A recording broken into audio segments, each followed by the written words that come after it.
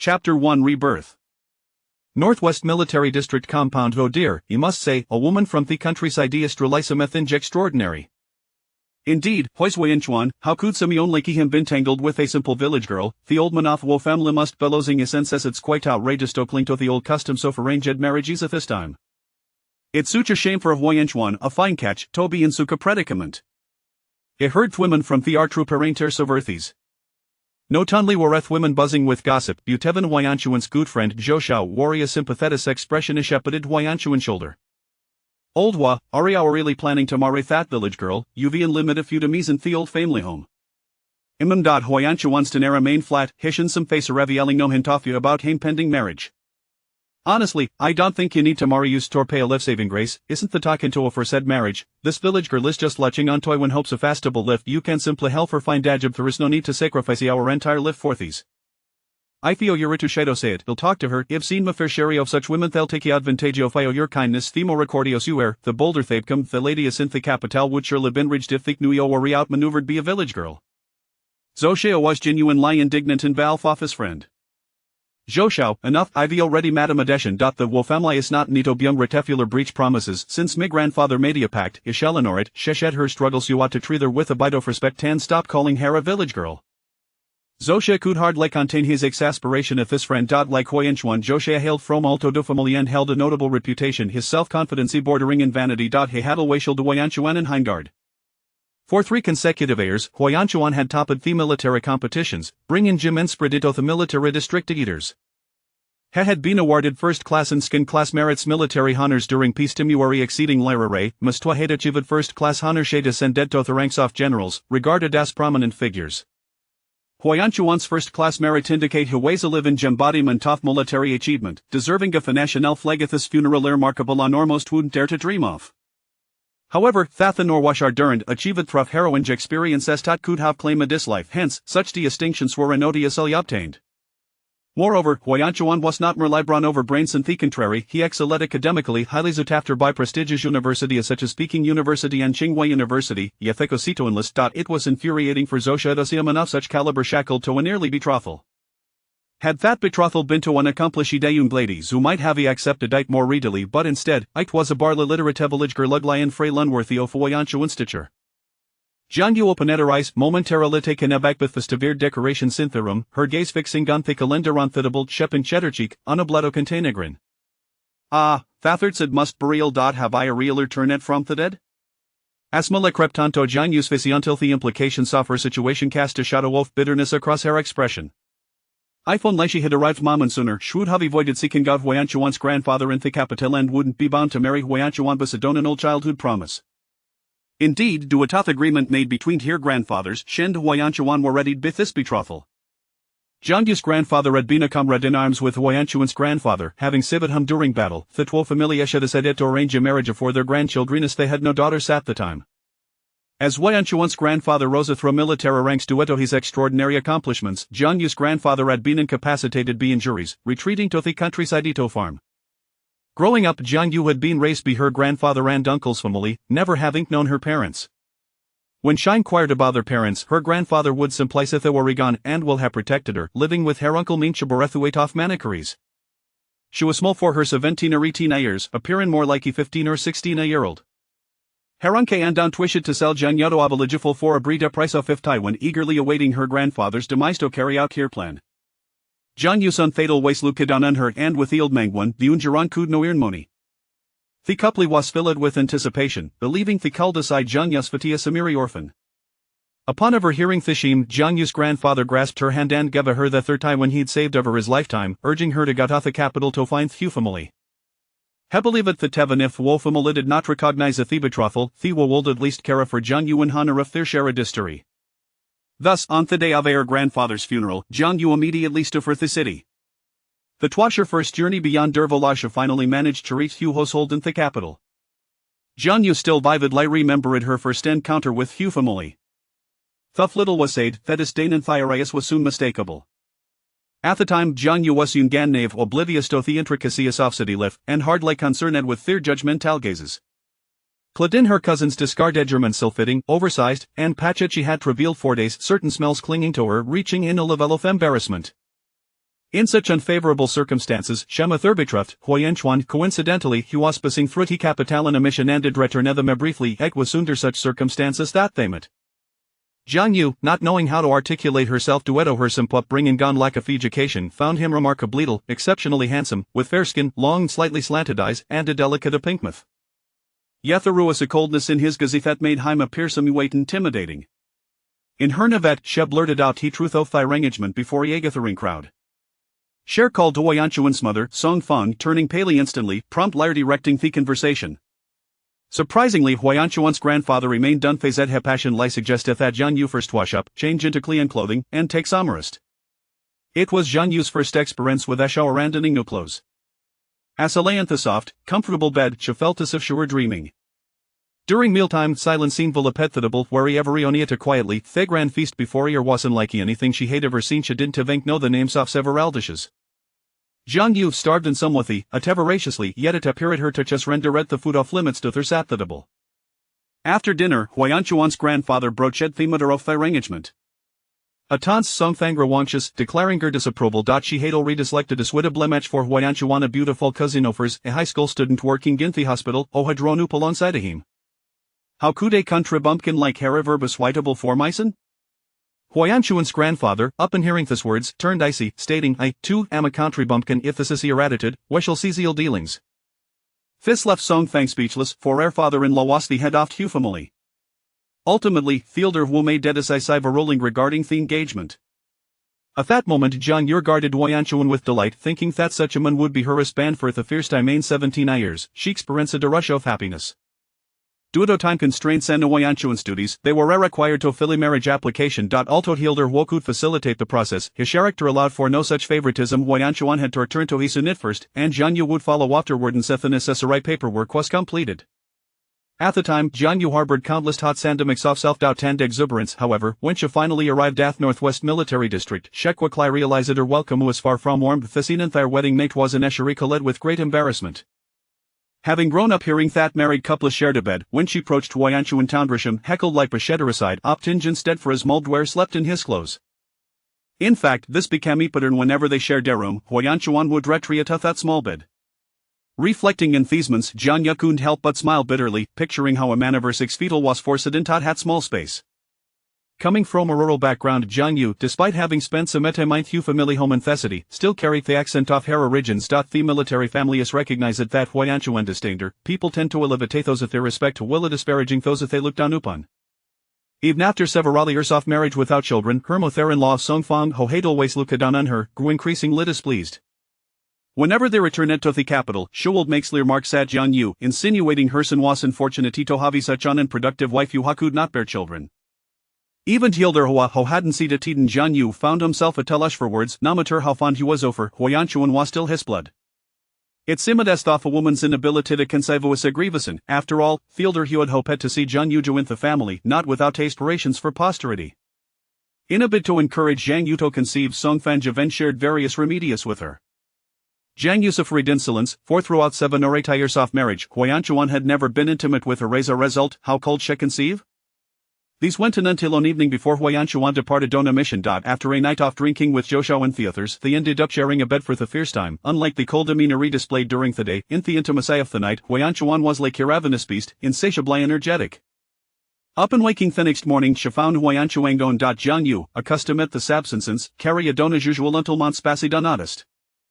Onata she collapsed on the street and was taken to the hospital, only to discover she was pregnant. Jiang Yu felt an overwhelming joy, Yagurto Sheriff Huyenchuan. However, 3 months later, he returned, but Natalin he brought with him a woman and a child of about 5 who called him Daddy.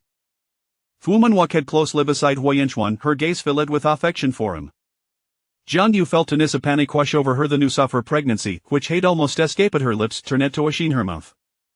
She could no longer deceive herself, believing Huyenchuan might some day love her or continue clinging to the family.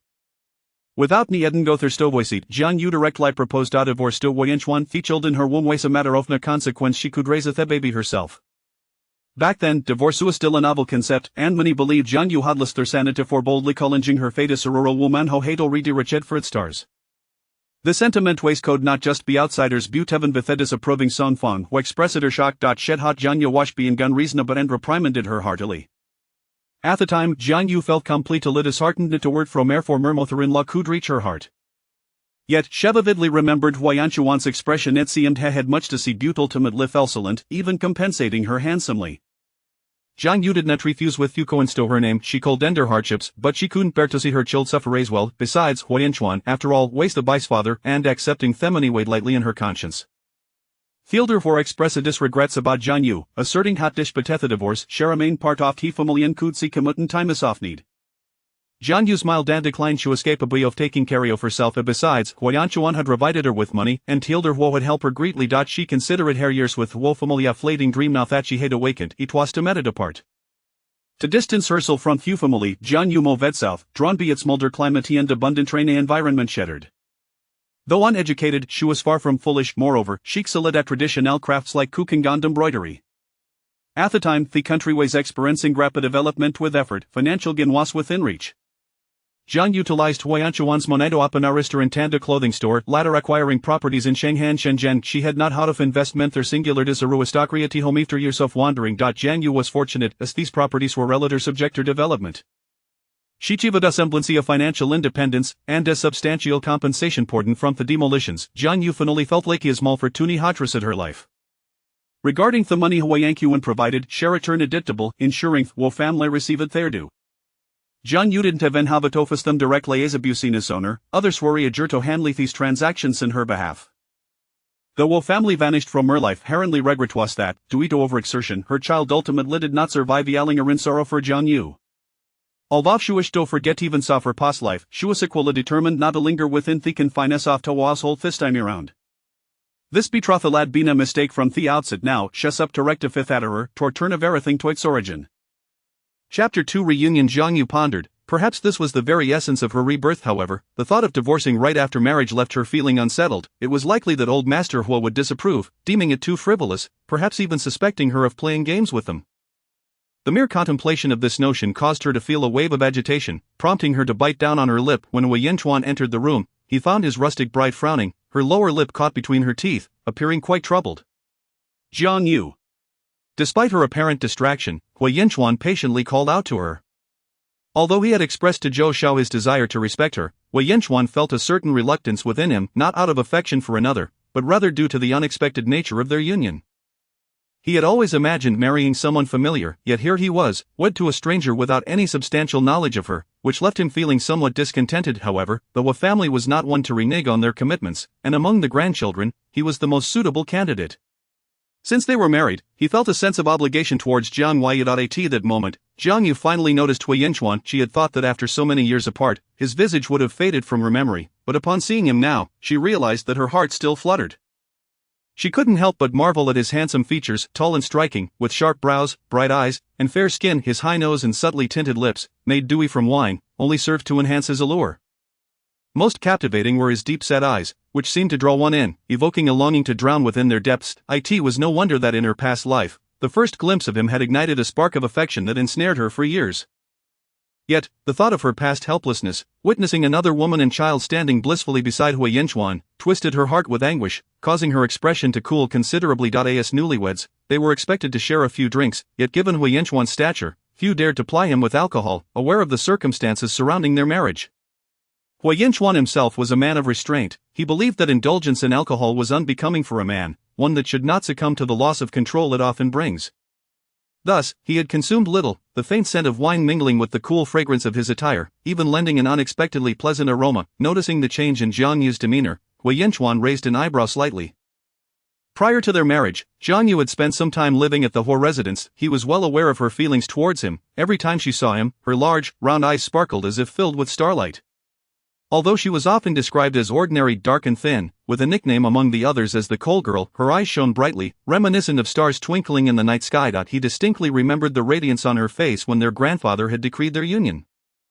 Thus, as he contemplated the words he was about to say, he felt a twinge of reluctance, knowing they would not be pleasant. "I have something to discuss with you. I have something to discuss with you." They both spoke simultaneously, pausing in surprise. "You go first." "No, you go first." In the end, Huayanchuan took the lead. "You understand, don't you?" I do not harbor feelings for you, you are merely a neighbor's little sister in my eyes. Our marriage is a result of our elders' arrangement, however, rest assured, now that we are married, I will uphold my responsibilities. That said, I cannot offer you anything beyond what is necessary. Do you comprehend? After delivering this statement, Hui Yanchuan regarded Jiang Yu in silence. He did not wish to evade his responsibilities but felt it imperative to clarify matters to prevent any misconceptions on her part. He anticipated a display of sadness from her, yet to his astonishment, Jiang Yu merely nodded, as if relieved. You are right. Then, her subsequent words struck him like a thunderclap, leaving him utterly bewildered. It seems I have overreached. We are not suited for each other, therefore, Hui Yanchuan, let us divorce. A flicker of surprise crossed Hui Yanchuan's usually composed features, mingled with a hint of anger. What did this woman conceive marriage to be? What did you say? Hui Yanchuan wondered if he had misheard her. Yet, Jiang Yu appeared increasingly composed. Let us divorce. Upon uttering those words, Jiang Yu felt a sense of liberation, as if the sentiment had been trapped within her for far too long. The ease with which she spoke brought a subtle smile to her face. Hui Yanchuan, accustomed to tumultuous situations, regained his composure after his initial shock, though he furrowed his brow as he scrutinized Jiang Yu. Why? I require a reason. Hui Yanchuan genuinely struggled to comprehend. Had she not been the one who had expressed delight at the prospect of marriage, Jiang Yu, observing the genuine confusion on his face, perhaps thought she had lost her sanity. She understood that her prior enthusiasm had drastically shifted, yet she could not concern herself with that. After all, the notion of rebirth was too fantastical for Hui Yanchuan to fathom. Realizing this, she felt a surge of courage. We are incompatible. You are handsome, cultured, a military officer with a promising future, while I am merely a village girl from the countryside, illiterate and unfamiliar with you. I came to seek refuge with you only because my uncle's family intended to sell me. I have sensed the discontent among your family due to my presence. I am not one to cling desperately to someone. I know I am unworthy of you, hence I believe we should part ways. Moreover, you stated that you do not like me, and your marriage to me is merely out of obligation. While I may lack education, I understand that forced unions bear no sweetness. I recognize your goodness, and thus, I will not pursue you. Upon hearing Jiang Yu's candid words, Hui Yanchuan scrutinized his newlywed bride for the first time. Despite the layers of makeup she wore for the wedding, her appearance was not particularly striking, yet, her eyes remained as bright as ever, now infused with an unwavering determination that had replaced her earlier confusion. Hui Yanchuan felt perplexed. He could not fathom why the girl who had once beamed with joy at the thought of marriage now exhibited such detachment. He had expected her to revel in their union, and her mention of divorce caught him off guard. Was this a tactic to gain the upper hand? Hui Yanchuan frowned slightly. While he did not harbor feelings for her, he was also not in favor of her playing mind games. He couldn't help but gaze at Jiang Yu again, only to be met with her clear, unwavering gaze that bore no hint of affection, devoid of any semblance of calculation. It was as if she regarded him as a familiar stranger, and this realization stirred an inexplicable discomfort within him. Jiang Yu, do you treat marriage as a jest? Hui Yanchuan's expression darkened. He indeed felt a repulsion towards this union, but was this girl truly jesting with him? She had proposed their marriage, and now she was the one suggesting divorce. Despite his lack of affection for her, he had never intended to end their marriage. He had always envisioned a lifetime together. Seeing Hui Yanchuan's evident displeasure left Jiang Yu momentarily taken aback. Shouldn't he be overjoyed at the prospect of liberation from her presence? Surely, his good friend Zhou Xiao would celebrate this turn of events. Why are you so upset? Who treats marriage lightly?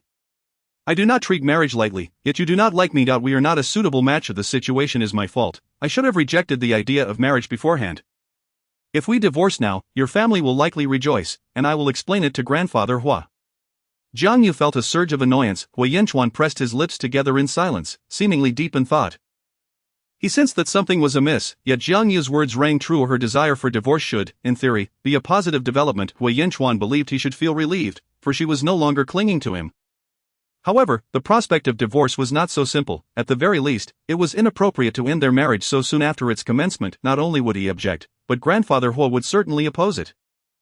Moreover, Hui Yanchuan glanced at Jiang Yu again. In these times, divorce was uncommon, and a divorced woman was hardly regarded favorably. Do you truly wish to divorce? Yes. Jiang Yu nodded emphatically. Hui Yanchuan frowned slightly, realizing that Jiang Yu spoke with sincerity. She genuinely desired divorce. This revelation left him feeling somewhat unsettled, yet, he soon considered that he had married her out of obligation, and perhaps divorce would be beneficial for both of them. Very well, but given that we have just wed, an immediate divorce would reflect poorly on you. Jiang Yu remained silent for a moment, acknowledging the truth in his words. In this era, societal norms were less forgiving, and whispers could be damaging. And as for grandfather, he holds you in high regard. If we were to divorce now, it would undoubtedly sadden him. Jiang Yu fell silent, torn between her desire to sever ties with Hui Yanchuan and the dilemma posed by grandfather Hua. Hui Yanchuan, let us postpone the divorce. We can set a timeline, perhaps a year or two, after which we can claim our feelings have diverged and proceed with the divorce. This way, grandfather will not be heartbroken. Jiang Yu's proposal, even to Hui Yanchuan's ears, bore no faults, leaving him with no grounds for rebuttal. Agreed. You may determine the duration. Jiang Yu stated to Hui Yanchuan. 1 year. If you feel we are unsuitable after that time, we shall divorce. Agreed. With their accord reached, Jiang Yu felt a surge of elation, yet, the atmosphere suddenly shifted to one of discomfort. Additionally, an awkward situation arose, due to the dormitory's constraints. Despite Hui Yanchuan's elevated status, they shared but a single bedroom, meaning they would have to spend the night in the same room. Chapter 3 Sleeping in one room. Hui Yanchuan seemed to have realized the predicament. In truth, if Jiang Yu had not mentioned the matter of divorce, they would merely be a newlywed couple sharing a room, which would be entirely natural. However, now that the two had laid their cards on the table, it was apparent that they were only together to spare old Master Hui's feelings, thus, sharing a room felt somewhat inappropriate. Hui Yanchuan observed Jiang Yu's slightly furrowed brow, her expression betraying a hint of distress. He pondered. Could this girl possibly think he intended to take advantage of her, or did she harbor some other thoughts? The very notion darkened his handsome features. Then you should rest early, he said, and with that, he took a long stride toward the door. Where are you going? Jiang Yu called out as soon as she noticed Hui Yanchuan's intention to leave. She was somewhat acquainted with his character. Even if she stood before him completely unclothed, he would likely not bat an eye. Hui Yanchuan paused for a moment before explaining, since we are to be divorced in a year, it would be inappropriate to share a room. I am heading to the office. Jiang Yu felt a surge of anger at his words. Hui Yanchuan, I don't care about other times, but today is officially our wedding day. If you just walk out like this, do you believe I want to be drowned in the spittle of others by tomorrow? While I cannot control what others say, their harsh words will undoubtedly affect my mood. After saying this, she cast a quick glance at Hui Yanchuan. Seeing that he was not angry, she continued, and do you really expect to sleep in the office indefinitely? You would be unable to rest properly, which would surely impact your training. Besides, this house belongs to you. If anyone were to leave, it would be me. Jiang Yu spoke rapidly, her words tumbling out like beans from a bamboo tube. Nevertheless, Hui Yanchuan found this spirited side of her rather vivacious, akin to a feisty little kitten, and he could not help but find it somewhat endearing. However, as soon as this thought crossed his mind, he inhaled deeply, questioning his own sanity. So, what you mean is? We can share this room. Jiang Yu, concerned that Hui Yanchuan might misinterpret her intentions, quickly added, I won't do anything to you. Hui Yanchuan pressed his lips together, fighting back a smile. What was this girl babbling about? A shadow flickered in his deep-set eyes. Jiang Yu, I am a man. Hui Yanchuan felt compelled to remind her, not because he believed he would act inappropriately, but to ensure she remained vigilant around men. Unexpectedly, he was met with a light laugh. So, Hui Yanchuan, what would you do to me? Jiang Yu's thoughts drifted to events from her previous life, and she couldn't help but smile, a hint of mockery gracing her features. For some reason, Hui Yanchuan felt a pang in his heart at the sight of her expression. I would not. Then that settles it, we can sleep in the same room. Alright, I need to take a shower first. Jiang Yu jumped off the bed and walked into the bathroom. Instead of a conventional shower, a large wooden tub crafted by a carpenter awaited her for a soak. The so-called bathroom was merely an extension of the kitchen. Although they had clarified their situation, Hui Yanchuan still felt compelled to assist her. I'll help you, he offered, pouring hot water into the tub, to which Jiang Yu did not object. Once he had filled the tub, Hui Yanchuan stepped back, and Jiang Yu closed the door behind him. Immersed in the warm water, she relaxed, and when she emerged, the remnants of her makeup faded away, revealing a slightly tanned, reddened, and rough complexion. Yet, upon closer inspection, one could discern the exquisite features beneath, marred only by her rural hardships and sun exposure. Jiang Yu gazed at her reflection in the mirror, unable to resist touching her cheek. Despite her current appearance, she knew it would not be long before her true beauty would resurface. No one realized that the seemingly plain girl from the countryside was, in fact, quite lovely. Her thoughts drifted back to memories of her past life, and in her reverie, she lost track of time. The water in the tub grew cool, and soon she heard a knock at the door. Jiang Yu. It was Hui Yanchuan calling from outside. She responded and hurriedly dressed before opening the door, finding Hui Yanchuan looking a bit anxious. Hui Yanchuan, what's wrong? He observed her well-being, relieved that she hadn't fainted from soaking too long. However, he could not express this concern, otherwise, she might misconstrue it as him caring for her and latch onto him more. Nothing, I just wanted to ask if you have enough hot water. Realizing this excuse was poorly chosen, he questioned whether he would need to bring her more hot water if it were insufficient. Nonetheless, Jiang Yu did not overthink his words, she did not believe he was genuinely concerned for her. Yes, it's sufficient. Do you want a shower? I'll just pour out the water. As she turned to do so, Hui Yanchuan grabbed her arm, and she felt a rush of heat, while his hand was icy cold. They both froze for a moment, Hui Yanchuan unsure why he had pulled her hand. He quickly released her, feeling slightly awkward. No need, I can pour out the water. If you were to get hurt, I would have to take care of you. As soon as he spoke, he regretted it, realizing his words implied that Jiang Yu was a nuisance. It was merely his concern for her fragile frame. Jiang Yu regarded him with a raised eyebrow. Alright then, I appreciate your help. However, the large wooden tub was meant for Jiang Yu.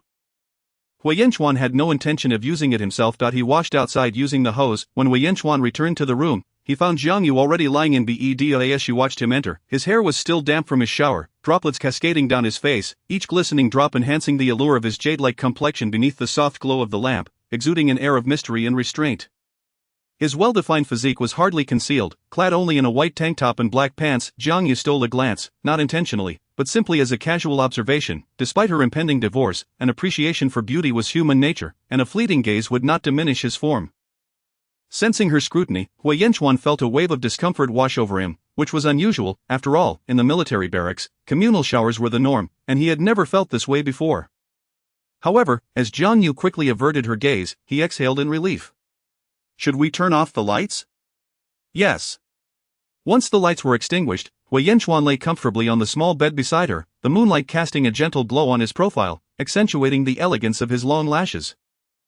Jiang Yu found herself momentarily entranced by Hui Yanchuan's side profile, contemplating what their unborn child might have looked like if it had inherited his features. It would undoubtedly be beautiful. In the darkness, with only the sound of their breathing filling the silence, the experience of sharing a room with Hui Yanchuan felt extraordinary. Jiang Yu had anticipated a sleepless night, yet as she closed her eyes, slumber overtook her swiftly. Meanwhile, Hui Yanchuan, who had kept his eyes shut, slowly opened them, contemplating the sleeping figure of Jiang Yu. Could marriage truly evoke such profound changes in a person, or was there something he was unaware of that had transpired between them? Yet, fatigue soon enveloped him, and he surrendered to sleep, the cicadas outside continuing their nightly chorus. Thus, their wedding night passed in quietude. Chapter 4 of The Neighbors. The following morning, Jiang Yu awoke to find that Hui Yanchuan was already up. Indeed, Hui Yanchuan was a person of remarkable self-discipline, rising early to engage in training. Many believed that Hui Yanchuan's ascent to the position of captain at such a young age was solely due to his family background. However, it was only after he had achieved success that public opinion began to shift. Yet, Jiang Yu understood that talent was merely one facet, diligence played an equally vital role. Nevertheless, Hui Yanchuan's innate gifts were undeniably exceptional, suggesting that some individuals are destined to shine brightly from birth. Jiang Yu shook her head and proceeded to freshen up. However, just as she finished, her stomach growled, a reminder of her meager supper the previous night. Rising early had left her ravenous. Hui Yanchuan typically did not cook, preferring the cafeteria. After all, he had always lived as a young master. Still, Jiang Yu, undeterred, explored the kitchen only to discover a lack of provisions. Uncertain when Hui Yanchuan would return, she settled for a large glass of water. Jiang Yu felt the weight of the dowry given by the Hua family in her pocket, 200 yuan. Hua Laozu had initially intended to bestow 500, but Jiang Yu had never encountered such a sum in her life and was not motivated by Hua's wealth, so she ultimately accepted only 200. In the year 1980, 200 was quite a substantial amount. Perhaps she could treat herself to a meal out. However, the military district was a fair distance from the city center. Lost in thought, she heard the door open. Hui Yanchuan had returned, carrying 2 lunchboxes. You're awake, let's eat, he said, placing the boxes on the table. Opening them revealed a bowl of congee, an egg, some pickled vegetables, and a steamed bun. Noticing that Hui Yanchuan had only brought a pair of chopsticks, Jiang Yu curiously inquired, "Aren't you eating?" "I've already had my meal," he replied. Upon hearing this, Jiang Yu made no further hesitation.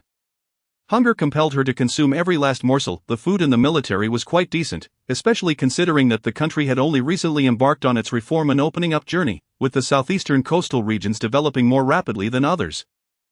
Many items were still in short supply, and while citizens had some savings, the overall availability was limited. After finishing her breakfast and washing the lunchboxes, Jiang Yu was surprised to find that Hui Yanchuan had not yet departed.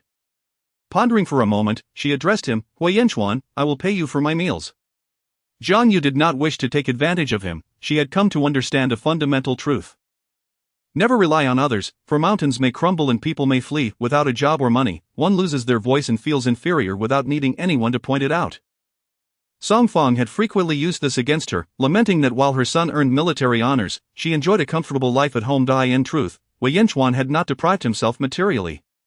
His allowances were considerable, amounting to 60 or 70 yuan even shortly after their marriage, and they only increased with his rising rank. Furthermore, he received numerous foreign exchange coupons, essential for purchasing imported goods at specialty stores like friendship stores, which required such coupons. Hui Yanchuan had generously provided her with many, yet, at that time, Jiang Yu had envisioned a life with him and, being unemployed herself, accepted his money and coupons without hesitation.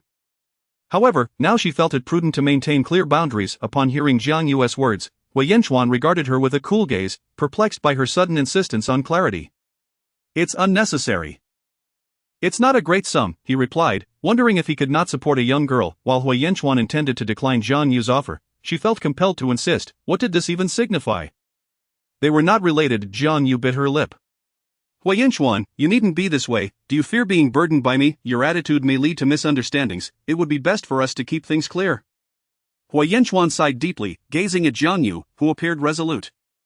"Jiang Yu, even if we were to divorce, we are not enemies. Your grandfather saved my grandfather. It is only right that I look after you. I am a few years older than you. I have said before, consider me as a neighborly elder brother. You may regard me as such, just as with Xiao. Therefore, there is no need for such distance between us. Or do you think I cannot provide for a little girl like you?" Hu Xiao was Hui Yanchuan's sister, and Jiang Yu had once viewed her as a sister-in-law. Like Song Fong, she had not been fond of Jiang Yu, considering her a muddy-legged country girl tarnishing her brother's reputation. Naturally, Jiang Yu did not see herself as akin to Hu Xiao. Ultimately, however, she nodded, recognizing that Hui Yanchuan was slightly displeased, perhaps thinking her ungrateful, but it mattered not. When the time came for her departure, she could leave Hui Yanchuan her meal expenses.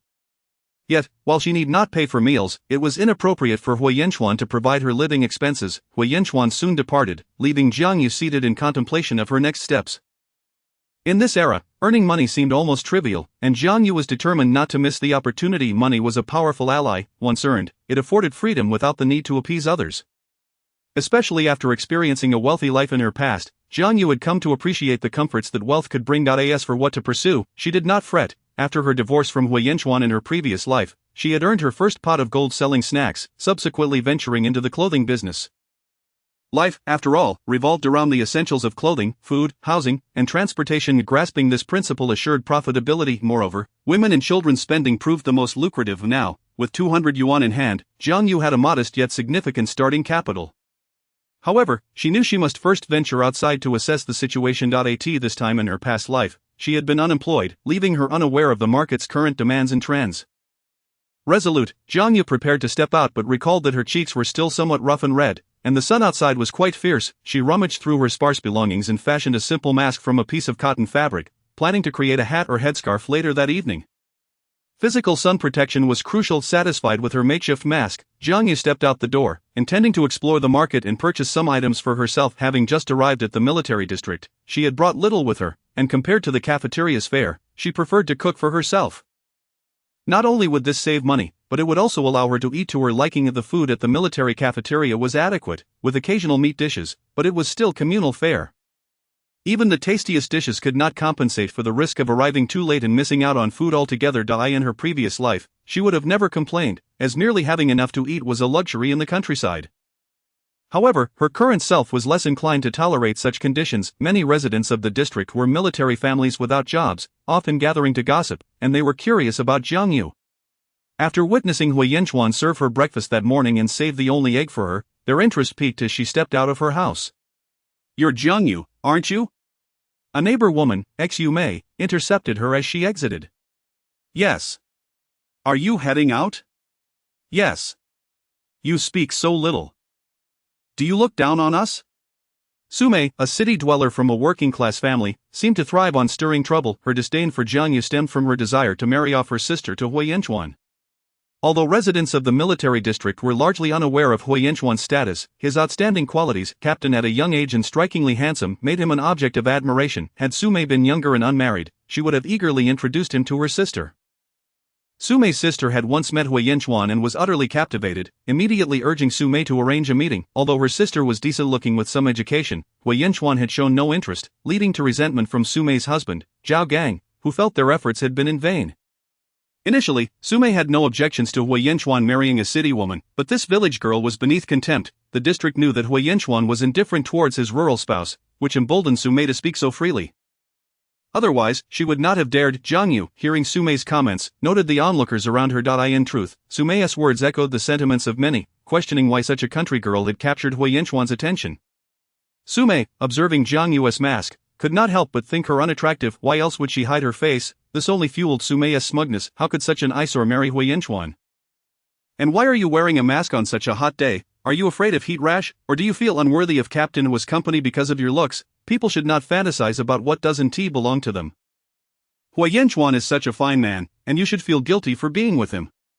They say country folk are simple, but I see they are just as cunning. Clearly, you are nothing but a muddy-legged peasant, unworthy of respect. This comrade, I believe we are not acquainted. You needn't label me. What is wrong with being a farmer? Such self-deprecation is unnecessary. If I had come from the countryside, I would never feel ashamed of it. As for your supposed superiority, you must be a narrow-minded person to view everything through a dark lens. By the way, do you live by the river? You seem overly concerned with my appearance. How I look is none of your business. Don't think that just because you're ugly, I want to stand up to you. And what else with your mouth? It seems to have been pickled for years. You. Sumei trembled with anger. How could this village girl be so audacious? What do you mean, you? If your mind isn't right, perhaps you should see a doctor. You speak without thinking, and don't mistake my loud voice for fear. You've picked the wrong person to bully. Jiang Yu recognized Sumei, who had caused her considerable distress in her previous life, often coming to her home to gossip about Hui Yanchuan's supposed infidelities. At that time, Jiang Yu had been naive and insecure, unable to bear such remarks, fearing Hui Yanchuan would abandon her, prompting her to confront him, which only drove him further away. In hindsight, Sumei had reveled in her misfortune, deliberately instigating trouble. Ultimately, Sumei did not fare well. After having a child, she enlisted her sister, Xu to help care for it, only to discover that Xu had an affair with her husband, Zhao Gang. Sumei nearly lost her mind over it. However, after such a betrayal, divorce was inevitable, and Zhao Gang quickly remarried Xu. Tragically, Sumei's child succumbed to a fever. Jiang Yu felt no sympathy for Sumei. Xu was no saint, but neither was Sumei blameless. Yet Jiang Yu had no intention of reminding Sumei of her misfortune. She turned to leave without even glancing back. Sumei seethed with rage, infuriated by the village girl's audacity. Jiang Yu, in contrast, felt elated, having finally vented her frustrations against Sumei. She relished the sense of liberation that came from disregarding others' opinions. Chapter 5. Entering the city. Jiang Yu arrived in the city, which in the early 1980s was not as bustling as it would later become. At the very least, it lacked the towering skyscrapers that would eventually dominate the skyline, leaving the surroundings rather drab and gray. However, one could discern signs of prosperity beginning to emerge. As the number of street vendors engaged in commerce had increased, everything appeared novel and intriguing to Jiang Yu. Although she had already had breakfast, she found herself irresistibly drawn to a roadside stall where she ordered a bowl of wontons. The taste was mediocre, yet the price was quite reasonable, just 20 cents for a generous serving. The wrappers were thin, and the filling ample, attracting a steady stream of patrons. After finishing her bowl, Jiang Yu strolled around the vicinity, her mind buzzing with ideas, before finally making her way to the department store. At that time, securing a job at the department store was quite a feat. It was one of the 8 prominent positions. The sales staff here held a certain prestige. When they were in good spirits, they would engage in conversation, but if their mood soured, they would hardly spare you a glance. After all, customers were obliged to purchase goods from here, rendering the staff indifferent to any unwelcoming demeanor that might affect sales. With a limited selection of items, there was little fear of unsold stock. Having a relative employed there was undoubtedly advantageous. This situation was also reflective of the prevailing system, where performance in sales mattered little. As salaries were fixed, there was no incentive to exert oneself excessively. This was a significant flaw in many state-owned enterprises at the time, leading to their eventual decline and the subsequent layoffs of workers. Jiang Yu's gaze drifted to a sign on the wall that read, "No unwarranted violence against customers." In later years, such a notion would seem utterly inconceivable, as customers were regarded as deities. A single instance of poor service could deter them from returning. With so many alternatives available, why would anyone choose to patronize a store with a negative reputation? As Jiang Yu continued to observe her surroundings, she overheard a sales clerk conversing with a colleague. "We just received a new batch of scented soap. It's truly delightful, though a bit pricey at 2 yuan per bar. Indeed, it's rather expensive, but it does clean clothes exceptionally well and smells pleasant. My relatives have asked me to reserve a couple for them. They say we have it easy, yet they don't see us standing all day. It's not as simple as it seems." Despite the complaints, the pride on the sales clerk's face was unmistakable. Working at the department store made finding a partner significantly easier. The two women spoke in a tone that was not overly hushed, allowing Jiang Yu to hear them clearly. Suddenly, the source of her first potential profit became apparent. If they sold a bar of soap for 2 yuan, she could sell it for 150. The process of making soap was not complicated, and a single bar could last a long time. Most people would not hesitate to purchase it, especially considering that a worker's monthly salary was approximately 30 yuan at that time. Additionally, soap served dual purposes. It could be used for laundry or bathing, making it a practical commodity. With a clear vision of her entrepreneurial ambitions, Jiang Yu did not return home empty-handed. Instead, she purchased some essential materials and a few jars and containers to use as molds for her soap. Beyond soap, she also planned to create some rose hydrosol and rose tea, both for sale and personal enjoyment. After all, every woman deserves to indulge herself a little. Jiang Yu then headed to the market, where she needed to buy pork for her soap-making venture. After some negotiation, the butcher reluctantly agreed to sell her a large piece of pork. Jiang Yu, undeterred, also requested a portion of lean meat, and in addition, she bought a few century eggs, rice, millet, green onions, ginger, garlic, and various vegetables. Flour, red beans, green beans, and white sugar were also on her shopping list, as they were valuable ingredients. Mung bean soup could provide relief from the summer heat, and the beans could be used to make delicious pastries. Once Jiang Yu felt she had gathered enough items, she strolled leisurely back home, grateful that the military compound was nearby. Otherwise, carrying such a load would surely have exhausted her. Upon her return to the compound, the residents observed the myriad of bags Jiang Yu carried and perceived her as a spoiled girl. After all, how could a mere village girl afford such luxuries? It must be due to the generosity of Huiyanchuan. However, since Jiang Yu had shown no respect towards Su Mei in the morning, no one dared to engage her in conversation at that moment. Jiang Yu believed that relationships were cultivated through mutual effort. Friends would come and go without the need to force connections. Su Mei, upon seeing the items Jiang Yu had acquired, let out a derisive snort. "Isn't it true that everyone dreams of being with an officer? You've certainly flown up to the treetops. Haven Tu, buying all these things. How much did that cost? You're nothing but a spendthrift." Jiang Yu shot Su Mei a frosty glare. "Shut your foul mouth. Have I eaten or drunk anything from your house? You live by the river, yet you meddle in my affairs. Oh, I see now. It must be that your husband is stingy and won't give you any money. Are you jealous?" Unable to contain her sarcasm, Jiang Yu retorted. Su Mei was momentarily taken aback, realizing that this sharp-tongued girl was indeed quick-witted. "What are you talking about? I manage my household." Jiang Yu rolled her eyes at Su Mei. "Oh, is that so? If you say so, then it must be true." Her tone was laced with disbelief, which only infuriated Su Mei further. However, Su Mei was unable to provide any proof, and in reality, she did not manage the household. Despite Zhao also being from the village, he was very much a traditionalist, and while Su Mei could make decisions on minor matters, the financial authority ultimately rested with Zhao. Not having let Su Mei get the better of her lifted Jiang Yu's spirits considerably. However, she was taken by surprise to find Huiyanchuan had already returned home. Jiang Yu greeted him, and he naturally took the items from her hands. "Did you go out?" "Yes," Jiang Yu replied, but did not elaborate. Huiyanchuan couldn't decipher her intentions, yet the sensation of being excluded from her world left him somewhat unsettled. Nevertheless, he chose to remain silent, preferring to retreat into his own thoughts. "I'll go get dinner in a bit," he informed Jiang Yu. Noticing her shake her head, he raised an eyebrow. "Why not cook at home? I bought some vegetables and meat." "You can cook?" "Yes." Having lived with Huiyanchuan for quite some time, Jiang Yu was aware of his preferences.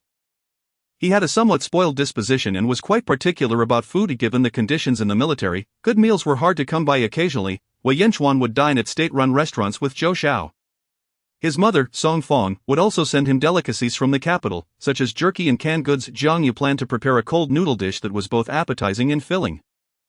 Since there was still ample time, she made the noodles herself, knowing that the ones available for purchase at that time were rather lackluster. Once the noodles were ready, she began preparing the dressing, combining chopped green onions, minced garlic, chili powder, white sesame seeds, and pepper in a bowl, then drizzling hot oil over it.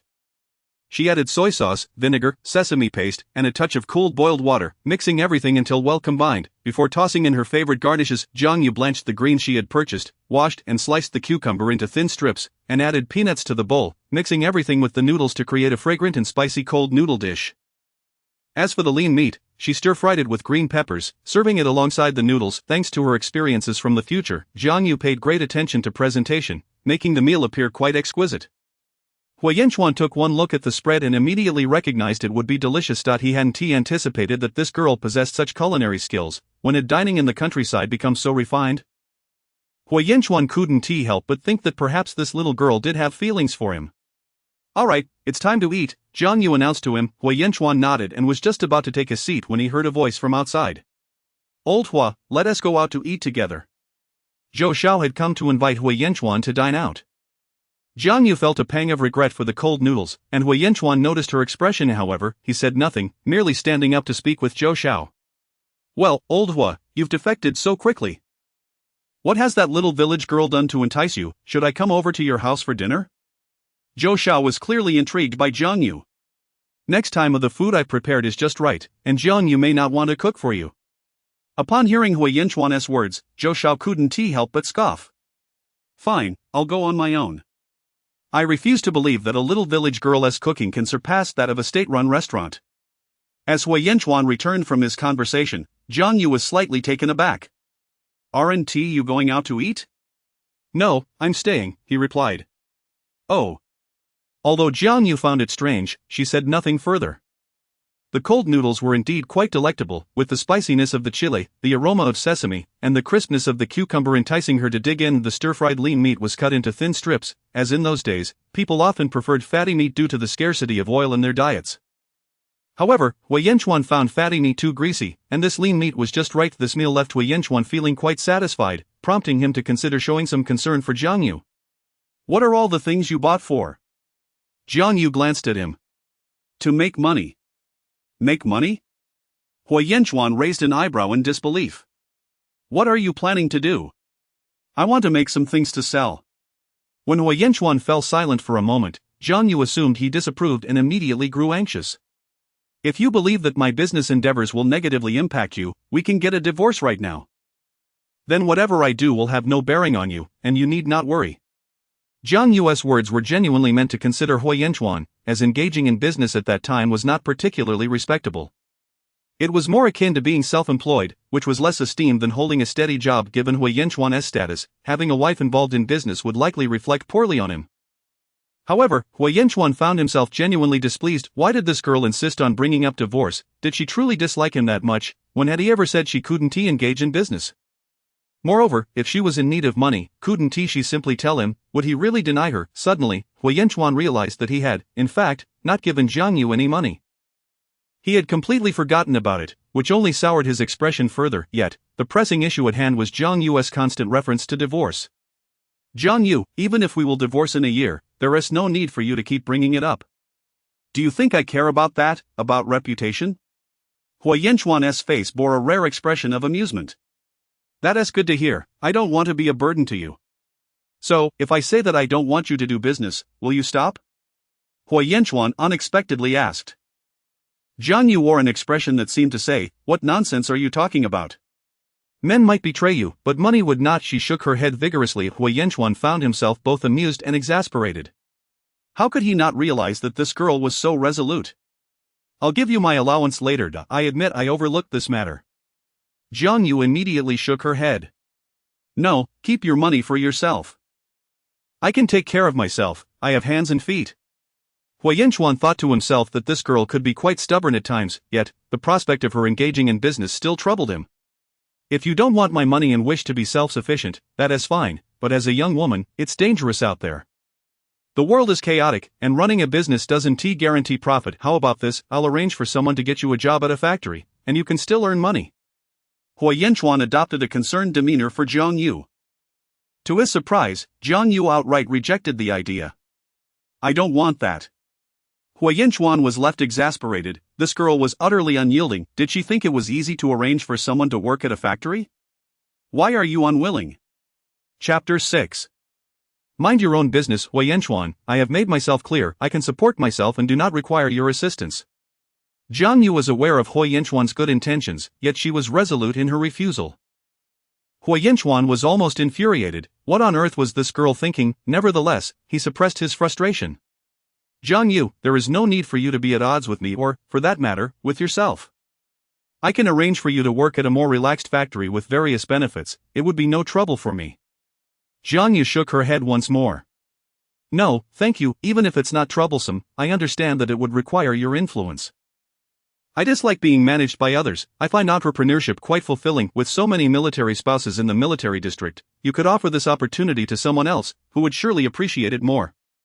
What others do is none of my concern. Hui Yanchuan furrowed his brows, perplexed by the girl's stubbornness. Yet, having reached this point in their conversation, he could not press further. Suit yourself. With that, he angrily grabbed his clothes and stormed out. Jiang Yu felt an inexplicable urge to laugh. She had managed to provoke Hui Yanchuan to such an extent. How amusing, however, she had no time to dwell on him. She needed to focus on making soap. The process of soap making was not overly complex, yet it required ventilation and drying time, which Jiang Yu was keen to minimize. Fortunately, the floral water and herbal tea could be used immediately without much waiting. The roses were wild, and Jiang Yu had gathered a fair amount. After cleaning them, she separated the petals, half for drying and the other half for rose hydrosol. She placed the rose petals into a pot, added water, and brought it to a boil. In another container, she placed ice cubes obtained from the cafeteria. As the steam met the cold, condensation formed the hydrosol. From 10 pounds of rose petals, only 3 pounds of hydrosol could be produced, which she then stored in small bottles she had purchased. The dried rose petals were ground into powder using a mortar and pestle, set aside for later use. Next, she boiled ash for 20 minutes, filtered it to obtain only the ash water, and allowed it to cool. She then ground dried eggshells into powder and mixed it with the ash water. She began rendering lard, chopping the fatty pork into small pieces and stir-frying them in a large pot. After filtering, she added the ash water and baking soda, allowing for saponification to occur without stirring. To enhance the fragrance, she incorporated the rose hydrosol and some rose petals, mixing thoroughly before pouring the mixture into molds. After letting it set overnight, she unmolded it and allowed it to cure in a ventilated area for a month. After several days of hard work, watching her results finally emerge, Jiang Yu felt her fatigue dissipate entirely. As for Hui Yanchuan, he had been occupied with tasks, engaged in training exercises outside and had not returned home. Jiang Yu found herself rather unencumbered after all. There was little that required Hui Yanchuan's assistance. She was somewhat reluctant to see him, given that this man, from the strands of his hair to the tips of his toes, perfectly aligned with her aesthetic preferences. Jiang Yu did not wish to be further drawn in by his allure. In the past few days, as she busied herself with her soap-making endeavors, she had neglected proper meals, not even visiting the cafeteria.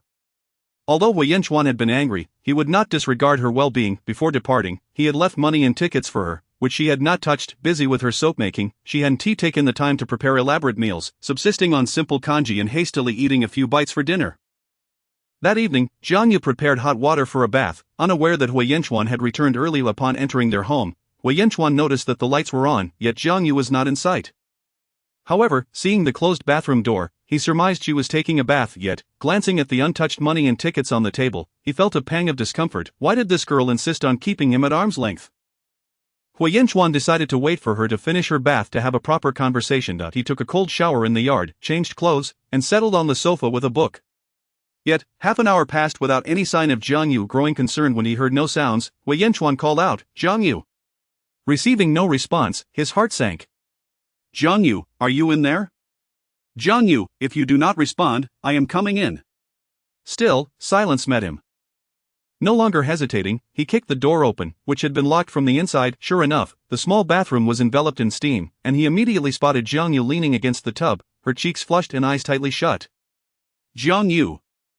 Jiang Yu," he called several times, but she remained unresponsive. Without a second thought, he lifted her from the water, grabbed a towel, wrapped her up, and laid her on the bed. Opening the window to let in fresh air, he dampened a towel with cold water and gently wiped her face. "Jiang Yu, wake up."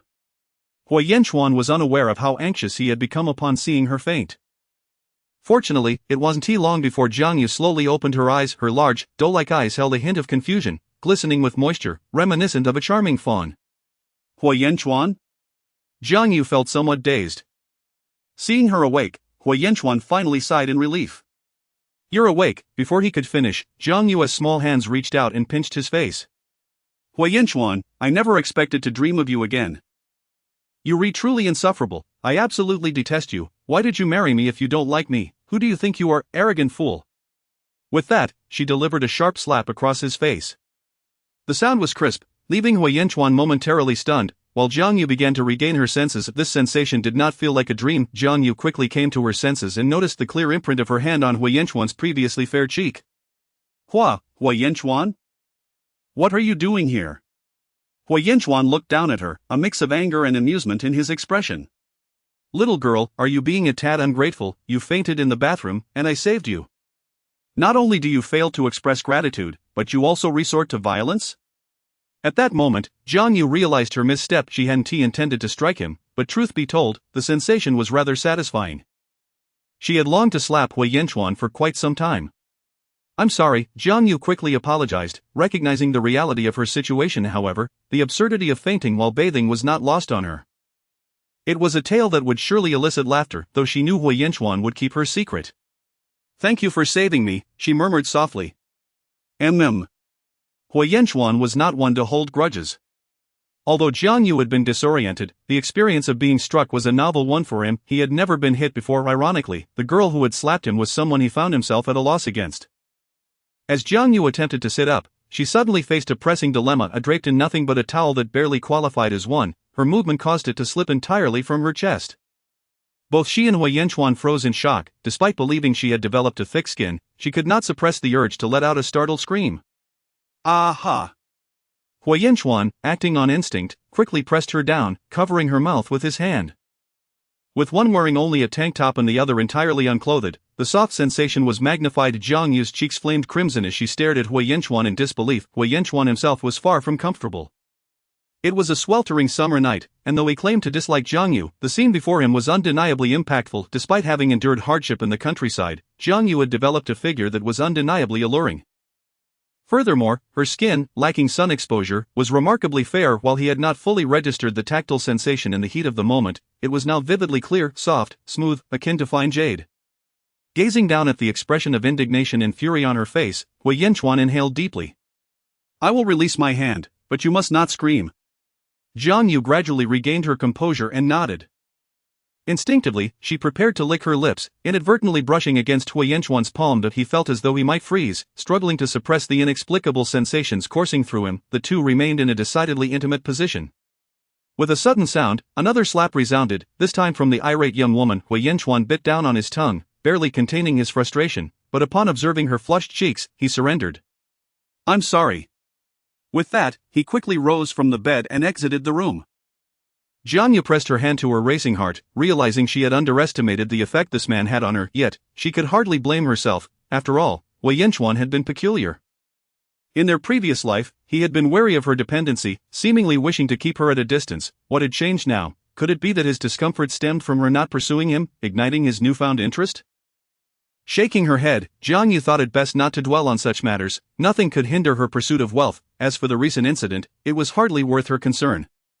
Meanwhile, Hui Yinchuan, feeling as though he were being chased by a dog, hurried from the room. The cool night breeze rustled through the air, accompanied by the sounds of cicadas, filling the yard with the fragrance of fresh grass and the faint scent of roses lingering around the young woman. Hui Yinchuan stood in the yard, his fingers lightly brushing against his cheek. Ouch! This girl certainly held a significant grudge against him. Her slap had been anything but gentle, yet, a smile crept onto his lips, forming a charming arc. If his close friend Zhou Xiao were present, he would surely think he had witnessed a ghost. Nevertheless, Hui Yinchuan could not shake the memory of that tactile sensation, feeling a sudden heat rise within him, rendering his earlier cold shower futile.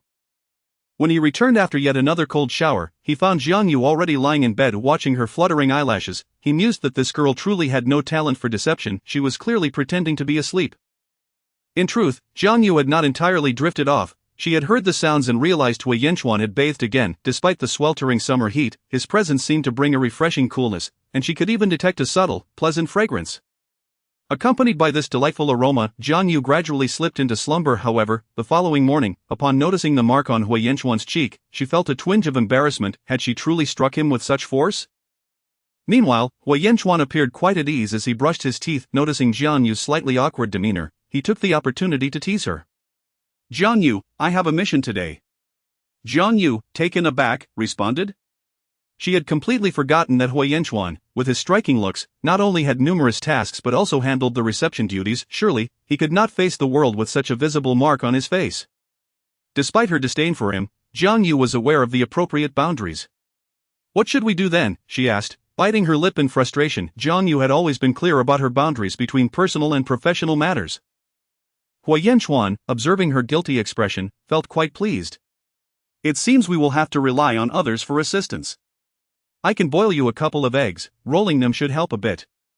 Hui Yanchuan remained non-committal, recognizing that this was her suggestion. The eggs were soon boiled, and as Jiang Yu attempted to hand them to him, Hui Yanchuan refused to take them. Jiang Yu shot him an annoyed glare but gently placed the eggs against his cheek.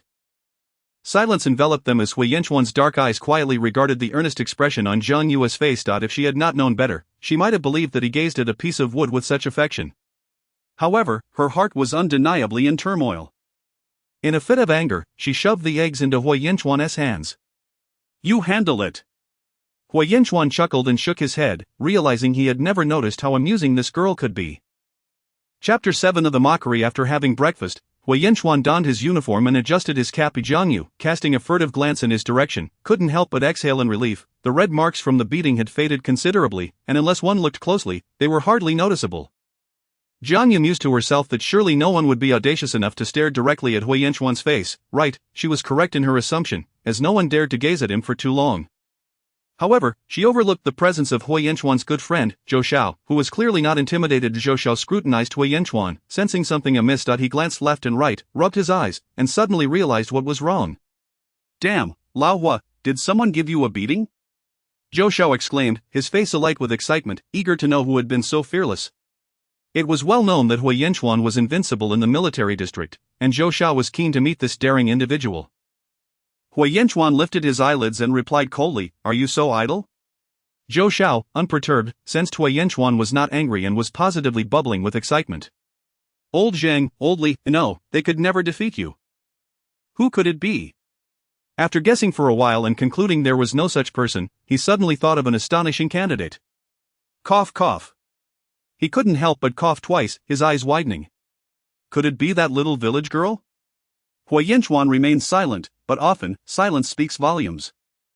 Zhou Xiao was incredulous. Good heavens, is that little village girl truly formidable? She is not just a village girl, she is clearly a fiery little pepper. Zhou Xiao found himself suddenly very intrigued by this little village girl. Zhou Xiao, she has a name.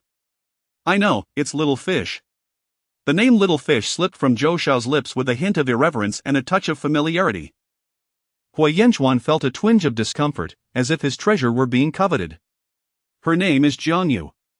Ah. Little Fish is such a charming name, Zhou Xiao remarked, though Hui Yanchuan's comment left him with little room to retort. As for Hui Yanchuan's thoughts, Jiang Yu was entirely oblivious. Her current preoccupation was to sell her soap. However, she understood that such matters could not be rushed. Recently accustomed to a lighter diet, Jiang Yu yearned to enhance her quality of life, and it certainly wasn't for the sake of Hui Yanchuan. She planned to prepare something delicious. In this weather, a tangy and spicy dish would be delightful. She intended to make hot and sour noodles and hoped to procure some eggs and duck eggs to create salted duck and chicken eggs, which would pair beautifully with congee for breakfast. The aroma was simply irresistible. Jiang Yu surveyed the kitchen. There were indeed chicken eggs, but no duck eggs. She pursed her lips, deciding to seek out the military wives to exchange for some duck eggs, which was not against any regulations. The military wives often gathered their own eggs and sold them at the nearby market to supplement their household income. With no jobs available and many children to care for, families typically grew their own vegetables, and some military wives even raised ducks and chickens to sell in the city.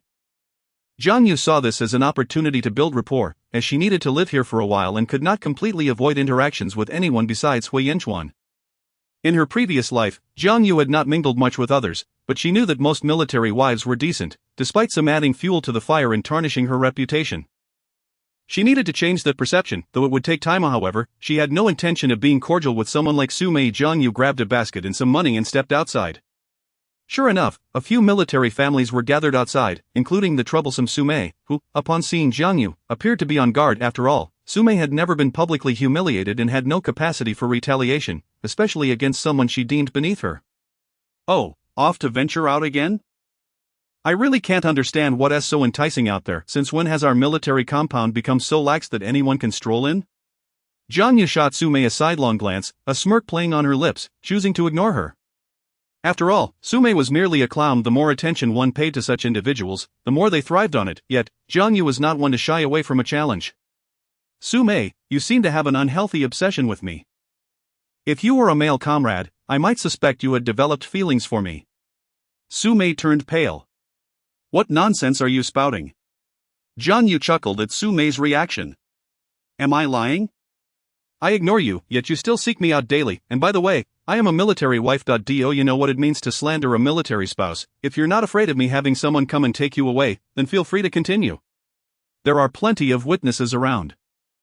Haven't you heard the saying, the instigator is the one at fault? Here you are, stinking up the place early in the morning. Sume was momentarily rendered speechless by Jiang Yu's tone. I stand firm in my integrity. Sume finally managed to sputter out. Oh, really? But do you truly? Jiang Yu dismissed her, turning to the other military wives to inquire about exchanging eggs and duck eggs. The military wives were more than willing to assist, even if they held some disdain for Jiang Yu. No one would turn down money. They were eager for Jiang Yu to take as many of their eggs and duck eggs as she desired. This exchange led to a significant shift in the attitudes of some military wives towards Jiang Yu, who now appeared less like the shameless person Sume had painted her to be. Jiang Yu was pleased, having acquired a fair number of duck and chicken eggs, and the military wives were satisfied as well. Jiang Yu, if you need more eggs and duck eggs, do let us know, one military wife remarked. Jiang Yu smiled in response. As long as I have a need, I will definitely buy from you sisters. Just as Jiang Yu returned home with her haul of eggs and duck eggs, Wei Yanchuan unexpectedly sent someone to deliver ingredients. Previously, he had noticed that Jiang Yu had not touched the money and rations, and upon inquiring, he learned that during his week away, Jiang Yu had not visited the mess hall for meals. No wonder she looks so thin. This girl truly doesn't take care of herself. Wei Yanchuan was aware that his sister, Hu Xiuxiu, would never neglect her own well-being, even during difficult times when treats were a constant. Wei Yanchuan was irked that Jiang Yu was not properly caring for herself, and now that they were married, he felt a sense of responsibility towards her. As for divorce, that would be a matter for a year down the line. Jiang Yu gazed at the ingredients before her, pursing her lips. It was infuriating how some people were born into privilege. She had access to luxurious items like ham and beef. Jiang Yu was quite adept in the kitchen. After all, she had eventually opened her own private dining establishment. The hot weather could easily dampen one's appetite, and she had no intention of depriving herself of these ingredients. Would go to waste if not cooked, and she couldn't rely on Wei Yanchuan to prepare them. Having been given a second chance at life, Jiang Yu was determined to cherish it. A woman ought to treat herself well, eat nourishing food, and perhaps even grow a few centimeters taller. In her previous life, Jiang Yu had stood at merely 160 centimeters, petite and adorable. She found it challenging to command respect in business. With these thoughts swirling in her mind, she couldn't help but rub her cheeks. Why overthink? One cannot become plump all at once. It must be a gradual process. As for lunch, she decided to prepare a few appetizing dishes. She planned to make sauerkraut fish, stir-fried beef, and sautéed seasonal vegetables, accompanied by rice. It wasn't a matter of wastefulness. Without a refrigerator, meat simply couldn't be stored in this heat, so it was better to cook it right away. Despite being from the north, Jiang Yu had a fondness for rice. As she busied herself in the kitchen, those passing by could not help but suffer from the delicious aroma wafting through the air. Today's mess hall menu was quite appealing, featuring potato stew with chicken, delicious, albeit heavy on potatoes and light on chicken. Everyone was enjoying their meal when suddenly, a tantalizing, spicy scent filled the air. Bold and alluring, heads turned dramatically, noses twitching. Who could be cooking something so fragrant? The potato stew in their hands suddenly seemed less enticing. Wei Yanchuan and Zhou Xiao were walking side by side, nearing home when they too caught a whiff of the enticing aroma. Zhou Xiao exclaimed in exaggerated delight, "Wow, whose cooking is that? It smells like Sichuan cuisine, far better than what I've had at those Sichuan restaurants. Hasn't anyone mentioned a new Sichuan chef in our mess hall?" Zhou Xiao mused, puzzled, while Wei Yanchuan appeared contemplative. "Wait a minute, Lao Hua, that scent seems to be emanating from your home. You're not trying to pass off takeout as your own, are you?" "No, you're mistaken. I'm home now. You can go eat by yourself," Wei Yanchuan replied curtly to Zhou Xiao. Zhou Xiao was left stomping his foot in exasperation. "Fine, you've truly forgotten your old friends since you got married. I wonder what that village girl is up to." Sensing Wei Yanchuan's displeasure, Zhou Xiao quickly changed his tune. "What kind of spell has Jiang Yu cast on you? Don't speak nonsense." Wei Yanchuan raised an eyebrow, dismissing Zhou Xiao as he headed home. "You're back." Despite the earlier tension over work matters, the familiarity of their previous life made Jiang Yu instinctively greet him, moving to assist Wei Yanchuan with his clothing. Hui Yanchuan paused, slightly taken aback. No need, I can manage. Jiang Yu quickly realized her mistake. Some habits were hard to break, even with memories of their past life. Hui Yanchuan, observing her expression, recognized that the girl was being petulant. She was still quite young, however. He was somewhat surprised by the spread laid out on the table. Jiang Yu had come from the countryside, and while he knew she could cook, he hadn't anticipated her skills to be so refined. The noodles from a few days prior had already impressed him, but the dishes before him were exquisite, a feast for the senses. They looked far superior to any restaurant fare. Even without tasting, one could tell they were delectable. Did you make this? What do you think? Jiang Yu replied, a hint of incredulity in her tone. It looks delightful. Of course, Jiang Yu responded, unabashedly proud. She had no worries about whether Hui Yanchuan would appreciate her cooking. She intended to do as she pleased. After all, she was not the demure type he favored. The thought of the woman he preferred darkened Jiang Yu's expression. She hoped fervently not to cross paths with her, otherwise, she would surely give her a couple of slaps. Shaking her head, Jiang Yu sat down to enjoy her meal. With such delicious food before her, why let those she detested ruin her mood? She promptly picked up a piece of sauerkraut fish, its tangy and spicy flavor making her eyes squint in delight. Even Hui Yanchuan, usually finicky about food, found himself exclaiming his approval. Before joining the army, Hui Yanchuan had been somewhat spoiled, accustomed to the privileges of his family's status. Even during the 10 years of turmoil, the Wu family remained largely unaffected. His grandfather maintained household staff, and there was little opportunity for hardship. His nanny, a southerner, was adept at preparing authentic southern dishes, especially Sichuan cuisine, which Hui Yanchuan had come to love during that time. However, once he joined the military, it was all about communal cooking, regardless of rank. Everyone ate the same meals. Hui Yanchuan's pickiness had diminished significantly. Eating was no longer an indulgence but a necessity for survival. Yet, unexpectedly tasting such authentic Sichuan flavors brought him joy, as he marveled at the young girl's culinary talents. The stir-fried beef was also spicy and fragrant, tender to the bite. This is quite good. Your skills are impressive, Hui Yanchuan remarked, feeling inclined to offer Jiang Yu some encouragement. In their previous life, if Hui Yanchuan had willingly spoken a few words to Jiang Yu, she would have been elated for days. A compliment would have made her nearly jump for joy. However, now Jiang Yu was somewhat indifferent, keeping her gaze lowered as she savored her food, reflecting on her own culinary prowess. Soon, she finished her meal and pushed her bowl aside. Since I cooked, you're on dish duty. The moment those words left her lips, Hui Yanchuan was momentarily stunned, not out of unwillingness. He had no intention of adhering to the notion that women must serve men. He believed in equality, and even if Jiang Yu hadn't mentioned it, he planned to wash the dishes anyway. He was simply taken aback by Jiang Yu's assertiveness. What are you staring at? Don't tell me you're unwilling. Jiang Yu bit her lip, feeling a twinge of annoyance. That man truly had a high opinion of himself, expecting women to cater to him and handle household chores.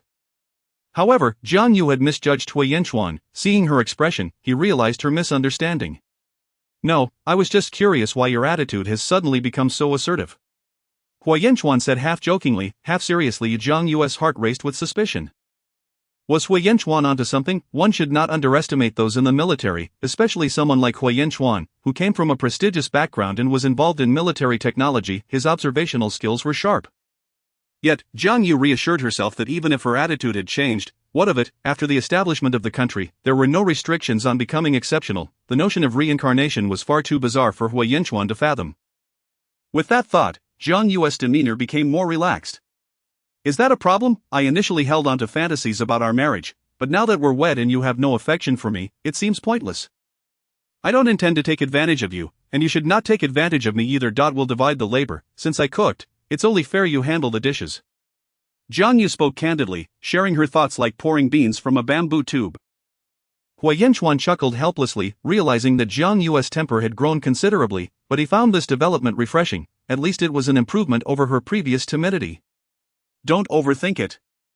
I never said I didn't want to wash the dishes. You're right, men and women are equal, and there rests no obligation for anyone to do housework. With that, Hui Yanchuan took their bowls outside to wash. As the door was open, passers-by were taken aback to see Hui Yanchuan washing dishes, eyes widening in disbelief. Good heavens, this was Hui Yanchuan, the darling of the entire military compound. Everyone knew how much he had contributed to the army. How could that village girl be so brazen and ungrateful? Soon, the news of Hui Yanchuan washing dishes spread throughout the compound, generating mixed feelings among the women, who felt Jiang Yu was crossing the line. Unbeknownst to Jiang Yu, Hui Yanchuan had inadvertently garnered her some animosity. Jiang Yu couldn't help but glance at Hui Yanchuan, who stood at the sink, sleeves rolled up, exuding a clean and composed demeanor, his profile undeniably handsome. She sighed inwardly, realizing that such a person was indeed beyond her reach. He was born with a silver spoon in his mouth, even mundane tasks like washing dishes appeared elegant in his hands, making it no wonder so many were drawn to him. Jiang Yu bit her lip, quickly averting her gaze, contemplating that aside from his lack of affection for her, Wei Yanchuan was probably quite admirable that he didn't exhibit any overt machismo and was capable of handling chores. Yet, her thoughts turned to that mother and son pair, igniting her ire once more as she shot Wei Yanchuan a glare. Their eyes met, and he was momentarily taken aback, wondering what had sparked this girl's sudden shift in mood. Chapter 8 The soap seller. As Wei Yanchuan entered the room, he discovered Jiang Yu busy sorting through the numerous eggs she had purchased. "Why did you buy so many eggs, both chicken and duck? There is far too much to consume at once, they will spoil before you can finish them. You should only buy what you can eat," he remarked to her. The weather was still rather warm, making it impractical to store them for long. "I understand," she replied. "I plan to make some salted duck and chicken eggs. They will pair nicely with congee in the mornings, serving as a modest side dish." Wei Yanchuan nodded in agreement. "Do you need any help?" he inquired. Jiang Yu initially considered refusing, but then thought better of it. After all, he had wronged her in his past life. She wasn't one to cling to him foolishly. If he was fond of someone else, why not get a divorce instead of sneaking around? This time around, letting him lend a hand didn't seem so terrible. Besides, once the eggs were cured, Wei Yanchuan would eat them too. With that thought in mind, Jiang Yu didn't hesitate to ask him to wash the collected eggs. Wei Yanchuan obediently took them to wash. Observing his unusually compliant demeanor made Jiang Yu feel slightly uneasy, yet she steeled herself. After all, this was hardly exhausting work. Caring for a man was less worthwhile than caring for a dog. When Zhou Xiao arrived, he found Wei Yanchuan hard at work. His expression soured instantly. Wei Yanchuan was no ordinary man. Everyone in the capital knew of him. Setting aside his esteemed family background, such an exceptional individual deserved to be treated with respect. Yet here was this village girl, whom he had previously heard was making Wei Yanchuan wash dishes, now having him scrub eggs and ducks. The sight of the droppings on them only fueled Zhou Xiao's ire. "What are you doing, Lao Hua? How can you stoop to such menial tasks? Where is that village girl? Shouldn't she be doing this work?" Wei Yanchuan frowned. Zhou Xiao was indeed a good person, otherwise, they wouldn't be friends. However, he could be quite unreasonable with his words. Wei Yanchuan understood that Zhou Xiao was merely defending him, but he found no offense in the situation. In the training grounds and on the battlefield, he had encountered far worse environments. Washing a few items hardly warranted such indignation. "Stop shouting. It's merely washing some things. There is no need for such grievances. If you truly wish to help, come over and wash with me. If not, you may as well head home." "How can I leave when there is nothing going on, Lao Hua? You're being quite inconsiderate." Zhou Xiao feigned anger but ultimately joined Wei Yanchuan in washing the eggs. "What is that village girl doing at home? Surely she can't just sit back and enjoy while you risk your life outside. If she can't even care for you, then what is the point of her being here, especially if you're doing household chores?" "Don't say that. Jiang Yu has her own plans," Wei Yanchuan replied as Zhou Xiao raised an eyebrow. "Her own plans? A mere village girl, with little experience. Her greatest achievement in life seems to be marrying you." Zhou Xiao's voice was deliberately loud, intending to shame Jiang Yu. However, just as he finished speaking, a basin of cold water splashed over him, leaving him drenched. "What are you doing?" Zhou Xiao jumped up, glaring at Jiang Yu, who wore a cold expression. "I heard a wild dog barking. Naturally, I had to teach it a lesson." You shrew, Lao Hua, aren't you going to do something about her?" Wei Yanchuan's expression soured as well. Although Zhou Xiao's words were harsh, Jiang Yu had no right to throw water at anyone. Yet, in front of Zhou Xiao, Wei Yanchuan refused to let Jiang Yu lose face. "Zhou Xiao, my apologies, this is my fault. Please head home for now, and I will invite you for a meal later." "I will speak to Jiang Yu." Fuming, Zhou Xiao left. Once he was gone, Wei Yanchuan closed the gate of the yard and stood silently, observing Jiang Yu, his expression growing troubled. "Jiang Yu, what are you doing? Zhou Xiao merely spoke a few words to you, and you resorted to throwing water. If you can do this now, what will happen next time? Will you resort to violence?" Wei Yanchuan looked at her with disappointment. Jiang Yu felt anger surge within her, glaring back. "What do you mean, Wei Yanchuan? I know he is your good brother, defending you and believing I've elevated myself by marrying you, that I've already admitted my mistake and no longer wish to stay with you. I want a divorce. You stand up for your brother, but does that mean I should be berated? Wasn't he the one who provoked me first?" Watching Jiang Yu's furious demeanor, Wei Yanchuan suddenly realized that perhaps she had been unhappy for quite some time, merely suppressing her feelings. She had likely regretted their marriage long ago. A pang of sadness struck his heart, and he softened his tone. Jiang Yu, there are many ways to resolve problems. I will speak to Zhou Xiao, but you should apologize to him as well. I want to go. If you want to, you can do it yourself. With that, Jiang Yu stormed back to her room, leaving them both in discord once again. Hui Yanchuan felt a headache coming on. He had little experience with women, and Jiang Yu was unlike any he had encountered before. Self-conscious, yet proud, and fiercely stubborn, Jiang Yu lay on her bed, exasperated, truly believing that Hui Yanchuan was a good person? She had no interest in him at all. Naturally, Jiang Yu did not apologize and even refrained from speaking to Hui Yanchuan for several days. He seemed preoccupied as well, and they did not cross paths for quite some time. However, Jiang Yu was thrilled that her rose-scented soap was finally ready to dry. She desperately needed money, although Hui Yanchuan had provided her with some funds and tickets, which alleviated her immediate concerns about food. She had to plan for her future. Moreover, given the situation with Zhou Xiao, Jiang Yu felt increasingly uncertain about the prospect of living with Hui Yanchuan for a year. She feared he might soon cast her aside. Rather than being expelled, it would be better to leave on her own terms, so she needed to prepare accordingly. Didn't I already know this, Jiang Yu? He doesn't care for you at all. Stop fantasizing. Caring for a man and relying on him will only lead to unhappiness, she silently admonished herself, shaking her head. She realized that overthinking was futile, and she hurried to pack away the soap. Jiang Yu kept 2 pieces for herself. One she used to wash her clothes, leaving them with a delicate scent of roses, and the other for bathing. In addition to bathing, she intended to use the rosewater she had made earlier.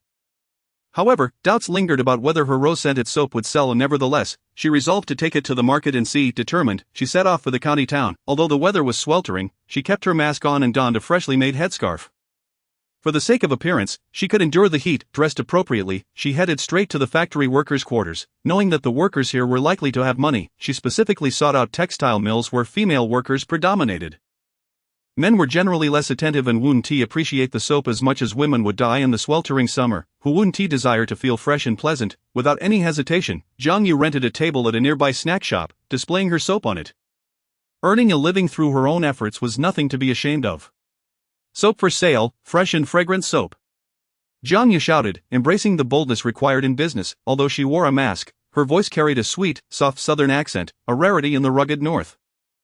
Coincidentally, it was the end of the workday, and groups of female workers emerged from the factory. Immediately drawn to her stall, they were beckoned by the allure of novelty and gathered around. Are you selling soap? One asked. It's much safer, Jiang Yu explained. It looks good, but does it clean well? Is it expensive? Of course it cleans. If you don't believe me, we can wash a few clothes right here. As for the price, it's $1.50 for 1 bar. That's a fair price. Indeed, it's 50 cents cheaper than what you'd find in the department store. At this time, people were quite frugal. Despite the workers enjoying decent wages, they were reluctant to part with extra money if they could find a bargain. Jiang Yu's soap certainly looked appealing. Sounds good, but I don't have a basin or any clothes. If we're going to test it, you'll need to bring your own. Jiang Yu said with a smile. Initially, she had considered giving away a few bars for free, but that would cut into her profits. With so many people, those who received free soap would undoubtedly be happy, while those who didn't would feel slighted, which could lead to a loss of customers, something Jiang Yu wanted to avoid. Thus, she devised a plan to wash clothes on site, allowing everyone to see the results. At most, she would lose 1 bar of soap, which she could afford. Before long, curious onlookers began to bring their dirty clothes. I've brought my clothes. Let us see how it works. Jiang Yu handed the soap to one individual, who scrubbed a few times, revealing a clean garment. Wow, it's really clean, and it even smells good. Indeed, this fragrance is delightful. It seems quite effective. Yes, and the price is reasonable. This bar of soap will last a long time. Absolutely. Hearing the excited chatter, some immediately pulled out their money to purchase soap. Jiang Yu felt elated, quickly handing out bars and making change. Initially worried that her soap might not sell, she had brought only a limited supply, yet within a short span, it was all gone. People are often like that. If there is an abundance of something, they may hesitate to buy, but once they see it sold out, they suddenly want it. Just moments ago, some had expressed skepticism about the rose-scented soap, yet now, not having purchased it left some feeling disgruntled. Why did you only bring so few? Are you coming back tomorrow? Yes. We didn't get the chance to buy any. There are so many of us, how can these few bars be enough? I'll be back tomorrow, so don't worry, everyone will have a chance to buy, Jiang Yu reassured them, knowing this was all money. To her surprise, the first day of business had gone so well, and she regretted not bringing more soap upon hearing her promise. Those who hadn't bought any felt less disgruntled.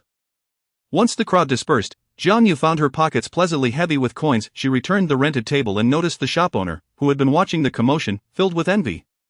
"Young lady, your business is thriving. There are plenty of female workers in this area, you're bound to make a profit.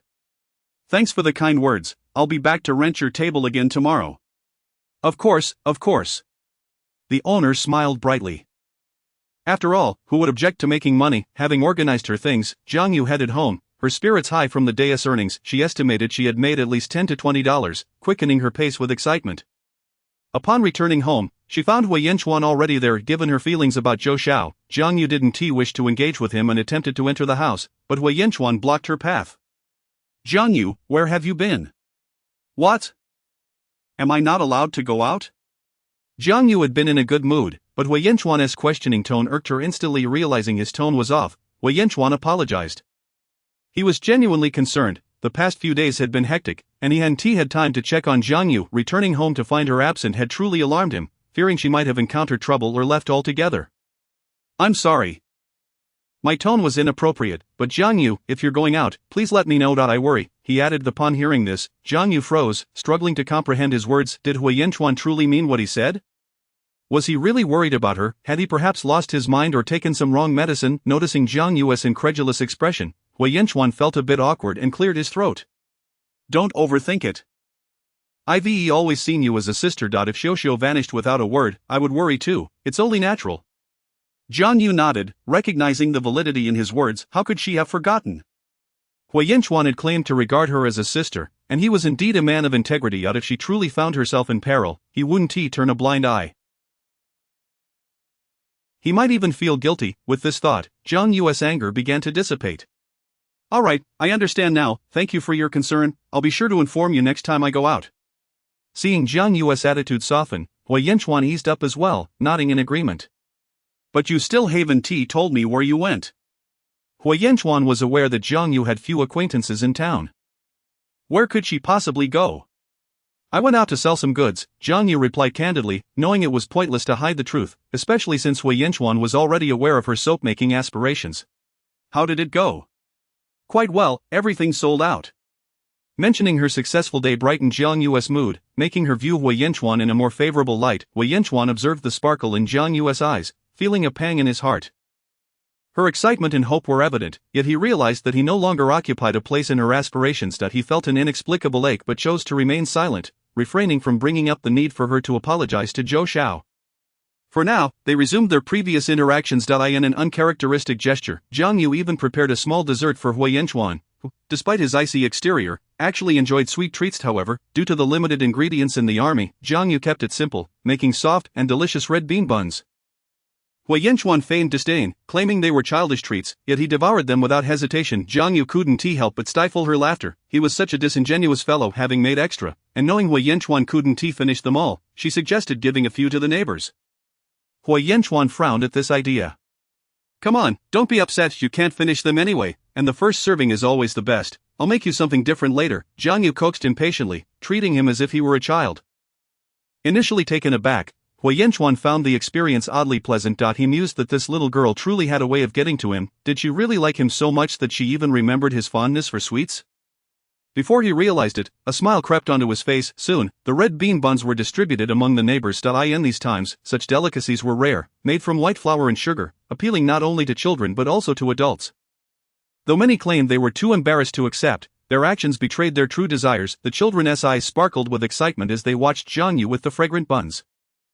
Jiang Yu chuckled at their eagerness. While these buns weren't particularly special, they were a delightful treat during this period. "Take them, we're neighbors, and I often rely on your assistance," she said, prompting everyone to accept her offerings with bashful smiles. In return, the neighbors were quick to show their appreciation, each household sending back gifts: 2 cucumbers from one, a handful of green beans from another. Jiang Yu soon found her arms brimming with vegetables. Upon returning home, Wei Yanchuan was taken aback to see her arms filled with produce. "Did these come from others?" "Yes, we'll have enough to last for several days," she replied with a smile. "Let me have them," he said, accepting the bounty. "What does Jiang Yu mean by this? Every household received red bean buns except for ours?" Hearing that Jiang Yu had shared buns with the neighboring families, Sume waited eagerly at home, only to be disappointed when Jiang Yu didn't show up. Furious, she raged at home, while her husband Zhao Gang looked on helplessly. What are you doing? Those families have children. Why are you competing with them for food? Besides, you've never gotten along with Jiang Yu. Why would she bring you anything? Zhao Gang had heard a bit about the tension between his wife and Jiang Yu, but he believed it was just petty squabbling among women. As long as it didn't interfere with him, he was content to remain uninvolved. Moreover, he knew that this was a matter for the women. If he intervened, it would only complicate things further, and he wasn't foolish enough to invite trouble. That doesn't matter. She's doing this on purpose, that wretched girl. Sume fumed as Zhao Gang thought women could be quite troublesome. Still, he felt a tinge of dissatisfaction regarding Hui Yanchuan's wife, believing she was rather inept. Yet, it wasn't because he was upset about missing out on the buns, it was simply that Jiang Yu didn't seem to regard them. However, Zhao Gang didn't dare confront Hui Yanchuan about it. After all, Hui Yanchuan was a regiment leader, while Zhao Gang was merely a deputy. It would be ridiculous to argue over food. As a man of dignity, he couldn't afford to lose face over such trivial matters. Chapter 9 Conflict. Due to the distribution of red bean buns, Jiang Yu found her rapport with the military wives around her significantly improved. Among them were those who, feeling sympathy for the children, were eager to inquire about Jiang Yu's recipe for the delectable buns, intending to prepare them for their own little ones. Therefore, when Sume began to gossip about Jiang Yu, some voices rose up in opposition. Didn't you all receive the red bean buns from Captain Hoya's wife? I took a bite, and they were absolutely delightful, better than any pastry from outside, fragrant and chewy. Indeed. Sweet and delicious, I've never tasted such exquisite treats before. How does she manage to be so skilled? Exactly, my husband, Lao Wang, initially scoffed at them, claiming they were mere snacks for children. But after tasting one, he couldn't resist and ended up devouring a big bite. My son nearly cried from envy. Ha, it's the same everywhere, men are always the toughest on the outside. As married women, their banter was lively and unrestrained, with only a few newlyweds blushing in embarrassment. Sume grew increasingly incensed by their camaraderie. Is it really just a few red bean buns that have won you all over? How pathetic. Sume, lacking in wit, couldn't help but voice her disdain while washing clothes with the other military wives outside. However, her words cast a shadow over the group, and others couldn't help but feel discontented. Sume, is there something you hold against Jiang Yu? I think she is quite a lovely person. You're all just being bribed by her. It is merely a few red bean buns, who knows, she might be laughing at your foolishness right now. Once Sume's words escaped her lips, the expressions of those around her soured. They had no insight into Jiang Yu's true thoughts, but it was clear that Sume was stirring trouble. Oh, Sume, you seem to know what others are thinking. Since you're so perceptive, why not join the army as a scout? After all, if you can read others' minds, wouldn't you easily discern the enemy's schemes? This retort came from Jiang Yu, who was about to step out to sell soap when she overheard Sume's bluster. Sume's face stiffened, her ire boiling beneath the surface. What nonsense are you spouting? I just don't think you're a good person and fear others might be deceived by you. I'm not a good person? Who says so, you or someone else? Sume, how can you be so forgetful? You know I'm a military wife, yet you slander me without cause. If this continues, I'll have to report you to the authorities. You wouldn't dare. Sume gazed at Jiang Yu, who wore a smile that sent a chill down her spine. For some reason, the girl seemed entirely serious. Was she truly considering reporting her? What are you all gathered here for? It was Zhao Gang and Hui Yanchuan passing by. Noticing the crowd, Hui Yanchuan wouldn't have approached had he not heard Jiang Yu's voice. What is going on? Hui Yanchuan stepped beside Jiang Yu, making it clear that he would not tolerate anyone bullying her. The onlookers were taken aback by the evident closeness between Hui Yanchuan and Jiang Yu. Their relationship seemed anything but strained. Hui Yanchuan was a striking figure, capable and indifferent to others' opinions. Usually, he treated the delicate female officers from the arts troupe with little warmth, so why was he speaking so gently to this village girl? Sume's heart sank as she felt a pang of envy. Wasn't it said that Hui Yanchuan disdained his rural wife? Why then did he speak to her so kindly? Did they overhear her argument with Jiang Yu? Hui Yanchuan was not one to be trifled with, and Sume felt a twinge of regret, though she couldn't apologize now without losing face. Jiang Yu glanced at Sume, not intending to shield her, for she found her utterly detestable. Fortunately, Jiang Yu had developed a thicker skin over the years, otherwise, she would have been overwhelmed by Sume's incessant taunts. She has been speaking ill of me here. I merely stated that I have no grievances with the sisters, yet it seems everyone is less than welcoming towards me. It turns out Sume has been gossiping daily at this time. She is upset for not receiving any red bean buns. She thinks I'm doing it on purpose. Jiang Yu feigned a somewhat whining tone, knowing that sometimes, leveraging one's connections could prove effective, though she certainly didn't consider herself a sycophant.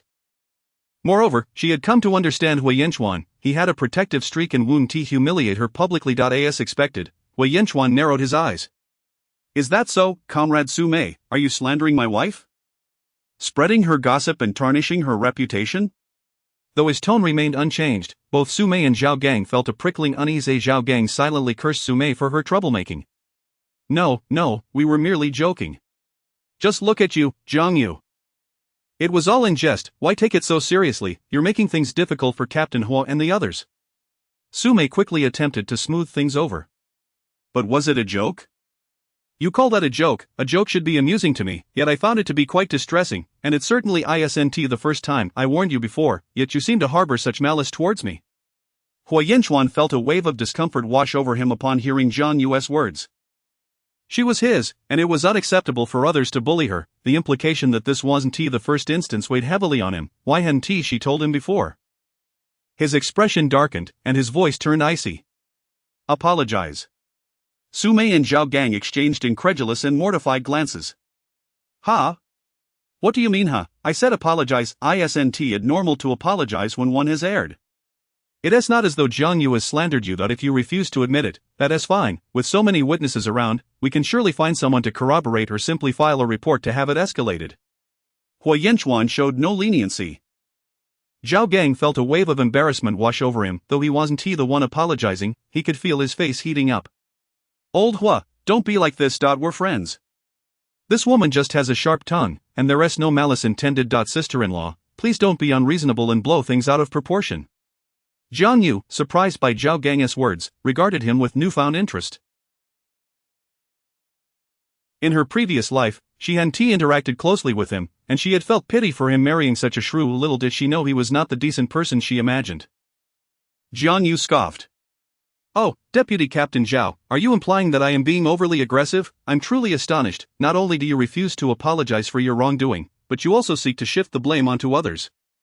Not only Jiang Yu, but the other military wives also found Zhao Gang's words inappropriate. It was evident to anyone with eyes that it was his wife's fault for tarnishing another's reputation while acting so brazenly. Hua Yinchuan's expression darkened further. Let us be clear. Our friendship is not a shield for Comrade Su to slander my wife. If there is no apology, we will seek out the higher-ups for resolution. If you insist on refusing to apologize, I believe we can cease our interactions. I won't associate with someone who disrespects my wife. Hua Yinchuan's words were heavy with meaning, causing not only Su Mei but also Zhao Gang's face to change. Zhao Gang, I didn't mean it.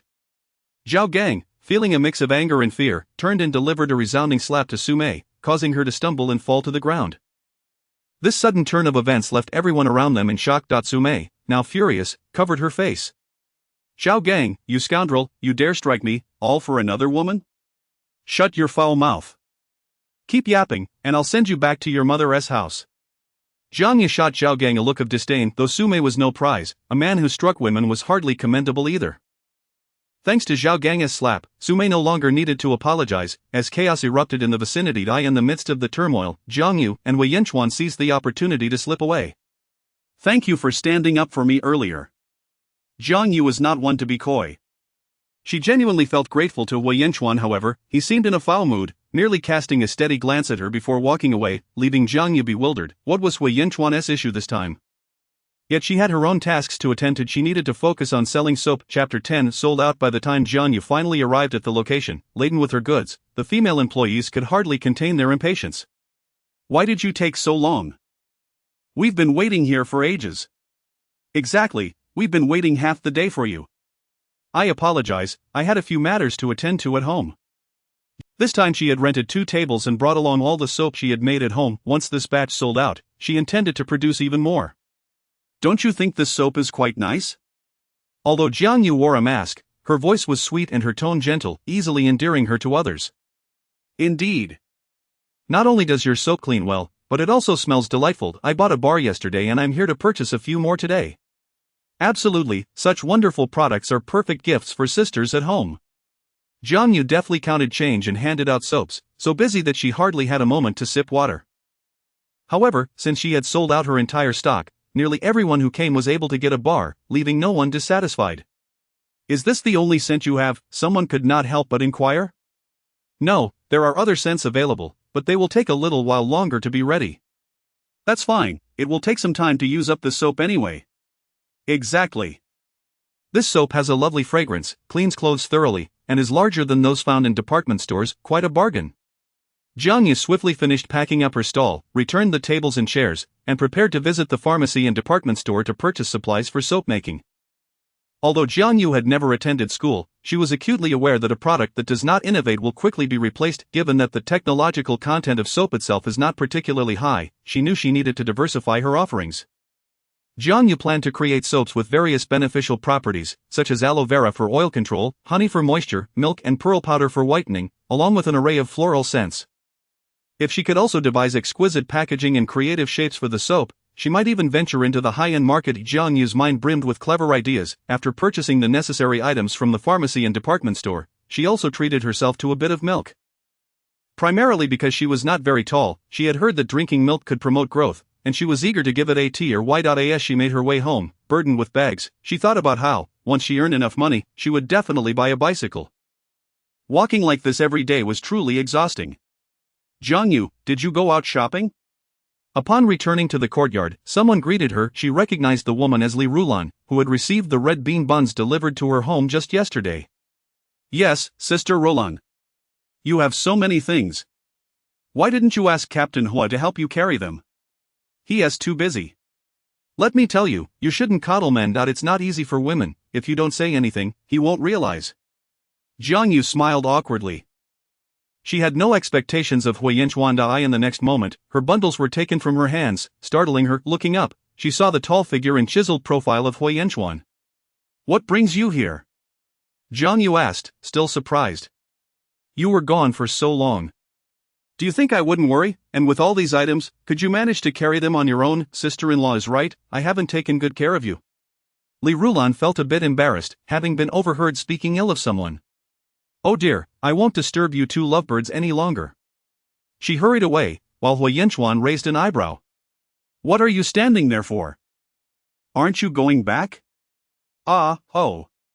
Once they arrived home, Huiyanchuan glanced at the mask covering Jiang Yu's face. "On such a hot day, why are you still wearing that mask? Aren't you afraid of heatstroke?" "You wouldn't understand." Jiang Yu shot him an annoyed look. Despite being exposed to the same sun, Huiyanchuan's skin remained fair and unblemished. How infuriating it was to compare oneself to him. "You think everyone is like you, immune to tanning?" Huiyanchuan began to grasp her frustration. The little girl is feeling envious, concerned about her appearance. He couldn't help but smile, the corners of his mouth lifting, then unexpectedly ruffled her hair. "Little one, what are you up to? Realizing the importance of beauty? Is that so wrong? Everyone has a desire to look good." With that, Jiang Yu turned to organize the items she had bought. Huiyanchuan's gaze casually lingered on her. He thought to himself, the little girl has been behaving quite well lately. It is perfectly normal for a girl to want to look beautiful. His sister, Huixiuxiu, possessed numerous cosmetics. Perhaps he could buy a couple of bottles of cream for Jiang Yu at some point. She would surely appreciate that. Chapter 11. The little money counting was. While the thrill of earning money is undeniably exhilarating, it is prudent to pause, for the soap has sold out. Once the new batch of soap is prepared, it requires a period of drying before it can be used. Nevertheless, Jiang Yu remains untroubled. After all, the soap will not be consumed at an alarming rate. The previous batch served merely as a trial, and the results were indeed promising. The soap business can certainly continue, which provides Jiang Yu with a sense of reassurance. Nothing instills a greater sense of security than the prospect of financial gain.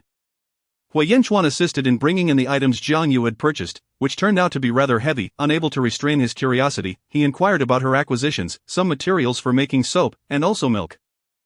Milk. Huiyanchuan's expression turned somewhat peculiar. He had never been fond of milk, finding it to possess an odd taste. He was surprised to discover that the young girl had a liking for it.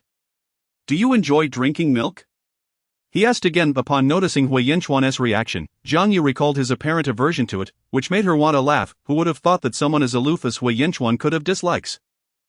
Her mood brightened considerably as she nodded enthusiastically. "Indeed, I've heard that milk is quite nutritious. It can help one grow taller and even lighten the skin." Huiyanchuan regarded Jiang Yu with a mixture of bemusement and resignation, for her reasoning held merit. Furthermore, in the northwestern region, the availability of milk is abundant due to the presence of ranches and livestock, making it far more convenient to procure. Although Hui Yanchuan himself did not care for milk, he had no intention of interfering with Jiang Yu's preferences. He merely observed her stature, remarking, "Milk is indeed beneficial, drink plenty of it, and perhaps it will help you grow taller. However, you needn't purchase it from elsewhere. Isn't it cumbersome to carry so many items back each time? The military canteen has milk. You can simply order it from there." Hui Yanchuan's suggestion struck a chord with Jiang Yu, who realized the wisdom in his words. The provisions from the military are undoubtedly of high quality and reasonably priced. Jiang Yu, not one to overlook a good deal, readily agreed. "All right, let us order milk from the canteen. I'll reimburse you." Hui Yanchuan felt a twinge of exasperation. This young girl seemed unwilling to take advantage of any opportunity. Unperturbed by Hui Yanchuan's thoughts, Jiang Yu washed her hands, climbed onto the bed, and began counting her money. Although most of it consisted of small denominations, the act brought her immense satisfaction. Hui Yanchuan, observing her with amusement, was taken aback by the girl's apparent obsession with money. Jiang Yu was aware that she had earned a considerable sum over the past couple of days, but she was astonished to find that her earnings had totaled 40 yuan. To put it into perspective, a worker's wage at that time was merely 30 yuan, and even Hui Yanchuan, as a commander, earned only 60 or 70 yuan a month.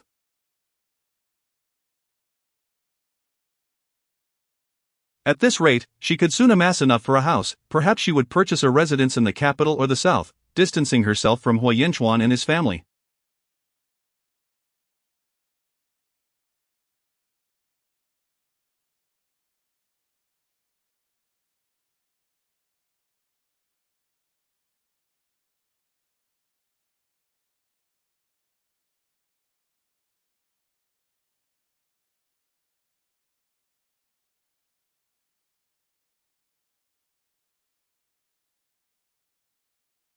Initially, Hui Yanchuan had merely watched Jiang Yu count her money out of boredom, but as he witnessed her actions, he felt a pang of unease. Had this young girl truly earned 40 yuan in just 2 days? While such an amount was trivial to him, he had to admit that for her, it equated to earning 20 yuan a day, 600 yuan a month, which was substantial and nearly equivalent to his annual salary. Although the business was still in its infancy, and the number of customers would likely fluctuate, it was evident that she possessed a budding talent for entrepreneurship. Hui Yanchuan's feelings became increasingly complex. When Jiang Yu first expressed her desire to embark on a business venture, he had been indifferent, thinking that if she succeeded, it would be good, and if she failed, it wouldn't matter since he would provide for her. He believed that a loss might even bring her back to her senses and, should she wish to work, he could arrange a comfortable position for her. However, he never anticipated that her enterprise would flourish, surpassing even his own earnings. Once Jiang Yu finished counting her money, she felt quite pleased, but upon looking up, she noticed Hui Yanchuan's expression was rather inscrutable. She did not presume that he was envious of her profits, considering that he already owned an impressive courtyard residence in the capital. "What's the matter?" she inquired. "Nothing much, I merely didn't expect your business to be thriving," he replied. Jiang Yu, uncharacteristically modest, responded, "It's decent, I suppose. However, I do believe it is indeed quite good. The product is of high quality, reasonably priced, and it's only natural for many to purchase it." Hui Yanchuan could hardly suppress a smile. He was well aware of the young girl's confidence.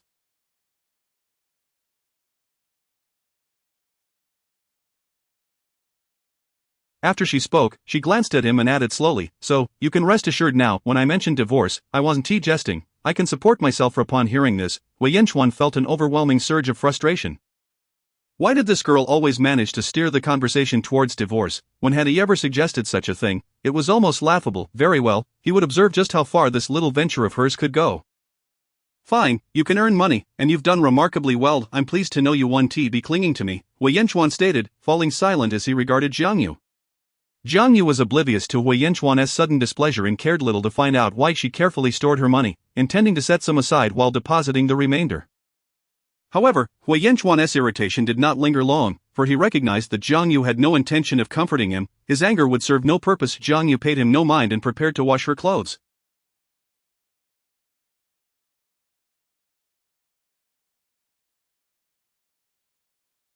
The weather was sweltering, and garments that went unwashed for a day would surely develop an unpleasant odor. During this time, there was no running water, nor was there a well at home. For laundry and dishwashing, they relied on a large jar of stored water. Observing the water in the jar, Jiang Yu decided to take her soap and clothing to the riverbank. "What are you doing?" Hui Yanchuan questioned. "Washing clothes? Is that a problem?" She replied. Hui Yanchuan felt a headache coming on. Why was it that this young girl was so polite to others yet so irritable with him? It has nothing, if you wish to go, then go, he conceded. With that, Jiang Yu stepped outside, only to encounter a group of individuals from the cultural troupe who were also there to wash their clothes. Chapter 12 A chance encounter by the river. Look, here comes Captain and his wife, remarked several female comrades of the artistic troupe, exchanging knowing glances as they observed Jiang Yu approaching. Even Xia Qing, the star performer of the troupe, turned her gaze towards Jiang Yu, unable to suppress a nervous bite of her lip. She recalled how she had been smitten with Hui Yinchuan from the very first moment she laid eyes on him, finding excuses to attend numerous events alongside him, yet Hui Yinchuan remained perpetually aloof towards her. Initially, she had hoped that with more interactions, something might blossom between them, but unexpectedly, after a mission, he had submitted a marriage application, and soon after, this woman had appeared.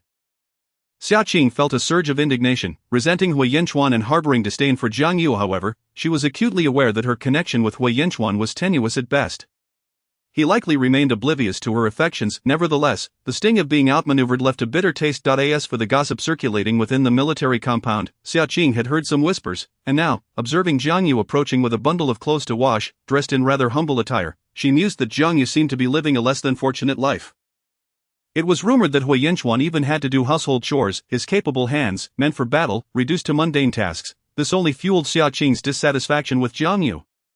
After all, she had harbored feelings for Hui Yinchuan, and to see this village girl take him for granted was unbearable. Xia Qing felt he deserved better. However, despite her anger, Xia Qing had no inclination to orchestrate any schemes to embarrass Jiang Yu. Not everyone shared Sumei's malicious intent. Unbeknownst to Jiang Yu, in the brief moment that had transpired, Xia Qing's thoughts had spiraled in various directions, yet this little river was not theirs to claim, and Jiang Yu comfortably found a spot to begin washing her clothes. Summer garments were relatively easy to clean, only the collars and cuffs bore some dirt that could be easily scrubbed away with soap, making the task quite manageable. It was the winter clothing that posed a challenge, especially in the frigid northwest winters, where most people neglected laundry altogether, opting instead for a bit of hot water to rinse the outer layer of fabric. As others observed Jiang Yu quietly washing her clothes, they too felt a sense of relief that she was not causing any trouble. Oh dear, what's happened here? The color is so dark. This won't come out, will it? One person pointed at a pair of pants in Xia Qing's basin, unsure of how the stain had occurred. Xia Qing scrubbed vigorously, but the pants, used for performances and visits to the countryside, remained stubbornly dirty. As the lead performer, Xia Qing felt the pressure mounting without a solution in sight. Just then, a clear voice chimed in, "Why not try my soap?" A delicate, pale pink bar, seemingly infused with flower petals, appeared before her. Xia Qing stared at Jiang Yu in astonishment. Was this village girl offering her assistance? The others were equally surprised by Jiang Yu's unexpected initiative. Though Xia Qing was reluctant to accept help, she found herself at a loss for alternatives. Before she could voice her hesitance, another voice interjected, "What kind of soap is this? It's for our performance attire. What if it ruins it?" Jiang Yu glanced at the woman who had spoken. Well, if her performance outfit is already ruined, why not give it a try? Jiang Yu's words were undeniably sensible, leaving the woman momentarily speechless. Xia Qing gazed into Jiang Yu's large eyes and found them unexpectedly captivating. Moreover, Jiang Yu had a point, there truly was no better option at present, and desperate times called for desperate measures. All right, enough already. She is simply trying to help, Xia Qing interjected. Thank you, I will give it a shot. With that, she took the soap from Jiang Yu's hand. To her amazement, after a few scrubs with the soap, the stains vanished as if by magic. The onlookers fell silent, and Xia Qing's face lit up with joy. She had not expected it to be so effective. It really is clean, this soap is quite impressive, she exclaimed. Thank you, without you, I would have been at a loss. Not at all, just a small favor, Jiang Yu replied, taking back the soap without attempting to sell it, as she had none on hand anyway. Yet, as she prepared to leave, Xia Qing asked, "Where did you get this soap? I feel like I've never seen it before." Jiang Yu smiled slightly, recognizing an opportunity for business. "Oh, I made it myself." "You made it yourself?" Xia Chang and her colleagues expressed their astonishment. "Yes. How is that even possible?" Jiang Yu noticed it was the same woman who had spoken earlier. "Dongyue, don't say that," Xia Qing interjected, sensing the tension. "It's just that it sounds unbelievable." "If you don't want to share, that's fine, but fabricating such tales is unnecessary," Dongyue retorted. "I'm not lying, it's quite simple really, anyone with a bit of chemistry knowledge can do it. If you don't believe me, that's beyond my control," Jiang Yu replied calmly, unconcerned about convincing others to purchase her soap. She had plenty of potential customers. "Dongyue, stop it," Xia Qing urged. My apologies, Jiang Yu doesn't mean any harm, she just thinks your soap is quite well made. Not only does it clean effectively, but it also has a pleasant fragrance, comparable to store-bought ones, Xiaoqing defended Jiang Yu, acknowledging her tact. It's nothing to be concerned about. However, it's best to refrain from making baseless claims. Aren't you all part of the artistic troupe? You represent the military's image, and it seems inappropriate to unjustly accuse someone, Jiang Yu stated, leaving Dong Yue feeling embarrassed. Dong Yue stammered, unable to formulate a rebuttal, and in frustration, she stomped away. Jiang Yu suppressed a laugh, losing interest in conversing further with Xiaoqing and her companions as she prepared to leave with her clothes. Wait a moment, Xiaoqing called out, and upon seeing Jiang Yu's puzzled expression, she continued, could you sell me a bar of that soap? Jiang Yu regarded Xiaoqing. She seemed sincere. Certainly, but I don't have any on hand right now. If you'd like, I can reserve a bar for you at $1.50. The price was quite reasonable, and Xiaoqing quickly agreed. All right, it's settled then. Although it was merely one transaction with Xiaoqing, Jiang Yu felt a sense of accomplishment. If Xiaoqing found it useful, others would surely follow suit, creating a ripple effect. Should Xiaoqing change her mind later, Jiang Yu had little to lose. Chapter 13 Braised noodles with green beans. Upon returning home, Jiang Yu found Wei Yanchuan seated in a chair, engrossed in a book. The golden rays of the setting sun streamed through the window, casting a warm glow upon his face. Jiang Yu's heart fluttered slightly. This man was undeniably exquisite in appearance. Wei Yanchuan, noticing Jiang Yu's dazed expression, broke the silence. What are you staring at? Have you finished the laundry? Jiang Yu bit her lip and replied with a soft She proceeded to hang the clothes one by one in the yard, where a gentle breeze carried the faint, sweet scent of roses. Standing outside for a moment, basking in the sunlight, she couldn't help but appreciate the leisurely pace of life. It was rather delightful. It was already September in the northwest, and the temperatures in the mornings and evenings were pleasantly mild. However, Jiang Yu did not linger outside for too long. Despite her current lack of employment, she was indeed quite busy. As she stepped into the room and reached for a glass of water, a low rumbling sound caught her attention. She turned to Wei Yanchuan, surprised to see a hint of color on his usually expressionless face. Was he shy? Realizing Jiang Yu was staring at him, Wei Yanchuan felt a moment of embarrassment before pitifully admitting, I'm hungry. His demeanor resembled that of a small puppy, which amused Jiang Yu. Though she had intended to cook, she was reluctant to let this opportunity to tease Wei Yanchuan slip away. Oh, you're hungry, you can cook for yourself, besides, can't you just get a meal from the cafeteria? Do you really think I won't cook for you? Wei Yanchuan found himself at a loss for words. This girl well knew he was incapable of cooking, and having tasted her culinary skills, cafeteria food no longer held any appeal for him. He chose to remain silent, sensing that speaking would only lead to further teasing from Jiang Yu. Jiang Yu, deciding not to provoke him further, went to her room to remove her mask and apply a bit of her homemade ointment and rosewater before starting to prepare the meal. Ever since Jiang Yu displayed her culinary prowess, Wei Yanchuan had developed an anticipation for each day's menu, as it depended entirely on her mood. Moreover, it was baffling how this girl possessed such a wealth of creativity and skill in the kitchen. As Jiang Yu entered the kitchen and surveyed the ingredients, she discovered an abundance of green beans and some pork. Without hesitation, she decided to make braised noodles with green beans. Given that someone was hungry, she opted to use store-bought noodles instead of making her own. They may not possess the same chewiness, but they would suffice. She set the noodles to steam for 10 minutes and, while they cooked, began preparing the ingredients. Glancing at the garlic in her hand, she thought of Wei Yanchuan lounging in the living room with his book. Biting her lip, she decided it was unfair for him to enjoy the fruits of her labor without contributing. Without further ado, she placed a head of garlic in a small bowl in Wei Yanchuan's hands, her fingertips brushing against his palm, sending a shiver through him. You can't cook, but you can at least help out. Peel the garlic, will you? I need it shortly. Suppressing the strange sensation she had evoked in him, Wei Yanchuan nodded and even managed a faint smile. All right. His hands were long yet marred with scars, a testament to his training. The palms bore thick calluses from handling firearms, and Jiang Yu was aware of the gunshot wounds on his body. All of this was for the sake of his country and its people, which filled her with a mixture of frustration and respect for him. At the very least, Wei Yanchuan was undeniably a rare talent in the military. However, he was quick-witted, and even peeling garlic was no challenge for him. Before long, he had expertly peeled the entire head of garlic. Jiang Yu glanced at the bowl and smiled at Wei Yanchuan. You may not know this, but soaking garlic in water makes it easier to peel. With that, she hurried into the kitchen with the bowl of garlic.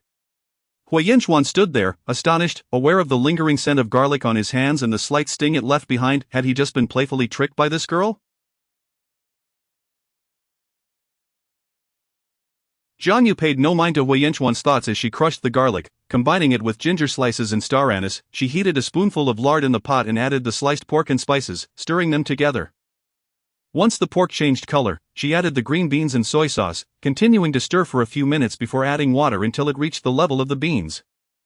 After retrieving the steamed noodles, she laid them atop the green beans, covered the pot, and let it steam for another 6 or 7 minutes. As the water reduced, she continued to cook until no liquid remained, flipping the noodles to ensure even distribution.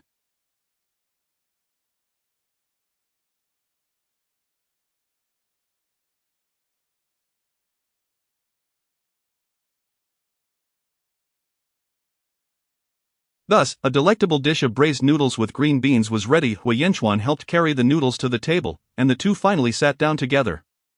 "What is this?" Hui Yanchuan inquired, intrigued. This dish was more commonly enjoyed in the north, yet his family had a southern cook, so he was unfamiliar with it. Braised noodles with green beans, featuring sliced pork. Honestly, using ribs would enhance the flavor. In northeast China, they often dry the green beans and cook them with potatoes, ribs, or fish during winter, served with cornmeal pancakes. Now, that's truly delicious. Jiang Yu, feeling nostalgic, quickly took a bite of the noodles. Hui Yanchuan regarded her thoughtfully. This wasn't the first time he sensed something amiss. It wasn't surprising that this girl could cook. What was peculiar was her exceptional skill and knowledge of various traditional dishes, including customs from the northeast. Yet, he refrained from questioning her, recognizing that she was somewhat guarded around him. Resolving not to dwell on it, he took a bite of the noodles, which were undeniably delicious. He found himself yearning for the braised green beans with potatoes and ribs, and perhaps even fish, while the thought of cornmeal pancakes lingered in his mind. Jiang Yu had always believed that southern cuisine was exquisite but often lacked heartiness. If one wished to feel full, northern dishes were the way to go, especially in the colder northwest, where they required more sustenance. As she savored the green beans, an idea struck Jiang Yu. Perhaps she could dry some green beans now for winter, which would provide a delightful taste. However, in this season, if one were to consider seasonal delicacies, crabs certainly came to mind. Crabs were delicious, and Jiang Yu couldn't help but think of the small river near the military compound. Perhaps she could try her luck at catching some crabs or river shrimp. Chapter 14 of the Drenching Rain. Why did you come to find me? What Jiang Yu was contemplating remained a mystery to Hui Yanchuan. However, he recalled the satisfying expression on the little girl's face when she spoke of ribs and large fish, which sparked an idea in him. Although their living conditions had improved significantly, the notion of indulging in meat at every meal was still unrealistic. As he gazed at Jiang Yu's slender silhouette, his immediate thought was her thin waist, which seemed as if it could be grasped with ease. This reminded him of the time she fainted after taking a bath. At that moment, he had held her in his arms and noted how light she felt, her waist so delicate. With this thought, Hui Yanchuan's expression turned serious. It was no wonder the little girl understood the importance of drinking milk for nourishment. Ever since he had seen her purchase milk a few days ago, he had arranged for a supply from the local dairy farm. Zhou Xiao was aware of this and had teased him about it. As for the ribs and large fish Jiang Yu mentioned, he could easily place an order for delivery. Hui Yanchuan could even envision her excited expression upon receiving them. Unbeknownst to him, he was becoming overly preoccupied with Jiang Yu's well-being. Despite his busy schedule, even at night, he was called to duty. "I'll be heading out soon, stay home and keep the door locked," he instructed. "Alright, don't worry, I'm not inexperienced at being home alone," Jiang Yu replied nonchalantly, her demeanor suggesting she was rather unconcerned compared to Hui Yanchuan's worries. This little girl seemed to be growing bolder by the day. Hui Yanchuan knew well that nothing untoward would happen within the confines of the military compound. Once Hui Yanchuan departed, Jiang Yu chose not to return to sleep. Instead, she planned to venture out at night to catch large crabs and river shrimp. The daytime sun was too harsh and rather inconvenient. After donning her attire, she rummaged through the kitchen for the last remaining piece of meat, which she intended to use as bait in the river. Jiang Yu stepped outside with a small bamboo basket and made her way to the riverbank, though this was not the spot she had used during the day for washing clothes, which was located downstream where the water flowed gently. She had observed that, despite the clarity of the water, there were no crabs or river shrimp there, prompting her to venture upstream. After walking for a while, she finally discovered a suitable location. She extracted the meat from her basket, wrapped it in string, and cast it into the river, patiently awaiting a catch. Before long, she felt a tug on the line and quickly pulled it from the water, revealing several large crabs clinging to it. Although these crabs could not compare to the famed Yangcheng Lake hairy crabs in size, they were nonetheless plump and succulent due to the season. Jiang Yu repeated the process several times, gradually filling her bamboo basket to the brim. As for the river shrimp, she took advantage of the moonlight to find plenty in the water. Although small in size, they were rather robust, perfect for steaming or stir-frying, and if the quantity was sufficient, they could even be sun-dried into shrimp crackers, creating a delightful dish. The abundance of crabs and river shrimp she found could be attributed to the characteristics of the Northwest region, which is inland and not coastal. The locals lacked a habit of consuming seafood, and during this season, they preferred to cook simply, often avoiding strong seasonings for fear of a fishy taste. Moreover, crabs, if not in season, were hard-shelled with little meat, only appealing to children who might catch and roast them out of whimsy. This inadvertently favored Jiang Yu, as she could have caught even more had her basket been larger. With a sense of contentment, Jiang Yu prepared to rise when suddenly, a thunderous clap startled her. It was surprising, for rain was a rare occurrence in the Northwest, let alone thunder. She quickly stood up, ready to return, only to be met with a torrential downpour. Dazed by the suddenness of it all, the rain blurred her vision, yet she clutched her basket tightly, fearing she would lose the crabs she had worked hard to catch. Meanwhile, Hui Yanchuan's evening assignment turned out to be a false alarm regarding a missing sheep from a villager's home. Upon returning home, he discovered the house deserted, with Jiang Yu nowhere in sight. Alarmed, he initially feared that someone might have abducted her. However, upon inspecting the room, he found no signs of disturbance, and considering they were in a military compound, the likelihood of intruders was minimal. Then he noticed the basket that had been left in the corner was missing. Connecting it with Jiang Yu's earlier mention of large fish and crabs, a realization dawned on him. He promptly borrowed a bicycle from Zhou Xiao, who appeared disheveled from sleep. Old Hua, where are you off to in this downpour? Zhou Xiao inquired, but Hui Yanchuan paid him no mind as he pedaled towards the riverbank. From a distance, he spotted a figure standing by the water's edge. His heart tightened at the sight, and though he wished to call out to Jiang Yu, he feared that his voice might startle her, causing her to slip into the river. Indeed, Jiang Yu felt a surge of fear as she had wandered further into the river to catch shrimp. With the rain causing the water to swell, the current became treacherous, and the riverbed was strewn with pebbles and moss, making it easy to lose one's footing.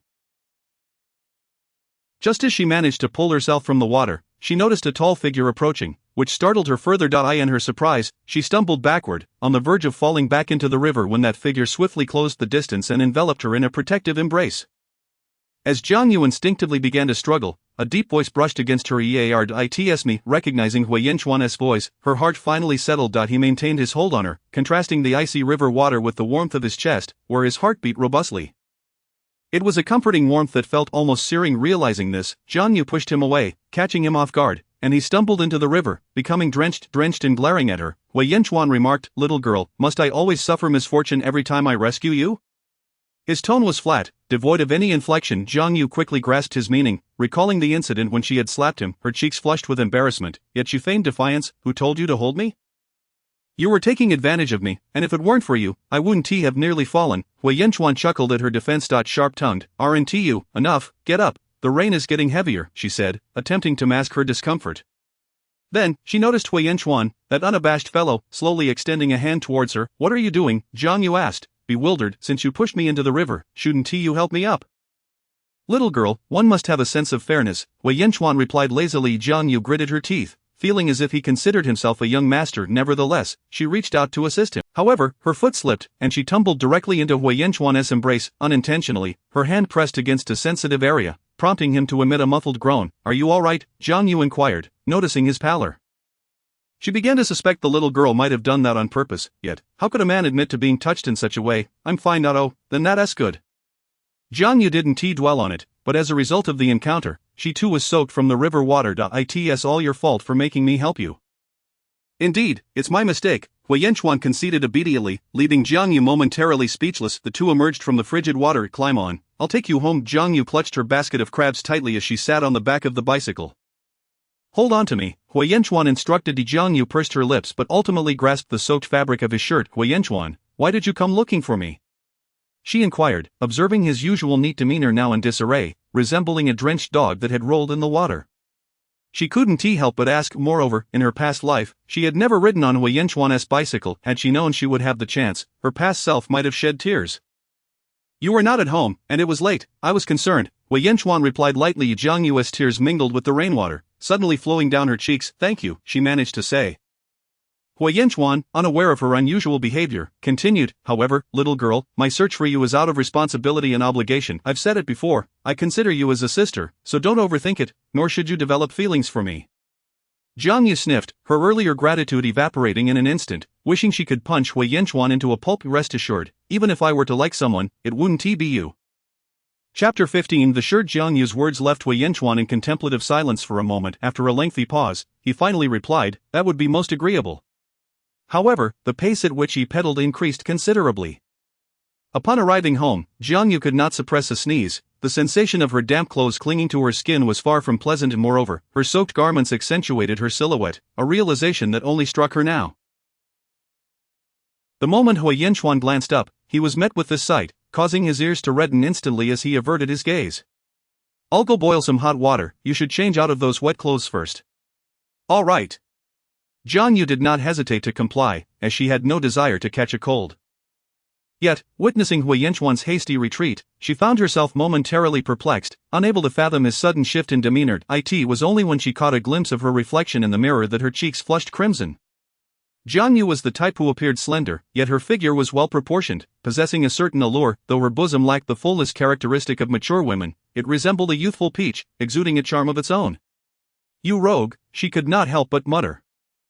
Nevertheless, such remarks felt rather pointless, and she recognized that she ought to express gratitude for Hui Yinchuan's visit that evening. Glancing at the basket in her hand, she thought it best to prepare a delightful meal with the crabs she had caught. She placed the basket on the floor and began to change her clothes, but gazing at her limited wardrobe, she felt a twinge of dismay. "Why haven't you changed yet?" Hui Yinchuan entered the room to retrieve something and found Jiang Yu standing there, still clad in her wet attire. "I only have 2 pairs of pants," Jiang Yu replied, her small face scrunching up in frustration. If she changed her pants now, she would have nothing to wear tomorrow. Given the weather, washing clothes would not yield quick results. Previously, she had intended to earn some money to buy fabric and sew a few garments for herself, such as nightgowns and undergarments, but time had simply slipped away from her. Hui Yinchuan's expression turned slightly peculiar as he realized he had overlooked the fact that this young girl had so few clothes to change into. Taking a deep breath, he stepped forward and retrieved a shirt from the wardrobe. "Though it may not be new, it is freshly washed and quite roomy. Please wear this for now." Without waiting for Jiang Yu to refuse, he pressed the garment into her hands. The coolness of his fingertips sent a sudden jolt through her heart. She looked at Hui Yinchuan and then at the shirt in her grasp, momentarily "Any sister of yours would be fortunate indeed." Upon hearing Jiang Yu address him as brother for the first time, Hui Yinchuan found the sensation quite peculiar, yet not unpleasant. "Yes, I'm glad you understand," he replied, unable to resist ruffling her hair. The texture was indeed rather coarse. "All right, hurry and change," he urged before quickly exiting the room. Jiang Yu nodded and swiftly removed her wet clothes. Standing at a height of 1.87 meters, Hui Yinchuan was notably taller than Jiang Yu, who stood at just 1.6 meters. Wearing a shirt, she resembled a child donning an adult's clothing. Although her legs were still exposed, she found no need for pants. She could not resist stealing a glance in the mirror. Her body had yet to fully mature. At 18, she had not yet experienced her first menstrual cycle, a consequence of her previous work in the countryside which had deprived her of adequate nutrition. While the absence of her cycle did not trouble her much, she knew she ought to take better care of herself and nurture her health. The hot water was soon ready. Under normal circumstances, Hui Yinchuan would have taken a cold shower in the yard, but given the chilly weather, such a notion was out of the question. "I'll wash after you," Jiang Yu declared without hesitation, stepping into the shower. To her delight, the hot water felt utterly soothing. Earlier, when she had looked in the mirror, she noted that, having avoided sunlight and diligently applied ointment, the redness and sunburn on her face had considerably diminished. It seemed her efforts were bearing fruit. Once she finished her bath and dressed, she called out, "Hui Yinchuan, I'm done, it's your turn now."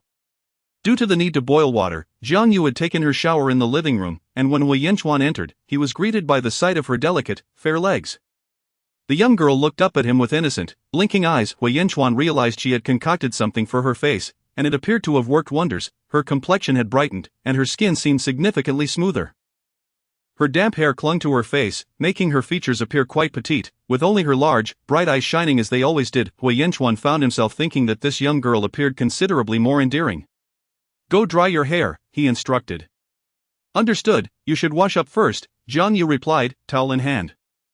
Instead of heading to her bedroom, she made her way to the kitchen, which was considerably warmer due to the fire. After drying her hair until it was no longer dripping, she began to prepare ginger soup.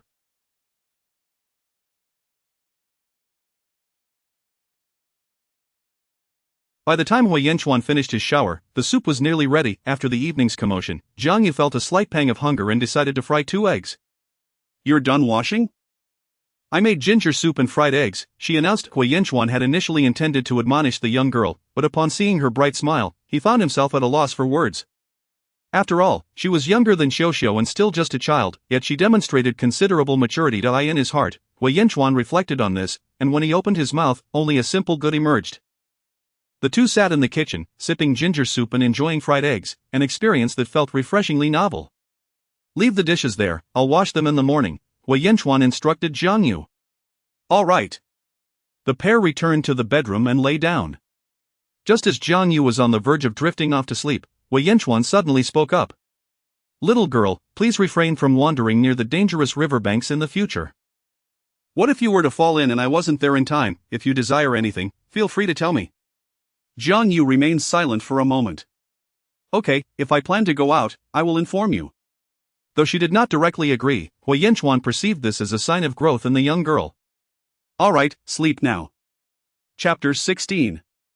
Crab roe buns. In the morning, after Jiang Yu rose from her slumber, she discovered that Wei Yanchuan's bed had already been vacated. She held a certain admiration for his unwavering commitment to daily training, a feat she found herself incapable of achieving. With Wei Yanchuan absent, Jiang Yu leisurely donned her clothes, completed her morning hygiene routine, and prepared to make breakfast. She heated a cup of milk for herself, accompanied by half a steamed bun and a touch of pickled vegetables, simple yet delightful fare. Jiang Yu particularly relished the spicy pickled vegetables, which, after soaking in water, were sliced into fine shreds, complemented with a dash of soy sauce, fragrant vinegar, and a hint of sesame oil, perhaps garnished with a sprinkle of cilantro, making for an appetizing accompaniment. Beyond pickling, she could also stir-fry them with chili and eggs. For those with the means, adding vermicelli would enhance the dish's flavor and spice, and creating a savory soup from it was another appealing option. However, knowing Wei Yanchuan would return shortly for a meal, Jiang Yu opted to fry 2 eggs, one for each of them. As anticipated, it wasn't long before Wei Yanchuan returned. After washing his hands, he sat down to eat, and for reasons he couldn't quite identify, he felt that even a fried egg made by the young girl tasted superior to those found outside, though the cafeteria only offered boiled eggs, which he was not particularly fond of. By the way, what about those crabs? Wei Yanchuan inquired, taking a bite of his fried egg and raising an eyebrow. They're in the basket, Jiang Yu replied, glancing at him, recalling his visit from the previous night. How do you want to prepare them? Wei Yanchuan was taken aback that the girl was soliciting his opinion, a smile creeping onto his face. What? Can we order dishes? If you don't mention it, I won't either. TSK, this little girl certainly has a temper, he remarked, only to then notice a ring of milk stains around Jiang Yu's mouth. Almost on impulse, he reached out and wiped the milk smudge away with his rough, calloused hand, brushing against her delicate cheek. The moment the action was completed, both of them froze in place. Jiang Yu felt a mix of embarrassment and anger. Wei Yanchuan, what are you doing? Wei Yanchuan, equally bewildered, took a moment before responding. Nothing, just thought it looked a bit uncomfortable. Try not to drink milk like that in the future. Jiang Yu was on the verge of exploding with rage. What was wrong with Wei Yanchuan? Let us eat crab roe buns, Wei Yanchuan suddenly declared out of the blue. We don't have enough ingredients, Jiang Yu retorted, not in the best of moods. That's alright, just tell me what you need, and I'll have it delivered. Jiang Yu was well aware that Wei Yanchuan was not like her. He could simply place a call to procure anything he desired. She thought to herself, but that doesn't mean I'm making it for you. Nevertheless, she unceremoniously listed all the ingredients required. Did you remember everything? Jiang Yu observed Wei Yanchuan merely toying with a pen in his hand, not writing a single word, and couldn't help but worry that he hadn't retained any of it. Suddenly, he pressed his finger against her forehead. Little girl, don't underestimate my memory. Just speak normally, no need for physical gestures. Jiang Yu's face flushed slightly. What was this person's deal? Fine, you're growing up, Wei Yanchuan teased. Not long after Wei Yanchuan stepped out, the ingredients Jiang Yu requested arrived promptly. The delivery was made by the same young soldier as last time, who appeared quite youthful. Jiang Yu was generally kind to strangers. Thank you for your hard work. Would you like some water? It's no trouble, thank you, the young soldier replied courteously, placing the items down and swiftly departing, all the while wondering who was speaking ill of the captain's wife, as she was undoubtedly quite gentle. Crab roe buns are delicious but quite labor-intensive to prepare. Jiang Yu diced the lard into small pieces, placing them in a pan to saute until they transformed into crispy pork cracklings, which were delightful when mixed with rice. She then added the prepared crab roe to the pan, stirring until the lard and crab roe melded beautifully into a vibrant crab roe oil, which she set aside in a bowl. Crab roe buns are a type of soup dumpling, necessitating the use of pigskin gelatin, a step that proved somewhat cumbersome. First, she placed the pigskin into a large pot, adding enough water to cover it, along with a splash of cooking wine and salt. Once it boiled, she skimmed off the foam. After simmering for 2 hours, the pigskin became tender, and the broth was nearly ready. She extracted the pigskin, discarding it, and retained only the gelatinous broth, pouring it in. Once the pigskin jelly had cooled and solidified, she diced it into small pieces. The next step was the familiar process of making dumplings, but to ensure the crab roe buns were truly delectable, the filling was crucial. Jiang Yu prepared a meat filling with minced pork, incorporating eggs, soy sauce, salt, sugar, cooking wine, scallions, and ginger, then adding the previously made crab roe, mixing it all together before finally folding in the pigskin jelly. Each bun was filled with a generous spoonful of the mixture and a piece of pigskin jelly, skillfully pleated into aesthetically pleasing shapes. She placed them in a steamer for 8 minutes, and upon lifting the lid, the buns appeared translucent, the crab roe and pork perfectly integrated. A single bite released a burst of savory broth that flowed in her mouth, an indescribable delight, for these buns were best enjoyed hot. Jiang Yu only steamed one batch, containing 6 buns, each petite enough to be consumed in 2 or 3 bites, yet the satisfaction they provided was utterly irresistible. As for the river shrimp, Jiang Yu simply stir-fried them, fragrant and spicy, a delightful aroma wafting through the air. When Hui Yinchuan and Zhou Xiao returned, they were met with this enticing scent. Hui Yinchuan was accustomed to it, but Zhou Xiao was taken aback, his expression slightly awkward as he couldn't help but nudge Hui Yinchuan's arm. "Is this from the little village made by Jiang Yu?" "Yes." "Her cooking is that good?" Zhou Xiao questioned, incredulous. Jiang Yu, upon seeing Zhou Xiao, chose to remain silent, not wanting to engage with him, which left Zhou Xiao feeling somewhat awkward. Hui Yinchuan merely stated that there was no food left in the cafeteria, and Zhou Xiao would be having lunch at home.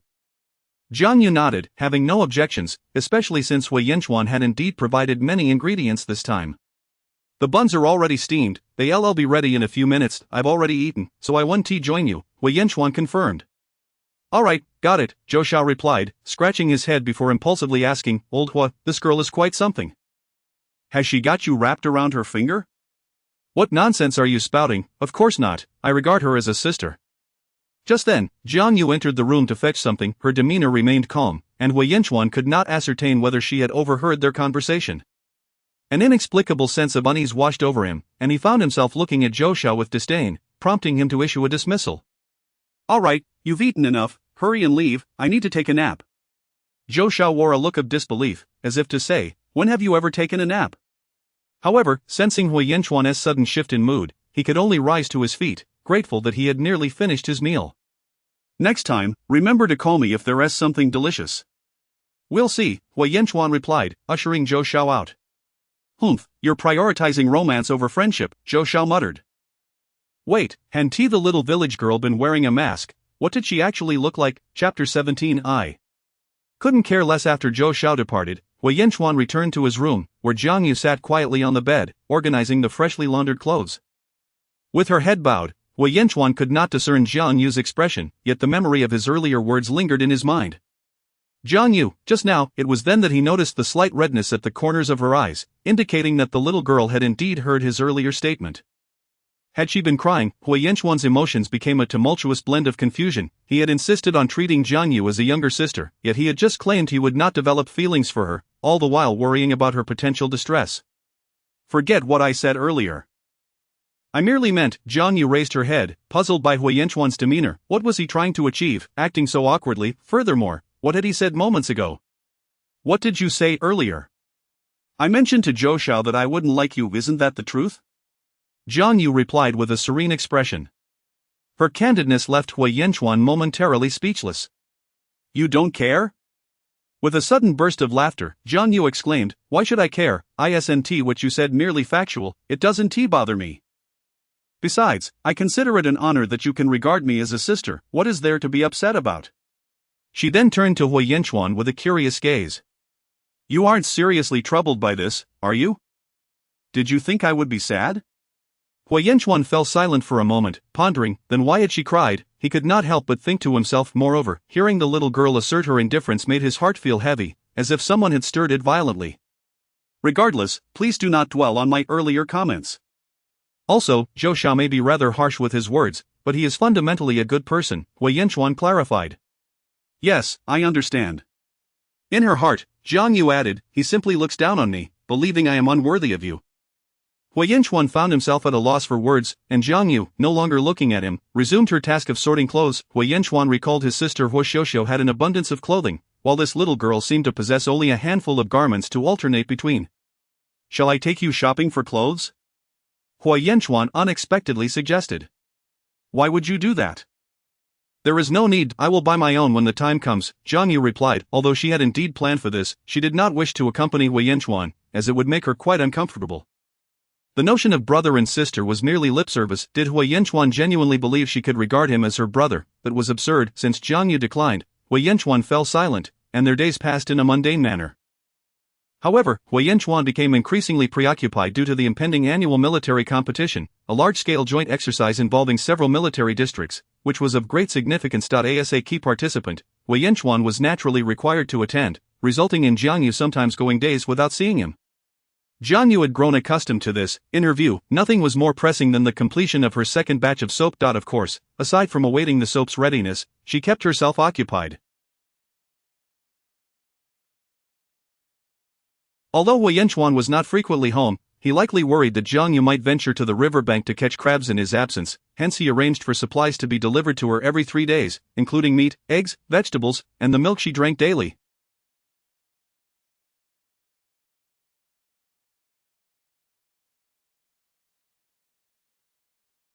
It could be said that whenever Wei Yanchuan wished to accomplish something, it was executed splendidly, and Jiang Yu transitioned from her initial discomfort to gradual acceptance. Having experienced death once, she understood that life was not merely for others. If one does not love oneself, how can one expect love from others? Thus, Jiang Yu did not feel the slightest bit wronged. She indulged in her meals and beverages, ensuring her daily milk remained uninterrupted, while also experimenting with various culinary delights. Simultaneously, she consistently applied the ointment she had concocted. With diligence comes reward, and as her nutrition improved, Jiang Yu sensed her health flourishing. She felt as though she had grown slightly taller, but what delighted her most was the reduction of swelling on her face, restoring her skin to its natural state, fair and smooth, as delicate as a petal. Her eyes sparkled with vitality, and her hair cascaded like a dark waterfall, making her appear vibrant and radiant. It was certain that even Wei Yanchuan would be taken aback by her transformation upon his return. Due to their proximity, Wei Yanchuan's frequent arrangements to send items to Jiang Yu were no secret within the military compound, especially considering Jiang Yu's culinary skills. Whatever she prepared wafted delightful aromas that drew envious glances from those nearby, making even adults salivate, while children rolled on the ground in craving. Sumei was particularly envious, her eyes practically turning red with jealousy. Despite her daily claims of being a city girl, Sumei's family life was quite ordinary. Her father was indeed a worker, but there were many siblings in the household. Were it not for the necessity of a decent life, Sumei would have never looked twice at Zhao Gang, a rough man with a short stature who indulged in drunken antics and, to her dismay, was a mama's boy, overly devoted to his mother. Zhao Gang could only give Sumei half of his monthly allowance, with the other half sent back to his rural home. Sumei had expressed her dissatisfaction before, but Zhao Gang's fists were more formidable. Watching the village girl next door, who not only had a handsome man but also a thoughtful one, bringing her delightful treats daily, Sumei could not help but wonder what extraordinary luck had befallen her. She would wait and see how long this village girl could bask in her good fortune. Chapter 18 Encountering a little tiger at the school gate. Little did Jiang Yu know the thoughts of Sumei. In truth, if Sumei hadn't been bouncing around in front of her, she might have completely forgotten about such a person. At this moment, her mind was wholly occupied with her soap. Fortunately, after a month of air drying and curing, her second batch of soap had been successfully produced. In addition to the standard rose-scented soap, Jiang Yu had also created milk soap and green tea soap, each possessing distinct benefits and fragrances. It is worth noting that the barrier to entry for soap making is not particularly high. To avoid being replaced, one must continuously innovate and develop new products. Moreover, aside from product development, Jiang Yu intended to invest effort into the packaging, for exquisite products ought to be visually appealing.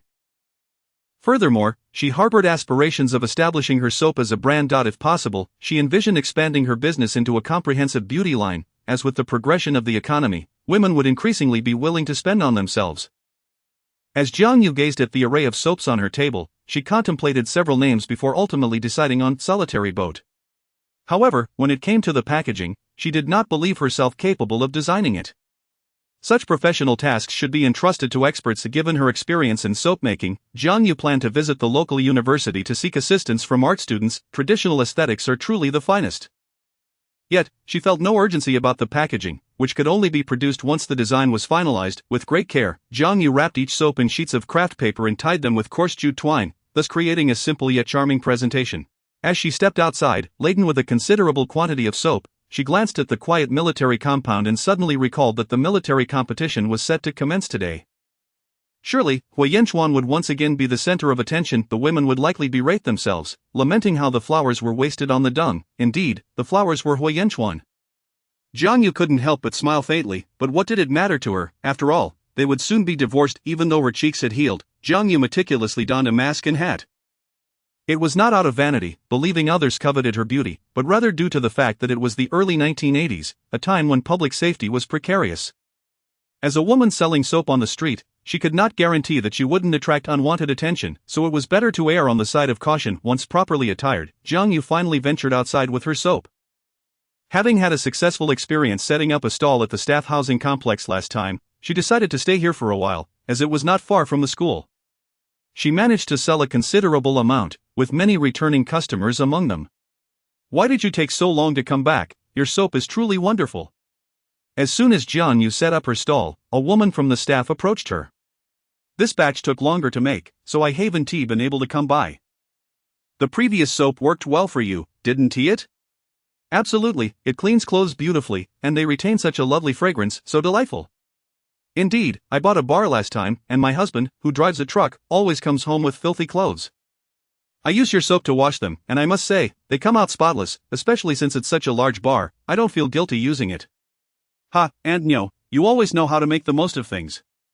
Laughter erupted among the crowd, and Jiang Yu felt her spirits lift. Despite the scarcity of resources and modest salaries, there was an undeniable happiness in the air. Besides washing clothes, it's also excellent for bathing. It leaves your skin smelling delightful. Jiang Yu listened as people chatted animatedly. Beyond earning money, there was a profound sense of fulfillment in being needed. "However, I notice your soap looks different this time. What's up with that?" a curious onlooker remarked, eyeing the colorful array of samples Jiang Yu had displayed. "Yes, I've introduced a few new varieties. In addition to the rose-scented soap, there's now green tea and milk soap." "What are the differences?" The crowd exhibited a keen interest. Jiang Yu patiently explained, undeterred by their curiosity. "The milk soap is great for bathing, as it can help your skin become fair and tender. The results may vary from person to person. As for the green tea soap, it offers superior cleansing properties, effectively removing oiliness and leaving one feeling refreshed." Upon hearing about the potential for fairer skin, the girls were instantly intrigued, and the oil-removing aspect seemed particularly appealing to the men. "Is the price still the same as before?" The common folk were understandably concerned about the cost. "Yes, this batch is priced the same as the last, at $1.50 per bar, but I can't guarantee future prices." Jiang Yu was not attempting to deceive. She had already resolved to design packaging, which would naturally increase costs. Upon hearing this, the crowd grew anxious. How could that be? Such a high-quality product at a reasonable price would be a steal. Would they really wait for the price to rise before purchasing? It made sense to buy several bars and stock up, just in case. Suddenly, the atmosphere became frenzied. "I want 2 bars, no, 3. 1 milk soap and 2 green tea." "I'll take 2 bars as well." Jiang Yu was momentarily taken aback. She had underestimated the fervor of her customers. Ultimately, she had to limit purchases to 2 bars per person. Fortunately, she had produced in ample quantity, or she would have truly struggled to meet demand. It was evident that the public's appetite for quality products was insatiable. They just hoped for good offerings. In the end, only a small portion of the soap remained, and Jiang Yu decided not to continue selling, opting instead to take the remainder to the nearby university. As she walked outside the school, carrying the leftover soap, she glanced through the fence at the enthusiastic students inside, each sporting radiant smiles, and felt a twinge of envy. Jiang Yu had never received much formal education. After marrying Hui Yanchuan in her past life, her focus had entirely shifted to him. Everything she did was to garner his affection, leaving her little inclination to pursue her studies. Especially at her age of over 20, she feared becoming the subject of ridicule. It was only after her divorce from Hui Yanchuan and embarking on her business journey that she realized the importance of learning and self-improvement. Yet, during that time, she had even less opportunity to attend school, learning only practical skills through her entrepreneurial experiences. As for this lifetime, she remained unable to attend school, and thus, watching these university students, many of whom were older than her due to the recent resumption of college entrance examinations, only deepened her sense of longing. With these thoughts swirling in her mind, Jiang Yu couldn't help but quicken her pace. Just as she reached the school gate, she was suddenly knocked to the ground by an unexpected force, causing her basket of soap to scatter across the ground. "I'm so sorry. Are you okay?" A handsome, somewhat flustered face suddenly appeared before Jiang Yu's eyes. Jiang Yu shook her head. "I'm fine. My apologies, I was walking too quickly and didn't see you." the boy hastily explained. It's alright. I wasn't paying attention either. Jiang Yu slowly stood up and began picking up the fallen soap. The boy, seemingly embarrassed, joined in helping her gather the scattered pieces. However, compared to Jiang Yu's quiet demeanor, the boy appeared quite sociable. Is this soap? Did you make it yourself? Are you selling it? Yes. Jiang Yu was taken aback by his friendliness but didn't intend to engage in lengthy conversation. To her, this was merely a minor incident. Wait a moment. I feel terrible about what just happened. How about I treat you to a meal as an apology? The boy said, flashing a bright smile that revealed his pearly white teeth. No need. It's really fine, you don't have to worry about it. The boy scratched his head, looking a bit awkward. By the way, I'm Shenyanting, a student here. If you need anything, I can help. Jiang Yu had initially, compared to wandering aimlessly, Shenyanting seemed a more promising option. Well, actually, I do have something I'd like to ask of you. Could you help me find an art student? I am hoping to have her design a few illustrations, and I'll pay for her services. Chapter 19. The military competition concludes. Upon hearing this, Shenyanting immediately patted his chest reassuringly. Rest assured, I've got it covered. I know plenty of people. Jiang Yu, observing Shenyanting's childlike gesture, couldn't help but let out a soft laugh. Although Shenyanting was puzzled by her laughter, he deemed it a positive sign. Meanwhile, the students around them gazed in astonishment at the fearless Shenyanting, sharing a smile with a girl at the door, her identity obscured by a mask. The reason behind Jiang Yu's laughter stemmed from her past life, where she had once yearned for a child of her own.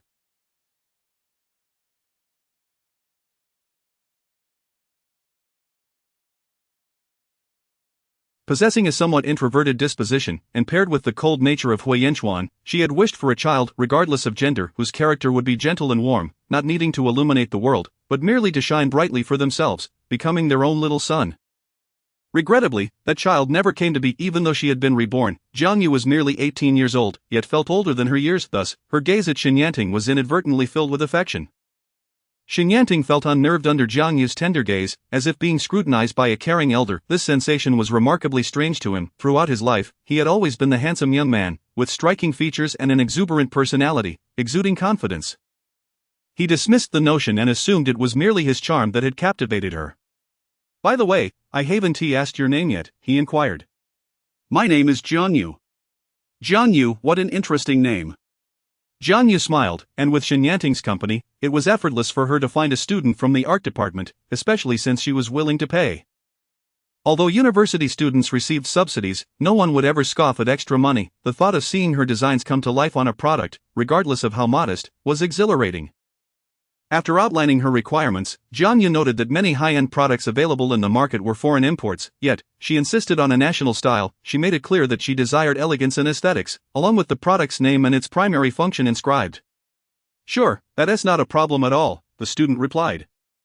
Jiang Yu nodded. I need 3 designs for 3 types of soap: 1 for rose, which should feature roses prominently, 1 for milk, which must convey the essence of milk, and finally, 1 for green tea, which should unmistakably represent green tea. When do you need them by? The sooner, the better. By the way, how much do you typically charge? Jiang Yu asked, uncertain of the going rate. She wished to avoid overpaying, as her finances were not particularly robust, yet she also didn't want to underpay and feel embarrassed. The artist was somewhat at a loss, as drawing was not seen as a particularly esteemed profession at that time. Ultimately, Shenyanting suggested a price of $2 per design, with the possibility of raising the fee for future collaborations if the quality met expectations. Both Jiang Yu and the art student agreed, and Jiang Yu promptly paid half of the deposit. The student was taken aback, considering Jiang Yu's attire was quite ordinary, and most people wouldn't spend such money. However, with cash in hand, it was hard to turn down the opportunity, as $3 could buy 2 sumptuous meals. After finalizing the arrangement, Jiang Yu prepared to leave to sell the remaining soap. Shenyanting called out to her. Coming from a well-to-do family, he had been a carefree young master all his life. Seeing Jiang Yu's plain clothing and her selling soap, he conjured up a tragic backstory of a girl forced to work to support her family due to financial constraints. I'll buy all your soap, he declared. Jiang Yu was taken aback. Are you sure? His earnestness was quite endearing. You have quite a bit here, you won't be able to use it all. That's not your concern, just tally up the cost. With a willing customer, Jiang Yu saw no reason to refuse. Selling quickly meant she could return home sooner. She nodded and sold all 20 bars of soap to Shenyanting, who handed her the money, causing her lively eyes to sparkle with delight. Shinyanting thought to himself that this girl had quite captivating eyes. With the money in hand, Jiang Yu exited the school and glanced at her attire. She had noticed the looks exchanged between Shinyanting and the art student, and it seemed prudent to purchase something nicer to wear. Nevertheless, even without that incident, Jiang Yu had planned to buy new clothes. After calculating her earnings for the day, which totaled around $70, she realized it was a considerable sum. Initially, she had considered ready-made garments, but they were still rather expensive, often costing upwards of $10 or $20. After deliberating, she decided to spend a few dollars on fabric to make her own clothes. How foolish to linger here without the funds for a proper outfit, wasting time, the sales attendant remarked rudely. Jiang Yu felt little anger. After all, the attendant's job was secure, and they were indifferent to the customers' needs. The lack of service awareness was apparent. Had they understood the profit from a single sale, their demeanor would surely have changed. This was not merely an individual's attitude, but rather a reflection of the era. Jiang Yu recognized her position as a small player, unable to influence the currents of time, rendering her frustration unnecessary. In addition to fabric for clothing, Jiang Yu purchased materials for soap making, knowing that this venture was still her primary source of income for the moment. However, upon returning to the military compound, she discovered many people whispering about her, their expressions tinged with what seemed to be envy. Jiang Yu was perplexed. What could they possibly envy her for? But when she arrived home, the diligent soldier who regularly delivered vegetables approached her, wearing a new outfit and beaming with pride. "Sister-in-law, our commander has made quite the impression at the military competition, securing first place in 3 categories. There's a commendation ceremony tonight, and he sent me to deliver these clothes for you. I'll come back to escort you to the hall to watch the program and participate in the ceremony." Jiang Yu was momentarily stunned as she accepted the garments from the young soldier. So that was the source of their envy. She felt somewhat reluctant to attend, as she was not fond of raucous gatherings, but business necessitated her presence. Tentatively, she asked, "Is it mandatory for me to attend?" The soldier, named Chen Shu, seemed taken aback by her inquiry.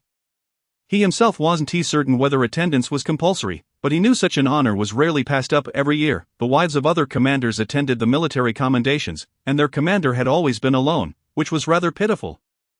But this year was different. He had a wife now, and of course, she should go. Chen Shu nodded vigorously. "Yes, everyone is expected to attend." Hearing this, Jiang Yu reluctantly agreed. "All right, then I shall expect you to come and pick me up." Chapter 20. Astonishment and jealousy. Jiang Yu opened the box, revealing a stunning gown within. As she extracted it, she marveled at the delicate lavender velvet long dress, adorned at the neckline with white pearls. One could not deny that Hui Yanchuan possessed extraordinary taste. From the moment Jiang Yu laid eyes on the gown, she was captivated. In her previous life, when she was with Hui Yanchuan, she had never donned a dress, appearing instead as a reserved and silent girl, perpetually shyly retreating to the shadows, illuminated only by Hui Yanchuan's brilliance. Jiang Yu gazed at her reflection in the mirror for a considerable time, gradually removing her mask to reveal a remarkably radiant and exquisite visage. "Jiang Yu, you are no longer the same as in your past life," she silently affirmed within her heart. Unsure if she would be required to take the stage, she nonetheless applied a light touch of makeup, an art she had acquired in her previous life. It was not overly intricate, yet it accentuated her natural grace. When Chen Shu arrived to escort Jiang Yu, he was momentarily taken aback at the sight of her, stuttering, "Sister-in-law, sister-in-law?" Jiang Yu smiled at Chen Shu, then donned her mask once more. She casually slipped on a coat over the dress. As the chill of the northwestern night was palpable, and traversing through the crowd in a gown felt daunting, she resolved that she was not yet equipped. Was it not said that the brigade commander's wife hailed from a village? Every encounter had seen her masked, yet now she appeared more stunning than those celebrated stars in magazines. Upon arriving at the venue, the hall was already brimming with attendees. Chen Shu guided Jiang Yu to her seat, not far from Sumei. Observing Jiang Yu's entrance, Sumei felt a pang of envy. Unlike her own arrival with fellow military wives, this village girl was escorted by a service member, stirring discontent within her. Truly, people are infuriatingly comparative. Marrying a good man has made her think herself accepted. Jiang Yu has done you no wrong. We are all military wives and should extend mutual respect. I simply find her displeasing. However, the awards ceremony was about to commence, drawing Sumei's attention. By contrast to Hui Yanchuan's impressive accomplishments, Sumei's husband, Zhao Gang, had only achieved a collective third prize. In truth, a collective third prize was commendable, yet comparisons dulled its shine. Sumei watched as Hui Yanchuan, with his commanding presence, ascended the stage to receive accolades, and her gaze fell upon her own partner standing idly by, a sight that was increasingly unbearable. Even after a lengthy competition, Hui Yanchuan's demeanor remained remarkably poised, standing tall like a resilient pine tree. The spotlight illuminated his features, rendering him strikingly handsome, exuding an aura of unassailable righteousness. The large red flower adorning his chest lent warmth to his otherwise austere persona. Well done, you are all outstanding talents of our nation. This competition has yielded excellent results. Her gaze returned to the man at the forefront. Despite the multitude around, Hui Yanchuan remained unforgettable, a figure of prominence, destined for greatness. Jiang Yu smiled gently. After all, she was not at a loss, having been his wife in 2 lifetimes. Following the awards, the cultural troupe's performance commenced. Jiang Yu noted that the lead dancer was none other than Xia Qing, the one who had earlier requested soap, while Zhang Dongyue, with whom she had clashed, also performed admirably. Rarely did Jiang Yu attend such events, but perhaps her mindset had shifted, allowing her to appreciate the performances more deeply, and nonetheless, she felt that the content could have been more progressive and daring. As Hui Yanchuan descended the stage, he intended to seek out Jiang Yu, concerned that she might feel uneasy or fearful alone. Zhou Xiao, observing Hui Yanchuan's movement, quickly detained him. "Aren't you watching the show? I am looking for Jiang Yu. She is seated below. But she is quite capable of sitting alone, and we will need to take a group photo later." Zhou Xiao sensed something amiss.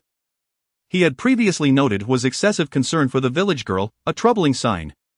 "Old Hua, have no worries, there are military wives all around, what is there to fear?" Yet Hui Yanchuan remained uneasy. "I will join her for the photo." At that moment, the commander approached to converse with Hui Yanchuan, leaving Zhou Xiao satisfied that his friend would be unable to pursue the village girl. Unbeknownst to Jiang Yu, who merely desired to quietly enjoy the performance, the atmosphere in the hall grew increasingly fervent due to the cultural troupe's display. Some suggested that the military wives should also present a performance, prompting eager responses from many. After all, everyone could sing those patriotic songs. In this moment, the sense of honor among the attendees surged, especially as they envisioned the opportunity to shine before the high-ranking officials. Many from later generations might struggle to comprehend such sentiments, but Jiang Yu, living in this era and experiencing the vibrant faces around her, understood the efforts of these military wives and held them in high regard. Before long, several military wives stood to sing a song. Their performance, though lacking the finesse of professionals, was heartfelt. Tsume scoffed, knowing she was tone-deaf and would never take the spotlight, yet her mind raced. If she could not perform, surely this village girl could not either. This was her chance to humiliate Jiang Yu. "Excellent, indeed, our military wives have worked hard," remarked the commander, visibly moved by the dedication of those sacrificing for their country in the harsh northwestern region. With a warm smile, he inquired, "Is there anyone else who wishes to perform?" Then Sumei's voice rang out. "Commander, given Hui Yanchuan's impressive results, shouldn't his wife also present? It would be rather improper otherwise." "Oh, indeed, Yanchuan, your wife is here, where is she?" The old commander beamed, leaving Jiang Yu no choice but to rise. "Greetings, Commander." As her melodious voice filled the hall, the light shone brightly upon her, revealing a girl who seemed to radiate a gentle luminescence, her charming smile and picturesque features rendering her a living portrait, eliciting a collective intake of breath from the audience. Even Hui Yanchuan, upon seeing the girl he had not encountered for nearly a month, was momentarily taken aback. Zhou Xiao was equally stunned. Could this truly be the village girl she had transformed so remarkably? He cast a sidelong glance at Hui Yanchuan, feeling a twinge of envy. No wonder Hua had been acting strangely. If he had known such a village girl could blossom into this, he would have gladly courted one himself. Jiang Yu's allure was not solely in her appearance, it emanated from a serene and delicate charm, akin to a pure and resilient flower blooming in defiance. "Child, are you Hui Yanchuan's wife?" "Yes." "Not bad. Yanchuan, your taste is commendable." The old commander's discerning eyes perceived the clarity within Jiang Yu's heart. "Will you perform a piece for us?" Sume, witnessing Jiang Yu's beauty, felt a mix of shock and deep-seated jealousy, while the gasps of admiration from those around her only fueled her ire. This wretched girl, donning such a seductive guise while usually masked, must have intended to steal the limelight. How cunning! Yet hearing the old commander's words, Sume regained her composure, thinking, what did it matter how beautiful one was if they would ultimately embarrass themselves? What could this village girl possibly perform? I do not have many talents, but the earlier performances left a profound impact on me. I believe the sentiment of unity between the military. If no one minds, I would like to share a song with you all. Chapter 21. A stunning performance that leaves a lasting impression. Jiang Yu did not opt for an exhilarating military song. Her voice, sweet and melodious, would not shine as brightly with such grandiose compositions. Furthermore, an excessively fervent atmosphere might be counterproductive. Instead, she chose to sing a song that extols the spirit of selflessness. In the surging waves, which blossom among the conquering forces of the universe, it is the silent contributors who are truly me. I in the grand river of glorious achievements, it is I who forever surges forth. I do not seek your recognition, nor yearn for your acknowledgement. I blend my youth into the rivers of my homeland. I in the ranks of those who ascend. Which one am I? Among the brilliant stars, which one am I? On the journey to the cosmos, it is the selfless strivers who are truly me. I in the constellation of the Republic, it is I who shines eternally. I do not need your praise, nor do I long for your gratitude. I infuse my brilliance into the constellations of my motherland. The mountains know me, the rivers know me, my homeland will not forget me. My homeland will not forget me. Although the melody of this song is not intricate, and the lyrics are straightforward, it is this sincerity that profoundly moves the heart. Honor is fleeting, behind it lies the silent dedication, the blood and sweat of countless individuals, their names forever unremembered, their sacrifices bittersweet. The entire venue fell into a hushed silence, and when the refrain, "My homeland will not forget me," resonated, many hardened men found tears glistening in their eyes. Even the elder leader appeared lost in thought, wiping away the hint of redness in his gaze, reminiscing about fallen comrades. "Are you all well?" The military wives were weeping unabashedly. It is often said that being a military wife is an honor, yet who truly understands the struggles behind it? As for the children, although they grasped little, seeing those around them wiping tears, they too began to shed their own. Lacking accompaniment, Jiang Yu sang unaccompanied, yet it was enough to touch hearts. Hui Yanchuan's dark eyes were fixed intently on the young singer, a tender part of his heart softening. As the performance concluded, the audience lingered in silence before erupting into thunderous applause, their sobs drowned out by the sound of clapping. My goodness, that was extraordinary. Despite his casual demeanor in the capital, he had proven himself diligent in the Northwest. Old Hua, your wife is no ordinary woman. She has moved us to tears. You owe me some tears. Get lost. After Jiang Yu finished singing, she was taken aback by the audience's response. Initially, she believed the song simply suited the occasion, never anticipating such a profound reaction. The female soldiers of the cultural troupe were equally astonished. It must be said, the song was beautiful, and it would surely resonate well in rural performances. How had such a lovely song escaped their ears? Xiao Cheng bit her lip. She had always suspected that Hui Yanchuan would not truly marry an inept village girl, but she had not expected Jiang Yu to be so exceptional. The female soldiers in the troupe were all quite attractive, with Xiao Cheng as a standout performer, yet upon seeing Jiang Yu, she couldn't help but concede inferiority. Moreover, she could discern that Jiang Yu possessed an exceptional vocal quality. Indeed, within the entire cultural troupe, none surpassed her in vocal prowess. Xiao Qing was proud, yet tonight, she felt thoroughly undermined. Zheng Dongyue, who had quarreled with Jiang Yu previously, was left speechless. She can sing so well. Though proud, Xiao Qing was not one to shy away from defeat. She glanced at Zheng Dongyue. Dongyue, be polite to Jiang Yu from now on, she hasn't done anything wrong. Zheng Dongyue fell silent, but she quietly wiped away her tears. Conversely, Su Mei, unaffected by the emotional atmosphere, thought the crowd had gone mad.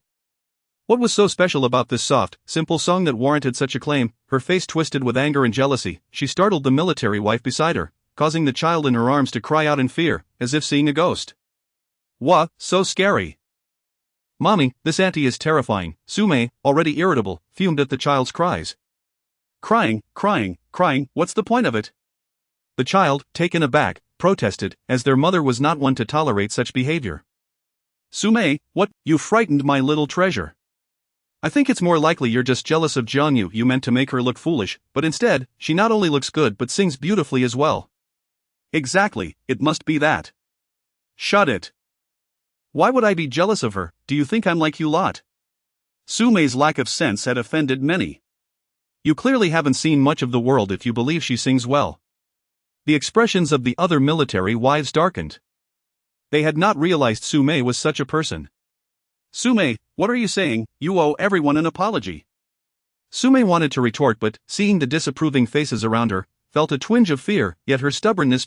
I must admit, even this old man shed a tear. With the leader's admission, laughter erupted, and the atmosphere warmed once more. Yet, in their hearts, many thought, if the leader can cry, then shedding a tear is nothing to be ashamed of. Comrades, you have worked hard in the Northwest Military District. On behalf of the party and the nation, thank you. With that, the elder leader bowed deeply to everyone, eyes glistened with moisture once more.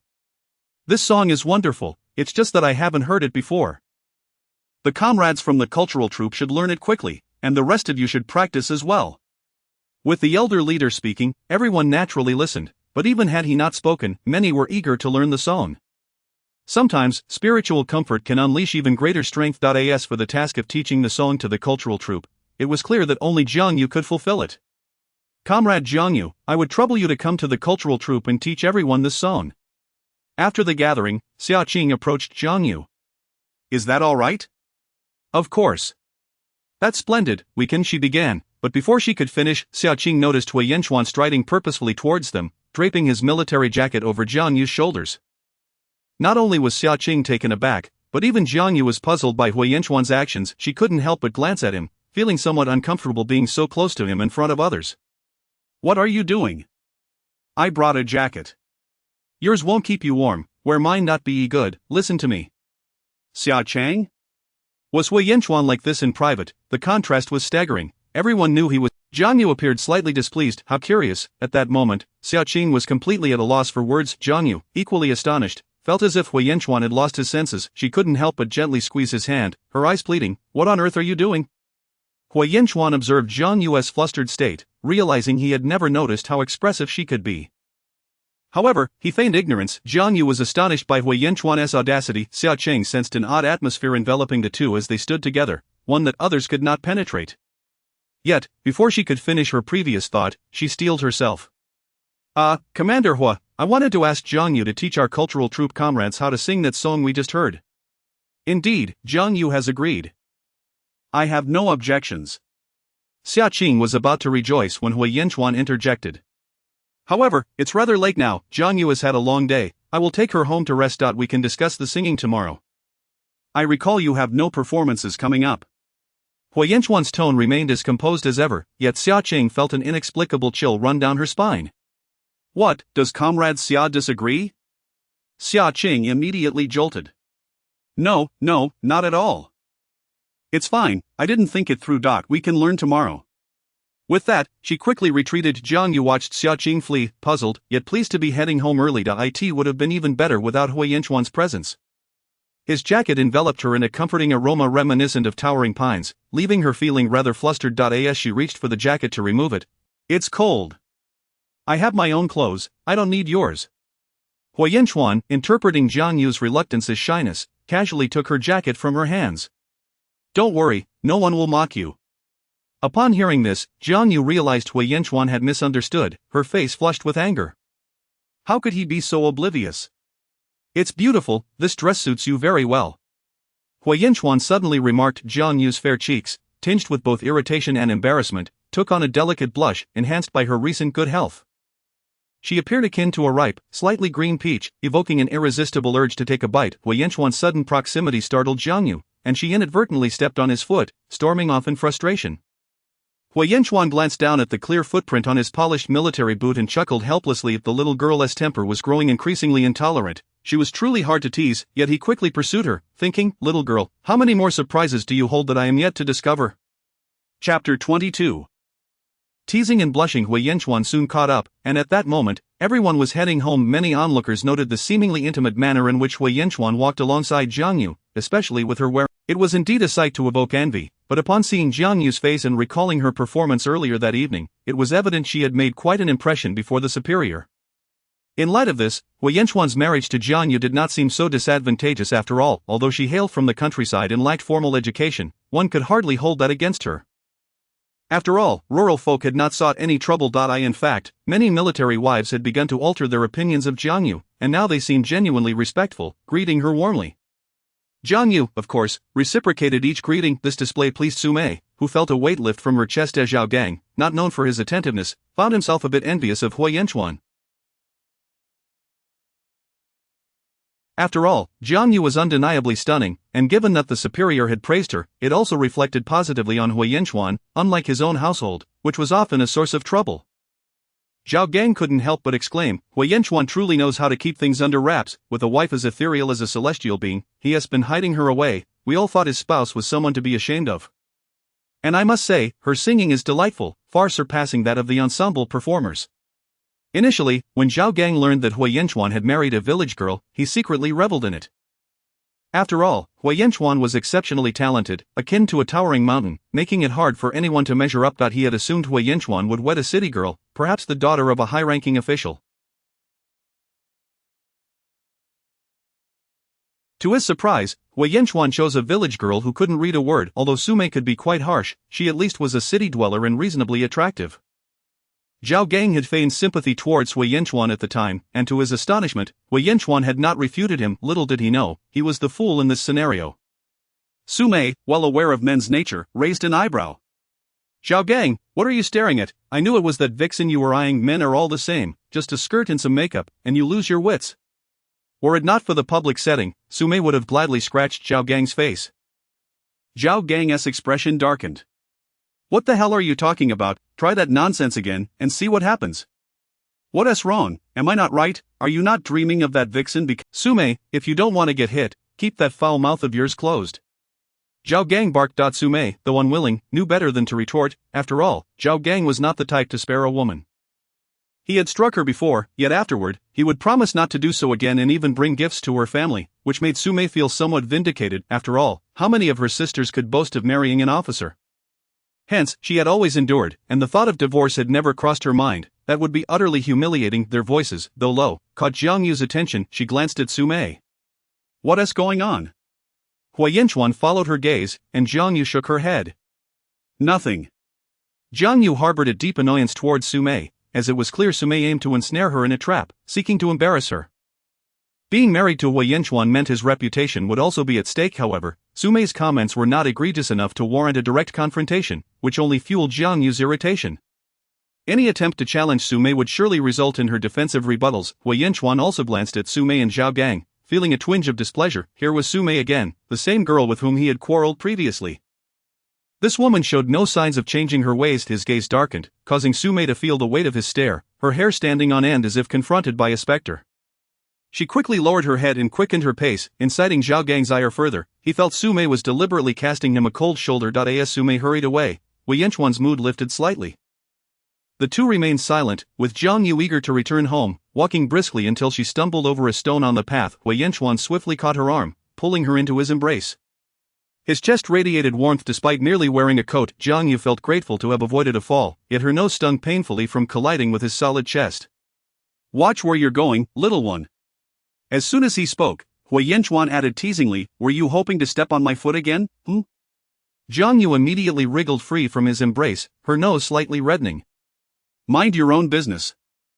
Your chest is so hard, I might as well have fallen. Hard, you say? Wei Yanchuan fixated on her choice of words, while Jiang Yu blushed inexplicably at his handsome face, feeling a twinge of guilt. Had she gone too far in her jest? As they continued on their way, both were lost in their own thoughts, leading to a quiet journey home. Once they arrived, Jiang Yu promptly shed Wei Yanchuan's coat, feeling a mixture of familiarity and strangeness that left her somewhat flustered, eager to take a shower. Wei Yanchuan, unaware of her reasons, would have surely been infuriated had he known. All right, I'll prepare your bath, but tell me, little fish, is there something you've yet to say? Jiang Yu found herself momentarily bewildered. What was there to say? She looked at him, her expression adorably dazed, akin to a charmingly foolish fawn unable to resist. Wei Yanchuan gently tapped her forehead, his deep voice resonating in her ear. You haven't congratulated me yet. Realizing her oversight, Jiang Yu hadn't meant to imply anything of the sort. However, seeing Wei Yanchuan's expectant demeanor, and recalling her earlier words, her heart softened. Congratulations, Wei Yanchuan. Though her words were simple, they brought him a sense of satisfaction. After preparing the bath, who told you to mess up my hair like that? Wei Yanchuan chuckled. She was indeed a child at heart. Submerged in the water, Jiang Yu's cheeks flushed, a combination of steam and awkwardness. What did Wei Yanchuan mean? He was the one who claimed her as a sister, yet he was also the one who was so physically affectionate. Was the aloof and noble Wei Yanchuan of previous times merely a fade?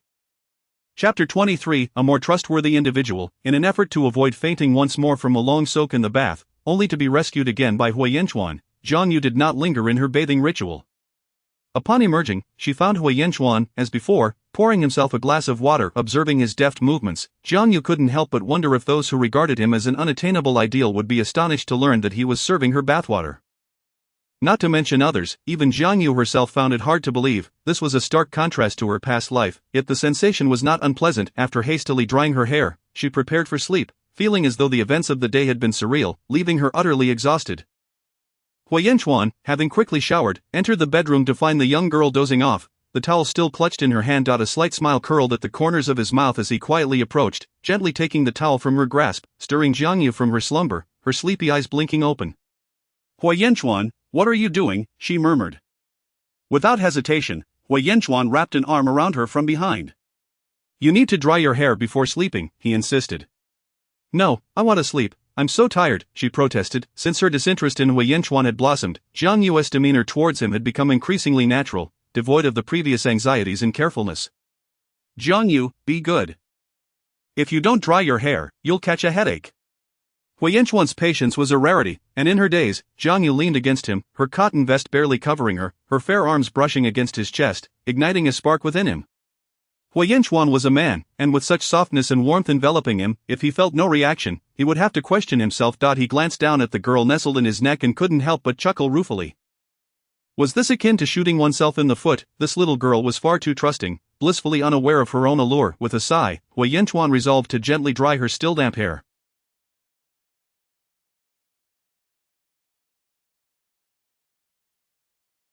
Thanks to proper nourishment, her previously unruly locks now gleamed like fine silk, radiating a lustrous sheen. Just as he finished drying her hair and was about to breathe a sigh of relief, he heard her murmuring softly. Curiosity piqued, he leaned closer to catch her words. Hui Yanchuan, you big jerk, why don't you like me? I want tea like you anymore. Suddenly, he felt a soft, wet sensation brush against his cheek, causing him to freeze. Jiang Yu's luscious lips moved, resembling ripe cherries ripe for the picking, and before he could fully process her words, he found himself placing her on the bed and fleeing in a panic. Standing in the quiet courtyard, surrounded only by the vast sky and twinkling stars, Hui Yanchuan gradually regained his composure. His hand instinctively brushed against the spot where Jiang Yu had fleetingly touched him, and a tumult of emotions stirred within his heart. This was not right, it felt utterly wrong. Why was he feeling this way about a mere girl, a little sister? Was it possible he harbored other feelings for her? No, that couldn't be.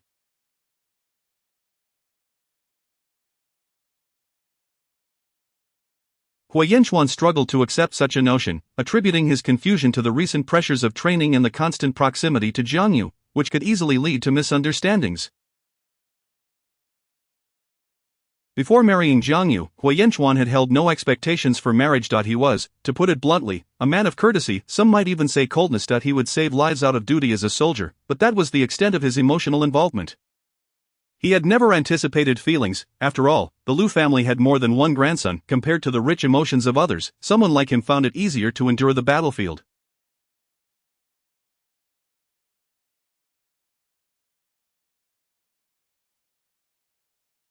He had even considered that his own sacrifice on the battlefield might be for the best. It was this mindset that allowed him to face the battlefield with courage and fearlessness, unencumbered by ties. Of course, his combat prowess was a genuine asset, yet, ever since marrying Jiang Yu, initially against his will, he realized that his feelings had indeed begun to shift. He found himself thinking about her more often, wishing to treat her well, and worrying about her safety. But was all of this not merely because he regarded her as a sister? Hui Yanchuan was perplexed, sensing the danger in his feelings. That accidental kiss had nearly caused him to lose control. His thoughts drifted back to Jiang Yu's earlier accusation, questioning why he did not like her. Hui Yanchuan's emotions were a tangle. Here was a girl who repeatedly claimed she wanted to divorce him and no longer had feelings for him. How disingenuous. On one hand, he felt a headache coming on the other, a strange, inexplicable joy bubbled within him. Glancing down, Hui Yanchuan took a deep breath, realizing he would need another shower. Yet, he was acutely aware that Jiang Yu would likely find it quite challenging to be with him. Therefore, perhaps the best choice for her would be to find someone more worthy of her trust. Chapter 24. Liking me will yield no results upon awakening. Jiang Yu felt she had enjoyed a splendid slumber, if only it weren't marred by a pair of large hands incessantly playing with her hair. Hui Yanchuan? To her astonishment, Jiang Yu discovered that Hui Yanchuan was at home, leading her to ponder whether he had skipped training or had simply returned from it. He was dressed impeccably, seated at the table.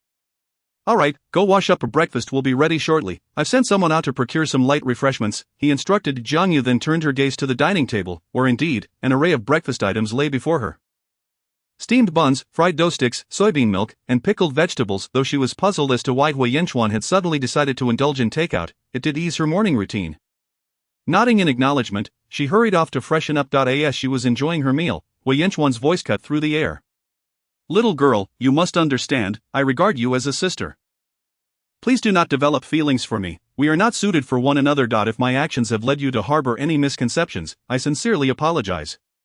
Hearing his words, Jiang Yu's appetite dwindled significantly, and she arched an eyebrow. And what follows from that? Thus, we ought to maintain our distance. After a year, when we part ways, rest assured, I will find suitable candidates for your future husband. As my sister, I will support you in your marriage endeavors. Upon hearing this, Jiang Yu felt an overwhelming urge to pour her soybean milk over Hui Yinchuan's head.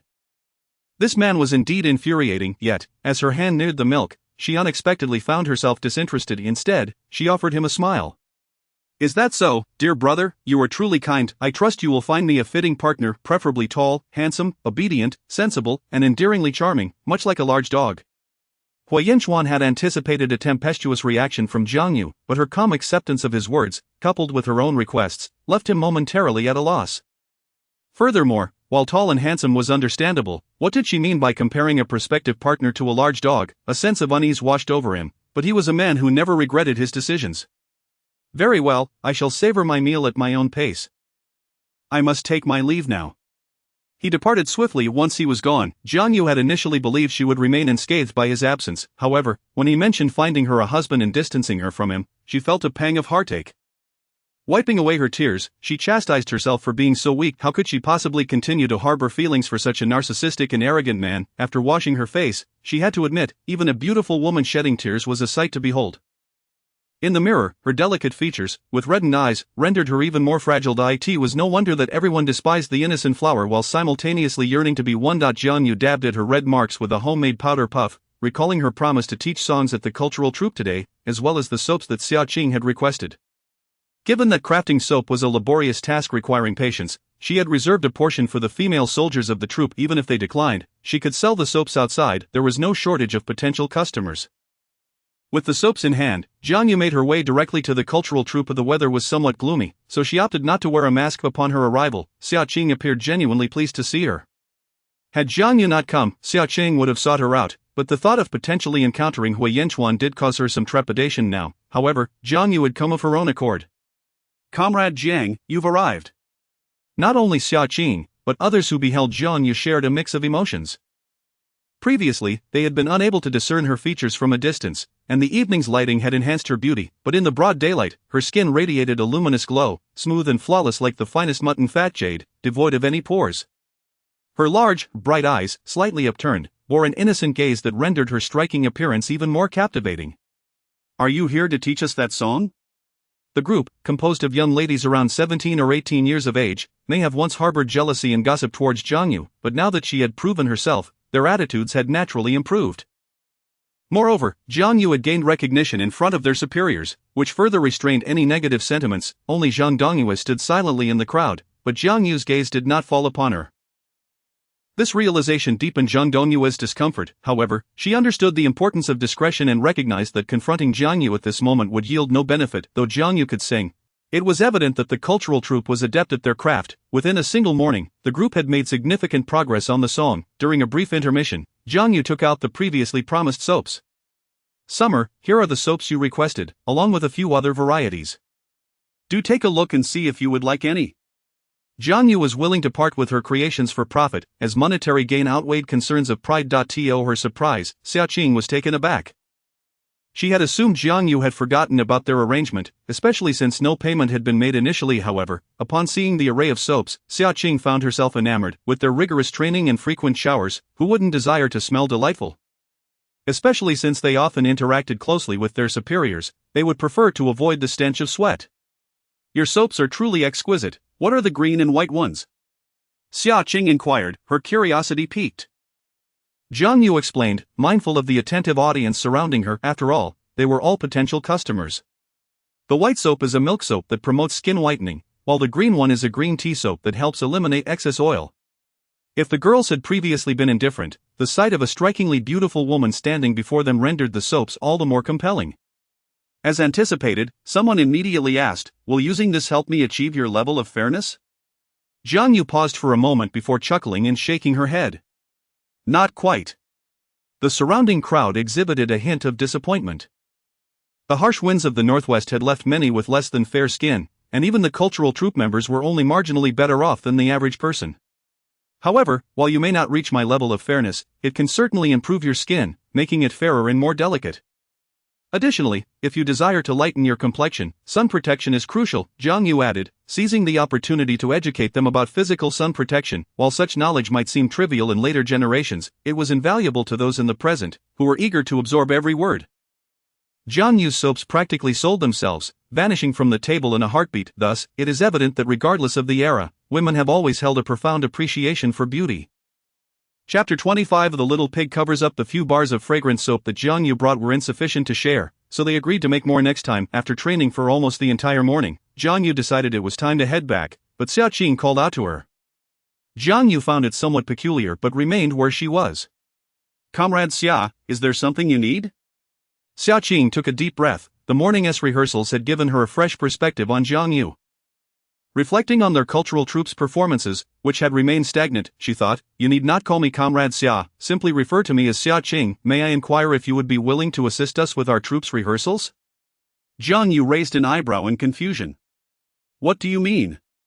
When you were teaching us to sing this morning, I noticed that although you may not know the sheet music, you seem to possess a unique insight into our performances. To be candid, our previous programs were not without merit, yet they require some transformation. Thus, I would like to ask if you might have any new ideas. Xia Cheng was quite professional in dance and performance. Unlike some female soldiers in the troupe who might seek personal advancement, Xia Qing genuinely appreciated Jiang Yu's abilities, which is why she was eager to consult her. Jiang Yu could see the sincerity in Xia Qing's eyes, but she was also aware of her own limitations in performance, having merely observed extensively. I don't have much knowledge on this matter. You should seek out a professional. Jiang Yu was hesitant to agree. Sensing Jiang Yu's reluctance, Xia Qing quickly added, you need not take on too much responsibility. During our rehearsals, I would only ask you to observe and suggest any improvements to our dance moves. Additionally, the song you taught us is intended to be performed as part of a song and dance routine, and since you are the vocalist, the content is best understood through your guidance. If you agree, our troupe can offer you a stipend and some allowances. Upon hearing about the financial incentive, Jiang Yu's eyes brightened. Although it would likely not be a substantial amount, every little bit counts. Besides, she had not yet begun to produce the new batch of soap and had little on her plate recently. As for the song and dance performances, having seen them numerous times, she felt somewhat prepared. All right, I accept your offer. That's wonderful. Xia Qing expressed her gratitude, and once Jiang Yu left, Zhang Dongyuan approached her. Xia Qing, what did you discuss with Jiang Yu? I invited her to guide our dance rehearsals. Her? Xia Qing, have you lost your mind? What does she know? Zhang Dongyue remained unconvinced. Dongyue, are you not aware that there are always those more skilled than us? Our performances are indeed commendable, but they have become repetitive. Don't you find it tiresome? I'm not suggesting she teaches us entirely, I merely want her to observe and identify areas we could enhance. I believe Jiang Yu possesses a sharp mind and might have some excellent suggestions. Zhang Dongyue pursed her lips, though she understood that as long as Xia Qing, a key figure in the troupe, endorsed it, the decision was practically set in stone. However, considering that Jiang Yu would only be providing occasional feedback rather than being present constantly, Zhang Dongyue felt somewhat relieved. Otherwise, she would have been the first to object. With that thought, Zhang Dongyue glanced at the bar of soap in her hand. Her skin was somewhat coarse, so she seized a bar of milk soap, eager to discover whether it was truly as wonderful as Jiang Yu claimed. On her way home, Jiang Yu estimated her earnings for the day to be nearly 20 yuan, which would bring her savings close to 150. She couldn't help but smile. Indeed, earning money is a delightful endeavor. Upon returning home, she found that Hui Yanchuan had not yet arrived. Jiang Yu changed her clothes and began preparing lunch. With the Mid-Autumn Festival approaching, she planned to make some mooncakes. Why hadn't she thought of selling them before? Most mooncakes available were filled with 5 nuts, but she could create various flavors that would surely sell well.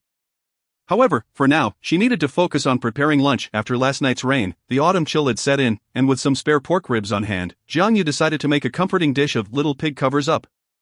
In cold weather, there is nothing more satisfying than a warm meal. In truth, Jiang Yu rather enjoyed winter. When snow blanketed the earth, the outside world appeared starkly white, while indoors, it was cozy and warm, a welcome respite for those who had toiled all year. Winter gatherings around hot pot or lamb stew were pure bliss. One could also savor frozen pears and persimmons, a delightful lesson she had learned while in northeast China. Although it was frigid there, nature bestowed a wealth of gifts, including various mushrooms, fresh fish, and mountain delicacies. Jiang Yu quickly shook her head. She could not dwell on such thoughts. She had never realized how much she enjoyed eating meat until now, as if she had been reborn with an insatiable craving. In the pot, she added a bit of oil, and once it heated, she tossed in rock candy, which Hui Yinchuan had brought home, an indulgence she wouldn't hesitate to use. If it were up to her to purchase it, she might have hesitated. The rock candy melted swiftly, and she added the clean pork ribs, stirring them to ensure each piece was coated with the caramelized sugar. Next, she incorporated scallions, ginger, garlic, star anise, cinnamon, bay leaves, and chili peppers, releasing a fragrant aroma. Following that, she added soy sauce, cooking wine, and enough hot water to submerge the ribs, covering the pot to simmer for half an hour. In the meantime, Jiang Yu retrieved the dough she had prepared in advance, a mixture of cornmeal and white flour. She shaped it into a smooth pancake, brushed it with oil, and sprinkled a pinch of salt for flavor. Before placing it in the pot, she added potatoes and green beans, layering the dough on top and allowing it to steam a little longer, pouring some broth over the pancake, which bubbled enticingly.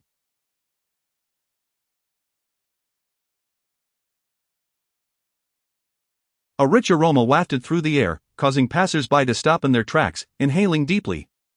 "My goodness, whose house is cooking? It smells like a feast. Mom, I want to eat, I want to eat." As Jiang Yu's cooking filled the air with when Hui Yinchuan returned home, he noticed a crowd peering into his yard. "What are you all doing?"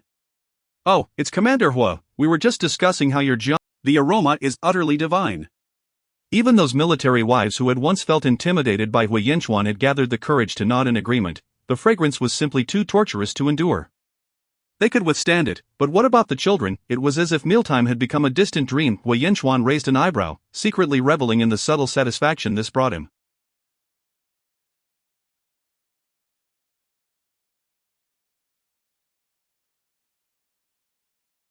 Zhou Xiao, looking particularly haggard, lamented, "I want to eat. I've been so busy with training that I haven't had a chance to enjoy a decent meal, and I feel like I'm withering away." Old Hua. As Hui Yinchuan turned to head home, Zhou Xiao couldn't help but call out. "What is it?" Hui Yinchuan asked, trying to suppress a chuckle. Zhou Xiao flashed a cheeky grin. "Old Hua, since we're at your doorstep, it's been ages since we dined together. Aren't you going to invite me in?" Hui Yinchuan simply shook his head innocently. "I haven't prepared a meal for you. You ought to eat at the cafeteria." "Fine then, Old Hua, I'll just go eat at the cafeteria." Zhou Xiao stormed off, and Hui Yinchuan finally chuckled as he stepped inside his home. Chapter 26 Overzealous enthusiasm. "What are you doing? It smells so delicious." "I'm covering the little pig." Jiang Yu did not elaborate further, as they would see it when it was time to eat. Hui Yinchuan sensed that Jiang Yu's demeanor seemed somewhat aloof, which left him feeling a bit disheartened, yet he reassured himself that this was precisely what he desired. Maintaining boundaries between them was indeed a good thing. Jiang Yu, feeling a tad anxious, lifted the pot lid, and was momentarily scalded by the steam. "Ah!" she exclaimed involuntarily. Hui Yinchuan immediately sprang to his feet, but worried that, unlike Hui Yinchuan's inner turmoil, Jiang Yu had not anticipated his reaction at all. She rinsed her fingers under cold water, relieved to find only a slight redness without any burns. Hui Yinchuan was not the type to have everything handed to him on a silver platter. Although he refrained from checking on Jiang Yu, he later took it upon himself to serve the dishes. "Just sit down, I'll handle it." "Okay." He was sturdy and resilient. A mere burn would not faze him, however. Upon seeing the green beans, Hui Yinchuan furrowed his brow. But if there were vegetables he disliked the most, green beans would certainly rank among the top. Fortunately, the presence of potatoes and ribs offered some solace. Jiang Yu was acutely aware of Hui Yinchuan's preferences. He had a discerning palate, disliking green beans and organ meats, yet she deliberately ladled an abundance of green beans into his bowl, smiling innocently as she urged, "Hui Yinchuan, do try it, one to you?" Hui Yinchuan could only think that the little girl was being intentionally mischievous, yet he could not voice his thoughts. He perceived her playful demeanor, a hint of mischief dancing in her eyes. As she eagerly awaited his reaction, maintaining his calm facade, he picked up a pair of chopsticks and placed a piece of green bean into his mouth. As he bit into the green bean, the savory juices burst forth, mingling delightfully with the flavor of the ribs, a far cry from what he typically consumed in the cafeteria. Hui Yinchuan unexpectedly found himself chuckling. Since Jiang Yu had arrived, his standard of living had undeniably soared. Although gaining weight was out of the question, his physique remained admirable. Jiang Yu watched Hui Yinchuan, standing at the sink, and felt a twinge of envy. With those long legs and towering height, it seemed her prolonged consumption of milk had yielded little effect. Hui Yinchuan, acutely aware of Jiang Yu's gaze upon him, felt a rush of warmth creep up his back, prompting him to hastily exit after completing his chores. Jiang Yu, on the other hand, remained unperturbed. She spent the afternoon at home, busily crafting garments from the materials she had previously purchased. In addition to the outerwear, she planned to make a few undergarments and a nightgown. for she had no desire to continue. Every time she caught sight of that white shirt, it made her feel somewhat awkward. Jiang Yu glanced down at her chest. While the milk had not contributed to her height, it had indeed aided her physical development. Occasionally, she felt a twinge of discomfort there, and her previous undergarments had begun to feel a bit snug. Jiang Yu's days followed a rather orderly routine. In the mornings, she assisted at the art troupe, offering insights on dance movements and sharing skincare tips, while afternoons were dedicated to sewing. In a few days, she planned to venture into the city to check on the design of the soap packaging. As for the materials needed to make mooncakes, Jiang Yu intended to procure them herself during her city trip. While Hui Yanchuan typically paid for their everyday vegetables and meat, Jiang Yu was unwilling to accrue any debts for her business supplies. Although she understood that Hui Yanchuan likely wouldn't mind, she felt it essential to maintain her own boundaries. Finally, the day arrived for her trip to the city, coinciding closely with the Mid-Autumn Festival. In the interim, Hui Yanchuan had treated her to several servings of crabs. Besides steaming the crabs, Jiang Yu had also transformed the excess into crab fat, which Hui Yanchuan relished. A bowl of plain noodles in the morning, paired with a spoonful of crab fat, was utterly delectable. What delighted Jiang Yu even further was that her previously pickled chicken and duck eggs had finally matured. Each one was perfectly sandy and oozing oil, and even when eaten plain, they were not overly salty. Jiang Yu thought it would be perfect to incorporate salted egg yolks into her mooncakes. On the day she entered the city, Jiang Yu donned a complete outfit of new clothes, and although she had sewn them herself, they rivaled any store-bought garments. As usual, she wore a mask, but upon a gust of wind swept through, lifting Jiang Yu's long hair and causing ripples across the youthful face before her. "Jiang Yu?" Shen Yanting asked hesitantly, seemingly incredulous that such a refined and radiant face lay beneath the mask. "Yes, it's been a while, Shen Yanting." Jiang Yu harbored a genuine fondness for Shen Yanting, though her affection was more akin to that of a favorably inclined elder towards a cherished child. Shen Yanting, noticing the warmth in Jiang Yu's gaze, could not help but wonder if he bore such a resemblance to a grandson, leading this younger girl to regard him with such affections. Quickly shaking his head, he dismissed the thought, convinced he must be losing his mind. "You're here to pick up the design draft, right?" Shen Yanting inquired. "Yes, I wanted to see how the design turned out and also pick up a few things in the city." Shen Yanting nodded, assuming Jiang Yu lived in a nearby village, making her trip to the city a rare endeavor, which inexplicably tugged at his heartstrings. It was no wonder the young master had such an active imagination. "Sunan, has that draft been finished?" Shen Yanting called out upon spotting Sunan from a distance. Sunan, seeing Shen Yanting standing with a lovely girl, was momentarily taken aback. Jiang Yu merely smiled, initially stunned. Sunan soon realized that Shen Yanting had no known girlfriend, and this must be the girl who had purchased the design draft. "You've arrived. I was just wondering when you'd come to collect the draft." Sunan, an art student with a modicum of talent but modest means, was nonetheless a genuinely affable person. Jiang Yu took the design draft, captivated by the lively characters and striking typography. It was exceptionally appealing. She could discern quality, and she recognized that Sunan's design was indeed remarkable, which brought her joy. "This is truly splendid work." "Well, it's acceptable, considering the price you offered." Sunan spoke the truth. This work could neither be eaten nor worn, and many might dismiss it as mere scraps. Thus, he felt a sense of gratitude that Jiang Yu was willing to pay for the design. Jiang Yu promptly handed the remaining 3 yuan to Sunan. "This is the leftover payment. We may very well collaborate again soon." Sunan was naturally pleased. "That's no problem. If you have any requests, just let me know." Observing Sunan's beaming expression, Shen Yanting felt an inexplicable annoyance, yet Jiang Yu refrained from further conversation, as she was eager to procure her items. "All right, I'm usually here, so next time you can come find me directly." Jiang Yu nodded.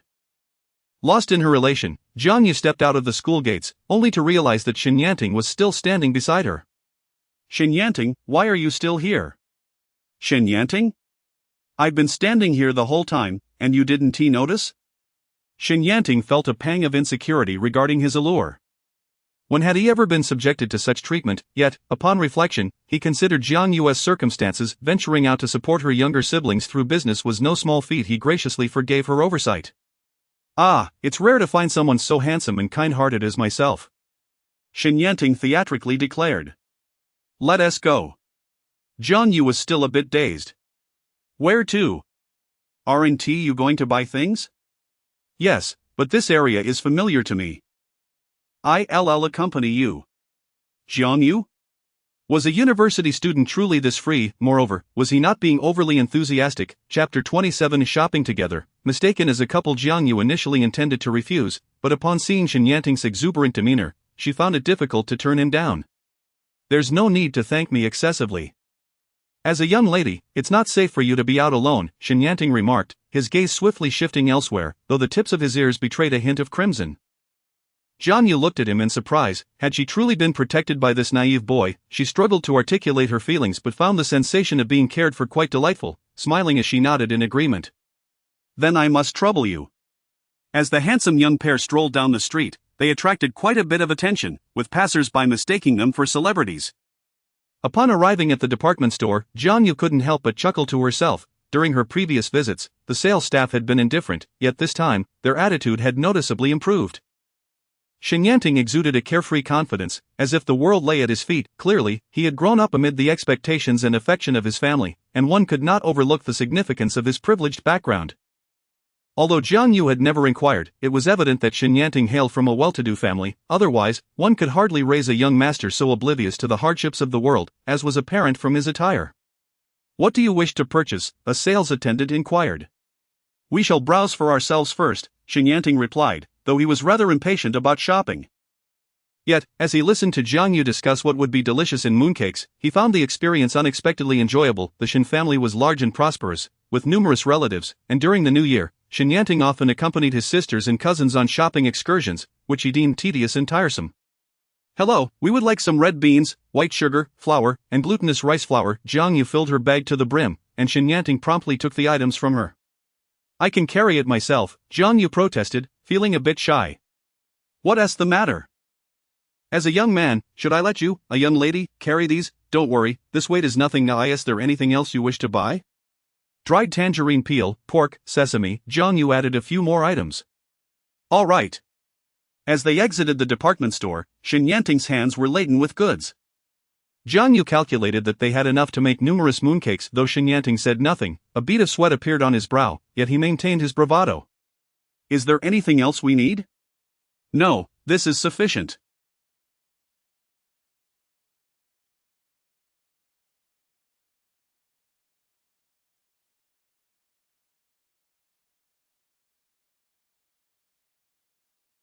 "Thank you, Shenyanting. Without you, I could never have carried all this."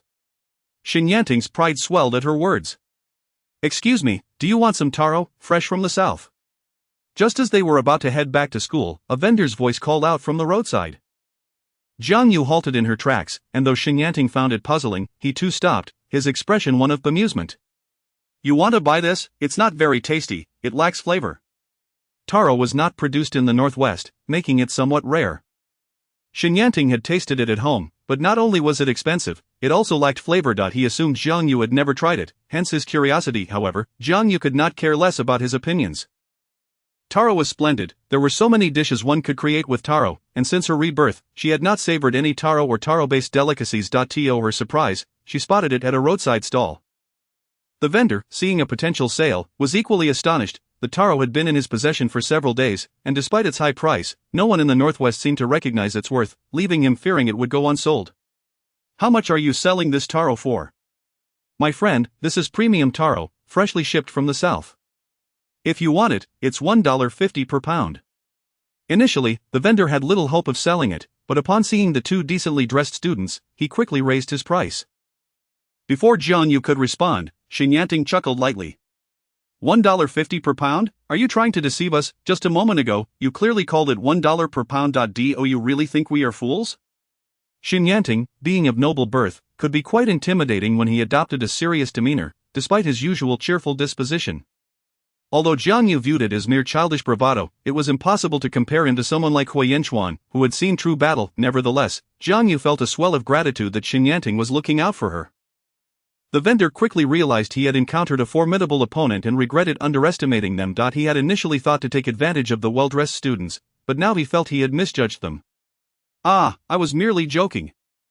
It's actually $1 per pound, $1 per pound." Poof. Shenyanting remained unconcerned, yet he understood that for Jiang Yu, money was significant. In truth, she could accept $1.50 per pound for the taro, considering the shipping costs from the south, but who would refuse to spend less? Even at $1, the vendor would still profit, albeit slightly less. Thus, it is often said that sellers have the upper hand. Even if one makes a sale, they will never incur a loss. Jiang Yu happily purchased an entire 20 pounds of taro. If the vendor had initially felt regret over the lower price, he was now beaming with delight at such a generous customer, rare indeed. However, once the shopping was complete, a dilemma arose: how to transport everything back. The vendor, savvy in his dealings, promptly offered to assist with transportation, suggesting he could load everything onto his cart. Thank you so much. This indeed solved a significant problem for Jiang Yu, though she realized she needed to purchase a cart of her own. Do you really not want me to accompany you back? No, it's not far. Thank you so much today. Once the mooncakes are finished, I will bring you some. Jiang Yu smiled brightly at Shenyanting. Though Shenyanting generally disliked sweets, considering them overly cloying, he was quick to agree at the prospect of receiving mooncakes and seeing Jiang Yu again. He was quite clever, as this also offered him the chance to invite her to dinner. Alright then, I shall await your mooncakes. You two seem quite fond of each other. It's evident you're a good match, the vendor remarked, adept at reading the room, especially given that Jiang Yu had become a significant customer. Both of them were momentarily taken aback, and Jiang Yu hurried to clarify. No, you misunderstand. Weak enough with the explanations. Let us just take the goods and go. Here are $2 for the cart fare. Shenyanting was quite generous. Why didn't you let me clarify? It's not good to be misunderstood. Jiang Yu was genuinely concerned for Shenyanting, who felt a sense of pride yet could not express it, clearing his throat lightly. Oh, what is there to explain? Explaining is merely a form of cover-up. Besides, we don't even know him, so let the misunderstanding be. Jiang Yu, hearing his somewhat convoluted reasoning, found it somewhat valid and ceased her concerns. All right then. When the vendor and Jiang Yu arrived at the military district, he was taken aback. Wow, you live here? Yes, thank you once again. The two placed the goods at Jiang Yu's doorstep. It's nothing. Just lending a hand. If you need more taro in the future, feel free to find me. Certainly, Jiang Yu replied. Sume, seeing Jiang Yu return with a large assortment of unfamiliar items, especially after hearing she had become some sort of guide for the arts troupe and was even receiving payment, nearly crushed the egg in her hand from anger. What kind of luck had this country girl struck, living luxuriously while flaunting her face right before her? Others must have been blind. How could they think such a seductive appearance could belong to an obedient girl? Moreover, this vixen was constantly out and about, bringing back such an array of goods. Had Hui Yanchuan truly given her money, or was this vixen finding men outside to lavish her with gifts? Sume's eyes narrowed with suspicion. Yes, that must be it. The way her face glowed with delight and her gait swayed, it was clear she had been pampered by a man. Hui Yanchuan was often away. Could this woman resist the allure of solitude? The very thought filled Sume with glee, and she couldn't help but feel triumphant, believing she had uncovered a grand secret. You watch, I will expose you, and you will never hold your head high in this military district. Competing with me? You are still too green. Chapter 28. The doubts and decisions of Hui Yanchuan. Jiang Yu was unaware that Sume had once again set her sights on her. Just as she was about to carry the items from the doorstep into her home, a pair of large hands reached out and took them from her. Jiang Yu looked up and, as expected, it was Hui Yanchuan who had returned. Why did you buy so many things? If you need anything, just tell me, and I can have Qinshu bring it over, he said. No need, that would be too much trouble. Besides, I was planning to head into the city anyway, Jiang Yu replied, not wanting to elaborate too clearly. Should she really tell Hui Yanchuan that she was diligently working to earn money so that she could hasten their divorce? Fortunately, Hui Yanchuan did not dwell on it too deeply. He merely thought it was a bit cumbersome for Jiang Yu, with her petite frame, to manage so many items. As he considered this, Hui Yanchuan's gaze inadvertently fell upon Jiang Yu, and he noticed that she had donned a new outfit. Her developing figure swayed gently with the weight of the items she carried, and her delicate, radiant face was now free of the mask, glistening slightly with perspiration and displaying a hint of disarray, yet somehow appearing quite endearing. Feeling slightly uncomfortable, Hui Yanchuan averted his gaze, surprised that the young girl had quietly grown while he was oblivious. However, as he entered the house carrying the items, he suddenly recalled what Jiang Yu had just said. She had business in the city? But she was just a young girl here, unfamiliar with the surroundings, and even the military wives had only recently become acquainted with her. Could it be that she had met someone in the city? Selling soap seemed implausible, as he knew her stock was nearly depleted. The inexplicable sensation of losing control over the situation left Hui Yanchuan feeling somewhat unsettled. Meanwhile, Jiang Yu remained oblivious to Hui Yanchuan's thoughts, merely directing him to place the items in the kitchen. Hui Yanchuan caught a glimpse of her expression and wanted to inquire whether her trip to the city was solely for shopping, but the words caught in his throat. Having spent some time with Jiang Yu, he had come to understand her temperament somewhat. Though she appeared fragile, she was quite resolute and stubborn, yet always with a sense of propriety. He certainly did not believe she would engage in any wrongdoing, but the thought of someone leading her astray was unsettling. After a moment's contemplation, he decided to ask casually, "So, you just went into the city to buy things today?" Jiang Yu did not notice the nuance in his question. "Not entirely, I have a few other matters to attend to as well."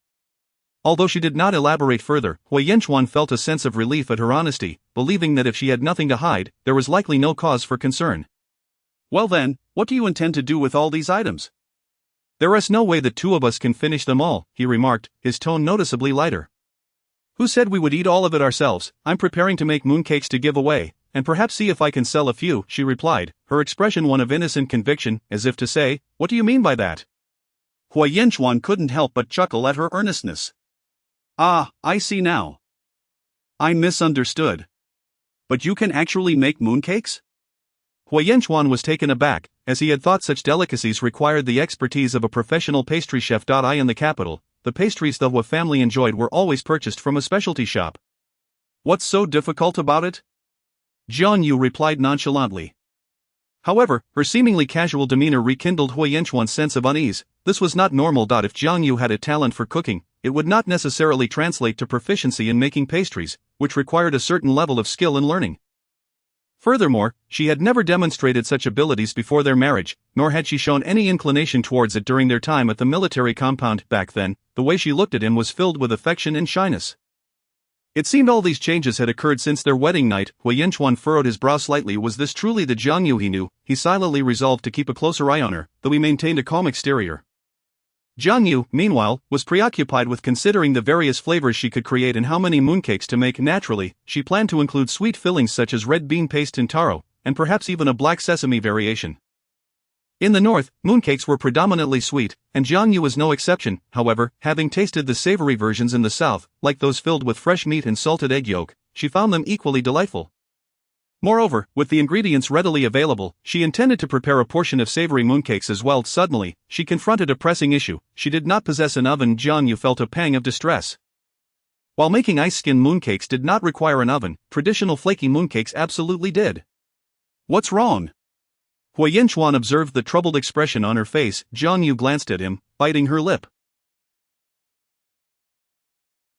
Despite the reforms underway, electric appliances, like ovens, remained quite rare. Purchasing an oven at this time was unrealistic. Such imported goods required special tickets and were only available in major cities. Places like the Northwest were far removed from such luxuries. Jiang Yu understood that acquiring an oven would not pose a challenge for Hui Yanchuan, but she was just a country girl. Should she even know what an oven was? After some contemplation, she decided to take a different approach. In places like the new city, they used similar setups for roasting duck. "Is it like a large pit with a fire underneath?" "Sort of, but it looks different from that." Jiang Yu quickly sketched her concept on a piece of paper, illustrating a rudimentary version of an oven. Hui Yanchuan squinted at the drawing, and Jiang Yu anticipated some skepticism, but there was little she could do about it. "Why are you looking at me like that? Although I've never had the roast duck you mentioned, I've seen similar roasting ovens back home. Can you help me make one?" Hui Yanchuan fell silent for a moment before breaking into a smile. "Sure, it's a small matter." "That's wonderful, thank you, Hui Yanchuan, you're such a good person." With Hui Yanchuan's affirmative response, Jiang Yu happily retreated to her room for a drink, while Hui Yanchuan mulled over her words. Good person? He had never considered himself as such.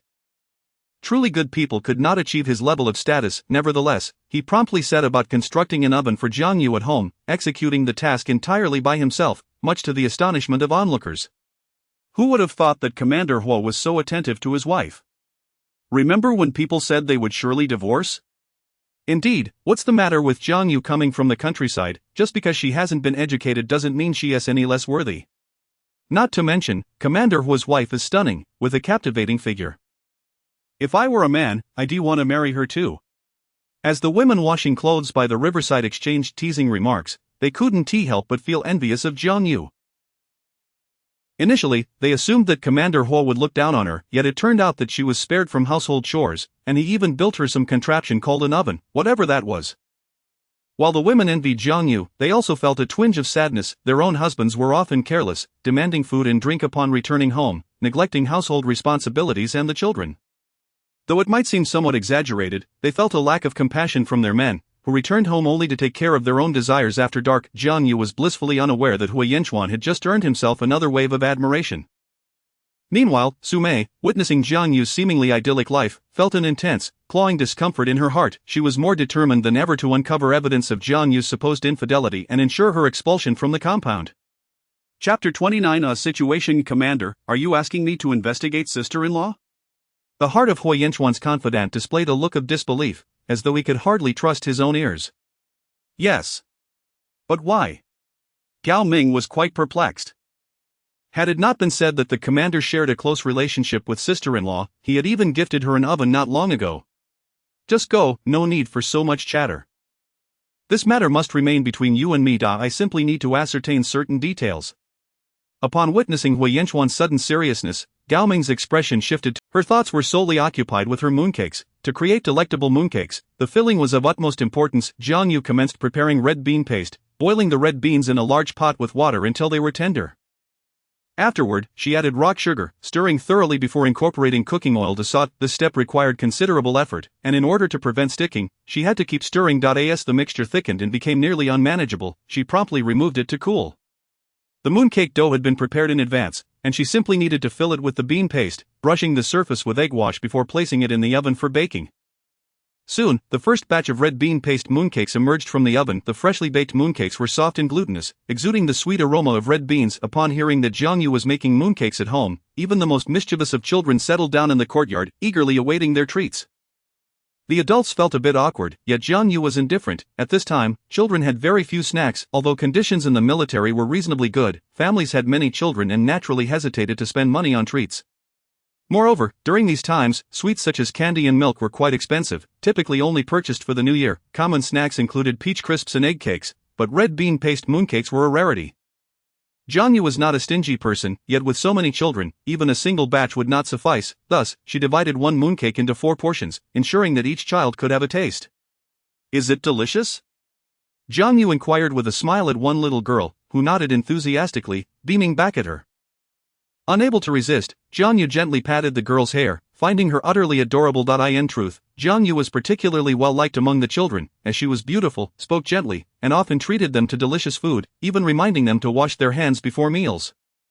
At that time, hygiene habits were not well established, especially among children who played outdoors daily. Returning with dirty clothes and fingers, Jiang Yu patiently helped them wash their hands, leading to the children developing a habit of cleaning up before eating. It should be noted that among them were quite a few mischievous children. Scolding or punishing them had little effect, yet Jiang Yu managed to get them to behave. However, the children in the courtyard also understood that food was precious in these times. Those who had tasted the red bean paste no longer stared longingly at the leftovers. The younger ones, who lacked understanding, would be led away by the older ones, but before departing, they would gather some firewood or help with chores, ensuring that Jiang Yu's household never lacked for fuel. Many would jest that they barely had enough firewood for their own use but still made a point to help her. Despite their words, they were genuinely grateful to Jiang Yu.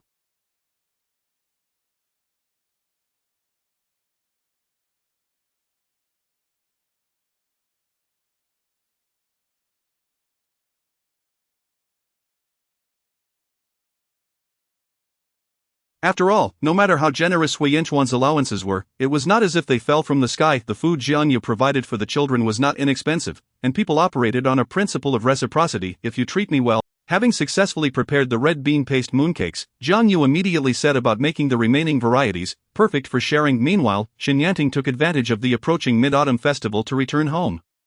The Shen family was overjoyed at his arrival. Although Shen Yanting was not the only grandson, he was indeed the most cherished. Yanting is back. Shen Yanting was the 4th child, with 2 older brothers and an elder sister. Both older brothers were already married, while the sister had yet to find a suitable match. Second sister-in-law. Shen Yanting greeted her. Oh dear, Yanting, you finally made it back. Do you still have any of that soap you brought us last time? It works wonders, I feel so refreshed using it. His second sister-in-law, Meng Qiu, exclaimed. The soap, purchased from Jiang Yu, was not only given to classmates but also a few bars were casually left at home. Initially, Meng Qiu had dismissed it, as she typically used high-end brands. However, when she ran out of her regular face wash, she reluctantly tried the soap and was pleasantly surprised by its effectiveness, rivaling that of the luxury brands. Thus, she was hoping to ask Shen Yanting for a few bars, but to her surprise, he suddenly appeared somewhat uncomfortable. Well, we're out of stock at the moment, second sister-in-law. Isn't there's still some at home, you can use that for now.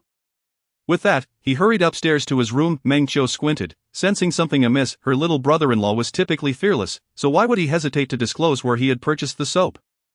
She chuckled to herself, but during dinner, she brought up the matter. Fourth, you're getting older now. Coincidentally, your Uncle Zheng's daughter will be visiting in a few days. You should take her around. Xin Yanting's father, Xin Dong, chimed in. The family exchanged knowing smiles. The third brother was of age, and the suggestion was merely a catalyst for cultivating their relationship. The Zhang family and the Xin family had always maintained a good rapport, though the Zhangs resided outside the northwest and seldom met.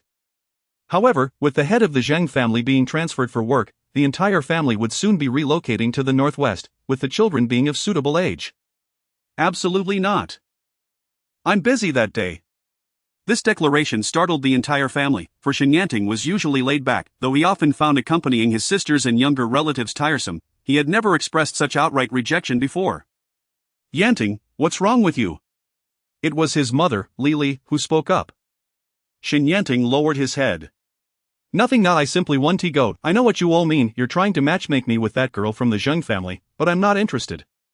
My dear boy, I've met Fengru from the Zheng family, and she's quite lovely. I'm sure you'll like her once you meet, Lili insisted. She was particularly fond of her youngest son and, despite being baffled by his sudden resistance, hoped to play matchmaker. In her eyes, her son was exceptional but simply needed a sensible partner to ground him.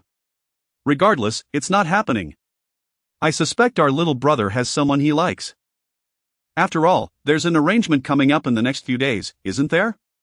Meng Qiu's words sent shockwaves through the Xin family, leaving them utterly bewildered. Is it true, Yanting? Lili could not help but inquire. How old is this girl?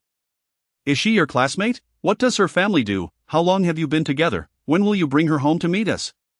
The barrage of questions nearly drove Xin Yanting to madness. Chapter 30 Pursuit and Failure. Oh dear, please refrain from inquiring further. It is not as you might presume. It is merely a girl I have recently met, hailing from a rather impoverished background, yet she possesses remarkable talent as she sells soap to earn a living. Xin Yanting's feelings towards Jiang Yu are quite intricate. In truth, he has had limited interactions with her, having only encountered her a couple of times. Nevertheless, he feels an inexplicable allure in her presence. He perceives Jiang Yu as distinctly different from the women he usually encounters. The women surrounding Xin Yanting, while not necessarily living in luxury, do not need to expose themselves to the world to engage in business and contribute to their households. Yet, here is this slender, seemingly fragile young lady. He contemplates that although Jiang Yu appears delicate, there is an underlying tenacity within her, a striking contrast that profoundly captivates him. Furthermore, Xin Yanting is accustomed to flattery. Many young women seek his favor primarily for his status, hoping to gain some advantage from him. In contrast, Jiang Yu is fully aware of her wealth, yet her demeanor towards him remains unchanged. The Xin family, however, does not share Xin Yanting's admiration. A soap seller? Lili, in particular, furrows her brow. Her own family is well established, belonging to a scholarly lineage. Lili possesses a certain pride and looks down upon mingling with those engaged in commerce, especially a mere girl selling soap. She muses that perhaps Jiang Yu has her sights set on her son for personal gain. With this thought, Lili's expression darkens. Yanting, you are still young and unaware of the world's harsh realities. As the saying goes, one can know a person's face but not their heart. From what you say, this girl must come from a less fortunate family, am I correct? Indeed. Although Xin Yanting has never inquired about Jiang Yu's family background, he recalls that during their first meeting, her attire was quite ordinary, even somewhat worn. If her family were well off, she would likely be attending school rather than peddling soap. Thus, he tacitly agrees with this assumption. Yanting, I have no objections to whom you associate with, but how many times have you met this girl? Have you become friends? Not at all, mother, your thoughts are quite misplaced. We have merely encountered each other twice. Xin Yanting's admission only heightens Lili's concerns. Meeting twice is enough for him to defend her?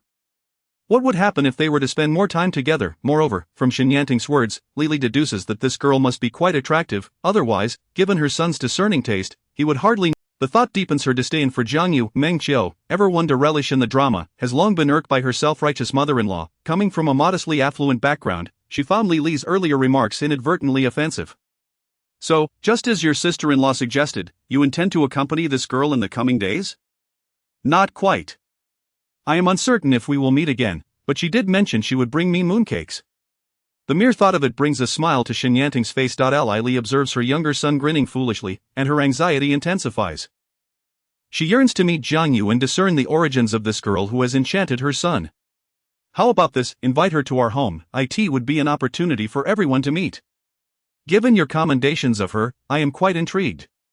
Lily, of course, would not express anger towards her son. Shenyanting, naive as he is, mistakenly believes his family genuinely wishes to welcome Jiang Yu. Really? Why would I deceive you? Lily responds with a smile. Yet, the next moment, she notices Shenyanting ruffling his hair. All right, I will inquire with her, but she may not be inclined to come. Lily is nearly exasperated. What does this girl think of herself?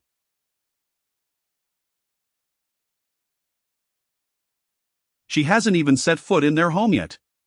Very well, you can ask her. I believe she has no reason to decline our invitation. Fine, I will ask her, but when she arrives, you all must treat her kindly.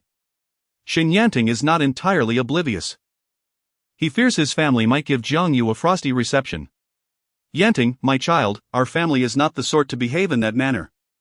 Enough, let us eat. When she arrives, all will be revealed. Shindong interjects, prompting the family to resume their meal. Are you distributing all these mooncakes? In the military compound, Hui Yanchuan observes the numerous mooncakes wrapped in oil paper and cannot help but inquire. Yes, aside from our neighbors, do share some with your comrades. Although the Mid-Autumn Festival is still a few days away, mooncakes can be distributed early. Jiang Yu, as always, considers Hui Yanchuan's needs. Hui Yanchuan's expression is somewhat complex. Truthfully, Jiang Yu has taken excellent care of him, but if she were truly his sister, how wonderful that would be. He bites his lip, ultimately saying nothing, yet he knows the flavors of these mooncakes, each one unique and unattainable elsewhere, that he is well aware of the effort Jiang Yu invested in making them. They are indeed delicious, both the sweet and savory varieties. Hui Yanchuan is not one to disregard practicality. Besides his comrades, he also presents some to his superiors. Did your wife make these herself? The commander's wife gazes in astonishment at Hui Yanchuan as he delivers the mooncakes. Hui Yanchuan, known for his aloofness and pride, usually presents only high-end purchased goods, never handmade items. He nods. Yes, she made them herself, laboring for several days to create various flavors. I brought them for the commander and you to sample. Hui Yanchuan cannot help but mention Jiang Yu's hard work. The commander's wife is delighted. Compared to expensive goods, these handmade. However, Hui Yanchuan's remarks prompt her to regard him with newfound admiration, recognizing his thoughtfulness, though she maintains her playful demeanor. Very well, we shall accept them. Please convey my thanks to her. Your wife is named Jiang Yu, correct, Yanchuan? You must treat her well. The commander's wife is aware of the rumors surrounding Jiang Yu's arrival. Hui Yanchuan nods. I will. So others believe he is unkind to Jiang Yu? On his way home, Hui Yanchuan cannot help but reflect, realizing that he indeed has not treated her well. He purses his lips, contemplating how to demonstrate kindness towards Jiang Yu. Should it be akin to his treatment of Xiu Xiu? Meanwhile, Jiang Yu is busy distributing mooncakes. She offers a modest quantity to each household, as it is the sentiment that counts. Each family is overjoyed, having heard from their children how delicious Jiang Yu's mooncakes are, and they are pleasantly surprised to receive multiple varieties. Oh my, you are too generous. These mooncakes must have taken considerable effort to make, and the ingredients are not cheap. It is nothing. Merely a gesture of goodwill. Girl, you are so straightforward. I shall remember your kindness. Should you encounter any difficulties in the future, do not hesitate to seek me out. I assure you, I will lend a hand without hesitation. The speaker, Feng Chunni, is tall, with a booming voice, and possesses a particularly forthright nature. Such individuals harbor no ill intentions. Jiang Yu nods. Alright, then I shall call you Sister Chunni from now on. Very well, and I shall refer to you as Sister Jiang Yu.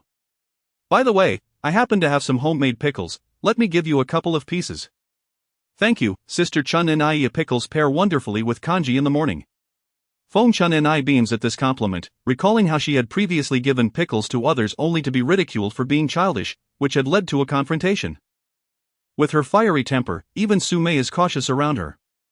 Sister, why is it that I find your words so delightful? Unlike me, my husband and son refer to me as a mother tiger. At this, both women share a hearty laugh. After delivering the mooncakes around the military compound, Jiang Yu plans to bring some to Shenyanting. Just then, she encounters Su Mei, who eagerly awaits Jiang Yu's mooncakes. However, Jiang Yu has no intention of sharing with her, much to Su Mei's chagrin. As Jiang Yu prepares to leave, Su Mei's mind races. She had seen Hui Yanchuan leave early that morning, destination unknown, but now Jiang Yu seems to be heading out as well. Could it be that she is off to meet her illicit lover? The mere thought sends Sumei's face ablaze with excitement, and she promptly follows Jiang Yu. Yet, after only a couple of steps, Feng Chun and I, exiting her home, spots Sumei and narrows her eyes. "Sumei, what are you up to, sneaking around?" Sumei jumps in surprise, quickly retorting, "What are you doing?" Feng Chun and I squints, following Sumei's gaze, but finds that Jiang Yu has already vanished. Naturally, she cannot fathom Sumei's intentions. However, Feng Chun and I harbors a distaste for Sumei. "Humph, if you have nothing to hide, you needn't fear shadows. The way you are acting, it is clear you harbor ill intentions." You are talking nonsense." "I am merely out for a stroll." "You had better be." Once Feng Chun and I steps inside her home, Sumei glances around, but Jiang Yu is nowhere to be seen. Frustrated, she stomps her foot. This Feng Chun and I is truly a meddlesome busybody. Chapter 31. The bookstore mix-up and an unexpected encounter. Jiang Yu arrived at the school with a mooncake in hand, even though the Mid-Autumn Festival had yet to arrive.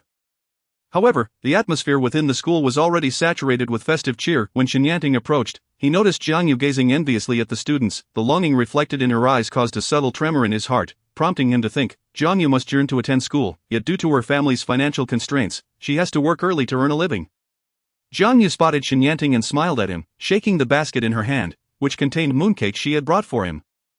Having heard that his family was large, she had prepared several. "You've come. Jiang Yu, do you really want to go to school? Stop selling soap, I will pay for your education," they both exclaimed simultaneously, leaving Jiang Yu momentarily startled by Xinyanting's words. "Xinyanting, why are you suddenly saying this?" Jiang Yu thought to herself that Xinyanting was truly a good person. After only a few encounters, he was offering to finance her education. "Really, I am not joking, Jiang Yu. I saw it just now," Xinyanting declared with unwavering determination that he was confident he could cover the— "What did you see?" Jiang Yu was still somewhat puzzled. "Jiang Yu, we are friends, right? Friends should be honest with each other. I noticed the envy in your eyes as you looked at the students just now." Upon hearing Xinyanting's words, Jiang Yu fell silent. Was she really envious? Perhaps so. After all, she had never had the opportunity to attend school in her previous life. Although she eventually became wealthy, those university students ended up working for her, which was entirely different from acquiring knowledge herself. If given the chance, she would indeed wish to study. However, she could not accept financial assistance from Xinyanting, as they were not that familiar.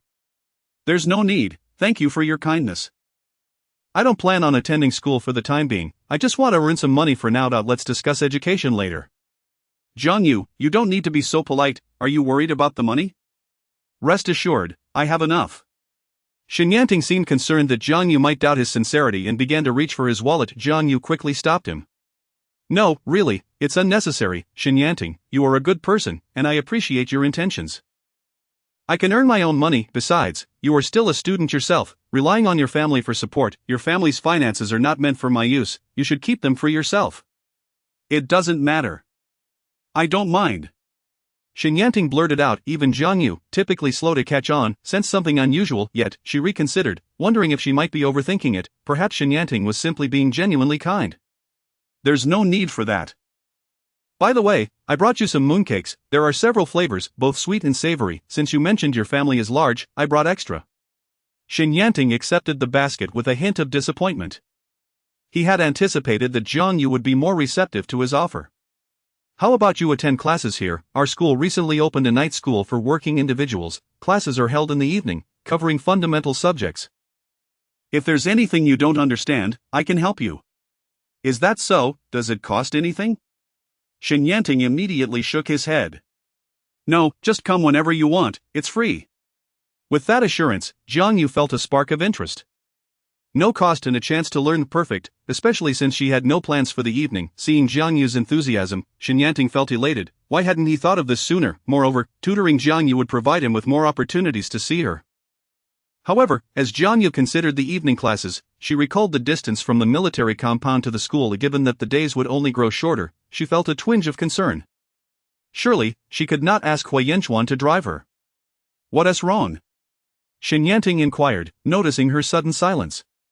"Well, the night school sounds great, but my residence is quite far from here, and I'm worried about safety at night." "Don't worry. I can drive you. I have a car," Xinyanting replied cheerfully. Yet, Jiang Yu shook her head again. "No, that would be too much trouble for you. Besides, the night school curriculum will differ from yours, and I wouldn't want to interfere with your own schedule." "It's fine. I have nothing else to do. Then let me think about it. Jiang Yu observed Xin Yanting's resolute demeanor, and she found herself unable to outright refuse. All right. Xin Yanting understood the importance of knowing when to back off and did not press further. By the way, if I attend night school, will I need to buy some books, notebooks, and pens? Jiang Yu asked. Yes, shall we go shopping now? Sure, then I would appreciate your company. Not a problem. Besides, you brought me so many mooncakes. We're friends after all. Xin Yanting felt a bit clever, wary that directly mentioning their relationship might scare her off. Yes, we are friends, Jiang Yu replied with a smile, feeling grateful to have made such a caring friend. The two promptly made their way to a bookstore in the city, which turned out to be quite spacious, featuring areas for reading as well. Jiang Yu enlisted Xin Yanting's help in selecting a few books and some stationery. By the way, my family would like to invite you over as a guest, Xin Yanting suddenly mentioned as they exited the bookstore. Ah? Why? Jiang Yu was slightly taken aback. Oh, it's nothing much, I merely mentioned that I had met a friend, and my family expressed a desire to meet you. In fact, my sister-in-law said she found your soap quite effective and would like to have some. Really? Please thank your sister-in-law for her support, but I currently have no soap available. Moreover, it would be inappropriate for me to visit your home uninvited, especially during the Mid-Autumn Festival when families typically gather. As an outsider, it wouldn't be fitting. Then let us consider you part of the family, Xin Yanting thought to himself, but recognized the refusal in Jiang Yu's words and chose not to press the matter further. There would be plenty of opportunities to meet again. Perhaps today, Jiang Yu might encounter Uncle Zhang's family, and she might feel uncomfortable. Alright, then I'll invite you next time, you must come. Xin Yanting felt a pang of disappointment but chose not to dwell on it further. Before long, they parted ways. Unbeknownst to them, their conversation outside the bookstore had caught the attention of Hui Yanchuan, who was out on official business. As fate would have it, after leaving his superior's residence, Hui Yanchuan received a task requiring him to collect some materials not located within the military compound. He did not anticipate running into Jiang Yu. Is the person talking to her a friend? Before the other person could continue, another colleague tugged at his sleeve, silently signaling him to observe. Captain was displeased expression. Hui Yanchuan himself was perplexed. Seeing the young girl standing with a stranger in the bookstore, laughing so freely while holding books, stirred a mix of emotions within him. The man speaking with her appeared to be a student from a nearby school. Though brash, his student demeanor was unmistakable. Yet, standing beside Jiang Yu, Hui Yanchuan couldn't help but think they looked quite compatible. After all, she was only 18 this year, while he was 23, an impressive achievement for someone her age to have a captain's position. Moreover, Hui Yanchuan had a keen eye and noticed that the man speaking to Jiang Yu was well-dressed and decent-looking, even recognizing the basket in his hand. So, Jiang Yu had come to deliver mooncakes to this man? And after delivering them, he accompanied her to buy books. Suddenly, Hui Yanchuan's expression darkened, and the two accompanying him fell silent, sensing his growing ire. What should they do? The captain seemed quite upset. Who was that man standing with sister-in-law? Captain, should we invite sister-in-law to join us? We can take her back together. Just as Hui Yanchuan was about to agree, he reconsidered. No, this outing is for official business. I can't mix personal matters with work. She can return on her own. Let us go. By the way, don't mention encountering Jiang Yu to anyone today. Understood, Captain. The military jeep soon drove away, and Jiang Yu remained oblivious to the fact that a jeep had been parked nearby, with Hui Yanchuan inside. In truth, Hui Yanchuan felt an inexplicable turmoil within himself. Would Jiang Yu tell him who that man was upon returning home? Chapter 32. I will escort you. Jiang Yu, who had just purchased some books, was quite elated, contemplating that perhaps she might even attempt to enroll in a university. While she did not dare to dream of prestigious institutions such as Tsinghua or Peking University, she believed that other schools would suffice. Are you at home? Have you already sent out the mooncakes? Jiang Yu was astonished to find that Hui Yanchuan had returned home. Yes, I've distributed them all, and they asked me to express their gratitude to you. Hui Yanchuan wore a faint smile. He was not exaggerating. Sometimes, the essence of gift-giving lies not in the material offerings but in the sentiment behind them. He felt a sense of pride for the young girl, especially since he sensed that her thoughtful gestures had enhanced his own popularity. Previously, Hui Yanchuan had been rather aloof, but now, as others remarked, he seemed to have garnered quite a bit of admiration. Jiang Yu let out a sigh of relief. Before the gifts had been sent, she had felt a twinge of anxiety. Although there were numerous flavors of mooncakes, Hui Yanchuan's comrades and superiors were not unfamiliar with fine delicacies. Hearing Hui Yanchuan's words brought her some joy. That's wonderful, she said with a sweet smile. Hui Yanchuan found himself momentarily entranced by Jiang Yu's radiant expression. However, recalling the scene he had encountered on the street, he interlocked his fingers and inquired nonchalantly, "Little girl, you seem exceptionally cheerful today? Today is the Mid-Autumn Festival, are you not feeling happy?" Jiang Yu's mood was undoubtedly buoyant. While her statement was innocent enough, it was not the response Wei Yanchuan sought. His gaze fell upon the books in Jiang Yu's hands. "Are those books you are holding?" Although phrased as a question, Wei Yanchuan was already aware of what she possessed. Jiang Yu, however, had not considered any underlying implications in his words. Besides, there was nothing shameful about her purchases, and she felt no need to conceal them. "Oh, you mean these?" "I bought them from the bookstore." "Oh, is that so, little girl? If I recall correctly, you have not attended school." Wei Yanchuan maintained his nonchalant demeanor, as if indifferent to Jiang Yu's words, merely asking out of casual curiosity, though internally he was intensely intrigued and felt a slight heaviness in his chest. "Yes, precisely because I have not been to school that I must learn and improve myself." Observing Wei Yanchuan's puzzled expression, Jiang Yu sat down and placed the books on the table. "The local university has just opened night classes for free, and I plan to attend." Wei Yanchuan held no objections to Jiang Yu's desire for self-improvement. In his view, it was commendable, whether for her own sake or for his. "That's splendid, so you went ahead to purchase books, but you can't read, can you? Shouldn't you wait until classes begin and let the teacher recommend some? Aren't you concerned that these books might not be suitable? They can't be inexpensive, either." Jiang Yu glanced at Wei Yanchuan, finding him rather peculiar today, as if he were guiding her conversation. However, she dismissed the thought, for his words seemed reasonable enough. "You needn't worry about that. I went with a friend who was a student at the school. He knows exactly which books I need." "Oh, little girl, you've made a friend. Is it a boy or a girl? I believe I should meet them." Yet Jiang Yu did not engage with his question. Whether it was a boy or a girl was irrelevant, and besides, what did her friend have to do with Wei Yanchuan? "No need. You wouldn't know them anyway." With that, Wei Yanchuan felt it unwise to press further, fearing that Jiang Yu might misinterpret his intentions and, in turn, withdraw from him for an extended period. However, he felt compelled to clarify matters regarding the night classes. "When do those night classes commence? Do you attend every evening?" "Yes, I've asked my friend to register for me, and I'll start attending soon." "Naturally, they are in the evenings." At this point, Jiang Yu stole a glance at Wei Yanchuan. She currently had less than 150 yuan on hand, originally intending to save, but now it seemed more crucial to buy a bicycle. Yet even that amount would fall short. "Wei Yanchuan, could you do me a favor?" "Speak." "I wish to purchase a bicycle so that I can ride home in just a few minutes. However, a bicycle costs over 200 yuan, and I don't have enough money. Could you lend me some?" Wei Yanchuan's brow furrowed slightly at her request. "No, that's not advisable. The distance from here to the school is considerable. Even with a bicycle, it would still be perilous at night." "That's alright, I'm grown up now. Do you think there are still kidnappers lurking about?" Jiang Yu was aware of the She understood that Wei Yanchuan's refusal stemmed not from any deep affection for her, but rather from a sense of responsibility and that insipid brother-sister dynamic, worrying about her safety. Thus, her goal was to alleviate Wei Yanchuan's concerns. Wei Yanchuan narrowed his eyes, seemingly perceiving Jiang Yu's thoughts. "No, Jiang Yu, while education is indeed important, it pales in comparison to your safety. Moreover, do you genuinely believe that kidnappers would refrain from abducting you? As a young girl walking alone at night, should danger arise, you would be utterly defenseless. Do you think that pleading for mercy would ensure your release? If they are after money, that may be one thing, but what if their intentions are more sinister?" Though Wei Yanchuan refrained from articulating his final thoughts, Jiang Yu understood that if someone were motivated by lustful desires, it would be a situation from which there would be no escape. A woman, regardless of her strength, could not contend with an adult man in terms of physicality. Furthermore, Jiang Yu's appearance was undeniably striking. Did this mean she could not pursue her education? Jiang Yu's spirits plummeted, for Wei Yanchuan's words rang true. Observing the noticeable despondency on Jiang Yu's face, akin to a wilted eggplant, Wei Yanchuan had indeed spoken honestly. Recently, a group had emerged, specializing in the abduction of women and children.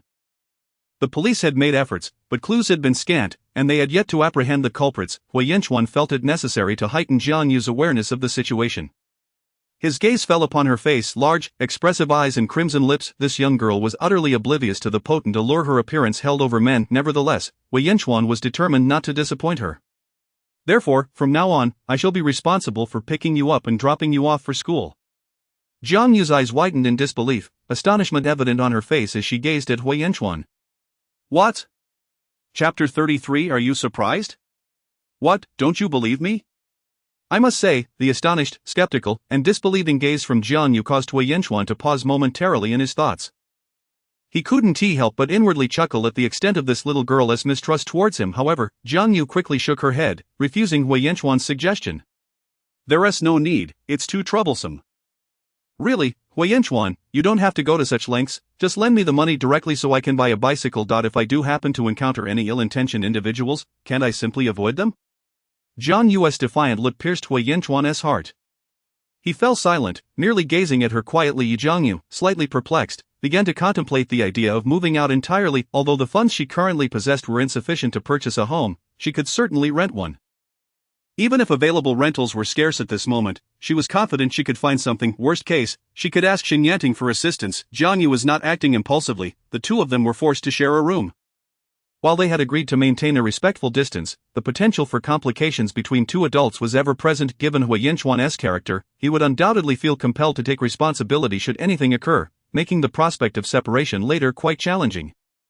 As long as Hui Yanchuan disagreed, divorce would be out of the question. The mere thought of this left Jiang Yu feeling suffocated. Moreover, earning a substantial income through business in the military district was nearly impossible. She would have to venture into the city. Living in the city would alleviate the hassle of commuting. However, the year they had discussed for divorce had barely passed a few months. If she brought it up now, Hui Yanchuan was unlikely to agree. No, he would certainly refuse. With this realization, Jiang Yu's resolve hardened. Then I shall simply rent a place in the city. What did you say? Hui Yanchuan was taken aback, disbelief washing over him. I understand that your intentions are for my well-being.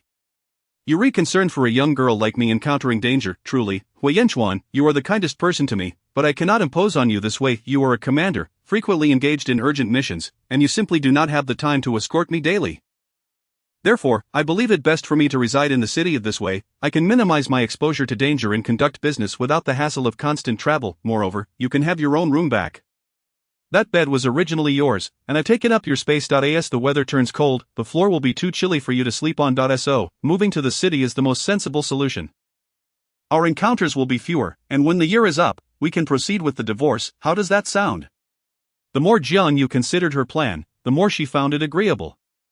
The renting was not inexpensive, it was certainly more cost-effective than purchasing a bicycle. Hui Yanchuan, upon hearing her words, wore an expression that could even be described as pleased, his handsome face unable to conceal his reactions. You know nothing. No, Jiang Yu, unless I accompany you, you should remain at home. Whether you attend school is of little consequence. With that, Hui Yanchuan turned away, ignoring Jiang Yu's response, and stormed off, grabbing his hat in frustration. Jiang Yu was left dumbfounded.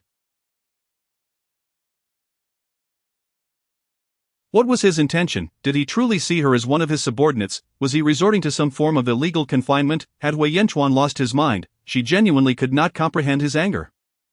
There was no loss to him in this situation. In truth, Hui Yanchuan was not merely angry, he was furious to the point of feeling sick. Hey, Lao Hua, what brings you here? Weren't you at home cozying up with Jiang Yu? Zhou Xiao, wearing a mischievous grin, poked Hui Yanchuan's arm, but Hui Yanchuan, still fuming, effortlessly executed a shoulder throw, sending Zhou Xiao crashing to the ground. Hey, Lao Hua, that is not fair. Are you trying to kill me? Hui Yanchuan, indifferent to Zhou Xiao's melodramatic pleas from the floor, sat down, feeling increasingly unable to control himself around Jiang Yu. He rarely exhibited such intense reactions to external matters, yet with Jiang Yu, he found himself utterly powerless. What he perceived as concern was, to Jiang Yu, utterly unwelcome. She had likely been contemplating drawing boundaries for quite some time. The thought of Jiang Yu leaving left Hui Yanchuan with an inexplicable discomfort, akin to the sensation of impending loss. Zhou Xiao, rising from the ground, noticed Hui Yanchuan's unusual demeanor and ceased his jesting.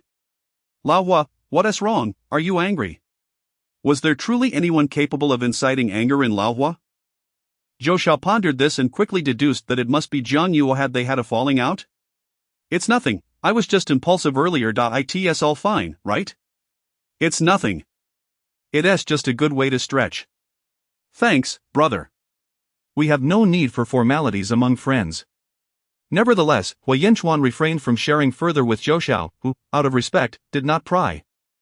Yet, the only person capable of altering Lao's mood had to be that little village girl. Zhou Xiao couldn't help but think, while that little village girl was indeed beautiful, a good cook, and had a lovely singing voice, marriage was undoubtedly a tormenting affair.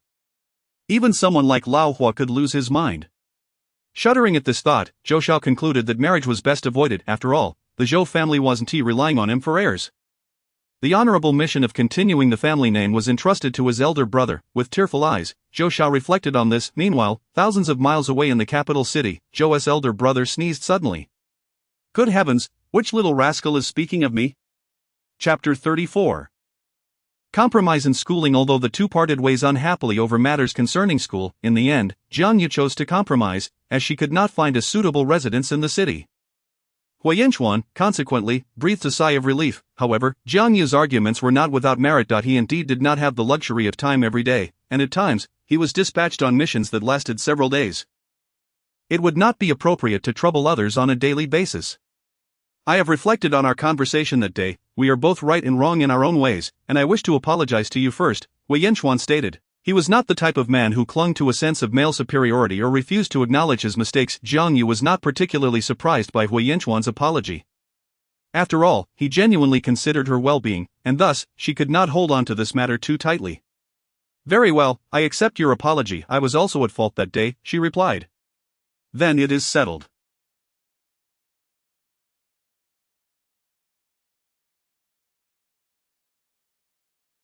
We shall no longer harbor any anger.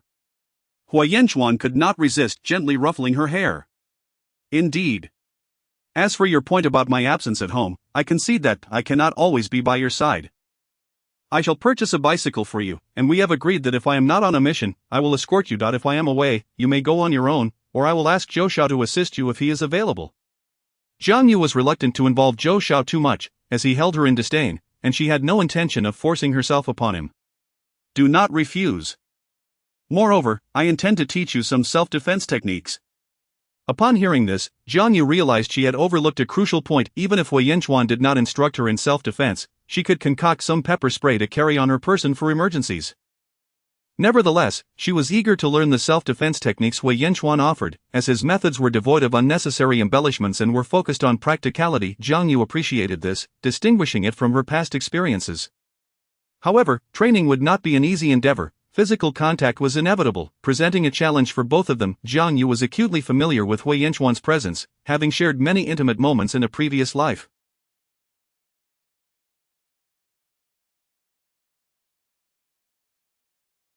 Even though she wished to maintain a distance, her body betrayed her, and she had to grit her teeth and persevere, resisting the overwhelming influence Hui Yinchuan had over her.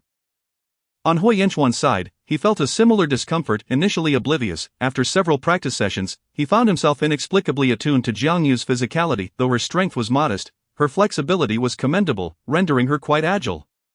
If someone attempts to cover your mouth and nose from behind, simply kick back and strike their torso with your arm to break free. Do you understand? Yes. Good, let us practice. Hui Yinchuan gestured for her to proceed. Jiang Yu hesitated, aware that the male anatomy was quite vulnerable, and she did not harbor enough animosity towards Hui Yinchuan to wish him harm. Hui Yinchuan, sensing her apprehension, found it somewhat amusing. Little lass, do you truly believe you could injure me? Jiang Yu regarded Hui Yinchuan's calm demeanor, feeling a surge of defiance, yet she acknowledged the truth in his words. However, even a clay figurine has its temper. Without warning, she launched an unexpected move, but stumbled in the process, nearly losing her balance. Hui Yinchuan swiftly caught her to prevent a fall, but fate would have it that her lips collided with his chin, her hand inadvertently pressing against him. With a resounding thud, a muffled groan followed. Little lass, this is the second time. Do you genuinely wish to render me incapable of fatherhood? Jiang Yu's face flushed a deep crimson. Chapter 35. The Great Business I Am Not. I haven't. Jiang Yu forcefully pushed aside Hui Yinchuan. She certainly did not harbor such thoughts. Hui Yinchuan was well aware of this. He was merely teasing her. Strangely enough, each time he witnessed the flush of her cheeks, his spirits soared. In fact, since marrying Jiang Yu, Hui Yinchuan had smiled more often than in the entirety of the past decade. If the Hua family in Jing City were to observe this, they would undoubtedly be astonished. However, playful banter aside, training must continue. It must be said that Hui Yinchuan was an excellent teacher, and Jiang Yu possessed a remarkable aptitude, quickly mastering the skills. Meanwhile, Xin Yanting retrieved the basket of mooncakes.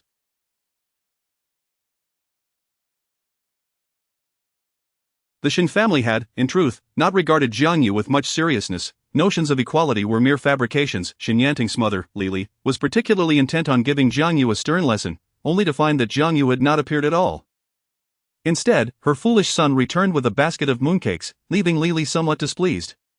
It's just a few mooncakes, and you're so delighted, Yanting. Don't you dislike mooncakes? Not quite. Those mooncakes I genuinely find unappetizing, but Jiang Yu mentioned she made several flavors, which I'm certain are delicious. Lily scoffed internally but could not voice her discontent towards her younger son, which only fueled her disdain for Jiang Yu. After all, she was merely a country girl, cunning enough to think that a mere basket of inconsequential mooncakes could secure her place in the Shen family. Did she truly believe the Shen family would accept anyone? Mom, let us set the mooncakes here. I'll step out for a moment to take a shower and we'll eat them later. What could Lily say? Naturally, she could say nothing at all. However, before Shen Yanting could finish his shower and enjoy the mooncakes, the Jiang family arrived. When Shen Yanting emerged, he found the room filled to capacity. So, this must be Yanting. He looks quite spirited, tall, and handsome. The speaker was Jiang. I must say, Fangru's personality is far more endearing, Lily remarked. Only then did Shen Yanting notice a young lady seated there, indeed quite beautiful. It appeared this was Zhang Fangru. He approached with an indifferent demeanor, lips pursed. Zhang Fangru quickly lifted her gaze to meet Shen Yanting's, fully aware of her family's intentions. Seeing Shen Yanting's handsome visage stirred something within her. After all, which woman would not wish for her partner to possess good looks? Shen Yanting smiled and greeted the Jiang family warmly. At least outwardly, the atmosphere was amiable. After dining, Lily ushered Shen Yanting and Zhang Fangru to step out for some shopping. Shen Yanting frowned but did not refuse. After all, it would be awkward for Zhang Fangru if he declined. In truth, there was little to purchase, and as they walked, they hardly knew each other, leaving them with little to discuss. Zhang Fangru, not particularly loquacious, thought to herself that given Shen Yanting's demeanor today, he likely did not oppose their family's matchmaking. Are you aware that they wish to pair us together? Shen Yanting suddenly spoke. Ah. This was not their first encounter. They had met once in childhood. Zhang Fangru, gentle and easily bullied, had been defended by Shen Yanting when he visited her home with his family, chasing away her tormentors. Since then, he had taken root in her heart, and upon learning of her family's plans, she felt a surge of joy. Shen Yanting ran a hand through his hair, thinking how easily Zhang Fangru blushed, as if he were the one bullying her. Nonetheless, he was not one to beat around the bush. Clarity was necessary. I have someone I like, so marrying you is out of the question. Besides, it feels strange to be together simply because our elders wish it. Zhang Fangru's eyes widened at Shen Yanting's words, her previous excitement dissipating. Her voice quivered slightly. What do you mean? I mean, I hope you tell your family that you are not interested in me. Zhang Fangru bit her lip, remaining silent for a considerable time before finally uttering a reluctant, "All right." Shen Yanting felt satisfied, noticing that Zhang Fangru appeared more agreeable. He offered her a genuine smile. However, upon returning home, he was dismayed to discover that only 2 mooncakes remained from the batch Jiang Yu had made. You all finished the mooncakes? Indeed, Yanting.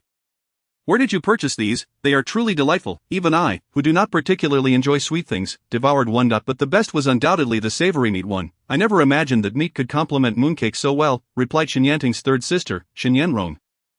Even Lily's face betrayed a hint of embarrassment, as she too had consumed several pieces, each mooncake divided into 4 portions, remarkably palatable. Who would have thought that the country girl possessed such culinary skills?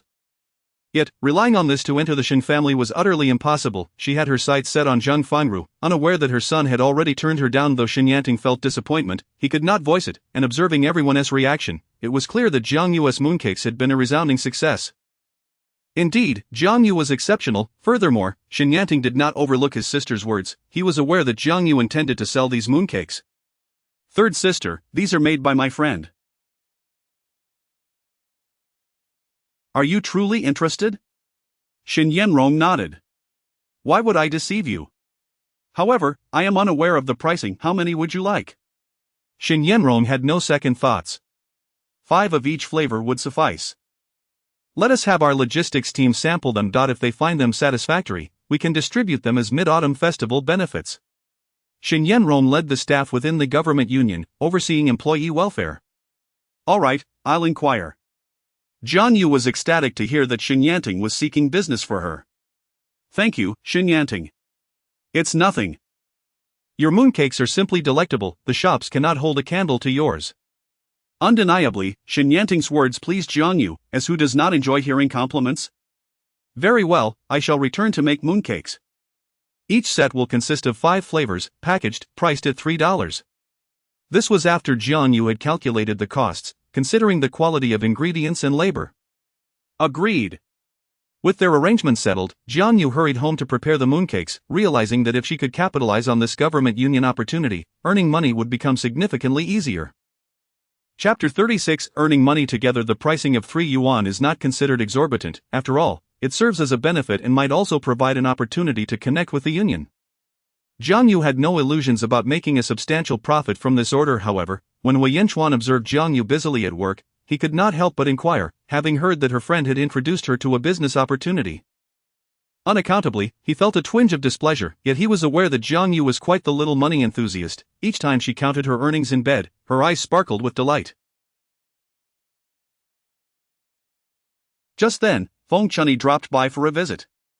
"Sister, are you busy again?" she asked, chuckling at Jiang Yu's industrious demeanor. "Chunyi, you're here." "Yes, I'm preparing to make more mooncakes. By the way, how did you find the ones I made?"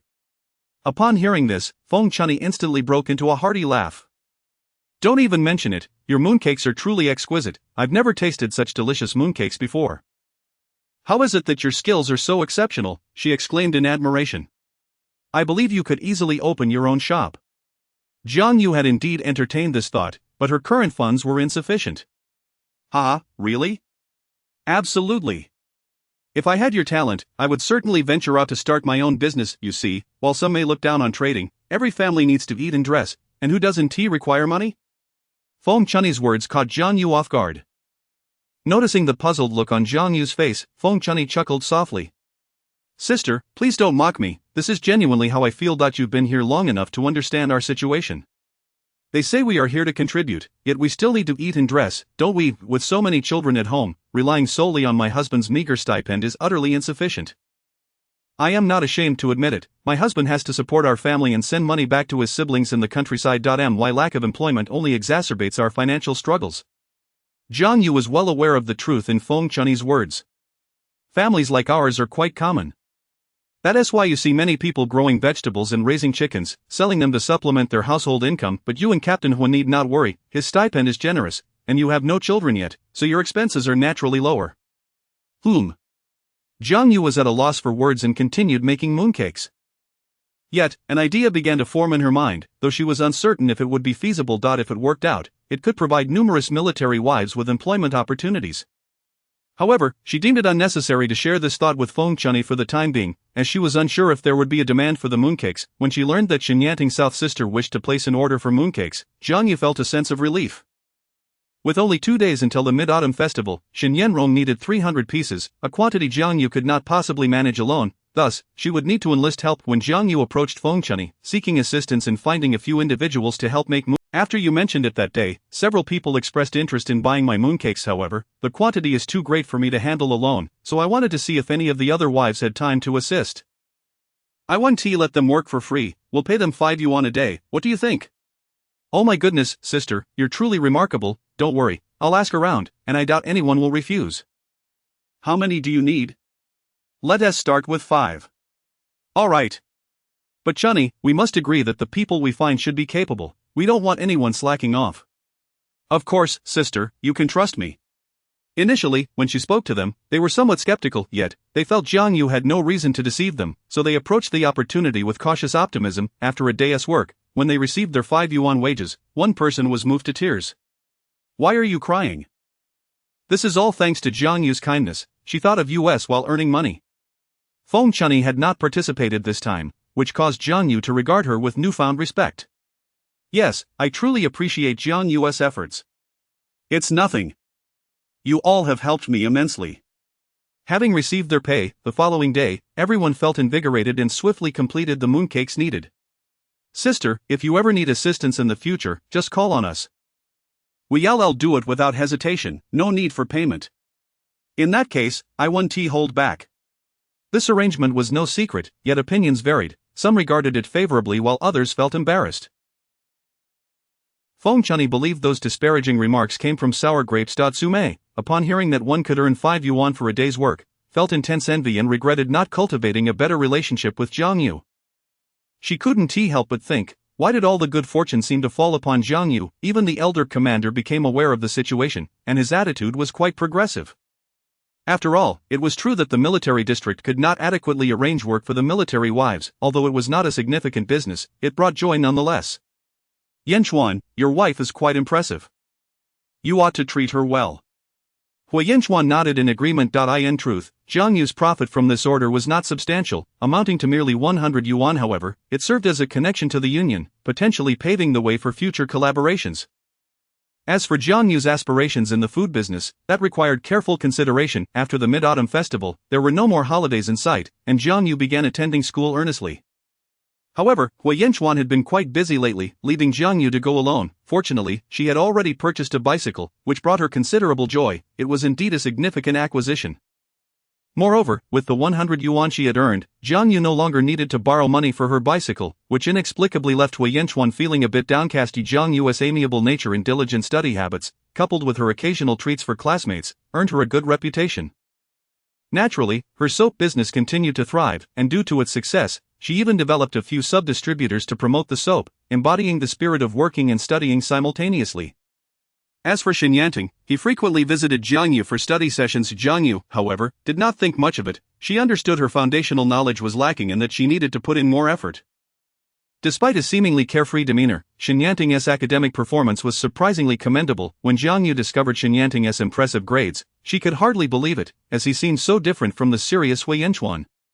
"Little fish, you underestimate me. Though I enjoy having fun, I take my studies seriously too, and I'm quite clever, you know." Xinyanting was oblivious to the concept of humility, and he realized that Jiang Yu had a particular fondness for academically gifted individuals, which led him to seize every opportunity to showcase his abilities. In his quest to earn Jiang Yu's admiration, he truly intensified his efforts, a development that surprised the Shen family. Li was initially pleased to see her younger son's diligence, but upon learning that he was tutoring that country girl, she became restless. Furthermore, when the Zhang family informed her that the two children were not suitable for each other, Lily became anxious. This was the daughter-in-law she had set her sights on. She could not let her slip away, so she resolved to meet that country girl personally. Chapter 37 of The Scarf and Misunderstanding. Time passed at a leisurely pace, and Jiang Yu was, as usual, preparing to pack her belongings and return home. By this time, November was approaching, and the weather in the northwest was growing increasingly frigid. Since the following day was Saturday, and there were no classes to attend, Jiang Yu planned to make a trip to the city to purchase some yarn and cotton to craft 2 thick cotton garments. A coat and a pair of trousers. Additionally, she intended to sell the soap she had already made in the city. After finishing this batch of soaps, Jiang Yu intended to take a break, for as the days grew colder, fewer people ventured out to shop. This was not summer, when clothing required daily washing. Cotton garments became thinner with every wash, and in winter, people were less inclined to bathe, naturally diminishing the demand for soap. At that moment, she spotted Xinyanting approaching. Jiang Yu greeted him with a smile. Many people whispered among themselves that the two were involved romantically, and classmates familiar with Jiang Yu had inquired privately. Naturally, she found this notion quite absurd. Initially, Jiang Yu considered mentioning her marriage, but upon reflection, she realized that a divorce was on the horizon, making such a disclosure unnecessary. As for the rumors circulating outside, she paid them little heed. Jiang Yu cherished her friendship with Xinyanting. In her heart, he resembled the child she once longed for. "What brings you here?" she asked. "Nothing much, just thought I would drop by. By the way, a new film has just premiered at the cinema, and I happen to have 2 tickets. Since you're free tomorrow, why not join me for a screening?" Xinyanting's demeanor was calm, though the tips of his ears turned slightly red, a mixture of anticipation and trepidation at the prospect of Jiang Yu declining. In truth, he felt a small thrill at the gossip about their supposed relationship. At first, he had feared that Jiang Yu might be displeased, but to his surprise, she reassured him that there was no need to take such rumors to heart. After all, it was easy to spread tales but far more challenging to dispel them. Jiang Yu, however, was apprehensive about disappointing Xinyanting, though she remained unaware of his genuine happiness. Did this imply that she harbored similar feelings for him? While she had little interest in watching movies, after all, contemporary films often lacked appeal, she refrained from mentioning her marital status to Xinyanting. Despite their current nominal marriage, she believed that attending a movie was a pastime reserved for couples, and she and Xinyanting were not truly that. Even if she felt a maternal affection towards him, he was not her son. Jiang Yu shook her head. "No, I have something to do tomorrow. You should go with someone else." Upon hearing her words, Xinyanting felt a twinge of disappointment but did not wish to put her in a difficult position. "All right then, but I have another matter to discuss. My birthday is next Saturday, and I plan to host a gathering at a restaurant. You simply must come." "Is that so?" "Rest assured, I will certainly attend," Jiang Yu replied. After all, the gathering was not solely for her benefit, and given that Yanting had often helped her, including introducing her to opportunities for selling snacks that had earned her a tidy sum, she felt compelled to prepare a gift for him. Great, it's settled then. The following day, Jiang Yu arrived in the city, selecting yarn and cotton. Initially, she intended to purchase a ready-made gift for Yanting, but after much searching, nothing seemed suitable. Glancing at the yarn in her hands, she resolved to knit him a scarf. She had traveled by bus, as the cold weather made cycling increasingly uncomfortable. Accompanying her were other military wives, most of whom had earned some extra money thanks to Jiang Yu, and they expressed their gratitude. Upon seeing the quantity of yarn she had purchased, they teased her. "Jiang Yu, why did you buy so much yarn? That must have cost a fortune." "Well, with the cold setting in, I'm planning to knit a few scarves and sweaters." "Are you making that for Captain Hua? No wonder he has such a fortunate man." Indeed, Jiang Yu responded without offering an explanation, knowing that doing so would only invite further misunderstanding. After all, they would not truly inquire about Hui Yanchuan. Thus, Jiang Yu simply smiled. As for knitting the scarf, she had no intention of hiding it from Hui Yanchuan. Mainly, she knitted during the day while he was not home. Jiang Yu knitted a blue scarf for Yanting, her favorite color reminiscent of the ocean, though regrettably, the Northwest only offered small rivers. Her nimble fingers allowed her to complete the scarf in just 2 days. After finishing Yanting's scarf, she also took the opportunity to knit herself a red scarf and a pair of red gloves, lined with cotton for. On that day, Hui Yanchuan was making his way home when he noticed a group of military wives conversing. He greeted them and was about to leave when one of the wives remarked, "Captain Hua, you are indeed fortunate." Hui Yanchuan was momentarily puzzled by the seemingly random comment. "What do you mean?" "Your wife went to the city to buy yarn and cotton, intending to knit you a scarf. The yarn she selected costs 5 yuan per pound, while the yarn for herself is just 2 yuan. Hui Yanchuan was taken aback, a peculiar sensation stirring within him. Did this mean the girl still harbored feelings for him? He had no doubt about the veracity of the military wife's words. As for her reason for knitting him a scarf, she must have known that his birthday was approaching. Truth be told, human emotions are complex. If someone keeps you close to their heart without asking for anything in return, yet stubbornly claims they want a divorce, their actions speak volumes. Hui Yanchuan felt a flicker of emotion stirring within him. His mood inexplicably brightened, and he entertained the thought that perhaps he should offer Jiang Yu a chance, as well as give himself one. If he suggested they try again, surely the girl would be delighted. However, upon returning home, he did not reveal his newfound feelings, believing Jiang Yu intended to surprise him. After all, he had never seen her knitting a scarf at home. "You seem quite cheerful today," Jiang Yu remarked, curiosity evident in her tone. Jiang Yu did not pry further. After all, she no longer held any affection for him. Later that evening, when Jiang Yu attended night school, Hui Yanchuan rummaged through the closet and stumbled upon the 2 scarves, one red, one blue.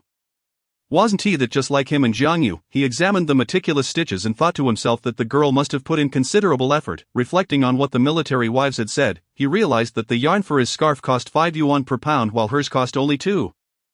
A pang of sympathy struck him. He decided that since the girl treated him with such kindness, if they were to be together, he should also demonstrate sincerity. Hui Yanchuan retrieved a savings book from his pocket, containing all the money he had earned since he began receiving his allowance, and intended to give it to Jiang Yu.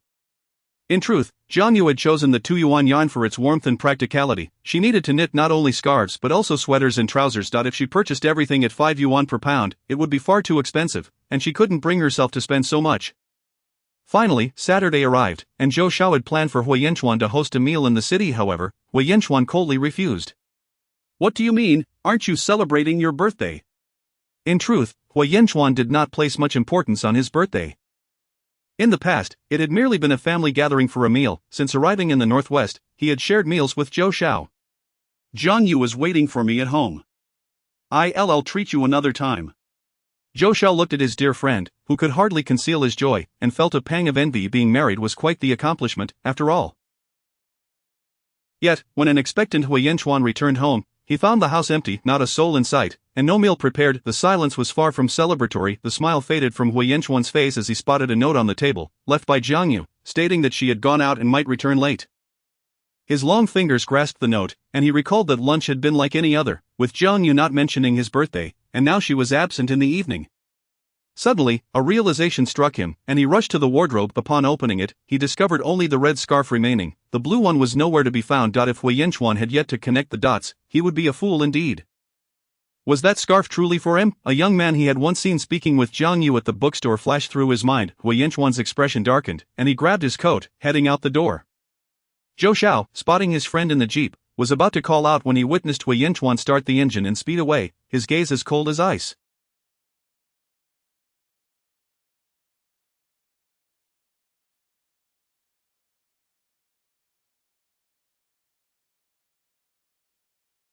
Chapter 38 of the Self-Indulgent Birthday. Here, Jiang Yu had already arrived at the restaurant that Xin Yanting had mentioned. The moment Xin Yanting laid eyes on Jiang Yu, his face lit up, and a smile instantly graced his features.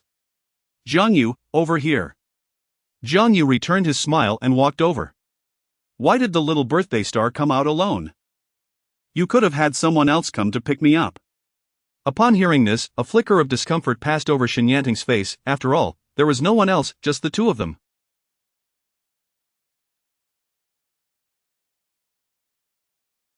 As Jiang Yu entered the restaurant with Xin Yanting, she paused for a moment upon seeing the table set before them, her expression subtly shifting. "Where are the others?" "Well, everyone else has prior commitments, so it's just us two." Jiang Yu cast a contemplative glance at Xin Yanting, and the unease in his demeanor did not escape her notice. So, was today truly meant to be just the two of them? Jiang Yu couldn't help but ponder. Nevertheless, it was Xin Yanting's birthday, and despite feeling somewhat deceived, she refrained from voicing her thoughts. Moreover, she wasn't naive. There were times when she sensed the intensity of Xin Yanting's gaze, as if it could sear through her. However, since Xin Yanting had not explicitly revealed his feelings, Jiang Yu dared not confirm whether her suspicions were correct. What if she misread the situation and he did not mean anything by it? That would surely lead to awkwardness in their friendship, so she chose to remain oblivious. On Xin Yanting's side, seeing that Jiang Yu appeared neither suspicious nor displeased, he let out a sigh of relief. The dishes began to arrive one by one, and Jiang Yu took out a scarf she had knitted. "Happy birthday, Xin Yanting. This is a scarf I knitted myself. I hope you won't dislike it."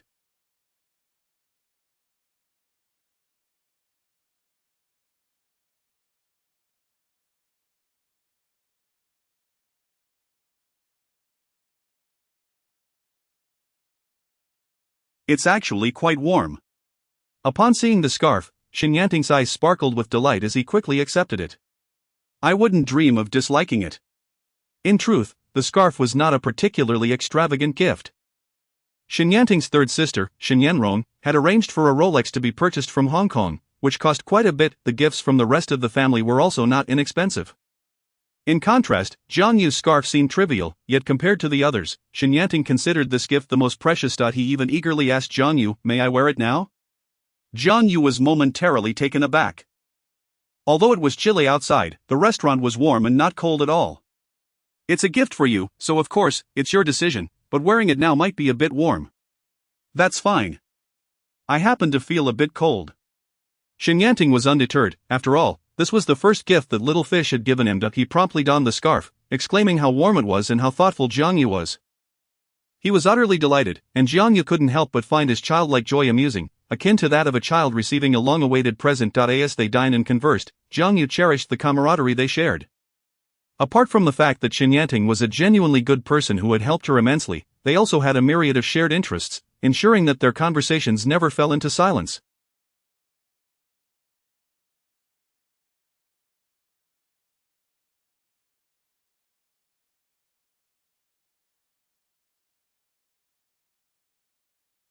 However, she couldn't help but glance at Xin Yanting again. Wearing the scarf had evidently made him warm, and a fine sheen of sweat adorned his forehead, yet the young master remained steadfastly adorned. As they neared the end of their meal, Xin Yanting felt an inexplicable sense of nervousness at the thought of what he was about to say, accompanied by a twinge of self-derision. How could the esteemed young master of the Xin family find himself so apprehensive? "Little fish," he called out to Jiang Yu. "Yes, what is it?" I like you. Would you consider being with me? I promise to take good care of you." Given the wealth of his family, they had dined in an upscale Western restaurant with few patrons, so when Xin Yanting spoke, it was as if he had summoned all his courage, and his voice resonated throughout the establishment. Just then, Hui Yinchuan, who had been seething with anger, entered the restaurant and immediately spotted the young girl seated with that insufferable brat from the bookstore. "He likes Jiang Yu?" Hui Yinchuan's face darkened, and he radiated an icy aura that made others reluctant to approach. Jiang Yu was momentarily stunned, but not due to Hui Yinchuan's presence. Rather, she was taken aback by Xin Yanting's confession. A faint blush colored Xin Yanting's cheeks, his eyes brimming with anticipation. Jiang Yu felt a pang of regret and frustration for not having clarified her marital status to Xin Yanting sooner, thus allowing him to misconstrue her feelings. However, before she could utter a word, Shen Yanting's face was inexplicably met with a punch. "Who hit me? What are you doing?" Jiang Yu gasped, her eyes widening as she beheld the furious Hui Yanchuan. "Hui Yanchuan, what are you doing here? Are you disappointed to see me? Did you think that if I didn't show up, you would agree to him? I had no idea my wife was so popular. I ought to feel honored." Though furious, Hui Yanchuan remained composed enough to keep his voice low, ensuring only the three of them could hear. The shock of being punched paled in comparison to Hui Yanchuan's words, which detonated in Shen Yanting's mind. "What do you mean? Little fish, what does he mean?" He sensed a formidable presence from the man, clearly not someone to be trifled with, yet Shen Yanting was unafraid. "What business is it of yours? This is a gift from Little Fish."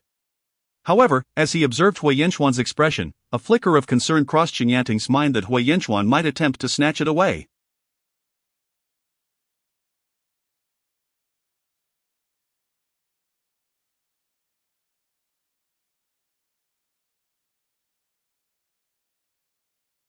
Clearly, he was acquainted with Little Fish, but Shen Yanting found it hard to believe the man's words. He seemed to hail from a prominent family, yet when he first encountered Little Fish, she had appeared rather shabby. Besides, if she were indeed his wife, why would she have to toil to make ends meet selling soap? Hui Yanchuan had already deduced the answer in his mind, yet Shen Yanting's words cut deeper than a knife. So, he had been the one indulging in self-deception all along. Absurd. The cake on the table seemed to mock Hui Yanchuan, yet what did it matter? The little girl belonged to him, and this brash young man, still wet behind the ears, dared to dream of being with her. Hui Yanchuan strode over to Jiang Yu, sweeping her into his embrace with a single motion. Jiang Yu gasped in shock. "Hui Yanchuan, what are you doing? Let her go." Hui Yanchuan's face slowly broke into a faint smile, further inciting Shen Yanting's ire. "I can be affectionate with my own wife. Who are you to interfere?" Observing Hui Yanchuan's demeanor, Shen Yanting found himself uncertain, his voice trembling slightly. "Little Fish, is he telling the truth?" "Yes, I'm sorry, Yanting, I never clarified because I thought it unnecessary, but I never intended to deceive you." Jiang Yu's heart ached as she glanced at Shen Yanting's swollen cheek, clearly in pain. She was baffled by Hui Yanchuan's sudden outburst, yet she felt an overwhelming sense of guilt towards Shen Yanting. "It's alright, I know you must have your reasons. Is he forcing you?" "Don't worry, I will help you." Shen Yanting beamed a broad smile at Jiang Yu, causing her heart to tighten. She wanted to tend to his wounds, but Hui Yanchuan's grip on Jiang Yu was unyielding, rendering her immobile. "Let her go. If you're a man, face me one-on-one," Shen Yanting retorted fiercely at Hui Yanchuan. "That's precisely my intention. No, Yanting, you should go home first. Let me explain everything later, alright?" Jiang Yu was concerned for Shen Yanting's safety. Though he had some skill in martial arts, he was no match for Hui Yanchuan. "Don't worry, Little Fish. He isn't my match." Hearing their banter, Hui Yanchuan felt a wave of bitterness rise within him, growing increasingly annoyed by Shen Yanting. "Let us take this outside, we shouldn't fight here." "Fine." Hui Yanchuan finally released his hold, tossing his coat to Jiang Yu as the two exited the restaurant. "Little girl, stay here. Little Fish, you stay right here." Both men spoke simultaneously, leaving Jiang Yu no choice but to wait in place. However, unable to contain her concern any longer, she dashed out of the restaurant, only to find both men sporting bruises and dirted clothing. Yet it was evident that Hui Yanchuan had emerged victorious. Jiang Yu rushed over, kneeling before Shen Yanting. "Yanting, are you alright?" "I'm fine, just lost the fight." "It's alright, you should tend to your wounds." Before she could finish, Hui Yanchuan hoisted her onto his shoulder with a sudden jerk. "Hui Yanchuan, are you out of your mind? Put me down. What are you doing?" Shen Yanting was taken aback, yet Hui Yanchuan paid him no mind, casting a cool glance in Shen Yanting's direction. "So, you're Shen Yanting, huh?" "I am Hui Yanchuan, from the Hui family in Beijing. If you want to find me, I'm always available, and this is my wife. I trust the Shen family values do not condone the act of coveting another man's wife." With that, he unceremoniously placed Jiang Yu into the car and drove off. "Hui Yanchuan? Hui Yanchuan from the Hui family in Beijing?" Shen Yanting was suddenly jolted into realization, astonished that it was he. The young master of the Shen family was well aware of Hui Yanchuan and even understood his reputation. So, he was indeed Little Fish's husband? The thought lingered in Shen Yanting's mind as he recalled their earlier confrontation. He had exerted all his strength, yet he also knew he had held back. Otherwise, the outcome would have been far worse, and yet Shen Yanting was still seething with anger. Chapter 39 Impulsiveness and Madness. In the car, neither Hui Yanchuan nor Jiang Yu spoke a word.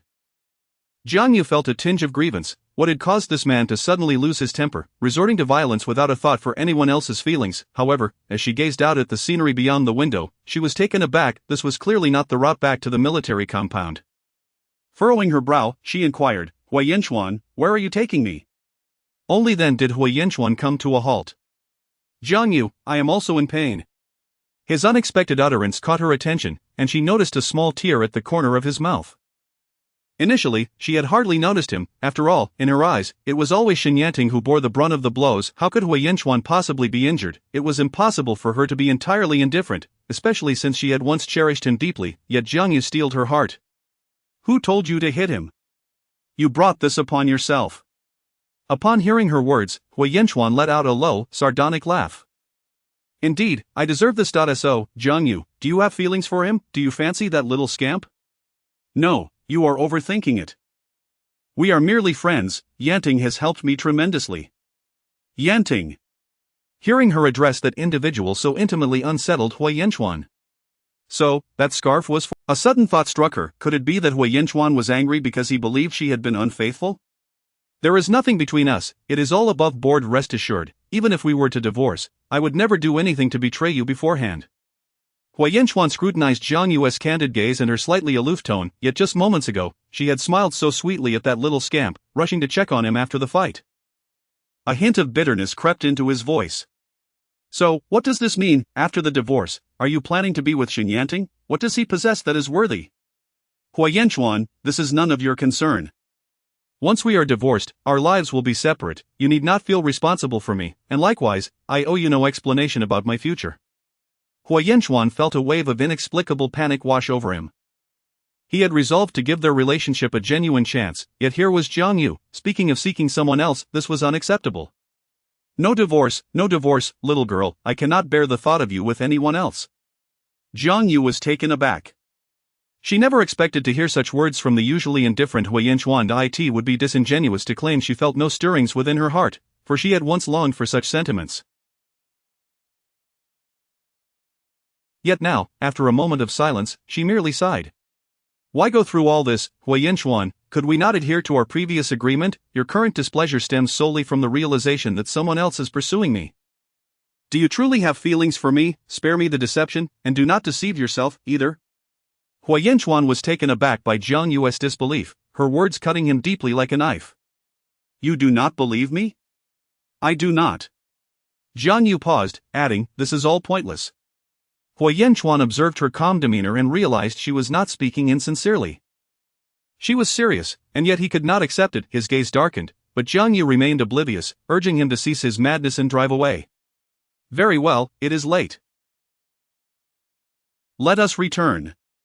Yet, in the next moment, he pressed her back against the seat, his cold lips crashing onto hers. Jiang Yu, in disbelief, widened her eyes at the sight of Hui Yanchuan's handsome face so close to her own.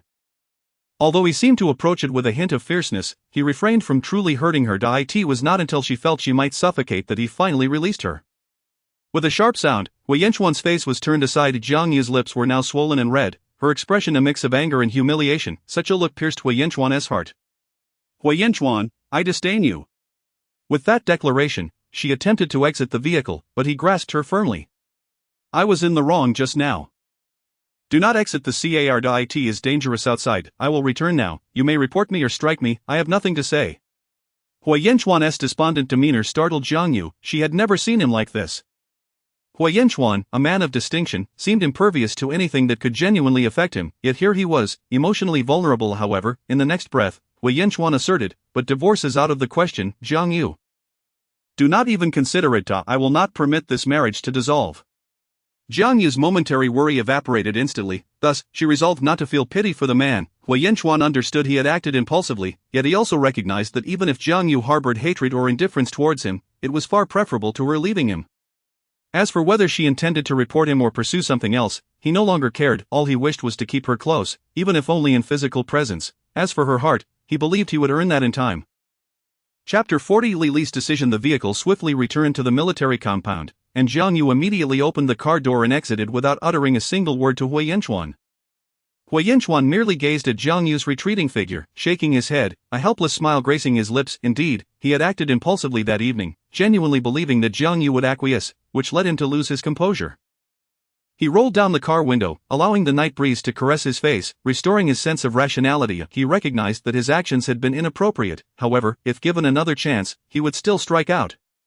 As for the repercussions of his actions, he preferred not to dwell on them, nor did he wish to tally them up. It was simply unfathomable that the steadfast resolve he had prided himself on for so many years crumbled in that fleeting moment.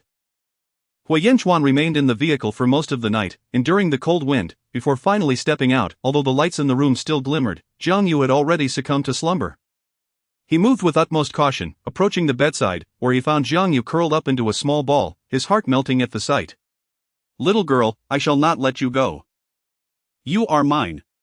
His gaze lingered on her cheek before he gently placed a kiss upon her forehead, as soft as a feather. "Good night, little one." The following morning, upon rising, Jiang Yu discovered that the bedding had already been tidied. She was uncertain whether Hui Yinchuan had indeed slept. Nevertheless, she merely huffed, dismissing the thought entirely. As she wandered through the house, she found it devoid of anyone but noted that breakfast had been prepared, various dishes laid out before her. Without hesitation, she proceeded to wash up and indulge in the meal, deeming it unnecessary to impose hardship upon herself. Yet, recollections of Hui Yinchuan's words from the previous night resurfaced, sending a shiver through her heart. His insinuations about not divorcing were unmistakable. Hui Yinchuan, however, was not the type to persist relentlessly. He had always been a man of reason. Regarding the notion of a military marriage, Jiang Yu felt a sudden pang of anxiety. In her past life, her affection for Hui Yinchuan had led her to disregard the possibility of divorce, but now, she found herself in a predicament. Should divorce become a reality, as long as Hui Yinchuan remained resolute, her escape would indeed be impossible. It seemed necessary to have a conversation with him. Jiang Yu's thoughts drifted to that domineering kiss, imbued with an aura of desire, causing her fingers to unconsciously brush against her lips. Despite Hui Yinchuan's typically aloof demeanor in her previous life, their singular encounter had left a profound impression. He was not only tall but possessed an exceptional prowess in that regard. That night, he had resembled a beast, insatiable and relentless, resulting in the conception of their child. Jiang Yu quickly shook her head. She felt that her connection with that child was fated to be unfulfilled. If parental relationships were strained, the child would not find happiness upon entering the world. Indeed, Jiang Yu understood that after years of childlessness, she had been overjoyed upon discovering her pregnancy. It signified that she would finally become a mother, and she had hoped it would deepen her bond with Hui Yinchuan. Yet, ultimately, all those hopes had been shattered. Reflecting on this, an inexplicable heaviness settled in her heart. She had come to realize that a woman should never harbor the delusion of securing a man's affection through a child. "I wonder how Xin Yanting is faring." Jiang Yu felt a twinge of guilt regarding Xin Yanting. To her, he was an innocent victim caught in the crossfire of her tumultuous relationship with Hui Yinchuan, one marked by a lack of honesty and impulsiveness. She resolved to visit Xin Yanting, albeit uncertain of whether he would be at school. Lacking knowledge of his residence or whether he had been admitted to the hospital, she decided to first inquire at the school. After all, it was better than doing nothing at all. With that thought in mind, Jiang Yu promptly exited, while Su Mei, upon noticing her departure, hurriedly closed her own door and stealthily followed Jiang Yu, determined to uncover her secrets. Preoccupied with concern for Xin Yanting, Jiang Yu remained oblivious to her little shadow. She first arrived at the school, seeking out Sun, and Jiang Yu refrained from disclosing the altercation between the two, recognizing it was not a matter of pride. Yet Sun genuinely appeared unaware of the incident. With no means of communication at home, Jiang Yu felt compelled to return. In truth, Xin Yanting's injuries were not severe. The bruise on his face appeared alarming, but the injuries on his body were minor. To put it into perspective, Hui Yinchuan bore injuries as well. However, upon witnessing Xin Yanting in such a state, his family was understandably alarmed. Li, particularly worried, insisted on taking him to the hospital.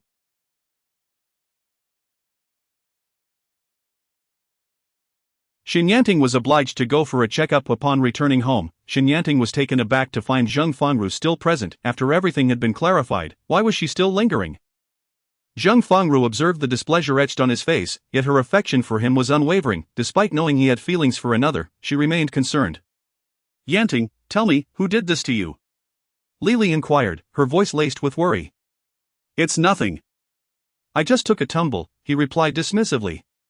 "Nonsense, do you truly think me a fool? It's evident that you were assaulted. Speak up, and I shall intervene on your behalf," she urged. "Mom, it's not that serious." No one hit me, we were just exchanging blows, you needn't seek out anyone else, I'm not a child anymore, Xin Yanting retorted, aware of his mother's tendency to indulge him, believing him to be inherently correct while others were wrong. You, my child, I know you too well. You possess the kindest heart, is this related to that woman? Li suddenly recalled something, immediately pressing him with the question. Xin Yanting quickly shook his head. No, where are you getting that from? I told you, it's nothing, I'm heading upstairs now. He didn't even spare Zheng Fangru a glance, while Li, observing her son's demeanor, became increasingly convinced that it was indeed connected to that woman. Well, this woman, causing my son to suffer before even stepping through the door. If she were to enter our home, it would surely descend into chaos. Fangru, fret not, you are my favorite, that woman will never cross the threshold of the Shin family, rest assured. Zheng Fangru could only smile faintly, for she. Meanwhile, Li's determination to confront this woman solidified, believing that this matter was inextricably linked to her. Chapter 41. The coffee spill. Li was remarkably swift. Although Xin Yanting did not divulge anything, she was adept at gathering information and soon learned of the events that transpired that day. No wonder he insisted on dining out that evening instead of at home, choosing to be with that woman. Even after being struck, he remained silent. This woman truly possesses a remarkable talent for manipulating men. Without delay, Li arranged for a meeting with Jiang Yu. Initially, Jiang Yu was somewhat perplexed, but upon discovering that it was the rendezvous was set at a CAF, a rare establishment in these times, often beyond the means of the average person. Li understood that Jiang Yu, being a vendor, was likely unfamiliar with such refined settings. Thus, from the outset, Li intended to assert her superiority, making it clear that the Shin family was grand and prosperous, far beyond the reach of someone of Jiang Yu's humble background.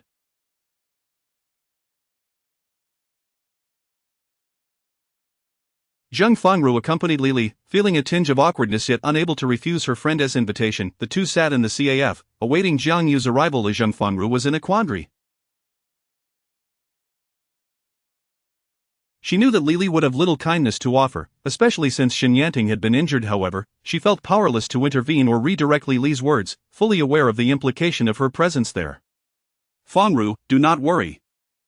I have chosen you as my future daughter-in-law, you need not speak. Once that woman sees you, if she dares to pursue further, it will only serve to humiliate herself, Li assured confidently. Auntie, wouldn't that be inappropriate?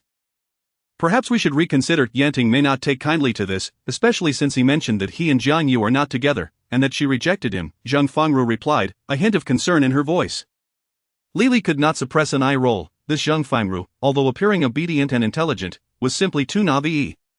You do not understand. I have encountered many such women. They employ the tactic of feigned indifference to ensnare their targets, making them feel indispensable, only to negotiate terms later. She must know that a family like ours would never accept her, so she aims to ensnare Yanting in her grasp. The more he is preoccupied with her, the more emboldened she becomes. Eventually, we may be left with no choice but to concede. This revelation opened Zheng Fangru's eyes. Li's knowledge stemmed from a previous experience involving Xin Yanting's biological father. When Shindong fell ill and spent time in the hospital, a young nurse had latched onto him, possessing both beauty and charm. Her voice was soft and beguiling, capable of rendering one weak at the knees. Li, not one to indulge in tenderness, had no reason to coddle Shindong. She herself was merely fair in appearance, unable to compete with the nurse's allure. Shindong nearly succumbed to her charms, but Li confronted them just as they were about to act upon their desires. At that time, she was pregnant and dealt the nurse a sharp slap, chasing her away and even pulling out a handful of her hair. Shindong, fearing a scandal, had to pay the nurse off to leave.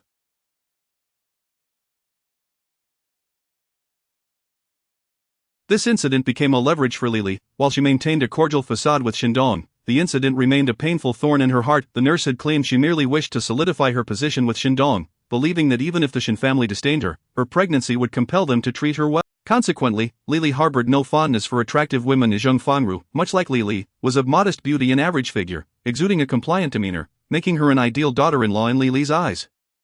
However, when the two finally laid eyes on Jiang Yu, an exquisite woman with striking features, they were momentarily taken aback. They both understood that Jiang Yu must have been attractive to have captured Xin Yanting's attention, but they were unprepared for her stunning beauty.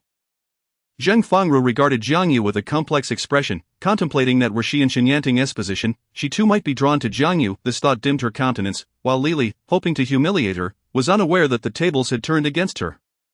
Li quickly regained her composure, casting a resentful glance at Jiang Yu. Noticing Li's gaze, Jiang Yu sensed the hostility that accompanied their visit. However, out of respect for Xin Yanting's mother, she initiated a greeting. You must be Jiang Yu? Li Li inquired with a furrowed brow. Yes, Jiang Yu replied. Are you aware that Yanting was assaulted? I am, but I do not know how he is faring now. He is much improved, but this matter cannot simply be overlooked. I am uncertain of your meaning, Jiang Yu responded, aware that Shen Yanting was not merely a victim but an active participant in a brawl. Of course, she was not seeking to justify Hui Yinchuan's actions, as he had initiated the confrontation. Enough with the pretense that I see you for what you are, an opportunist. Yanting has spoken highly of you at home, but I know your type. Relying on your looks to ensnare men in search of a benefactor, Yanting is too trusting and has fallen into your trap. I have no respect for women like you, young and capable yet resorting to such base tactics. Li Li's words dripped with disdain, leaving Jiang Yu's expression momentarily altered, for the remarks were harsh and uncalled for. Auntie, I believe you are mistaken. The term base is rather severe. I cannot bear such a characterization. I earn my living honestly and have nothing to feel guilty about. As for my relationship with your son, we are merely friends, and there is nothing clandestine. Is your son aware of your sentiments? Ha, you are quite articulate, but let me make this clear, my true daughter-in-law is seated beside me, you are nothing. With that, she seized the piping hot cup of coffee before her and splashed it across Jiang Yu. The abruptness of the act startled Zheng Fangru, while Jiang Yu momentarily froze in disbelief until she was yanked from her seat. The coffee splashed onto another patron, staining their light-colored clothing. Jiang Yu blinked in astonishment. Hui Yinchuan, what are you doing here? She exclaimed. Little girl, you can speak so boldly to me, yet you cannot evade when others throw water at you. Had I not arrived, would you have stood there and allowed them to bully you? Initially, Jiang Yu felt no sense of grievance. However, upon meeting Hui Yinchuan's deep, contemplative gaze, which had shielded her from the scalding coffee, she suddenly felt a wave of vulnerability wash over her eyes glistening with unshed tears, though her lips remained defiant. If not for you and that punch, I wouldn't be in this predicament. Indeed, I take responsibility. I will handle this. Chapter 42 of The Overlooked Birthday. Li Li and Zheng Fangru exchanged bewildered glances at the two individuals before them. After ensuring Jiang Yu was settled, Hui Yinchuan turned to face them, his dark gaze emanating an icy chill. A shiver inexplicably coursed through Li Li. Who exactly was this young man? Her eyes fell upon the coffee stains on Hui Yinchuan's attire, a mixture of fear and indignation bubbling within her, prompting her to inquire, who are you? Why are you meddling here? Hui Yinchuan's expression remained impassive, yet a flicker of disdain lingered in his eyes. He rarely revealed his emotions. Had it been a matter concerning himself, he might have remained unaffected. However, this woman had no right to lay a hand on Jiang Yu. The coffee that had been carelessly spilled had drenched his back, and the thought of that scalding liquid splashing onto Jiang Yu's face was unbearable. I am Jiang Yu's husband. Regardless of your reasoning, you deliberately inflicted harm just now. Apologize, Hui Yinchuan stated, his voice devoid of warmth. Li Li froze in disbelief, while Zheng Fangru stood equally astonished. This remarkable man was indeed Jiang Yu's husband? No, Jiang Yu was actually married. Zheng Fangru felt a wave of shame wash over her for Li Li's earlier actions, having witnessed the coffee targeted at Jiang Yu's face. While it may not have been disfiguring, it would undoubtedly cause pain, and it bore no difference from a slap. As for the man's words, Zheng Fangru found them credible. He exuded an undeniable aura, appearing far from ordinary, and certainly not deceitful. Even her admiration for Shen Yanting paled in comparison to this man, who rendered Shen Yanting a mere child, immature and utterly incomparable. Was Jiang Yu's assertion true? Did she truly have no connection with Shen Yanting? Li Li seemed to grasp this notion, yet she was resolute in her refusal to apologize. Instead, she retorted to Hui Yinchuan, you, young man, may treat her well, but I advise you to keep your eyes wide open.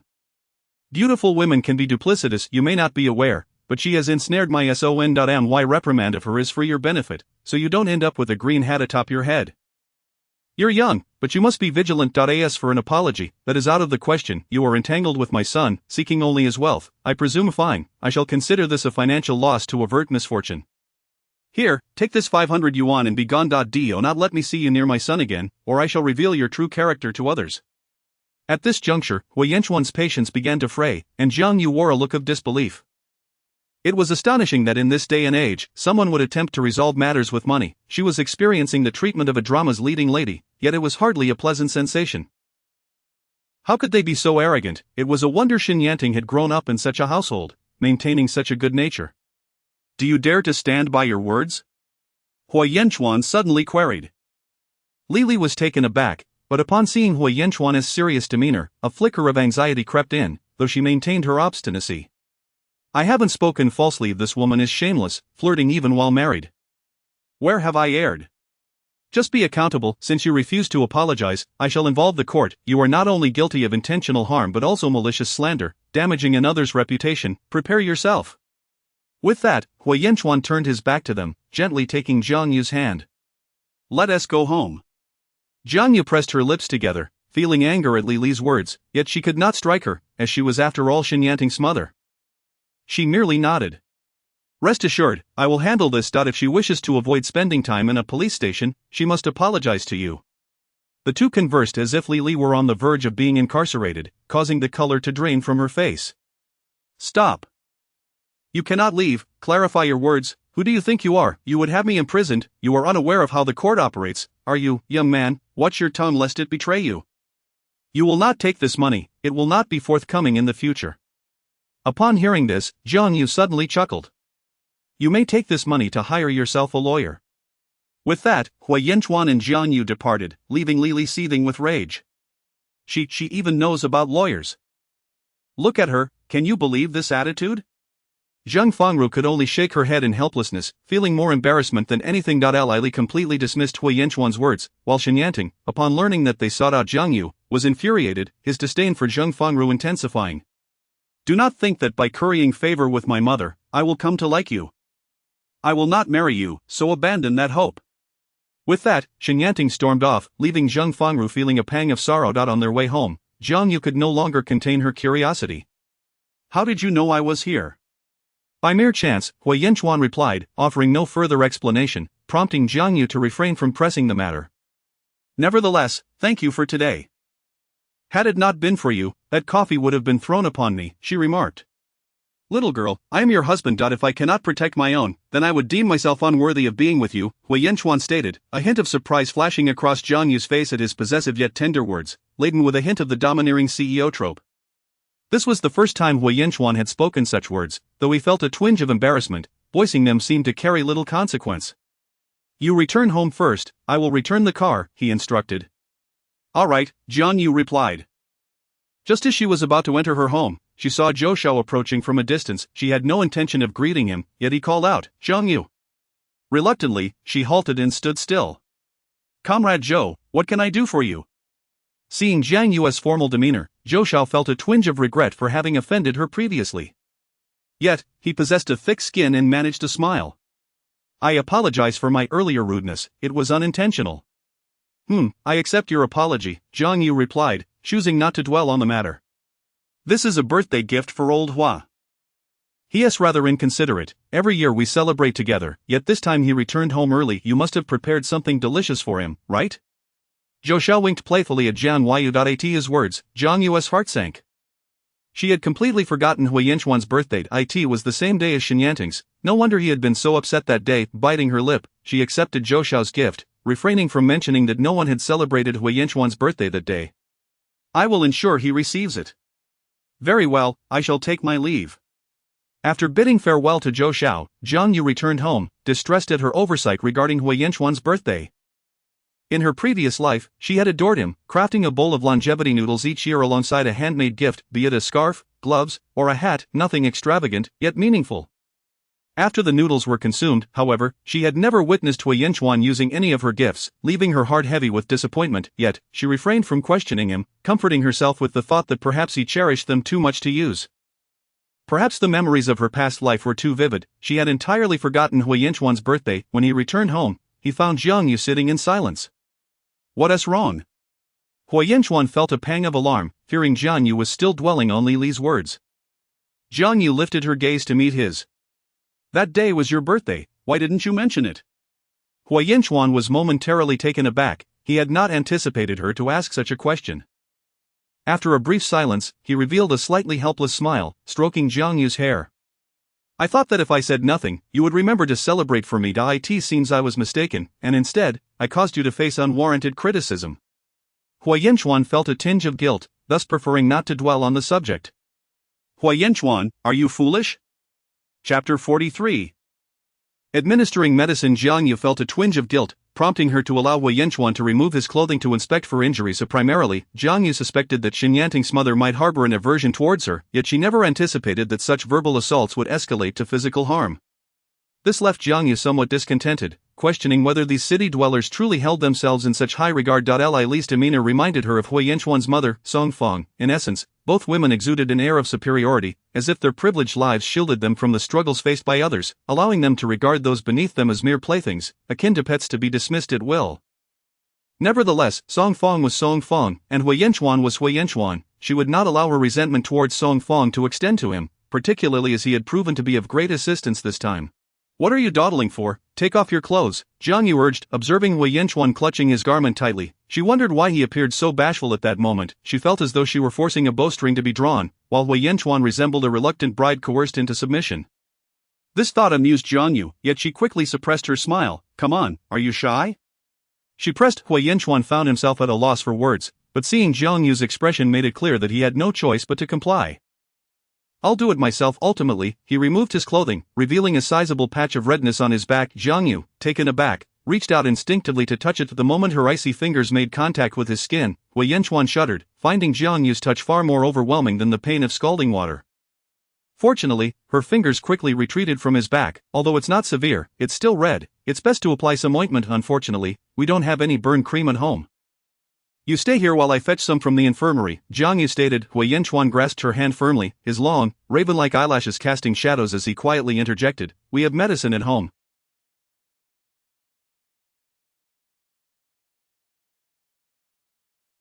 Jiang Yu looked at him, bewildered. Feeling somewhat awkward, Hui Yanchuan explained, "When you were cooking, I feared you might burn yourself, so I took the liberty of preparing some medicine in advance."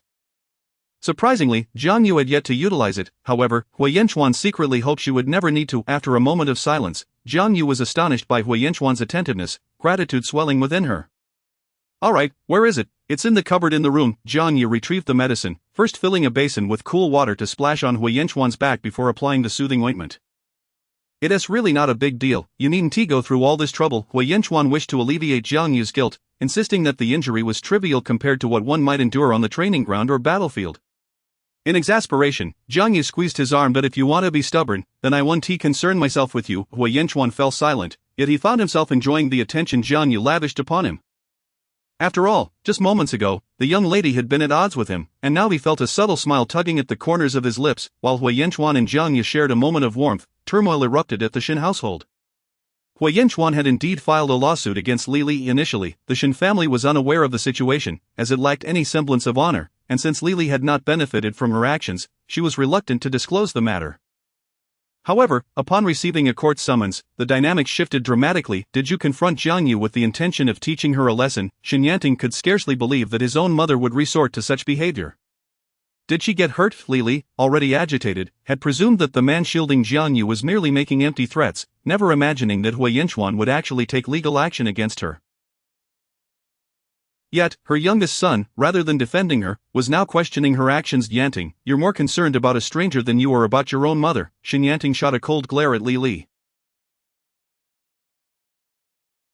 "Mom, did she injure you? Did Jiang Yu insult you with her words?" Li Li froze, for there was no truth to his claims, yet her anger persisted. Shin Yanting's gaze shifted to Zhang Fengru, who felt a tremor of apprehension. Although she had remained passive, she understood that in Shin Yanting's eyes, she and Li Li were complicit in bullying Jiang Yu. With a bitter taste in her mouth, Zhang Fengru found herself at a loss for words. "So, while you witnessed my mother pouring coffee and harming Jiang Yu, you still wish to marry me? You need to reconsider who you are trying to appease." Shin Yanting's words were heavy with reproach, draining the color from Zhang Fengru's face. "Enough, as if this situation isn't chaotic enough. Go apologize to her," commanded Shin Yanting's father. Shin Dong stared in disbelief. "What did you say? Apologize to that wretched girl? Can she even handle it?" Shin Dong looked at her with disappointment. After years of marriage, what had she contributed to the family beyond bearing the Shin name? "Otherwise, this is a critical moment. If you fail to apologize, it will reflect poorly on me. Do you think you can continue living comfortably?" Li Li fell silent, though discontent brewed within her. Before Li Li could offer her apology, Shin Yanting sought out Jiang Yu first. "Little fish, I'm so sorry. I had no idea my mother would act that way. Are you alright?" "I'm fine." Truthfully, Hui Yanchuan's initial actions were inappropriate, yet they were provoked. "I hope you won't take offense." Shin Yanting shook his head, believing that any man would react similarly to Hui Yanchuan when faced with the advances of a rival. "Rest assured, I will not conflate you with your mother." "Are we still friends?" Shin Yanting inquired, a hint of disappointment creeping into his voice. As he could not pursue Jiang Yu romantically, he at least wished to maintain their friendship. "Of course," Jiang Yu replied with a smile, lifting Xinyanting's spirits considerably. As for Li Li's apology to Jiang Yu, it was far from sincere. Jiang Yu remained unfazed, recognizing that genuine sentiments were impossible from someone like her. Ultimately, Jiang Yu's intention was to teach Li Li a lesson, making it clear that she was not to be trifled with. If issues arose, she would seek assistance from the authorities, let them see who held more power. Having suffered a significant setback, Li Li was now wary of provoking Jiang Yu, and her son had grown distant from her.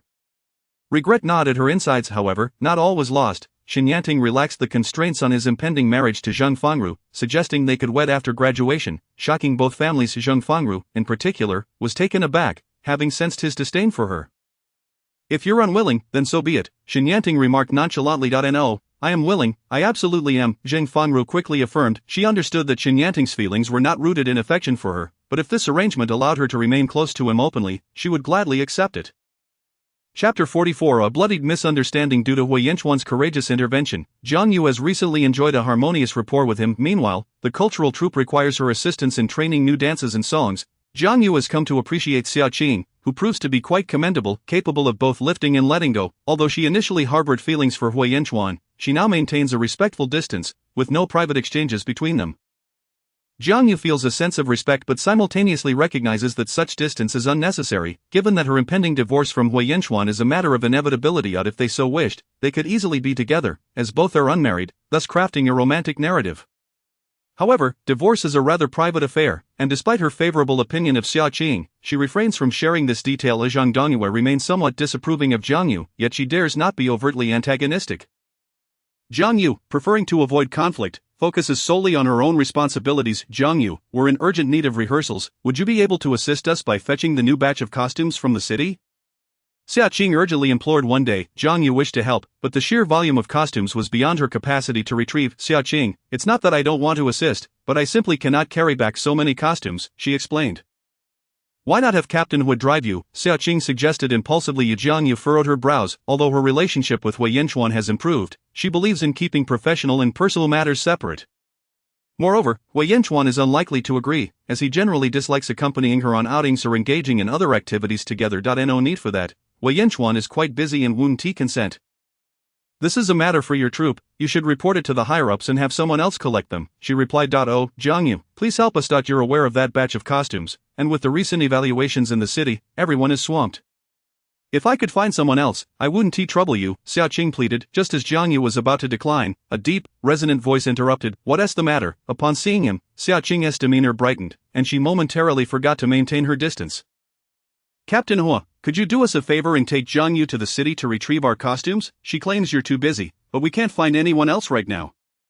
Jiang Yu pursed her lips, puzzled by Hui Yanchuan's sudden arrival. "What brings you here?" Hui Yanchuan, clad in military attire, appeared sharp and upright, a subtle smile gracing his features. "I noticed you hadn't returned, so I came to fetch you," he replied. "It must be said, the ordinarily aloof Hui Yanchuan revealed a tenderness in public that was quite disarming. His voice, already captivating, was lowered as if he were whispering sweet nothings to Jiang Yu, making her feel as if her ears were about to conceive. Jiang Yu was momentarily taken aback, questioning how he had become so adept at charming others. Did he not notice Xia Qing's cheeks flush? Truth be told, Xia Qing had never before witnessed Hui Yanchuan in such a light. The typically distant man was now appearing almost human. It was as if the aloof flower had descended from its pedestal, yet, she quickly reminded herself that no matter how endearing he seemed, he was still someone else's cherished companion, and the pressing matter remained the costumes. "Perhaps you should find someone else. Actually, I can take Jiang Yu with me. I was planning to go out anyway, and I can help bring back the costumes," Hui Yanchuan offered. Xia Qing's face lit up with elation. "Really? Thank you so much, Captain Hua. It's nothing, I'm merely concerned you might not allow Jiang Yu to leave," Hui Yanchuan teased lightly. Jiang Yu shot him a glare, bemused by his playful banter. Hui Yanchuan feigned innocence, blinking in mock surprise, appearing quite pleased at Jiang Yu's irritation. It was amusing to tease her. "Xia Qing, why are you still standing here?" After the two had walked away, Xia Qing remained momentarily perplexed.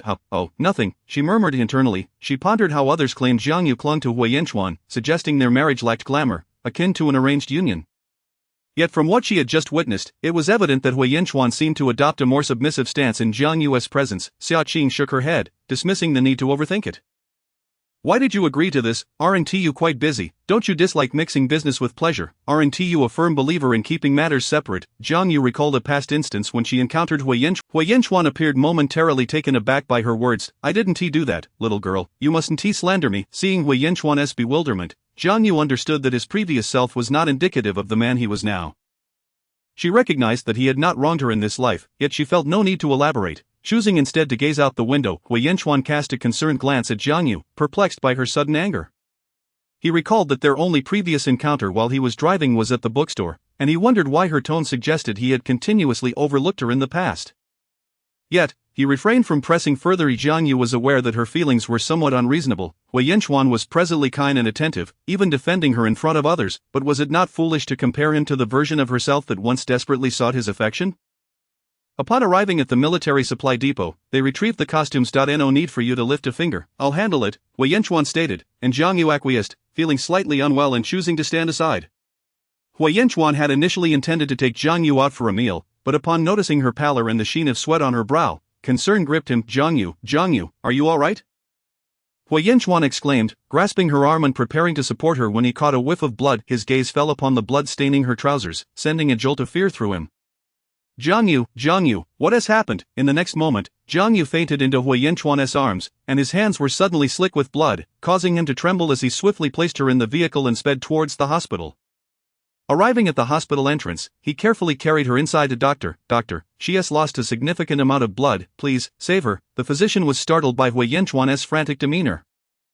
Hurry, to the emergency room. Hui Yanchuan attempted to follow but was ushered out by a nurse. He anxiously awaited outside, and shortly thereafter, a female doctor emerged. Doctor, what is wrong with her? Is she in danger? Hui Yanchuan's voice quivered with worry. The doctor shot him an exasperated glare. She is merely on her period. No need for such alarm. It's likely her first time, and the flow is a bit heavy. Hui Yanchuan was initially taken aback but quickly flushed with realization. But she fainted. It's likely just menstrual cramps. What is your relation to her? I am her husband. Women experience significant discomfort during this time, and they may be irritable. As her husband, you should be accommodating. Avoid letting her come into contact with cold water, and perhaps offer her some brown sugar or red dates to replenish her blood. Hui Yanchuan nodded, committing her advice to memory. All right, we'll transfer her to a regular ward shortly for her to rest. Once she wakes, you may discharge her. Okay, thank you. Chapter 45. Awakening in the ward. When Jiang Yu awoke, all she could see was the unfamiliar ceiling above her, accompanied by the pungent scent of disinfectant permeating the air. She furrowed her brow slightly. Her visits to hospitals were rare, and her last experience had left a bitter memory. She had been admitted due to a miscarriage, an overwhelming loss that felt as if all the blood in her body had. She had longed for that child with fervent desire, convinced that she could raise the baby alone, independent of Hui Yanchuan. Despite her hectic schedule, she had made time to sew numerous garments for the child, crafting both pants and skirts in anticipation, not knowing the gender. Yet, the child never came into her life. The scent of disinfectant now invoked a haze of nostalgia, transporting her back to the day she had lost her baby. At that moment, Hui Yanchuan entered the room, holding a thermos. A sheen of sweat glistened on his pale face, and his attire appeared somewhat disheveled. Jiang Yu thought she even spotted a hint of blood on his clothing. What could have happened? She found herself momentarily dazed, but upon noticing Jiang Yu had regained consciousness, Hui Yanchuan's face broke into a radiant smile, his eyes reflecting a mix of relief, joy, and an undercurrent of something akin to disappointment. Little girl, you're awake, he exclaimed. Jiang Yu responded with a soft Where am I? What happened? And what about the blood on your clothes? She inquired, genuinely perplexed. All she remembered was feeling unwell before everything faded to black, and now she found herself here. Hui Yanchuan felt an inexplicable flush at her questions but settled down beside her, his expression softening. We're at the city hospital. The little girl has grown up. You've gotten your period. The doctor mentioned it might cause some cramps, and you fainted, which really startled me. He spoke with a hint of frustration, as if he felt he hadn't provided enough care for Jiang Yu. It's perfectly normal to have your period. The doctor said it might be because you've been drinking milk regularly, and your nutrition is on point. Jiang Yu blushed with embarrassment as she listened to Hui Yanchuan earnestly explain, feeling somewhat foolish for having forgotten something so fundamental now that she was 18. And what about the stains on your clothes? She pressed. Oh, that's nothing. I just accidentally brushed against something, he replied nonchalantly. However, Jiang Yu, noticing Hui Yanchuan's penchant for cleanliness, pressed her lips together, contemplating the situation. Thank you for today. I'm afraid I've stained your clothes. I'll wash them for you, or if you prefer, I can buy you a new one, she offered. Hui Yanchuan's smile faltered, and he looked serious. What do you mean by that? Nothing much, Jiang Yu replied, sensing the oddity in Hui Yanchuan's demeanor. Hui Yanchuan felt a pang of guilt for not being more attentive to her needs. He hadn't anticipated that upon waking, she would be preoccupied with his attire. Did she think he would resent her? Yet, upon seeing her pale complexion and the lack of color in her once rosy lips, he felt a tightness in his chest, a surge of protectiveness that made it difficult for him to utter harsh words. Moreover, her earlier comments did not signify a desire to distance herself from him, which offered him some solace. He gently asked, "Are you still in pain? If you feel unwell, you must tell me, all right?" After which, he poured her a glass of warm water. "Here, drink some warm water first." Jiang Yu accepted the cup and took a sip. "The doctor said you could drink some brown sugar water, but since you're alone in the hospital, I'm worried." "I'll buy some brown sugar when we leave. Is there anything else you'd like to eat?" Jiang Yu shook her head, realizing her oversight. "Just get some brown sugar." "All right," Hui Yanchuan nodded, taking the cup from her hands. "Goodness, your man is truly devoted, running in and out like this." "We thought something terrible had happened to you," one of the other patients remarked. "Indeed, before he went out for hot water, he was right by your bedside the whole time," another chimed in. "Unlike my husband, who would rather stay as far away as possible," a third added, envy creeping into her tone. Due to a lack of hospital beds, Hui Yanchuan had initially wanted to secure a private room for Jiang Yu. However, with no availability and the realization that her condition was not particularly severe, he refrained from using his influence. The room they were in housed 4 individuals, 3 were pregnant women, and while Jiang Yu had fainted, the others had witnessed Hui Yanchuan's genuine concern, which was unmistakable. They couldn't help but feel a pang of envy. Unlike their partners, who would simply drop them off at the hospital and disappear, Hui Yanchuan's evident care was a stark contrast. The women lamented their own circumstances, noting how they had to endure labor in fields while others were afforded the luxury of hospital care, often at a price. If they were to bear sons, it would be worth it. If not, it felt like a loss. Women were inherently fragile, especially during pregnancy, and they craved affection and support. While they reflected on their own partner's indifference, they couldn't help but admire the man before them. He was strikingly handsome, exuding an aura of concern for his wife, even over something as mundane as a monthly cycle. It was enviable how he treated her so tenderly, offering to buy whatever she desired, attributing her current state to an excess of nutrition from milk, something not every city dweller indulged in daily. This married woman, with her bold demeanor, spoke freely, causing Jiang Yu's cheeks to flush even deeper. Hui Yanchuan, too, found himself struggling with a mix of embarrassment and self-reproach. "Hui Yanchuan, could you please get me something?" Jiang Yu suddenly recalled something important. "What is it?" he replied, genuinely unsure, having grown up with a sister but remaining somewhat naive about such matters. "Come closer," she instructed, feeling a wave of shyness wash over her at the thought of discussing this in front of strangers.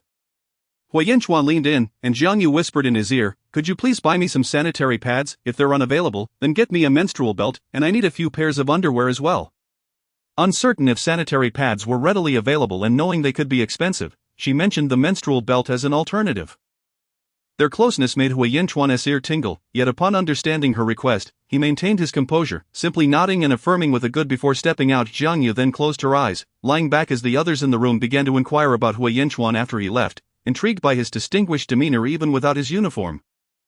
Jiang Yu, however, chose silence, leaving them to speculate among themselves. Finally, she was afforded a moment of peace, realizing that sometimes, being a woman was indeed quite exhausting. Chapter 46, The Embarrassment of Shopping and Subtle Flirting. Upon exiting the hospital, Hui Yanchuan made his way to a nearby department store. As he entered, the sales clerk was taken aback by the sight of him. His clothes bore traces of blood. What on earth has he been doing, she wondered, momentarily doubting the integrity of such a handsome man. Hui Yanchuan noticed her apprehensive gaze and realized that his attire was indeed inappropriate. While one might go unbothered in a hospital, it was only natural for others to express concern in public. Feeling somewhat flustered yet resolute, Hui Yanchuan focused on purchasing items for Jiang Yu. Having not had the chance to change out of his shirt from the jeep, he approached the counter, his face flushed, and inquired, "Excuse me, where can I find sanitary pads? Or menstrual belts?" The clerk stared at him in astonishment, finding it rather unseemly for such an attractive man to be asking for such items. In an age where social norms had relaxed somewhat, it still remained a rarity for men to purchase feminine hygiene products openly, as many would find it embarrassing. However, Hui Yanchuan's earnest expression and innocent demeanor dispelled any doubts. Despite the blush on his cheeks, it was evident to the clerk that he was not the type to loiter aimlessly on the streets. "Just walk straight ahead, take a right, and you'll find a counter there," she directed. "Thank you," he replied, and after confirming her directions, he made his way to the section for women's products. To be honest, this area was far quieter compared to the bustling atmosphere of the other counters. Upon entering, Hujati, the sales clerk, was momentarily stunned. In her time working here, she had never encountered someone so strikingly handsome, especially not in the women's section. Curiosity piqued, she welcomed Hui Yanchuan warmly. Unlike her fellow clerks who treated customers with indifference, Hujati understood the importance of each visitor. Her counter specialized in imported goods from Hong Kong and abroad, featuring everything from scanty lingerie to disposable sanitary pads. As Hui Yanchuan surveyed the offerings, he felt somewhat overwhelmed. Recognizing his lack of knowledge, he approached Hujati and stated, "Excuse me, I would like to purchase some sanitary pads."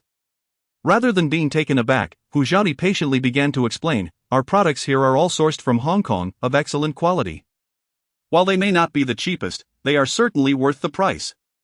Hui Yanchuan showed no signs of resistance, recalling how Jiang Yu had sought guidance on their usage during her first visit.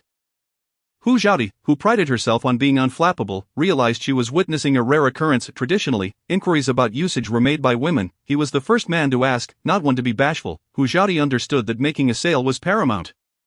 Her pay was a base salary plus commission, and with a limited income, she valued every customer. Her family, looking down upon her job, failed to appreciate her efforts to carve out a respectable identity. In her eyes, a man willing to buy such items for a woman was undeniably admirable. Most men would shy away from such tasks. "What is the difference between day and night pads?" Hui Yanchuan inquired. "The day pads are shorter and more convenient, while the night pads are longer, designed to prevent." Hui Yanchuan nodded, disregarding the prices. "I'll take 10 of each." Though she had suspected he might be a significant customer, the quantity still startled her. "Sir, these pads aren't cheap. A pack of day pads costs 3 yuan, containing 10 pieces, while night pads are 4 yuan. This total comes to 70 yuan, and you won't need that many at once. 3 packs of each should suffice." "That's not necessary. I insist on 10 packs of each," Hui Yanchuan insisted, and Hujati, unable to turn away business, marveled at her fortune in encountering such a generous and dashing customer. 70 yuan was nearly a laborer's wage for a month, and, comparatively, ordinary menstrual belts cost only a few dimes. "By the way, I also need a few women's underwear," he added, glancing at the display and recalling that Jiang Yu often wore the old-fashioned cotton vests she had made herself. "What distinguishes these from the vests?" he asked, pointing at a particular style. "Oh, these provide better support, are less likely to sag, and are generally more comfortable," she replied. Hui Yanchuan couldn't help but think of Jiang Yu. Reflecting on her noticeable transformation, the young woman had an attractive figure, and as for support, he pondered that even a cotton vest could look appealing. Clenching his fists at the thought, he declared, "I'll take 2 of these." "What size?" she inquired. "Size?" he echoed, perplexed. "Yes, we need to know the size, otherwise, they might not fit properly," she clarified. Hui Yanchuan, unfamiliar with such details, guessed based on the display mannequins. "This size should do." "Very well, here are your items. That will be 120 yuan in total." Without batting an eye, Hui Yanchuan retrieved his wallet and paid the sum, ready to leave when he suddenly remembered, "By the way, do you sell brown sugar here?" "Yes, if you're looking to replenish your energy, in addition to brown sugar, you might consider red dates or donkey hide gelatin," Hujati added, sharing knowledge passed down from a training instructor. Though she herself suffered from menstrual discomfort, her household lacked the means to procure such items, yet this man clearly had no such concerns. Hui Yanchuan paused, taking a moment to regard Hujati with newfound respect. She was sharp-witted, she smiled, amused that she had never encountered a customer so generous. "Thank you," he said, and with his purchases in hand, he returned to the hospital. Upon hearing of the numerous sanitary pads Hui Yanchuan had bought, Jiang Yu was momentarily speechless. "Why did you buy so many?" she asked. "I thought you might need them," he replied innocently, blinking at her. Jiang Yu was nearly at a loss for words. "Fine, I'll use them slowly." "How much did you spend?" "I'll pay you back," she said, only to have her hand grasped by Hui Yanchuan. "Why would you give me money?" "You're my wife. There's no need to be so formal," he countered. Jiang Yu raised an eyebrow, noticing the 3 expectant mothers in adjacent beds listening intently, and couldn't help but chuckle at his theatrical display. "Alright, if you're acting, then so will I," she teased, gently tugging at his sleeve. "I need to use the restroom. Carry me there." Seeing Hui Yanchuan's eyes widen in surprise, Jiang Yu found the situation rather amusing. However, when he actually lifted her effortlessly, she panicked. "Hey, put me down. Be good, don't squirm that you're quite weak right now, and I'll take you there," he insisted. Jiang Yu attempted to struggle. "If you keep moving around, I can't guarantee what I might do," Hui Yanchuan warned in a low voice. Startled into stillness, she felt a tinge of embarrassment, burying her face in his shoulder. Only then did Hui Yanchuan smile. Good girl. Chapter 47. What are you resisting? After Hui Yanchuan carried Jiang Yu to the restroom, he brought her back and then gently placed her in the car, even thoughtfully laying his clothing on the seat for her comfort. With you acting this way, others might think I have a limp, Jiang Yu said, a hint of embarrassment coloring her words, though there was an odd warmth in her heart. You are in a special situation now, Hui Yanchuan replied, seemingly unfazed by her discomfort. Once they reached the military compound, he effortlessly lifted her from the vehicle, drawing gasps of astonishment from those nearby. Was this really the aloof Commander Ho? His attentiveness was quite remarkable. It seemed like the couple was playing around in broad daylight. Commander Ho, what happened to Jiang Yu? Why are you carrying her? Someone inquired, curiosity piqued. Jiang Yu was feeling a bit unwell, Hui Yanchuan stated, choosing to keep his explanation succinct, mindful of the young lady's pride. Upon hearing his words, Jiang Yu lowered her gaze, instinctively clutching his clothing tighter. A faint smile graced his lips as he carried her into their home. However, as soon as they crossed the threshold, Jiang Yu urged Hui Yanchuan to return the performance attire, realizing they had already delayed at the hospital for quite some time, and she imagined that Xiao Qing and the others must be anxiously waiting. You only think of others and neglect your own needs. Being with me, you ought to be more considerate of yourself, he chided gently. Oh, just hurry up and go, she insisted. All right, I will drop this off quickly and return shortly. It's fine, you needn't worry about me. Having my period just makes me a bit weak. It's not as if I can't manage anything, Jiang Yu reassured him, genuinely feeling that Hui Yanchuan was overreacting. Your period? Hui Yanchuan asked, a quizzical expression crossing his face. It means menstruation, she clarified. Oh, he nodded, deep in thought. Yet, observing Jiang Yu's indifferent demeanor, almost wishing for him to leave promptly, he couldn't help but chuckle at her apparent lack of sentiment, as if she would toss him aside once she was done with him. He playfully tapped her forehead twice. Ungrateful. Once he stepped outside, Jiang Yu pouted, rubbing her forehead, bemused by his penchant for physical affection. Not long after, she heard someone calling from outside. Sister, are you home? It was Feng Chunni's voice. Chunni, I'm inside. Please come in, Jiang Yu replied. Feng Chunni entered the room and was taken aback to see Jiang Yu lying in bed, her complexion pale. Sister, what happened to you? I heard Commander Ho carried you back, she exclaimed. Ah, Chunni, how did you find out? Jiang Yu felt slightly embarrassed. It was hardly the stuff of a romantic drama, and the situation felt awkward. Many people saw Commander Ho bringing you back. Sume, that gossipmonger, immediately spread the word, claiming you were unwell.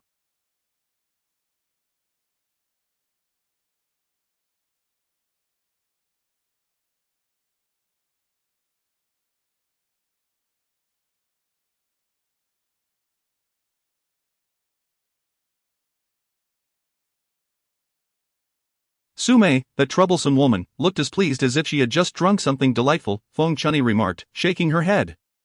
Don't mind her, she just can't stand to see others happy, Jiang Yu retorted. Feng Chunni nodded, yet her concern for Jiang Yu was evident. But really, what is going on with you? Honestly, it's nothing serious. It's just my first period, and I was unprepared. I even drank some cold water this morning and fainted, Jiang Yu explained. Goodness, Feng Chunni laughed, surprised by the simplicity of the matter. I thought something was terribly wrong, but Commander Ho truly cares for you. If it were my husband, he wouldn't even consider carrying me in public, he'd rather bear me on his back, and I doubt he would be pleased to do so.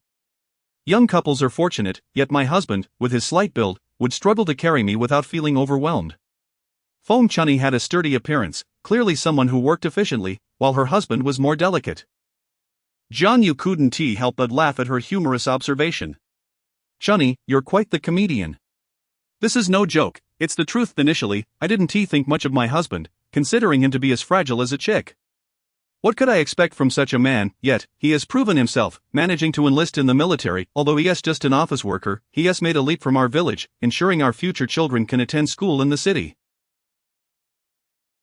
I feel content with that, Jiang Yu acknowledged. She nodded, contemplating that, in essence, everyone merely desires a better life. Even for herself, having been given a second chance, the goal was to earn more money for a better existence. The life of the affluent was something unfathomable in its ease and comfort. By the way, you must take care during this time, avoid cold water as much as possible. You're not like us rough folks. You need to nurture your delicate self. Have you bought any sanitary products? Feng Chunyi asked, her straightforward demeanor evident. Jiang Yu nodded. I purchased sanitary pads, they are cleaner. Sanitary pads, goodness, I've heard of them but never used them. Aren't they expensive? A few city wives in our compound use them, but they all have jobs and don't mind the cost. In Jiang Yu's perspective, 3 yuan for a pack was not exorbitant, but for military wives like Feng Chunyi or ordinary homemakers, that price was quite steep. Yes, it's a bit pricey. I didn't expect Ho Yinchuan to buy so many. As for underwear, she found it unnecessary to mention how he knew her sizes. Did you ask Commander Ho to buy them for you? Yes. What a good man. I had no idea he was so considerate of his wife, yet, before you arrived, the girls from the art troupe and other departments would find any excuse to watch Commander Ho train, trying to engage him in conversation.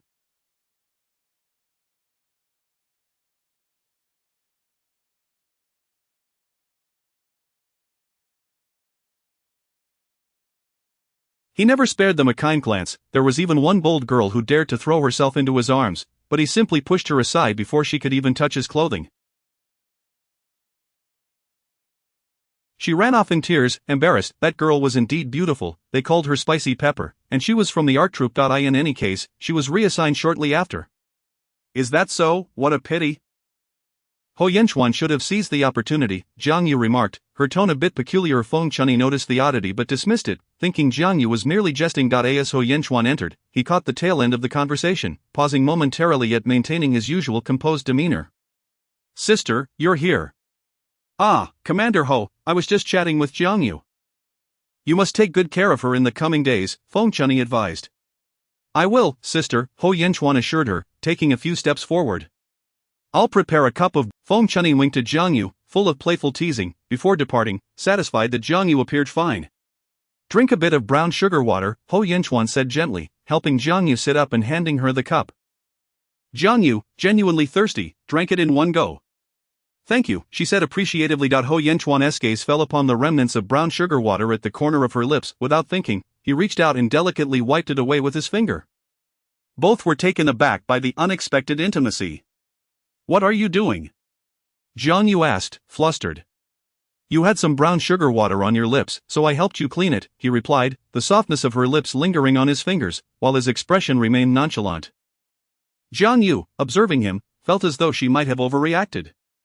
Please, don't do that, it's inappropriate. We need to maintain our distance, she stammered. Ho Yinchuan's expression stiffened. Little girl, must you insist on this? What exactly are you resisting? Chapter 48, A forceful kiss and a hasty retreat. Jiang Yu cast a glance at Ho Yinchuan, pondering whether he was genuinely oblivious or merely feigning ignorance. With divorce on the horizon, why engage in superfluous actions that could lead to misunderstandings? Nevertheless, Jiang Yu was reluctant to show any sign of weakness before him, adopting a faade of bravado. She declared, your behavior is rather distressing to me. It leaves me with a glimmer of hope, making me wonder if you harbor even the slightest affection for me. Do you truly wish to spend a lifetime together? I've heard whispers regarding that little Pepper affair. I can only surmise that with a mere beckon, a multitude of women would eagerly line up to marry you. You needn't squander your time on me, let us part amicably when the time comes. Upon hearing Jiang Yu's words, Ho Yinchuan felt as though the ground beneath him. This girl had an uncanny ability to unsettle him, her words rife with implications of severing ties. It seems you have disregarded what I previously stated, Jiang Yu. I said I would not pursue a divorce. Our marriage is a military one, protected by law. As long as I oppose the divorce, you cannot leave. Ho Yinchuan, do you not find yourself excessively domineering? You do not even have feelings for me. How do you know that I do not? Ho Yinchuan hesitated, words unspoken, merely holding on to his pride. In any case, do not entertain thoughts of divorce. It is out of the question. After marrying me, who else could you possibly fancy? Jiang Yu found his assertion rather amusing. Ho Yinchuan, how is it that I was unaware of your audacity? You truly hold yourself in high regard. There are countless individuals superior to you. I am not lacking in appeal or financial stability, and should we part ways, I would undoubtedly find someone of merit. Ho Yinchuan merely observed Jiang Yu's animated expressions, noting the absence of any semblance of weakness. Indeed, he had indulged her too much. Jiang Yu caught Ho Yinchuan's gaze, while his eyes were striking. The intensity with which he fixated on her resembled that of a hunter surveying its prey. In the blink of an eye, Jiang Yu found herself pressed against the bed, his lips cold and devoid of warmth, yet, her heart ignited with a fervor akin to an explosion.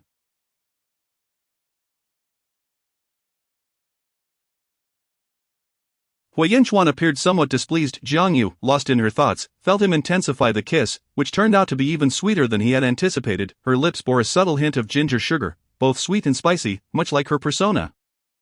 As for that little pepper business, he had no recollection of it. It seemed she was merely envious. Strangely, Hui Yinchuan felt no anger, rather, he was quite pleased, for jealousy signified that she held him in her heart. It must be said, the body's reactions are unerring. Hui Yinchuan, seemingly self-taught in this regard, swiftly conquered her defenses, leaving Jiang Yu powerless to resist. A mere kiss could leave one in a daze, devoid of strength to push him away. Eventually, Hui Yinchuan reluctantly separated from Jiang Yu, his fingers gently caressing her face. Little girl, do not overthink this. I acknowledge my past transgressions and will amend my ways. I realize I may have neglected you before, but that will change. We shall not divorce. I will not allow you to leave me. Jiang Yu, however, regarded him with a cool demeanor. Finding his words laughable, she struggled to comprehend why Hui Yinchuan's character had diverged so drastically from his previous self, yet she lacked the energy to confront him. Hui Yinchuan, your behavior only serves to diminish my respect for you. Hui Yinchuan's cheerful demeanor promptly darkened. Jiang Yu, do you not wish to be with me? What do you think? Jiang Yu retorted, laced with sarcasm. Why? I admit I was unkind to you initially, yet I have not committed any egregious offenses, have I? Hui Yinchuan was genuinely perplexed. Indeed, why? Perhaps it was the knowledge that he would have another wife and child in the future while their own child would never see the light of day. In any case, do not persist in this manner. I am not jesting, your behavior is akin to that of a rogue. At that moment, Hui Yinchuan's expression turned grave. He had never been rejected so persistently, as if he were the one pursuing her.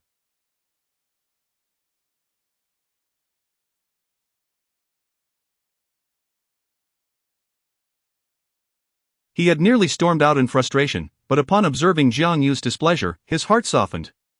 Very well, I shall say no more. Are you in pain again? Lie down. I have heard that gentle rubbing of the abdomen alleviates discomfort.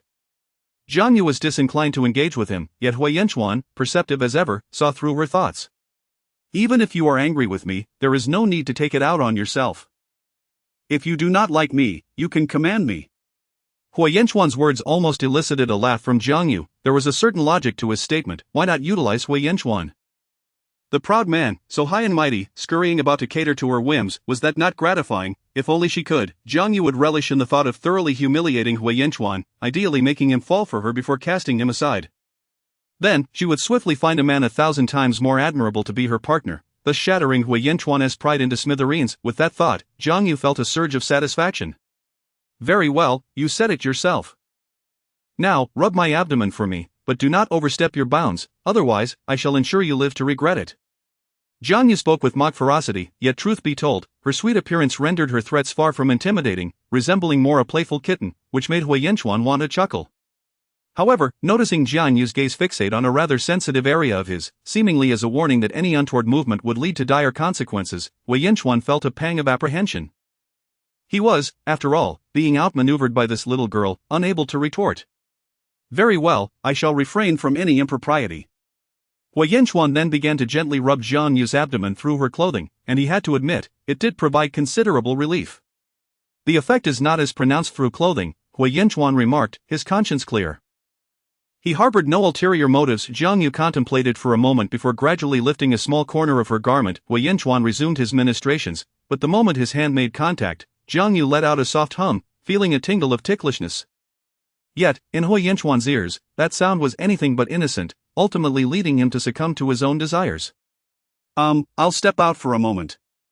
With that, he made a hasty retreat, leaving Jiang Yu on the bed, laughing as she patted the covers. Hui Yinchuan, you too have your moments of embarrassment, blushing at the hands of a mere girl, how utterly amusing. Chapter 49, A Visit in Comfort. In recent days, Jiang Yu truly felt as though she was being pampered into plumpness by Hui Yinchuan. She was spared from any chores, with meals procured directly from restaurants in the city, consisting predominantly of nutritious and wholesome delicacies. Each mealtime, the enticing aromas wafted through the air, making one's mouth water in anticipation. One might easily mistake Jiang Yu for someone in confinement after giving birth. Given the lavishness of her daily fare, however, their envy was futile. The meals from restaurants were quite expensive, and in every household, regardless of age, the challenge lay in balancing quantity. Too little would leave them hungry, while too much would be wasteful. Some, driven by temptation, would resolutely decide to splurge on a pound of meat to prepare a hearty feast of dumplings or steamed buns, as if celebrating a festive occasion. In essence, it was a matter of financial constraint. Although the remuneration for soldiers was decent, it largely hinged on rank, and during these times, families lived in close quarters, with each member relying not only on their own income but also on the allowances sent back home to their parents and siblings. Moreover, with a growing number of children and many military wives remaining unemployed, life was undoubtedly frugal. It was thanks to Jiang Yu's previous assistance to the military wives that they managed to earn a little extra money, allowing them to indulge in the occasional purchase of meat. They eagerly anticipated whenever Jiang Yu might offer them work again. Enduring a bit of hardship was no matter. After all, who hadn't traversed through difficult times? As long as they could earn, that was sufficient. Today, Xiaoqing finally found some time to visit Jiang Yu, bringing along a pound of egg cake and a pound of apples. Her visit served a dual purpose: to express her gratitude for Jiang Yu's help and to strengthen their burgeoning friendship, which rendered such visits perfectly natural. Xiaoqing, what brings you here? Jiang Yu inquired, somewhat surprised by her arrival. Jiang Yu, I owe a great deal to you and Colonel Hua for the performance costumes. I heard you weren't feeling well and that Colonel Hua carried you back that day. I thought it was only fitting to check on you, as we are friends now, aren't we? Indeed, the more friends, the better, and Jiang Yu truly appreciated Xiaoqing's warmth, which filled her with delight. Yes, we are friends. Thank you so much. This is a little something I brought for you. I wasn't sure what to get, so I picked some egg cake and apples. They're quite sweet, Xiaoqing said, handing over her offering. Though Jiang Yu had reservations about accepting it, she realized that declining would be even ruder, so she graciously accepted. Thank you, I was just thinking I could use some sweet fruit. Upon hearing this, Xiaoqing's face brightened considerably. The joy of gift-giving lay in the appropriateness of the offering. Xiaoqing's gifts were certainly not inexpensive, especially in the Northwest, where large-scale fruit cultivation was still a distant dream. Many areas remained barren, and while households could sustain themselves with homegrown vegetables, fruits were often costly. Jiang Yu invited Xiaoqing to sit down and prepared a cup of milk powder for her. Indeed, Wei Yanchuan insisted on nourishing Jiang Yu after her recent bout of blood loss. Although she knew that the blood she lost was inconsequential and would not affect her health, Wei Yanchuan remained somewhat anxious. To him, Jiang Yu still appeared slender, her waist seeming delicate enough to be grasped with ease. Indeed, she was thinner than the performers in the art troupe. Consequently, Wei Yanchuan had been bringing home a plethora of goods, for he was financially secure and, given his status, could procure whatever he desired without hesitation. The milk powder he purchased was imported and quite costly, yet he did not bat an eyelash at the price. Jiang Yu, in turn, was generous, encouraging Xiaoqing to partake in the milk powder. Xiaoqing did not hesitate, taking a sip and noting the rich flavor, which was unlike anything she had tasted back home. Although domestic products were not cheap either, there remained a distinct disparity due to the country's developmental stage. This is delicious.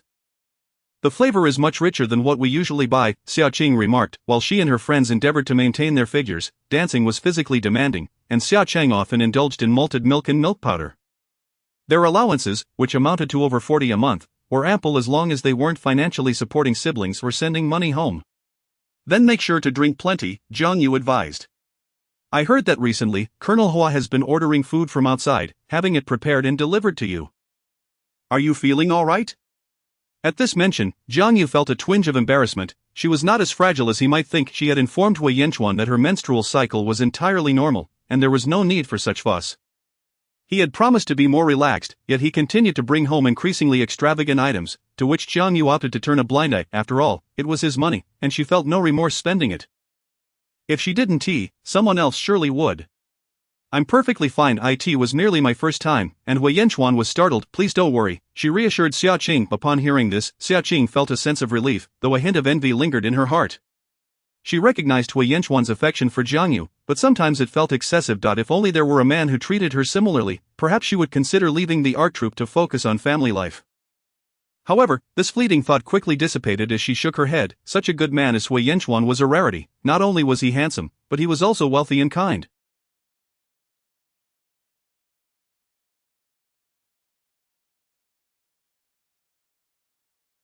Yet, most men in daily life lack such perfection. In her own military compound, she knew many military wives who struggled, tending to the elderly and children while meticulously managing their finances. It was disheartening to see women in their 20s appear as though they were in their 40s. This was not the life Xiaoqing desired. Rather than placing her hopes on a man, she preferred to rely on herself. As a performer in the art troupe, she was acutely aware of the profound impact marriage and motherhood could have on a woman's life. There had been a prominent performer in the troupe, blessed with beauty and a voice akin to a nightingale, whose talent shone brightly. Yet, after marrying a superior and bearing children, her figure had ballooned, and her once graceful dance moves became a source of mockery. Xiaoqing genuinely felt it was a pity, but ultimately, it was a personal choice. After all, that performer had achieved a certain social elevation, yet that was not the path Xiaoqing sought. What's wrong? Jiang Yu inquired, noticing Xiaoqing's somber expression. Nothing much. I was just reminded of a former colleague.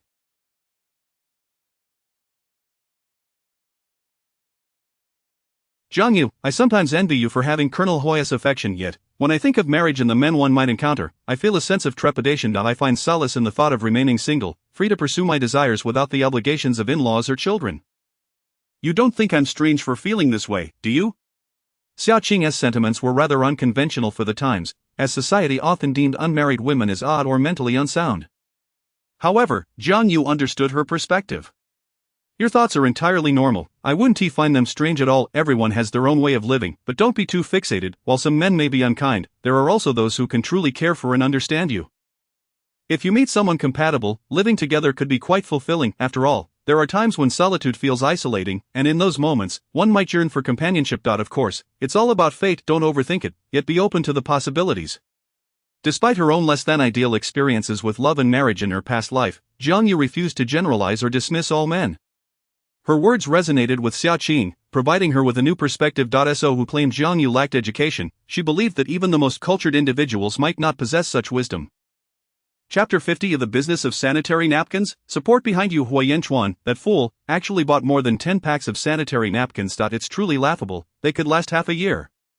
Every time Jiang Yu thought of this, a chuckle escaped her lips. Xiaoqing, of course, was well aware of the significance of sanitary napkins. It shows that Captain Hua cares for you. Sanitary napkins are indeed quite useful, but they are not exactly inexpensive. Women certainly have numerous expenses. Xiaoqing spoke with a hint of melancholy. Jiang Yu pondered what Xiaoqing and her companions would do if they encountered a performance while on their periods. Out of curiosity, she inquired. Actually, it's not a big deal. You just need to get some medication to postpone it for a few days, or even get an injection, Xiaoqing replied nonchalantly. Yet, Jiang Yu discerned the underlying difficulties. Indeed, the glamour on stage often conceals the arduous efforts behind it. If only there were a type of sanitary napkin that was affordable and allowed for unrestricted movement, Xiaoqing joked. However, Jiang Yu took her words to heart. Being women, they naturally empathized with each other's plight. She recalled reading that the production line for sanitary napkins was introduced in China in 1985, which was quite some time ago, and the prices were still prohibitively high. If she could somehow acquire this production line or establish her own brand of sanitary napkins, not only would she be able to generate profit, but she could also provide benefits to countless women. Wouldn't that be a profoundly meaningful endeavor? Ultimately, I'm just glad to see you're alright. In a few days, you should come watch our rehearsals. Sure, no problem.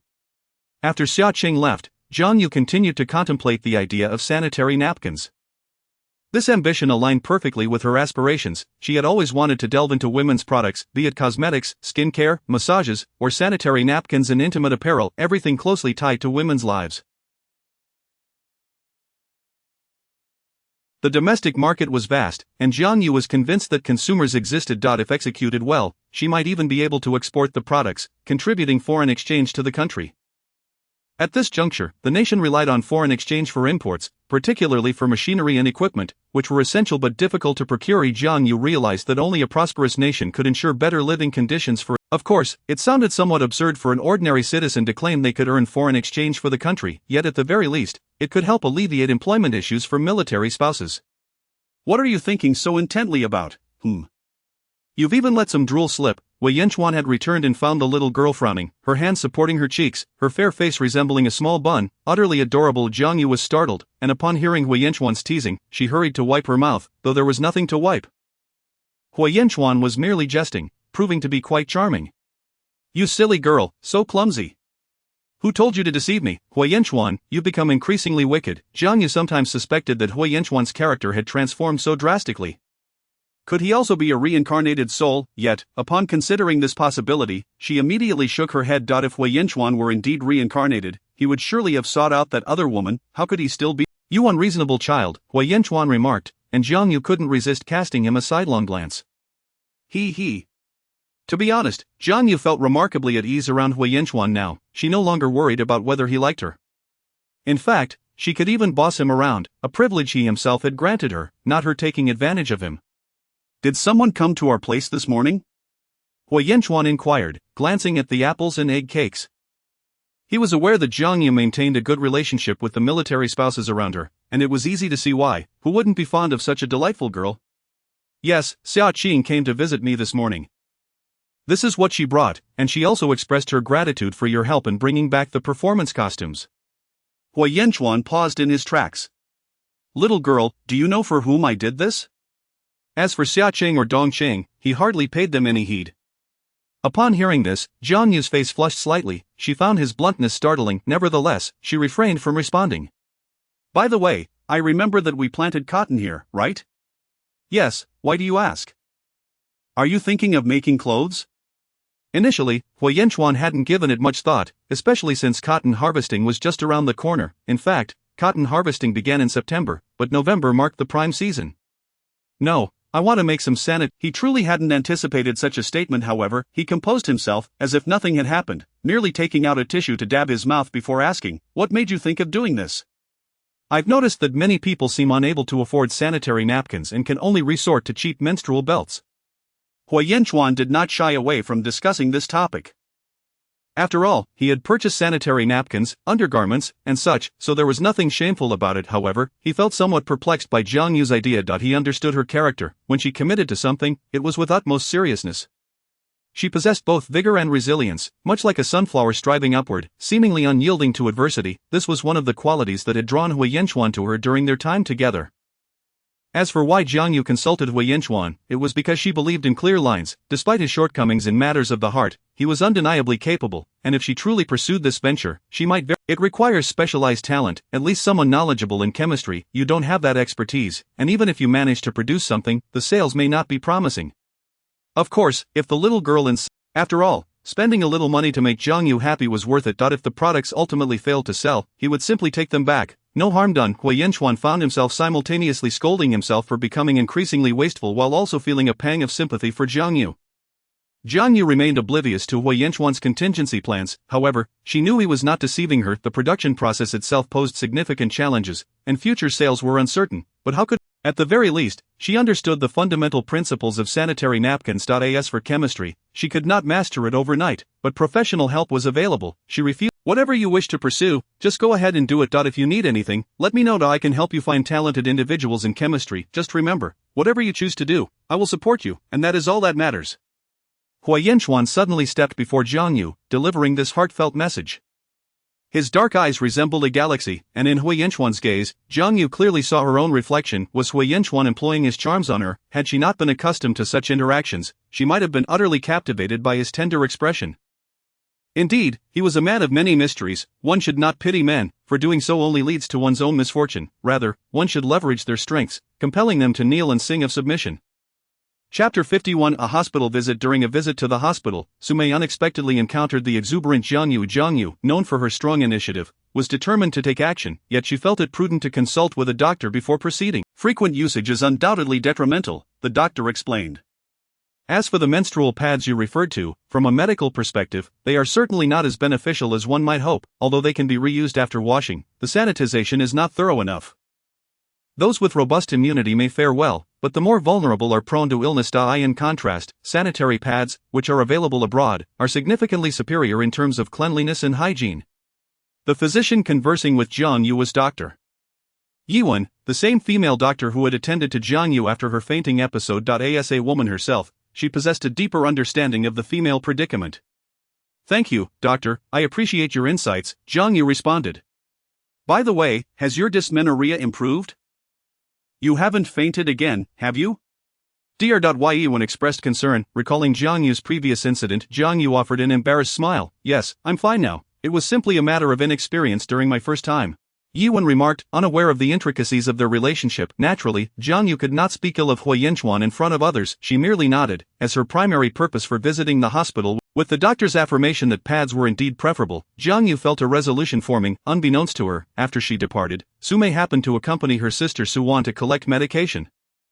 Spotting Jiang Yu leaving, Sumei was taken aback and glanced at the sign above, which prominently indicated gynecology. What was this shameless woman doing here? Surely, there were hospitals within the military district. Sume had come to this facility because her sister Suwon was not an officer's family member and thus lacked the privilege to visit a military hospital. The more Sume pondered, the more is she from the compound, another military spouse? Suwon's question prompted a sudden grin from Sume. Indeed, she is affiliated with the military. Do you know who her partner? He is married. Suwon exclaimed, unable to contain her surprise. She had once visited Sume at the military compound and had been utterly captivated by Huiyenchuan's striking presence. From that moment, her heart had been secretly enchanted. Despite her attempts to orchestrate encounters, Huiyenchuan remained oblivious, leading to her eventual disappointment. Yet, the thought of such a distinguished man marrying was something she could hardly ignore. Suwon's delicate features twisted with jealousy, a change. Although Sume initially considered introducing her sister to Huiyenchuan, she quickly reconsidered. Huiyenchuan was leagues above her own husband, Zhao Gang. If her sister were to marry him, it would undoubtedly place Sume beneath her sister. Sume relished in her sister's visible frustration, even embellishing the tale. You know, I hear that Colonel Hui is rather unfortunate. They say this woman is a village betrothed with little education. It is a pity for him. Had you two ended up together, how delightful that would have been. People, by nature, are susceptible to provocation. Suwon, already harboring feelings for Huiyenchuan, felt a complex stir within her at Sume's words. However, compared to her sister, Suwon possessed a keen intellect and was not easily manipulated by others. Well, since he is married now, whether willingly or not, it is no longer our concern. As soon as the words left her lips, she noticed a discarded examination slip fluttering to the ground. She picked it up, exclaiming, "Oh, someone dropped an examination slip." Sume initially had no intention of getting involved, considering it a common occurrence. It says here she needs an abortion. Before she realized it, Sume snatched the paper from Suwon. Her expression transformed into one of exhilaration, startling her sister. "Second sister, what is wrong? You scared me." At that moment, Sume was oblivious to Suwon's concern. Her mind raced with possibilities. Why would Jiang Yu be seeking an abortion? Could it be that Huiyenchuan didn't want a child?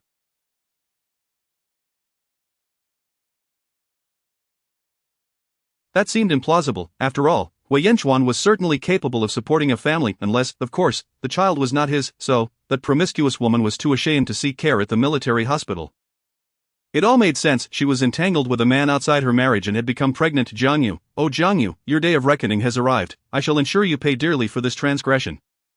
Sume's delight was unmistakable, and unable to conceal her excitement, she quickly divulged the information to Suwon, who remained uncertain about the bizarre coincidence. How could it be that Sume, irritated by her sister's skepticism, retorted, "How could there be? She just walked out of here, and it clearly states Jiang Yu on the slip. There can be no misunderstanding. Besides, sister, I've no ulterior motives. You have feelings for Huiyenchuan, and if this hussy has betrayed him, he surely won't let it slide. If they divorce, your chance will come." In contrast to Jiang Yu, Sume favored her sister Suwon.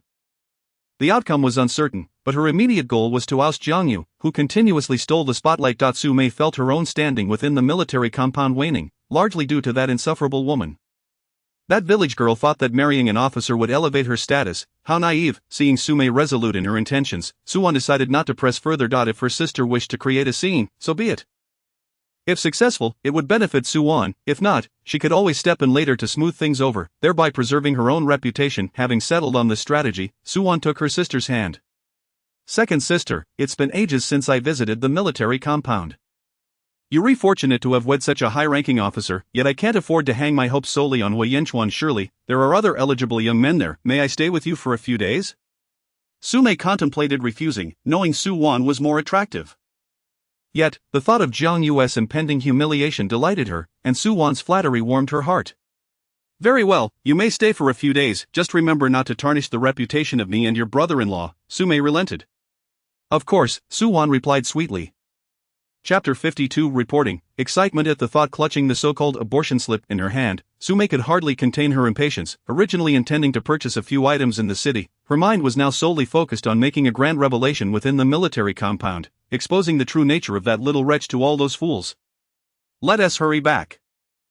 Perhaps we can arrive before that little hussy. Once everyone knows, no amount of her bluster will save her. Sume's small eyes sparkled with excitement, eagerly anticipating the misfortune that would befall Jiang Yu, picturing her being scorned and pelted with rotten eggs. However, Suwon promptly grasped Sume's arm. "Elder sister, I understand your urgency, but please, do not rush. As your sister, I fully support your decision, but think about it. Relying solely on your words will take far too long." Suwon's well-meaning counsel indeed served as a wake-up call for Sume. "You're right. Merely saying it one tea suffice. What do you suggest? Elder sister, usually you are quite clever. Why is it that you cannot think of a solution now? Is there not a bulletin board at your location? You could have someone print a few copies and post them directly, then everyone would be informed. Upon hearing this, Sume regarded her sister with newfound admiration. It was often said that the family favored Su-won for her sweet words, but she was equally adept at scheming. Sume was quite satisfied with this suggestion. It was indeed a splendid idea, yet, as a thought crossed her mind, she hesitated. But printing even one copy isn't cheap. I will have to pay from my own pocket. Su-won, internally dismissing Sume's petty concerns, maintained a cheerful demeanor. I did think you might be a bit impulsive. If brother-in-law finds out, he is likely to scold you. Perhaps it would be best to let this matter go, that Jiang Yu will surely find a way to evade scrutiny. This simple provocation worked wonders on Sume, who, despite her foolishness, was easily swayed. As expected, upon hearing this, she clenched her teeth and stomped her foot. It's just a few dollars. You can't catch a wolf without risking the sheep. If this can bring disgrace to that little hussy, then I will gladly pay. As for Zhao Gang, why should I concern myself with him? I am not afraid of him. Sume's words dripped with bravado, as if Zhao Gang had never laid a hand on her. Su-won, in perfect understanding, chose to overlook this matter. When the two sisters arrived at the photocopy shop with the examination slip, the attendant adjusted her glasses and looked at them with suspicion. You wish to photocopy this? Indeed, Sume replied with an expression that conveyed impatience. This isn't for some illegal activity, is it? We conduct legitimate business here. What nonsense are you spouting? Su-won quickly interjected, sensing Sume's temper rising. This is merely for family viewing, you need not worry. The attendant merely inquired out of caution, as few people sought photocopying these days. Several copies would amount to a significant charge. Soon, they had the copies in hand, and Sume rushed with Su-won back to the military compound. Seizing the moment while everyone was seated outside in conversation, Sume affixed the examination slip to the bulletin board. Sume, what are you doing? What are you putting up there? Just take a look for yourselves. I am too embarrassed to explain. Not Sume feigned righteous indignation. What is this about? Sume's words piqued everyone's interest, drawing them closer. However, as they read the contents, their expressions shifted. They exchanged glances in disbelief.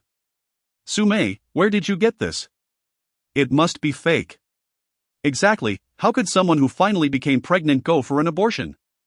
Initially, they did not consider other possibilities, and Sume inwardly berated them for their ignorance. This is no ordinary abortion. What do you mean? Do you know where I obtained this slip?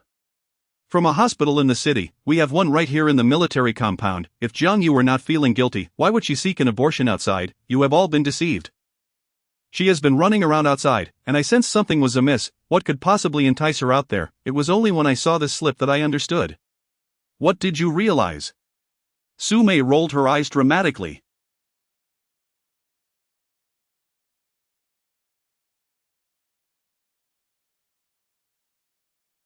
Were these people genuinely oblivious or merely pretending?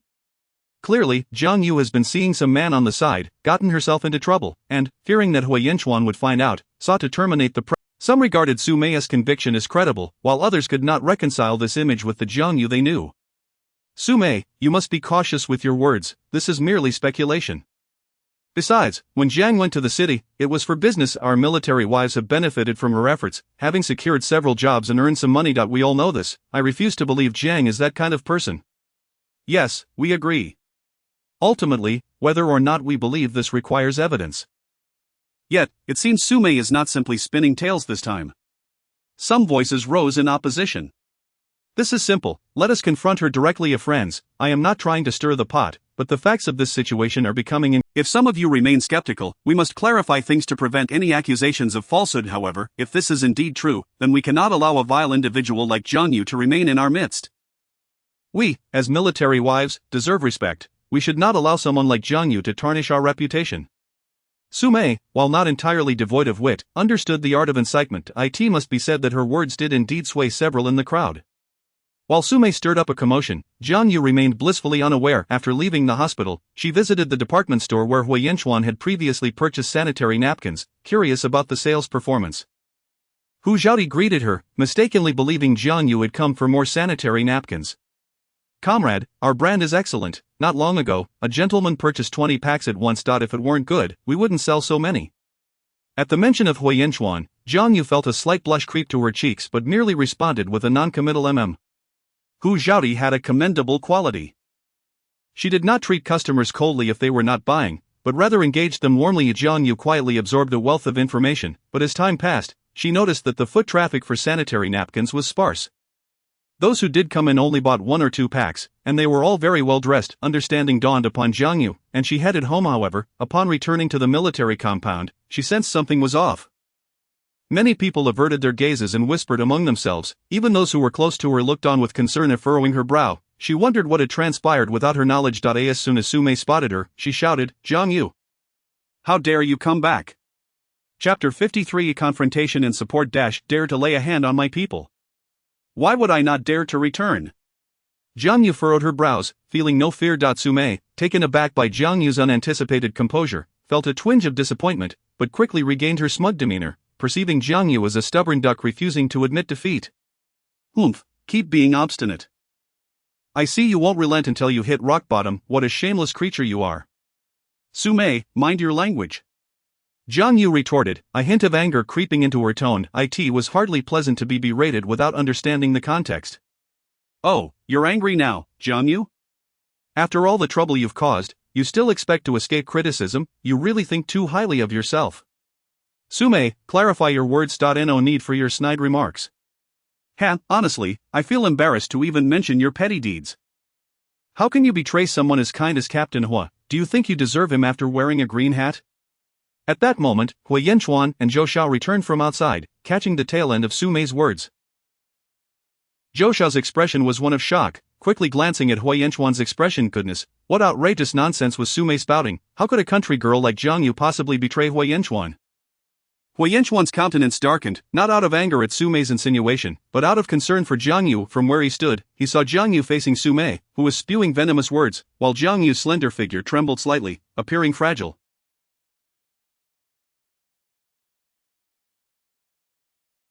Feeling a pang of protectiveness, Hui Yanchuan strode through the crowd to Jiang Yu's side, wrapping an arm around her. Startled, Jiang Yu relaxed only after recognizing him. Despite her internal resistance to Hui Yanchuan's affections, his presence undeniably provided her with a sense of security. Indeed, Hui Yanchuan's towering height and imposing aura instilled a sense of intimidation in Sumei. Upon meeting his frigid gaze, she instinctively gulped. In contrast, Suwan's eyes sparkled with admiration. This man was unparalleled in every regard: appearance, physique, capability, and prospects. Suwan could hardly fathom anyone being better than Hui Yanchuan. However, as she delighted in this realization, she noticed Hui Yanchuan's hand tightly encircling Jiang Yu's waist, causing her to bite her lip in frustration. That wretched woman, if it weren't for her, Suwan would be standing beside Hui Yanchuan right now. Thus, more than anyone, Suwan desperately wished for Sumei to remove Jiang Yu from the equation. This was one of the reasons she had followed along. After all, a wounded man betrayed by a woman is vulnerable and in dire need of another woman's comfort, isn't he? What brings you here? Jiang Yu whispered. If I hadn't come, would you have informed me and allowed? Jiang Xiaoyu, do you not trust that your man can protect you? What are you saying, your man? In the public eye, Jiang Yu felt a bit flustered. Hui Yanchuan's audacity was growing bolder by the day. Hui Yanchuan chuckled lightly. Rest assured, I will handle this. A man who cannot protect his own woman is no man at all. Jiang Yu pressed her lips together, nodding in agreement. Once Hui Yanchuan had reassured her, he turned his attention to Sumei. Sumei, what were you saying just now? Sumei steadied herself, feeling less intimidated. Why should she be afraid? It was Jiang Yu who ought to be concerned. Realizing this, a smile returned to Sumei's face, her voice rising in confidence. Captain Hua, this matter is rather delicate, but I believe it is unfair to keep it from you. Oh? Hui Yanchuan raised an eyebrow, laced with sarcasm, though inwardly he was exasperated with Sumei. Let me be frank. Jiang Yu has been fooling around with some rogue, and fearing your discovery, she intends to undergo an abortion. Upon hearing this, Hui Yanchuan's expression turned ashen. Zhou Xiao wore a look of disbelief. Sumei misinterpreted Hui Yanchuan's reaction, thinking he was angry at Jiang Yu, and quickly added, I didn't expect this either. It's hard to know someone's true character. Sumei, are you aware of the consequences of slandering a military spouse? Hui Yanchuan's voice was icy, suppressing his fury. Captain Hua, I am not defaming anyone. I have evidence. She promptly handed over a medical report. Jiang Yu glanced at it but recognized few characters. However, the name was clearly Jiang Yu, not Jiang Yu. Yet, the other details matched, including age and birthdate. It's not me. I know. So, based on this single report, you're accusing Jiang Yu? Is that not sufficient? Su-mei faltered. Hui Yanchuan sneered. Su-mei, not only is slander a grave offense, but malicious rumors and invasion of privacy are also serious charges. You could easily find yourself behind bars for months. Are you truly prepared to take responsibility for your actions? At his words, Su-mei's face paled, and even the onlookers were taken aback. Is it really that severe? Su-mei protested, yet she remained convinced Jiang Yu was guilty and clenched her teeth. Captain Hua, you need not intimidate me. I am not easily frightened. Compared to me, Jiang Yu is far more shameless. If anyone should be punished, it ought to be her. And if you wrongfully accuse Jiang Yu? Impossible. If I am wrong, I shall kneel and apologize to her. However, if Jiang Yu is indeed guilty, she must be expelled from the military compound. Su-mei, you have no right to dictate terms to me. Su-mei fell silent, unwilling to voice a rebuttal. Investigate this matter thoroughly. I demand the truth. Very well, I shall personally look into it, Zhou Xiao declared before departing. Honestly, it need not escalate to such proportions. Indeed, I think it would be best to let it go. The onlookers were uncertain about the veracity of the claims, but it was clear that regardless of the truth, the situation was spiraling out of control. What nonsense! This is slander. You won't feel the sting until the shoe is on the other foot. Would you relish having such a heavy accusation cast upon you? Xia Qing had heard the news and rushed over, fuming. We do not wish to escalate this further. It seems Su-mei has made an error. Yes, indeed. No, the truth must come to light. We cannot allow others to think Jiang Yu is abusing her power. The power in question, of course. The crowd, upon hearing this, fell silent, unwilling to voice their opinions. Jiang Yu smiled at Xia Qing. Thank you. It's nothing. I initially did not believe it either. These people are just fair-weather friends. Zhou Xiao will surely vindicate you. Hui Yanchuan cleared his throat softly. Are you tired? Perhaps you should return to rest, and I shall call you when Zhou Xiao has results. Jiang Yu shook her head. No need. I will wait here. I am not afraid of exhaustion, but I cannot allow others to slander me. Her determination was unwavering. Hui Yanchuan fell silent. Very well, I shall stay with you. Chapter 54. Truth and coincidence. The calm demeanor of Jiang Yu and Hui Yanchuan caused Su-mei to furrow her brows in confusion. Why were these two seemingly unconcerned? Could it be that she had truly made a mistake? Su-mei quickly shook her head, suppressing such thoughts. After all, the name Jiang Yu was clearly written on that document. How could there be any error? In contrast, Su-wan gazed at Hui Yanchuan with an expression of infatuation. This man was undeniably captivating, handsome, cultured, and exuding an air of unattainability that set him apart from those rougher types, yet, it was precisely this demeanor that drew her to him. Jiang Yu noticed Su-wan's gaze and frowned slightly. Was this woman truly admiring Hui Yanchuan? Upon realizing that Jiang Yu was observing her, Su-wan promptly averted her eyes. Jiang Yu thought to herself, another one of Hui Yanchuan's troublesome admirers, truly exasperating, and she angrily pulled away from his grasp. What's the matter? Who has upset you this time? Hui Yanchuan asked, astonished at the sight of the sulking girl. Humph, you're the one to talk. It's your troublesome admirers, Jiang Yu replied pointedly. Hui Yanchuan glanced over at Su-wan, recognizing her from previous encounters. Was this little girl feeling jealous? The mere thought of it sent a flicker of excitement through Hui Yanchuan. He understood that this girl was simply proud and concerned about her image, all the while harboring feelings for him. When Zhou Xiao returned, all eyes turned toward him, and he nodded at Hui Yanchuan. Hui Yanchuan had never truly worried, but Su-mei's eyes sparkled with anticipation. Well, is it true that Jiang Yu is involved in some scandal and has gotten herself pregnant? Zhou Xiao, who had not previously held Jiang Yu in high regard, found the blatant slander distasteful. He dropped his nonchalant facade and spoke seriously. Comrade Su-mei, refrain from making unfounded accusations. Do you realize how much distress you are causing a female comrade with your words? Jiang Yu was somewhat taken aback by Zhou Xiao's unexpectedly favorable stance. What do you mean?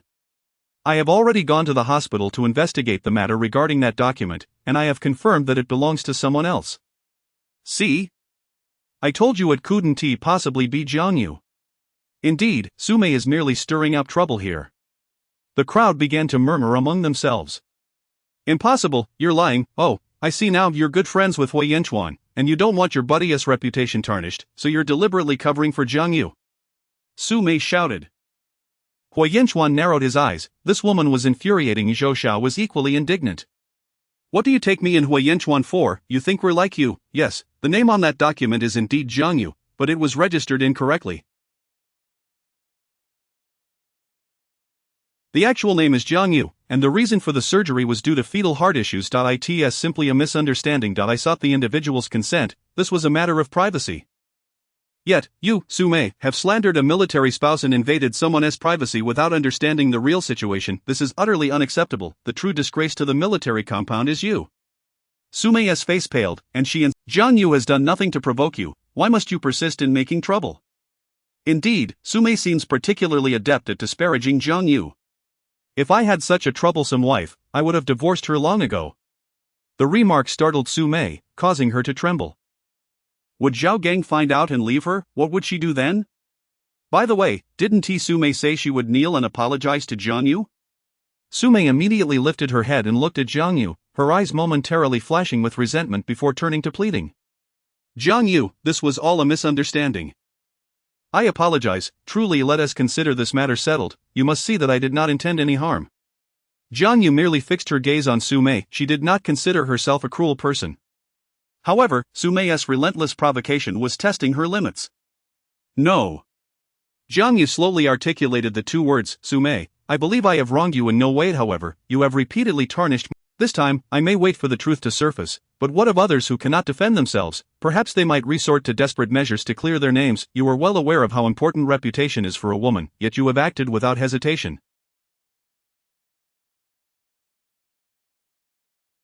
Today it is I, but tomorrow it could be someone else. Knowing full well that your actions could push someone to their demise, you merely wish to lightly utter an apology?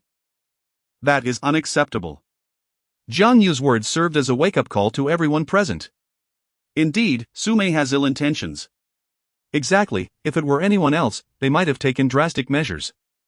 And don't you find it peculiar? Jiang Yu had just left the hospital when Su Mei conveniently found the examination report. She claims Jiang Yu was not at the military hospital, yet she herself was not there either. Could it be that Su Mei was following Jiang Yu? As this revelation sank in, the expressions of the crowd shifted. Everyone has their secrets, and even if they don't, no one wishes to be followed. It seems rather that Su Mei should be the one to leave, not Jiang Yu. Indeed, let Su Mei depart. We cannot allow a single rotten apple to spoil the entire barrel. Jiang Yu's eyes held no sympathy. Su Mei had brought this upon herself. Su Mei, I do not require you to kneel, but you must apologize. You need to publicly clarify your actions to everyone in the compound, explaining how you have slandered me. Hui Yanchuan recognized the depth of the girl's anger. Su Mei, this matter cannot end simply with your apology. I will report your actions to the higher-ups. Your conduct has been atrocious. As for the impact on Zhao Gang, that will depend on their decisions. However, given your actions, your family will lose eligibility for housing allocations at year's end. Su Mei felt darkness closing in around her. She had lost her home and her dignity. She fainted on the spot. Oh dear, Su Mei has collapsed. Is she pretending? Su Wan was astonished. Perhaps this foolish sister had finally displayed. She rushed over, feigning concern, and called out a couple of times, but there was no response. My second sister, she has truly fainted. The crowd was bewildered. Did you think she was merely pretending?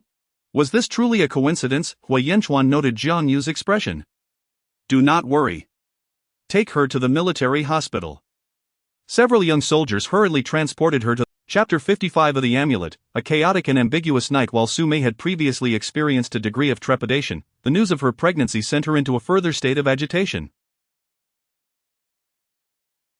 Surely, they could not possibly harass a pregnant woman. As for Zhao Gang, despite his anger at Su Mei's transgressions, his demeanor softened significantly upon hearing of her condition, especially when he learned that she was expecting a son, which delighted him immensely.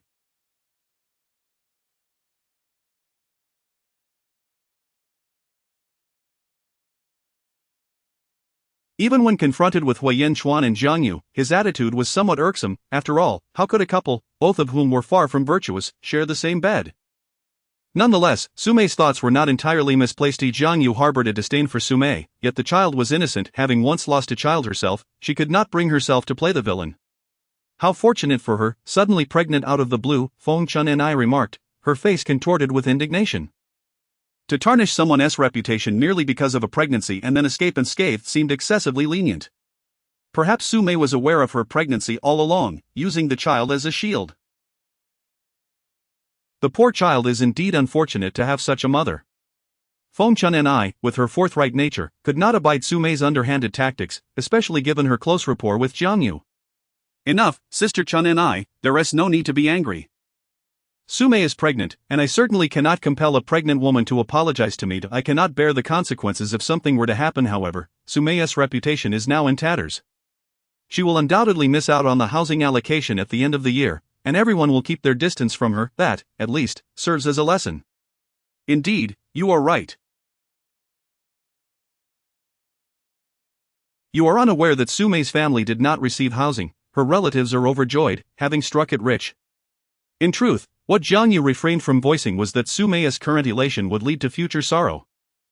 Not only would her son ultimately not survive, but her own husband would also find himself sharing a bed with her sister. Yet, Jiang Yu had no intention of articulating these thoughts.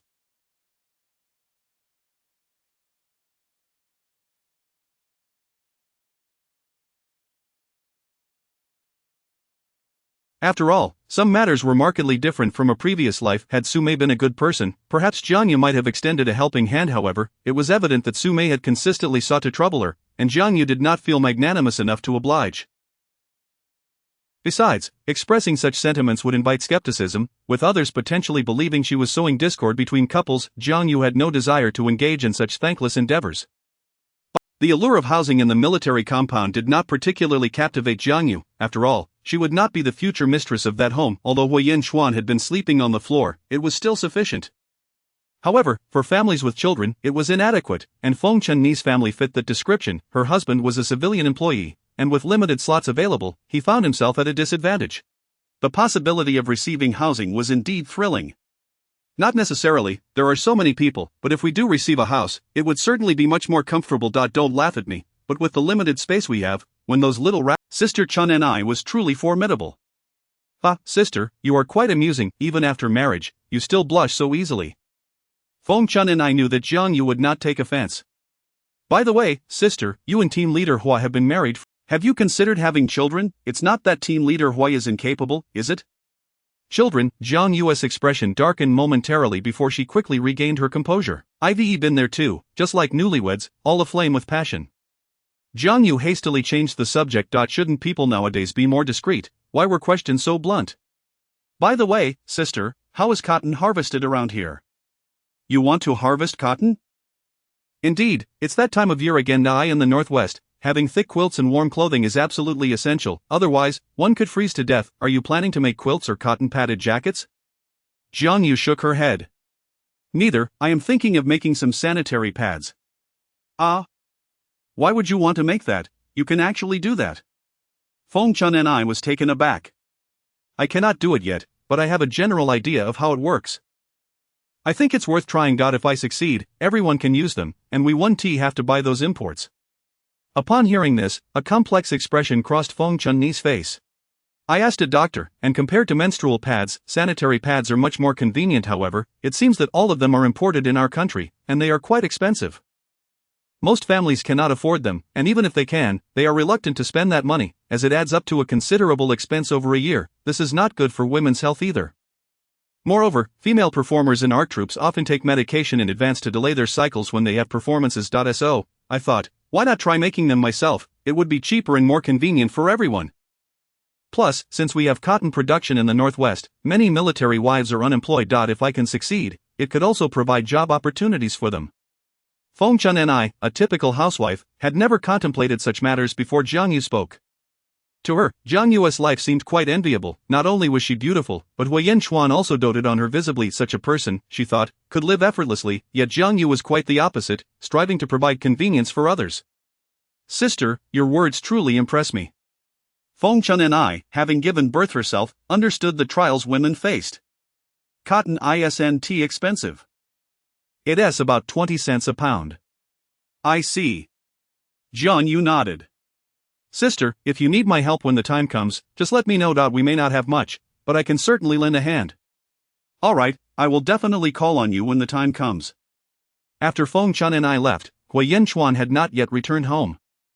Jiang Yu prepared dinner for herself, utilizing the leftover rice from lunch. Rice was quite rare and expensive in the Northwest, but it was all bought by Huiyin Xuan, and Jiang Yu had not spent a penny.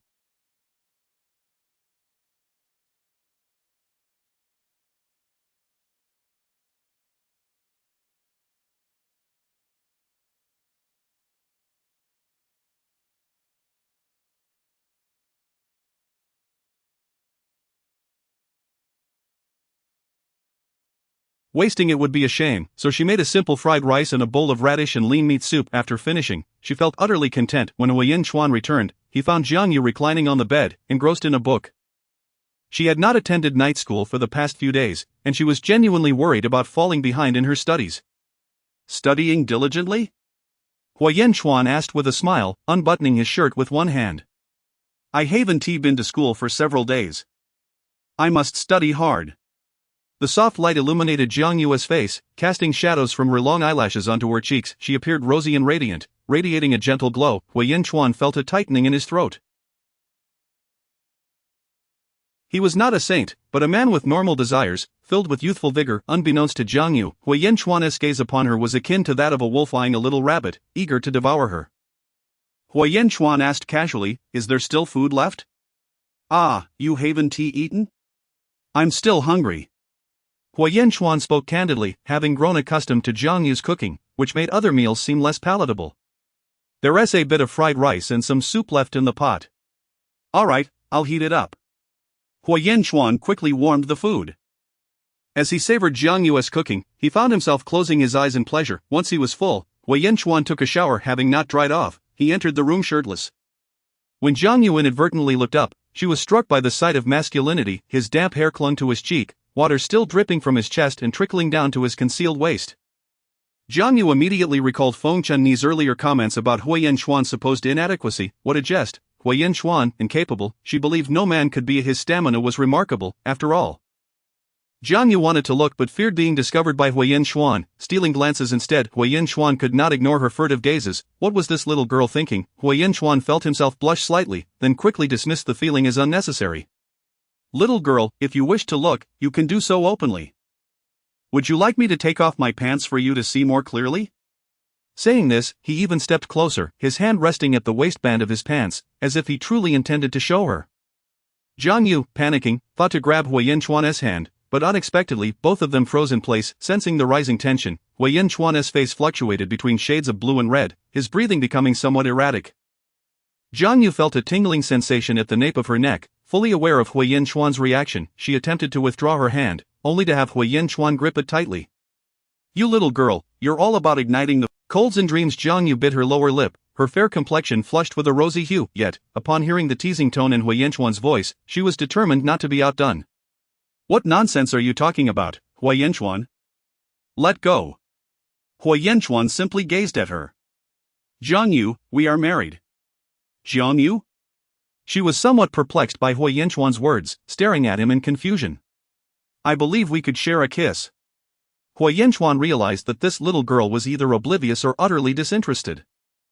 If previously he had reservations, thinking Jiang Yu was unsuitable for him, he would naturally refrain from touching her this way. Even post-divorce, her options would remain plentiful. However, having decided to live together, as adults, this was an unavoidable topic.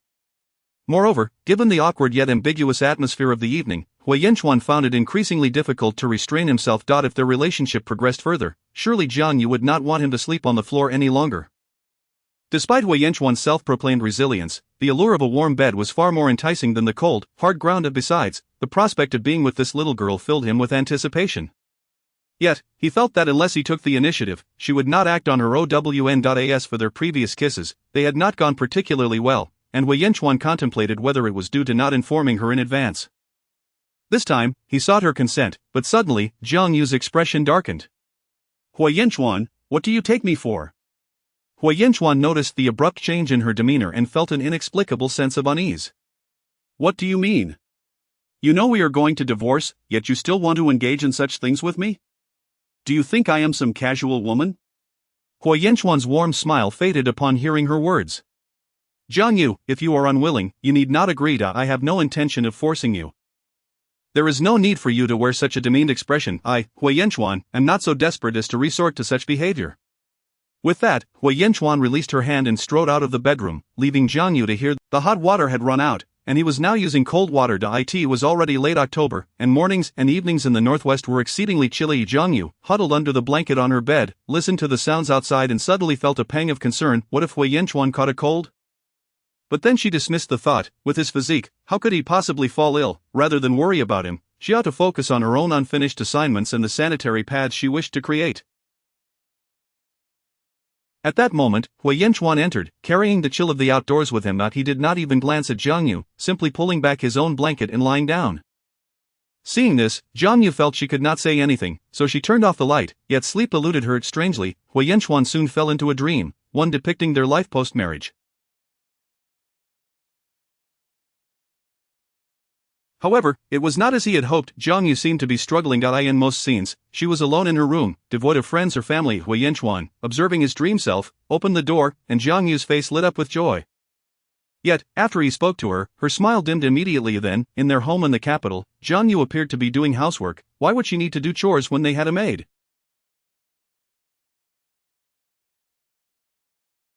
Next, he saw his sister Hui Xiuxiu and many others, and it seemed Jiang Yu was crying. Hui Yanchuan felt as though he had truly experienced these moments, but upon closer examination, they slipped away from him. He sensed a feverish heat alternating with chills, leading him to mumble incoherently. Jiang Yu, feeling cold in the dead of night, opened her eyes to discover that it had begun to snow heavily outside. Suddenly, Hui Yanchuan's low voice broke the silence. Startled, Jiang Yu quickly turned on the light. She saw Hui Yanchuan seemingly lost in a dream, his face flushed and beads of sweat on his forehead. Alarmed, she reached for the thin blanket covering him and checked his forehead. Indeed, he was burning with fever. Hui Yanchuan, wake up, wake up. Hui Yanchuan opened his eyes, his gaze clouded with confusion. Hui Yanchuan, you have a cold. You cannot sleep on the floor, get into bed. At that moment, he was barely coherent, completely following her lead, pressing his weight onto her. Jiang Yu, bewildered, thought how could he seem so frail yet be so heavy? After much effort, she finally managed to get him onto the bed. Utterly exhausted, Jiang Yu then intended to fetch a thermometer and cold medicine for Hui Yanchuan. Don't go, Jiang Yu, don't go, he murmured. His grip was surprisingly strong, his eyes wide and innocent, exuding a pitiful charm that was undeniably endearing. Jiang Yu found herself unable to break free and instinctively sat on the edge of the bed, gently stroking Hui Yanchuan's hair. Be good. I won't leave, I'll get what I need and return swiftly. Really, you won't leave? Yes, I won't. Then let us make a pinky promise. Jiang Yu was taken aback by his childishness but saw no other option. Hui Yanchuan sealed the promise with a satisfied smile, releasing her hand and closing his eyes. Finally, Jiang Yu fetched the thermometer and cold medicine, confirming that he indeed had a fever. She busied herself administering the medicine and using alcohol to cool him down, enduring a night of turmoil. By the next morning, when Hui Yanchuan awoke, he found an arm draped across his chest. Wasn't that the exhausted Jiang Yu, fast asleep? Chapter 57. Heavy snow. Hui Yanchuan gazed at the slumbering Jiang Yu, and in his drowsy state, he was acutely aware of her constant care for him, feeling a mix of gratitude and amusement. In truth, he had always recognized that this little girl, though outwardly tough, possessed a heart of unparalleled kindness. Initially, he had harbored some reluctance regarding their marriage, yet as he spent more time with Jiang Yu, he increasingly found her to be remarkable, and he longed to share his life with her. The thought of having children together was something he had never dared to imagine before. As Hui Yanchuan observed Jiang Yu's hair cascading over her cheeks, a smile graced his lips. He mused that if those who admired him were to witness this scene, they would undoubtedly gasp in astonishment. Gently, he tucked Jiang Yu's loose strands behind her ear. Despite the delicacy of his touch, she stirred awake. You're awake. How do you feel, is it better? Jiang Yu's expression bore a hint of anxiety, for she believed that Hui Yanchuan's recent illness had some connection to her. Deep down, despite her attempts to dismiss it, she could not deceive her own heart. She was reluctant to see him hurt or unwell. I'm fine, don't worry, it's all thanks to you for taking care of me last night. One cannot deny the advantages of good looks. Hui Yanchuan, already handsome, usually carried an air of seriousness that earned him the title of a high and unattainable flower. However, in his current state of vulnerability due to his cold, he appeared remarkably endearing, evoking a sense of tenderness that made him resemble a fragile, rain-soaked puppy. Jiang Yu, having little resistance to such adorable creatures, found it difficult to utter any harsh words towards him. Rising from her seat, she fetched a thermometer and took his temperature. Fortunately, the fever had subsided. Though she knew recovery would not be swift, she gently touched Hui Yanchuan's forehead, reassured that all seemed well, while he, reluctant to let her warmth slip away, felt a pang of loss as her hand departed. Then, a soft grumble echoed, and Hui Yanchuan's face flushed with embarrassment. Could he voice his hunger? Jiang Yu found this amusing. Hui Yanchuan truly embodied the image of a pampered young master. In her previous life, he always appeared impeccably dignified, whether clad in a military uniform or an elegant coat, exuding an undeniable presence that commanded attention. I'll go prepare some food. Given his illness, it was inadvisable for him to consume overly rich fare for breakfast. Jiang Yu prepared a simple rice porridge, complemented by the bread Hui Yanchuan had brought home previously, and she fried 2 eggs. However, as they dined, Jiang Yu's gaze drifted to the heavy snowfall outside. "I never expected such an early snowfall this year," she remarked. "Indeed, it's quite normal here, winter tends to arrive earlier. I just hope the local farmers are adequately prepared," Hui Yanchuan replied, referring to the cattle-rearing families nearby, wondering if they had taken measures to protect their livestock from the cold and stocked enough fodder for winter.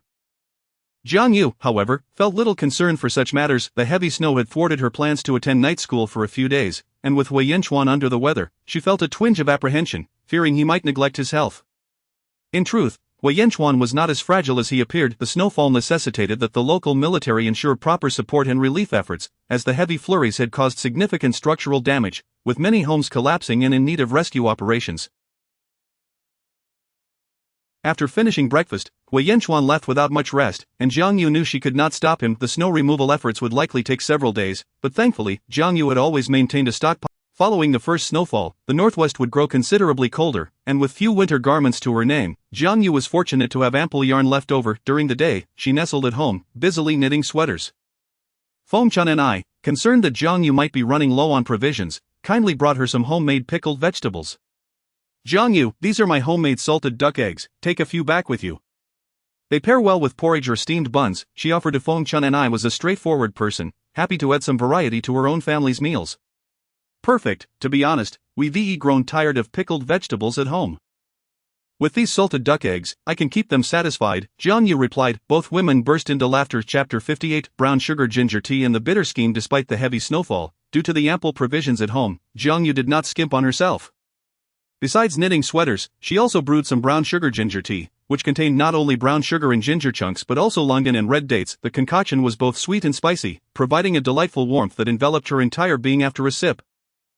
This beverage was particularly effective in warding off the cold, and it wasn't merely Jiang Yu's indulgence. Even Hui Yanchuan, upon returning home, would partake in a bowl of Feng Chun, and I sat in the living room, conversing with Jiang Yu while savoring a sip of the ginger tea, feeling utterly comfortable. Although her husband held a civil service position, he too was required to venture out in such weather for disaster relief efforts. "In this kind of weather, I worry that my husband might catch a cold again. His frail physique cannot be compared to your Commander Hua," she remarked. Feng Chun's husband was rather slender. Fortunately, their sons were not, being quite robust instead. "Chun and I, you could prepare some ginger tea at home as well. You need not add brown sugar or longan, plain ginger tea is sufficient to dispel the chill. The tea will help prevent colds, though it's still essential to dress warmly," Jiang Yu suggested. "That is indeed correct. Very well, I shall make some ginger tea when I return home. I must say, your ginger tea is truly delightful. This ingredient called longan, I have never seen before. I thought it was a medicinal herb," Feng Chun and I candidly admitted, knowing Jiang Yu would not mock her. "Actually, I wasn't familiar with it either until recently. I mistakenly assumed it was meant for cooking and didn't realize one could consume it directly. It ended up spoiling," Jiang Yu confessed, recalling a past incident. Hui Yanchuan was always busy, often neglecting her, and her mother-in-law did not take kindly to her, nor did Hua Xiuxiu, who relished mocking her for her rustic ignorance. At one point, someone had gifted her a large bag of longan, and being unaware of its edibility, she had let it sit until it spoiled, which she found quite regrettable. Hui Yanchuan did not dwell on the matter, but it did lead to her being ridiculed by her mother-in-law, Song Fong, and Hua Xiuxiu, the latter even sharing the incident as a joke among her friends. Consequently, Jiang Yu found herself the subject of further derision, which infuriated her to the extent that she purchased numerous longans, eating so many that her nose bled. However, Jiang Yu soon cast aside the incident, for she was no longer the naive country girl who knew nothing, nor was she the one who would submissively cater to her mother-in-law and sister-in-law merely for her affection for Hui Yanchuan. "Chun and I, you can bring your sons, Gang Dan, and the others, over for some tea," she invited, referencing Feng Chun's 3 sons, whose names were as unadorned as they were amusing. Gang Dan, Tai Dan, and Tong Dan. Feng Chun and I immediately waved her hand with a smile. "Oh no, those 3 rascals have insatiable appetites. If they come, it will be like mice in a rice granary. They would devour every last drop of your pot of ginger tea." "Mama, are you speaking ill of us again?" It was indeed Feng Chun's 3 sons who had arrived. "Little Jiang Jia," they chorused. "Come in swiftly," Jiang Yu beckoned, pouring each of them a cup of ginger tea. "Why does this taste so strange?" the youngest, Tong Dan, inquired. "If you want tea, drink it, then I shall." "Who says I want tea, drink it?" The atmosphere became lively, especially with Feng Chun's presence, adding to the cheerfulness. Hui Yanchuan felt quite pleased to see Jiang Yu socializing with friends, though he hoped to avoid the presence of that insufferable Shen Yanting, whose affections for Jiang Yu were glaringly evident. Due to the heavy disaster relief duties, Hui Yanchuan could only return home for dinner in the evenings. It was apparent to Jiang Yu that he was fatigued, and while she could not assist him directly, she could ensure he received proper nutrition. Dinner consisted of stewed winter melon with ribs, shredded potatoes, and egg pancakes, quite a sumptuous meal. As for Hui Yanchuan's cold, it had already subsided, yet these past few days, Jiang Yu's meticulous care allowed him the luxury of resting in bed. Hui Yanchuan, however, was somewhat cunning, frequently coughing and even deliberately wiping himself down with cold water to feign a fragile state, leaving Jiang Yu bewildered. Strange, is your cold still lingering? Yet you no longer have a fever, she remarked. Cough, cough, it's nothing, perhaps I broke a sweat while shoveling snow and caught a draft. Don't worry, I'll just sleep on the floor tonight, Hui Yanchuan replied, all the while gauging Jiang Yu's reaction.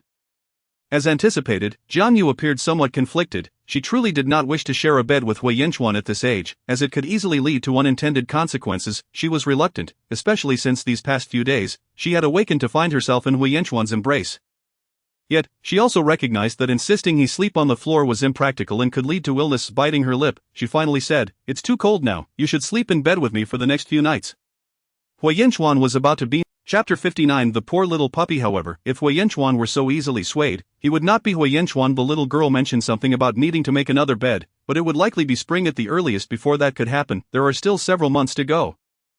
Hui Yanchuan found it hard to believe that, after spending every moment together, even sharing the same bed at night, the little girl harbored no feelings at all. He felt that it was quite a challenge to have an affection for a girl who seemed so oblivious.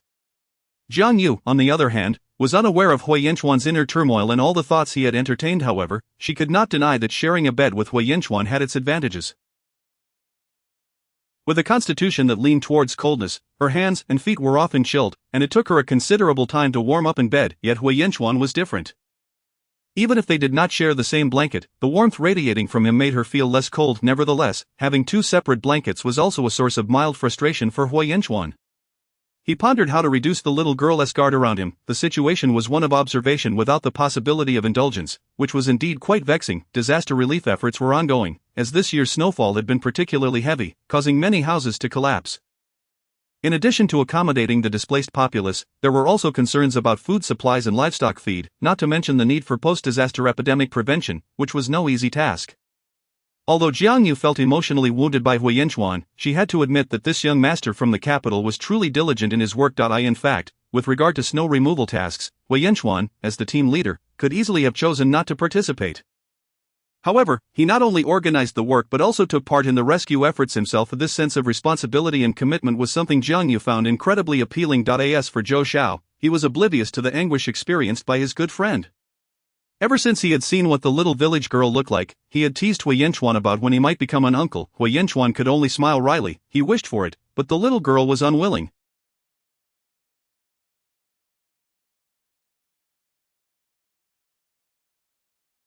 However, Hui Yanchuan had heard that it was not advisable for someone so young to become pregnant. Jiang Yu was merely 18 this year, and he did not want to push things too quickly.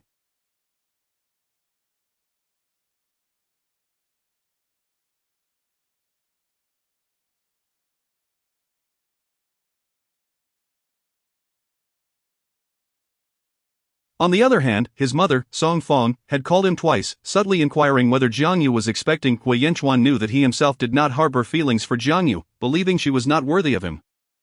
He planned to take her home for the new year, hoping she would make a good impression, believing that in their time together, his mother would come to appreciate her.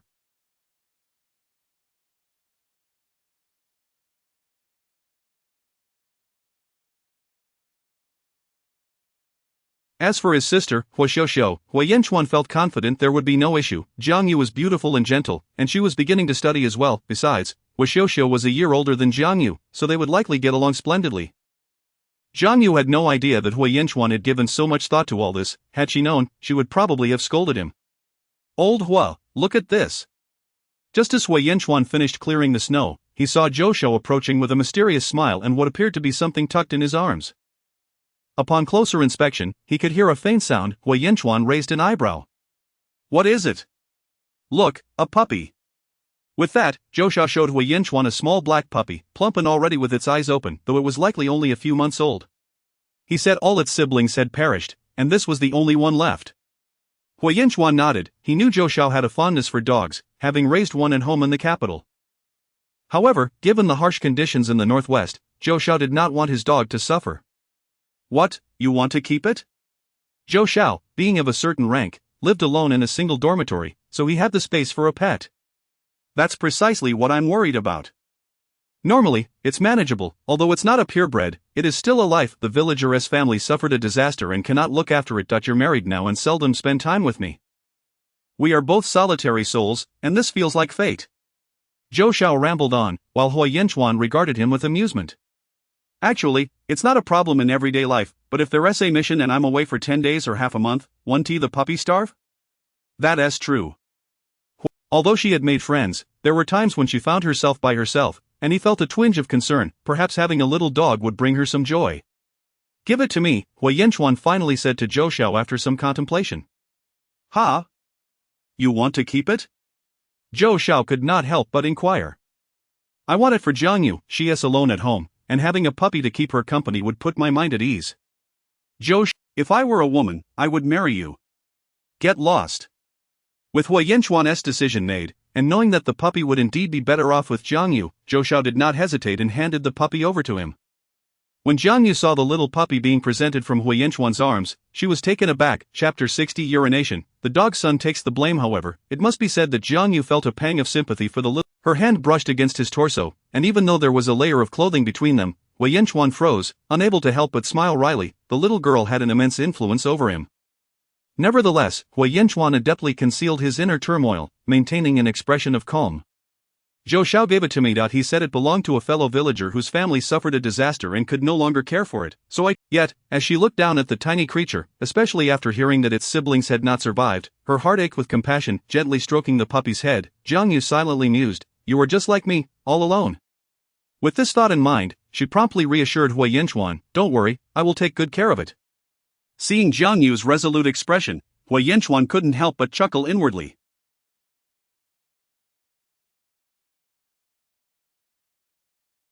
This little girl was simply adorable, and he found himself wanting to touzle her hair. With the arrival of dog's son, Jiang Yu became engrossed in her new companion, hastily pouring a cup of milk for it.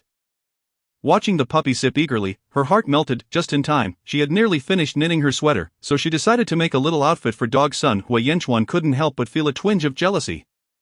Who would have thought he would one day envy a dog? Pressing his lips together, he cast a discreet glance at Jiang Yu, then feigned a cough. Jiang Yu, having noticed, felt compelled to respond, especially since he had just gifted her the puppy. "Are you still feeling unwell?" Hui Yinchuan, aware that Jiang Yu responded better to gentle persuasion than to direct commands, deliberately placed his hand near his mouth and coughed again. "I'm almost better," she replied. "It's just that working outside while wearing a coat is inconvenient. I only wore a light shirt, and it's a bit chilly. A sweater would be perfect." Jiang Yu, not one to miss she couldn't help but laugh in exasperation. "Hui Yinchuan, you are truly childish. You're getting jealous over dog's son." "Dog's son?" Hui Yinchuan blinked in surprise but then glanced at the puppy, a soft smile breaking across his face. Perhaps dog's son wasn't so bad after all. And nonetheless, Jiang Yu had promised to knit a sweater for Hui Yinchuan as well, not only as a gesture of gratitude but also because he had not received any birthday gift from her this year. This would serve as her belated offering. "Are you not going to take measurements?" Jiang Yu suddenly realized that she had overlooked that detail. It was, in part, due to her familiarity with Hui Yinchuan's physique. In her previous life, even though most of his clothing was custom-made, she had often crafted garments for him.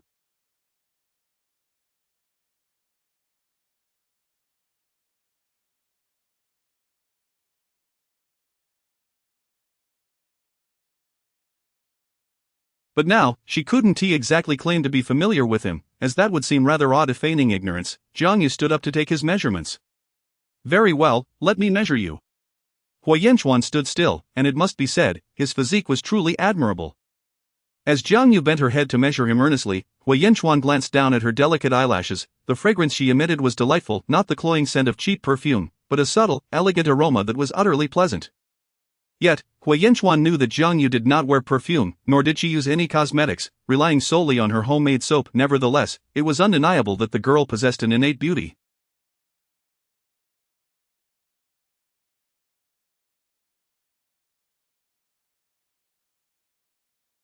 However, measuring him proved to be quite a trial for Jiang Yu. The frigid, towering aura that belonged solely to Hui Yanchuan enveloped her, making it difficult to resist becoming ensnared in it. It felt as if he were holding her tightly, and were it not for her memories of a past life, Jiang Yu suspected she might very well find herself falling for this man. Yet, why did Hui Yanchuan have to be so tall? It was truly infuriating how some people could make others feel inadequate. All done, Jiang Yu finally announced as she stepped back 2 paces. Hui Yanchuan chuckled softly. Indeed, one could not push too hard after dinner. As Jiang Yu went to take a bath, Hui Yanchuan picked up Dog Sun and couldn't help but remark, "You lucky little creature." Looking down, he realized that Dog Sun had urinated. Hui Yanchuan's face turned a shade of green, though he knew he couldn't scold the puppy. Just as he was about to change his clothes, he suddenly glanced at the cup of water and the 2 blankets on the bed. A thought struck him. "Little one, can I sleep with your mother? It's up to you." Woof-oh. With that, Hui Yanchuan poured the water onto his own blanket. When Jiang Yu emerged from Dog Sun, "Mommy, don't believe this wicked man's lies. I didn't wet the bed." Jiang Yu approached the bed and saw, indeed, a damp patch on the light-colored blanket. How could such a tiny creature produce so much? She mused in confusion.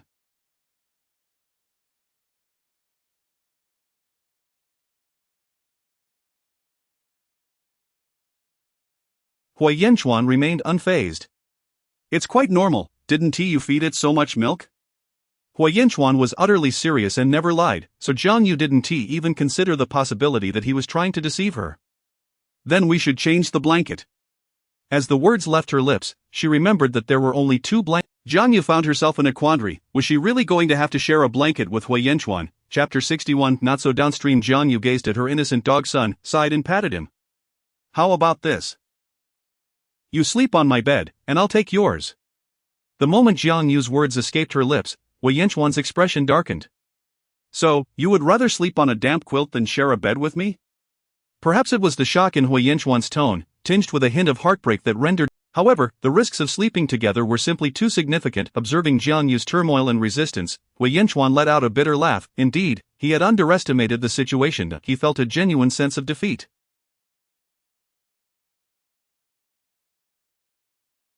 Why should he persist with such shamelessness when the girl was so intent on avoiding him? "Never mind, you are unwell, and as a man, I cannot allow you to sleep under a wet quilt. Rest easy." As Jiang Yu noticed Hui Yanchuan reaching for her quilt, she immediately seized it. "You, Hui Yanchuan, surely you do not wish to cover yourself with this damp quilt tonight?" Jiang Yu looked at Hui Yanchuan incredulously, finding his stubbornness quite exasperating. "You need not concern yourself." Yet, Jiang Yu could not simply ignore the pitiable state of a patient. Biting her lip, she suggested, "Perhaps you should place the quilt on the chair in the living room. You have been suffering from a cold, and it would be unwise for it to worsen."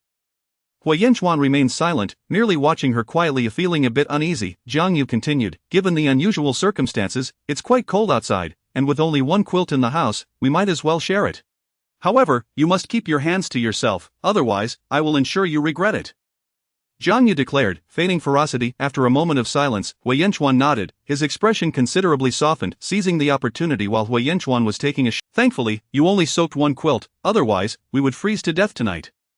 Jiang Yu jested with the puppy, which appeared quite woeful. She had no intention of sleeping with her Dog Sun, considering the puppy had yet to be trained.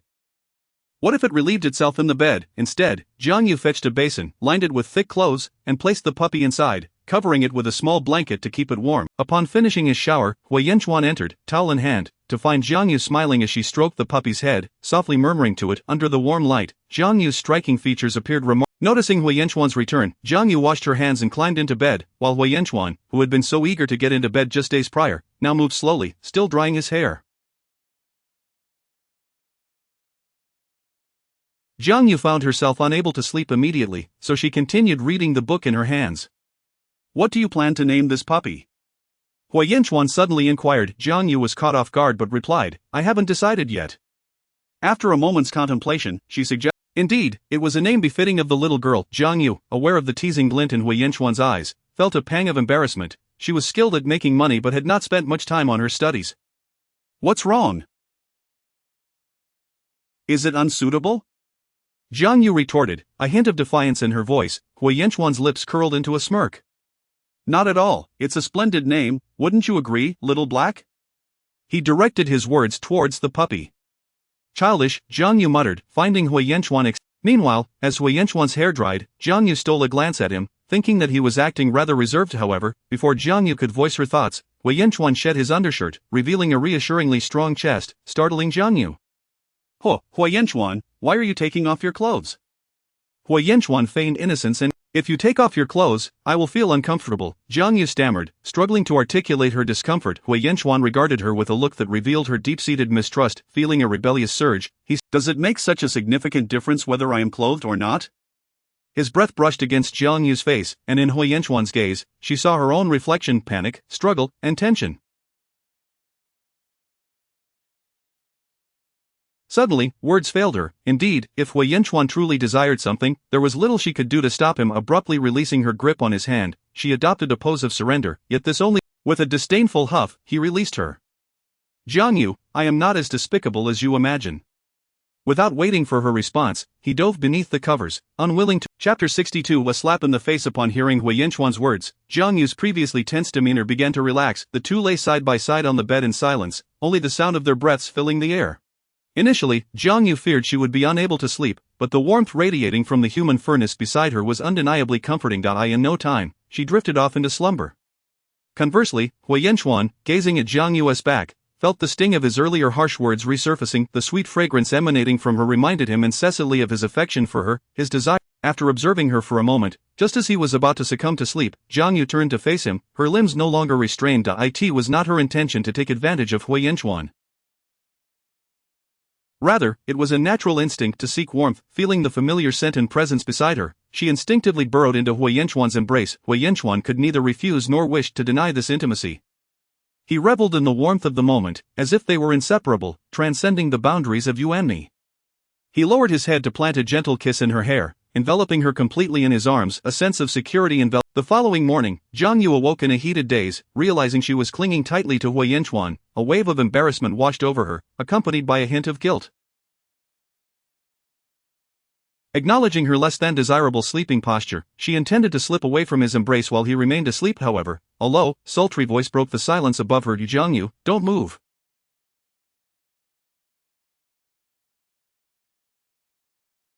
Are you dismantling bridges early in the morning? Last night, you used me as a source of warmth, and now, you would cast me aside. Jiang Yu, if I hadn't noticed, would you have chosen to deny it? What nonsense are you spouting? Jiang Yu retorted, her annoyance mingling with embarrassment. Hui Yanchuan fought back a laugh, but Jiang Yu was becoming increasingly restless. Then, she sensed something was amiss. Did you put your belt under the covers? As soon as the words escaped her lips, both were momentarily stunned. Hui Yanchuan was almost exasperated. His belt, of all things, so early in the morning. Jiang Yu quickly realized her folly.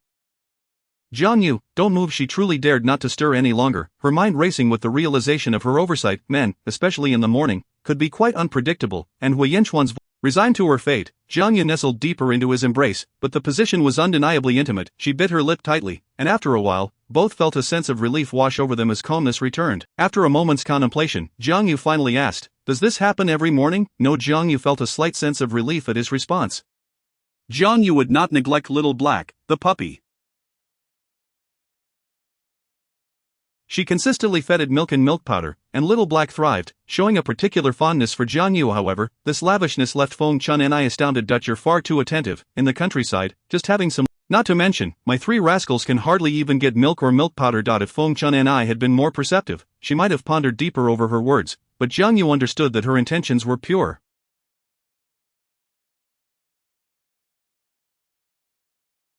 Feeding a dog milk and milk powder was a luxury she could only afford because of her own financial situation. Nevertheless, Jiang Yu gently replied to Feng Chun and I, Little Black is still so young. I worry it won't survive. In fact, this milk and milk powder is from my own share. However, Sister Chun and I, you could buy some milk for Gang Dan and the others. Drinking milk is beneficial for their health and growth. Girl, I know milk is a good thing, but you also know my family's circumstances are rather modest. Those three rascals will need money for school and wedding. But your point is valid. If your sanitary napkin business needs help, do let me know that I'll rely on you for some income. Feng Chun and I replied with a smile. Jiang Yu nodded. I won't forget Sister Chun and I. As November arrived, Jiang Yu finally completed the sweater she was knitting for Hui Yanchuan. Chapter 63. In a good mood, showcasing the sweater recently, has been in exceptionally high spirits, and the reason for his buoyancy is undoubtedly the sweater knit. It should be quite warm, however. Haven't you always worn cashmere sweaters? Given their shared upbringing and familial ties as military officials, and were not financially constrained. They typically don cashmere, which was both light and warm, albeit expensive, making Fine's choice of a sweater somewhat peculiar. Nevertheless, the gray sweater succeeded in tempering S' typically cold and austere demeanor, lending him "Where did you get it? I might want to buy one myself. It feels particularly cold this year." Had been anticipating this remark, and upon hearing it, he smiled slightly, knitted it. Initially why? Because he felt envious. No, the experience of being single shouldn't be as alone to bear, immediately began to spread the word, and soon everyone knew that the esteemed had received a sweater from his beloved wife. When learned of this, she was mortified. Was it really necessary to make a fuss over a mere sweater? Seemed intent on embarrassing her. Couldn't he contain her amusement? My goodness, who would have thought had such a side? He is so eager for everyone to notice his new sweater that he didn't even put on his coat. Please don't tease me. Had I known would act this way, I wouldn't have knitted him a sweater. Don't say that. Just look how good looks in that sweater. I must confess, many military wives are now inspired to knit sweaters for their husbands, and to be honest, my husband has expressed a desire for one as well. However, not everyone can pull off a sweater. If someone bulky wears one, they might end up looking like a bear. Couldn't he help but burst into laughter at S' words. However, while the atmosphere was lively on S' side, was not feeling quite as cheerful.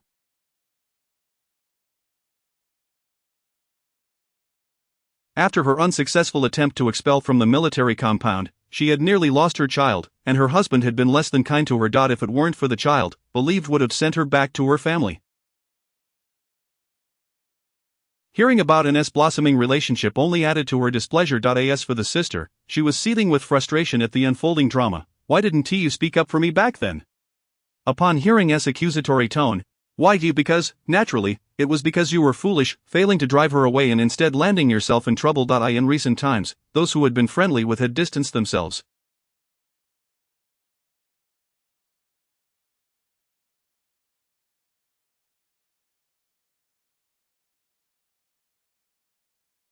Yet, understood that her stay here depended on, it was not the time to confront her. Moreover, as S' temper worsened and she offended more people, it only served to highlight kindness and thoughtfulness. I did try to advise you to investigate thoroughly at first, but you wouldn't listen. Then you fainted, and I panicked and shouted, I was only looking out for you. Didn't dwell on it much, recognizing that S' words held some truth. Fine, I'm just saying. In any case, I'm pregnant now and can't do much. Since you have nothing to do, just stay here and take care of me. I'll make sure to find you a good match in the military compound. Internally scoffed, thinking, what makes you think you're deserving of service? However, she maintained a facade of gratitude on her face. Then I shall rely on you, sister. People like thrived on being viewed in high regard. Meanwhile, was filled with curiosity about how could such a woman, so sycophantic, capture the attention of? Bit her lip. If couldn't he handle it, she would have to take matters in. Chapter 64. Shall we wash together? Jiang Yu remained blissfully unaware that someone was filled with curiosity about her, eagerly wishing to take her place. Her thoughts were presently consumed by the task of creating sand. Although Wei Yanchuan had offered to find her several skilled technicians, Jiang Yu preferred to attempt the endeavor on her own first. Wei Yanchuan could only acquiesce, fully aware of the determined spirit of this young girl. However, while the notion seemed simple in theory, the execution proved to be quite challenging, as it required various processes beyond merely having cotton. Following the recent snowfall that had obstructed the roads, they were finally passable again, allowing Jiang Yu to resume her studies. Yet, due to the frigid weather, despite her thick layers of clothing, she returned home with icy hands and feet. The conditions at school were rather poor, lacking heating. Many students struggled to endure. Fortunately, Jiang Yu fared somewhat better, as her hands had not succumbed to frostbite. On this particular day, while she was cycling home, Wei Yanchuan happened to return from outside and noticed that Jiang Yu's hands were so cold she could barely grasp the handlebars. Frowning, he swiftly took the bicycle from her, startling Jiang Yu.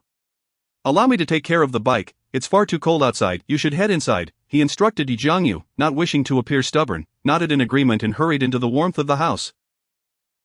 The interior felt like a different world compared to the outside chill, significantly warmer. Jiang Yu quickly shed her outer garments, filled a basin with hot water, and prepared to soak her feet. She had heard that the coldest often seeped in through the feet, and if they remained warm, the rest of her body would follow suit. The family dog, Xiaohei, approached, playfully nudging Jiang Yu's leg.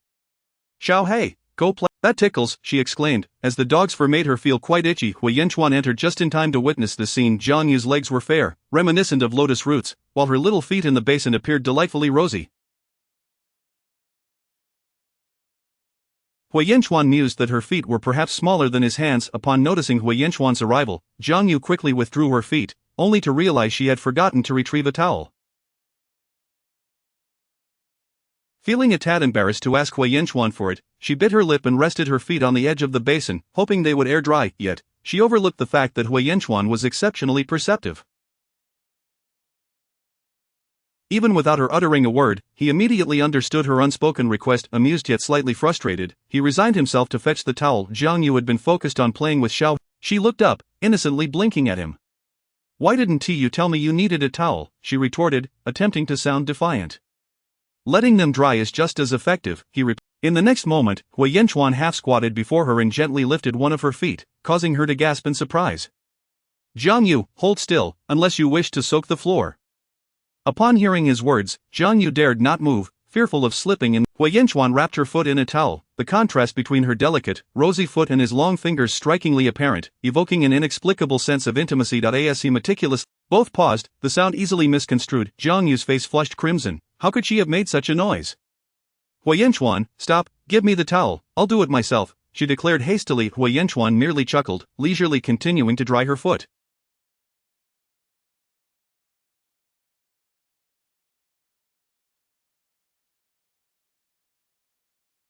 Jiang Yu found herself unable to escape, caught in a mix of discomfort and anticipation. Why did he have to be so thorough with every nook and cranny? "You don't need to be so meticulous. Just a quick wipe will suffice," she acquiesced. "That's simply one do. If it's not thoroughly cleaned, bacteria can easily thrive," he teased while maintaining a serious demeanor. Once both feet were adequately dried, Jiang Yu to her astonishment, she then saw Hui Yanchuan soaking his feet in the very water she had used. "You're using my water!" Jiang Yu exclaimed, feeling a mix of embarrassment and irritation.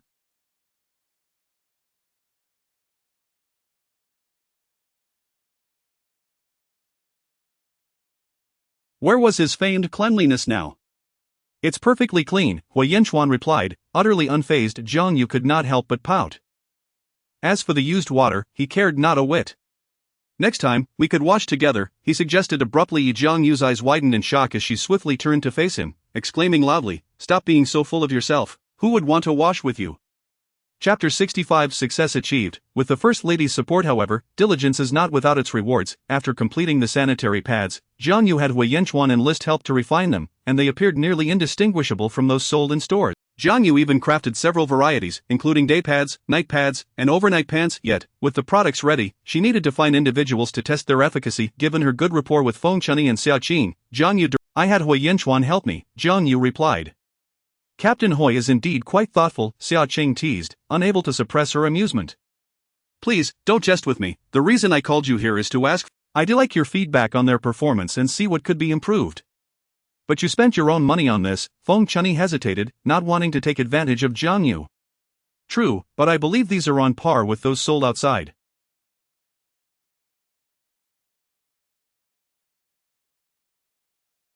"How about you pay me for them? I can't expect you to bear the cost alone," Xiaoqing added, equally reluctant to accept without compensation. "Oh, come on, don't be so formal. It is not that expensive, and besides, if I were to pay someone else for testing, it would cost more. Distributing these among friends saves me money," Jiang Yu reassured them. Upon hearing this, both women felt relieved. Though a tad embarrassed, they distributed the samples to those they knew. "Are these really better than commercial pads?" someone questioned skeptically. "That is why I want you to try them out. It won't cost you anything, so let us stop the chatter. It is free after all," Xiaoqing concurred, sharing her portion with members of the art troupe, who found the overnight pants quite intriguing. "To be honest, I think Jiang Yu is quite clever despite never having attended school, and she is also quite beautiful," one remarked. "Indeed, her voice is lovely as well, so gentle. If I were a man, I'd be quite taken with her," others chimed in. Jest Zhang Dongyue furrowed her brow as she examined the sanitary pad in her hand. "Dongyue, what are you pondering?" Xiaoqing inquired, unable to stop holding grudges against her. "Jiang Yu hasn't wronged you." Zhang Dongyue fell silent, reflecting on this. "All right then. That's the After hearing the positive feedback, Jiang Yu finally felt a sense of relief. "However, Jiang Yu, you can't just intend to use these for yourself, can you?" Feng Chunyi asked curiously.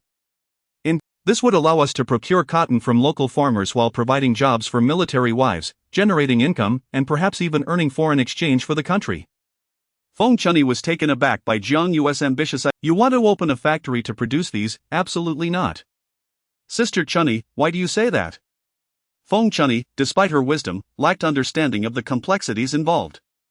Young lady, it's not that I want to discourage. Setting up a factory requires substantial funds, and while your product is commendable, it still incurs costs. What if it doesn't sell? Jiang Yu nodded in acknowledgement. Your points are valid, sis. However, Jiang Yu continued, nevertheless, I've made up my mind to give it a try. If the military district disapproves, at least I can say I made an effort. I won't have any regrets. Feng Chunyi gazed into Jiang Yu, yet, upon reflection, she realized she couldn't compare herself to Jiang Yu. In the event of failure, Jiang Yu had Wei Yanchuan to fall back on, while she herself had 3 sons and couldn't afford such a risk. In truth, Jiang Yu was not blindly confident. She had indeed come across relevant reports indicating that as the country opens up, the influx of foreign tourists increases. Many foreign women, upon arriving, found a lack of essential feminine products, leaving a This was just one aspect, as Jiang Yu genuinely wished to enhance the convenience of life for women. As for the factory, since the military already had its own, there was room for another to produce sanitary pads. Even with limited funding, only a few vacant rooms would be needed as machinery and equipment were costly, and there were no ready-made production lines domestically, relying solely on manual labor. After contemplating, Jiang Yu took the sanitary pads she had made and visited the former leaderess' home. The former leaderess' wife, Hu Feng, recognized Jiang Yu and was somewhat surprised by her visit. Despite her past leadership role, she was quite approachable and down-to-earth. Little Jiang, is there something you need? Feeling a bit shy, Jiang Yu produced the sanitary pads and shared her vision of. Hu Feng was momentarily taken aback. Do you think this is feasible?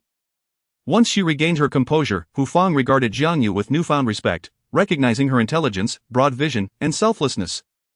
Little Jiang, having served as, if it were solely up to me, I would wholeheartedly support your idea. However, I lack the final say. Leave the samples with me, and I will inquire further. Thank you, Director Hu, Jiang Yu acknowledged, aware that such Just call me Aunt Feng from now on. Alright, Aunt Feng, Jiang Yu smiled as she departed from Hu Feng's home. However, to Jiang Yu's surprise, the former leader actually agreed to her proposal. My husband said that aside from a few rooms, he can provide nothing else and that we cannot use the military's name, Hu Feng cautioned. Concerned Jiang Yu might have grander expectations, yet the military had its own protocols.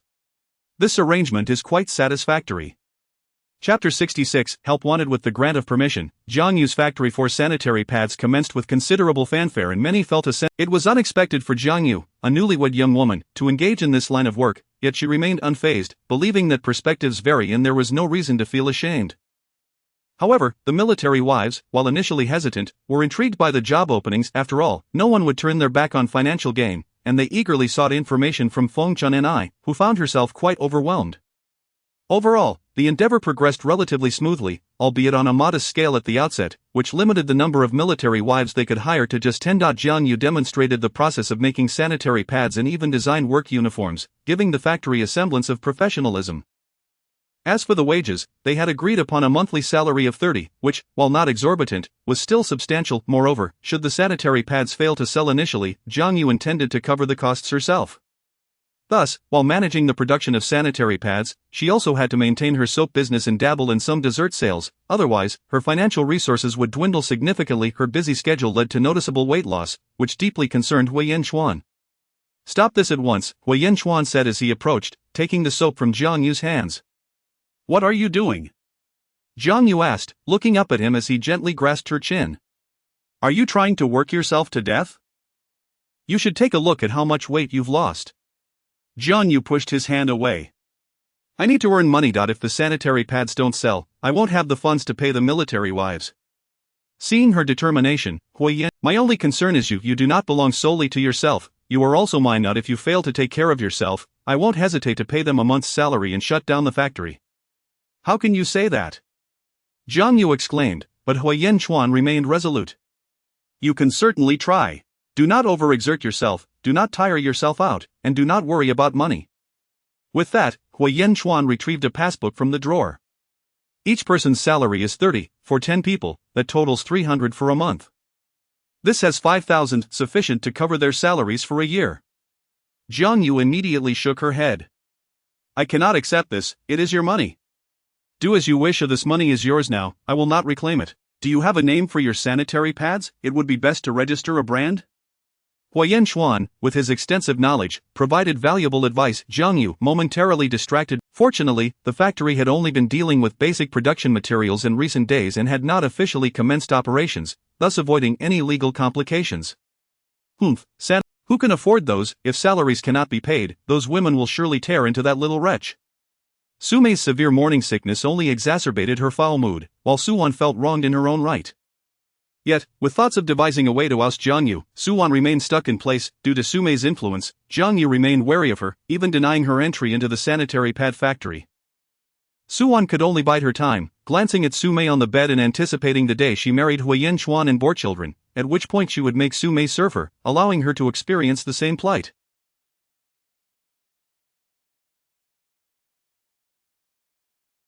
Chapter 67. Sending you to school. The factory's operations quickly fell into a steady rhythm, and the military wives, who had initially been somewhat shy, grew increasingly composed and began to see themselves as integral members of the factory.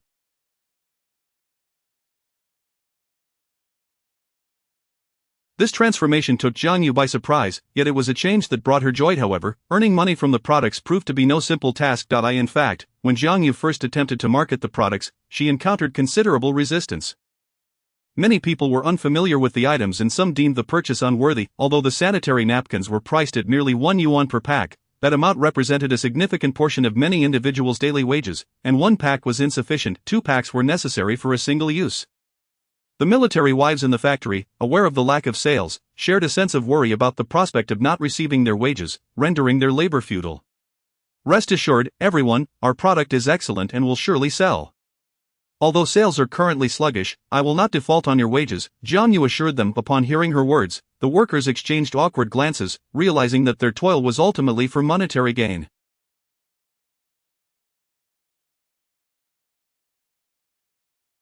Otherwise, what was the point of enduring such hardships? Feng Chun and I felt equally powerless, as she could not deny anyone their rightful pay. Sister, please don't worry, I can forego my wages for now. When we start selling, you can pay me then, she said. Jiang Yu was touched by Feng Chun's generosity. However, she believed in clear accounts among close friends. Feng Chun and I had shown her kindness, so she felt compelled to ensure she received her due. Sister Chun and I appreciate your sentiment, but rest assured, I have the funds for wages. Besides, if I don't, there's always Huyen Xuan, right? Jiang Yu joked, alleviating Feng Chun's concerns considerably. After all, she did have Huyen Xuan. Nevertheless, Jiang Yu was not one to sit idly by, for success in any. Yet, she still needed to attend night school. Dressed and ready to leave, she remembered that her menstrual cycle was approaching, so she tucked a few sanitary napkins into her backpack.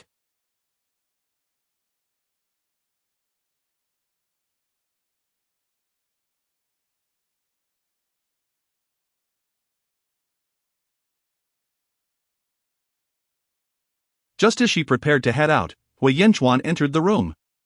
Are you going to night school? He inquired. Yes, she replied. I'll take you.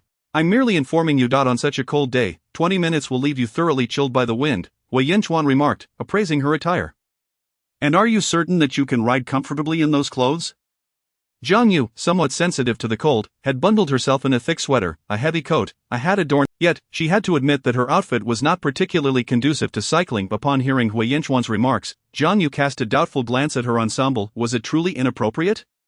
Do not refuse, little girl, I have never been turned down in my life, and while you may oppose me, do not oppose your own well-being, he insisted. Or are you afraid to ride in the same vehicle with me? At this, Jiang Yu felt her temper flare. However, you do have a point, there is no reason for me to make things difficult for myself. With that, she opened the car door and climbed in without needing further persuasion from Huyen Xuan. He couldn't help but chuckle. She truly was a silly girl. In truth, Jiang Yu recognized Huyen Xuan's tactics, yet she also understood that there was no need to subject herself to unnecessary hardships. Having endured a pitiful existence due to him in her past life, she now viewed all his actions as a form of compensation. However, once Huyen Xuan drove her to her place of learning and she stepped out of the car, her arrival caused quite a stir. Chapter 68 of the Jeep. Who is the man? As Huyen Xuan stepped out of the vehicle, he adjusted Jiang Yu's scarf, secretly wishing to accompany her into the school. However, Jiang Yu declined, feeling that it would be overly ostentatious. After all, she was no longer a child. I can manage on my own. Do you truly see me as a child? She retorted. Are you not? Huyen Xuan teased. Huyen Xuan silently observed her retreating figure until she vanished from his sight before he climbed back into the car. Once inside the classroom, Jiang Yu was immediately met with inquiries. Jiang Yu, who brought you here?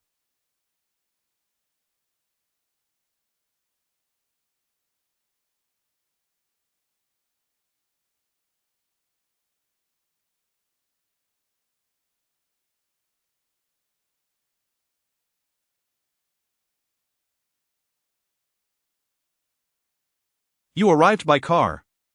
Indeed, Jiang Yu, is your family quite wealthy? Jiang Yu was momentarily taken aback. What was the fuss about simply arriving in a jeep? However, upon noticing the envious, in this era, with limited transportation options and few vehicles on the streets, her arrival by car was indeed remarkable. She understood that were it not for her rebirth, she too might have felt a sense of pride in owning a vehicle. It's not my family's car. I simply hitched a ride, she clarified, opting not to elaborate further. Although her classmates remained curious, they respected her desire for privacy and refrained from pressing her further. In truth, most of the night school attendees were already in the workforce. Many contemplated the advantages of befriending Jiang Yu. She was unaware that a mere car ride from Huayanchuan could spark such speculation. Some noticed Huayanchuan, but the darkness obscured his features.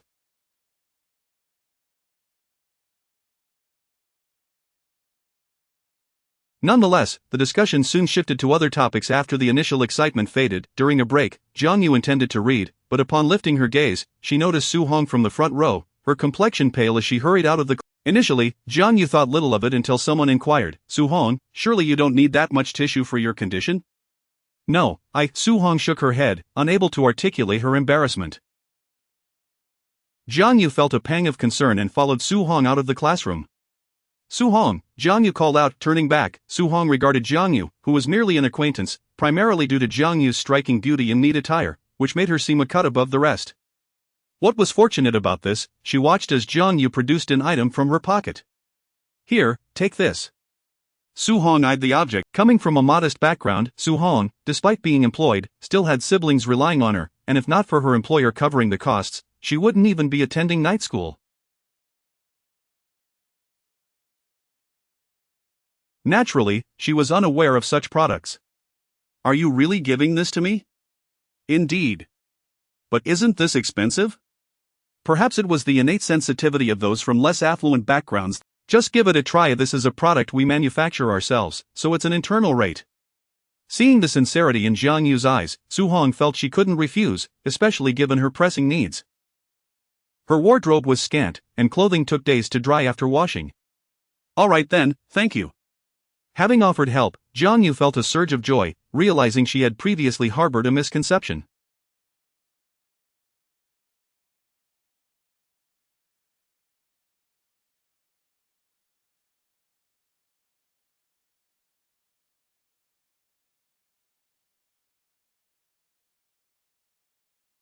Initially, she had envisioned promoting goods in a large department store, but how could she expect to sell to a counter that was already established and unfamiliar with her? Yet, she could sell sanitary pads to college students, after all. Moreover, college students were in their prime spending years. She could effectively market her products to them. Perhaps she could even recruit a few downlines to assist with her sales efforts. Chapter 69, a great success. It must be said that Jiang Yu's decision was indeed astute. Thanks to her assistance, Su Hong managed to avoid embarrassment. Being a person of reciprocity, she immediately began to discuss the sanitary pads created by Jiang Yu with several acquaintances. Are they really? There is no need for washing, and they won't stain your clothes, another replied. Since you're speaking so highly of them, let us consult Jiang Yu. I've truly had my fill of menstrual pads, a few girls whispered among themselves.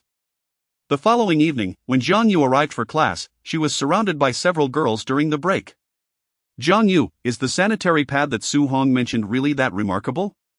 Upon hearing this, Jiang Yu immediately glanced at Su Hong, who smiled back at her.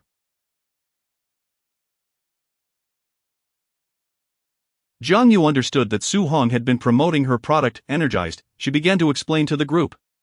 The craftsmanship is excellent, made from high-quality cotton, and they are quite. I even consulted a doctor who recommended them. However, my word alone won't suffice. I have some samples here for each of you to take home and try.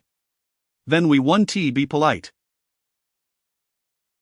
If they truly work well, we will definitely purchase more. We all have salaries, one girl remarked.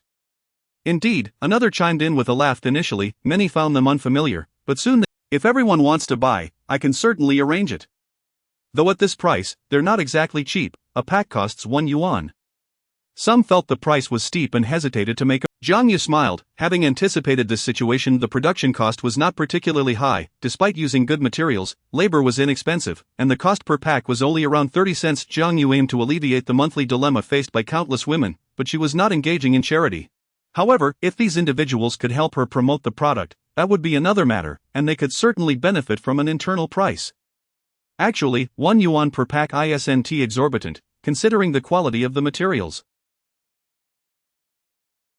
If you were to purchase from a department store, foreign brands would charge 3 yuan for a pack, which is even more expensive.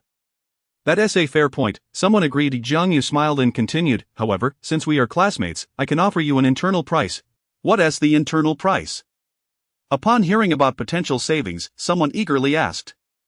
The internal price is 60 cents per pack, but you must order at least 50 packs at a time. What? 50 packs, that is more than we would use in a year. Hearing this, the group felt disheartened. As long as we collectively order 50 packs, it should be manageable, Su Hong. It means that with so many of us, we can pool our orders, making each pack 60 cents. Later, we can divide the packs based on individual purchases. Someone realized the internal price remains 60 cents, while we sell them for 1 yuan, you could then sell them for 80 cents, earning 20 cents per pack. Sell just 3 packs, and you've recouped your costs for the pads. Sell more, and you'll profit. Jiang Yu presented her case logically, and upon hearing this, the others recognized the potential for profit.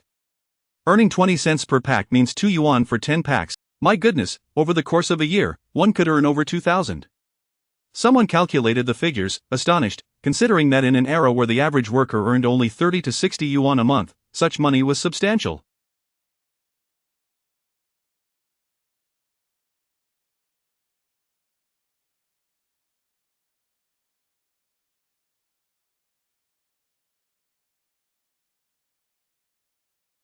Many were instantly intrigued, as in these times, no one would turn down extra income. However, some raised concerns.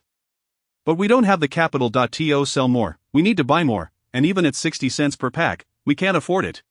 Once you've made a profit, you can pay me back. Jiang Yu had anticipated this objection. The crowd felt relieved, no longer burdened by worries. I'll take 50 packs. I'll take 100 packs.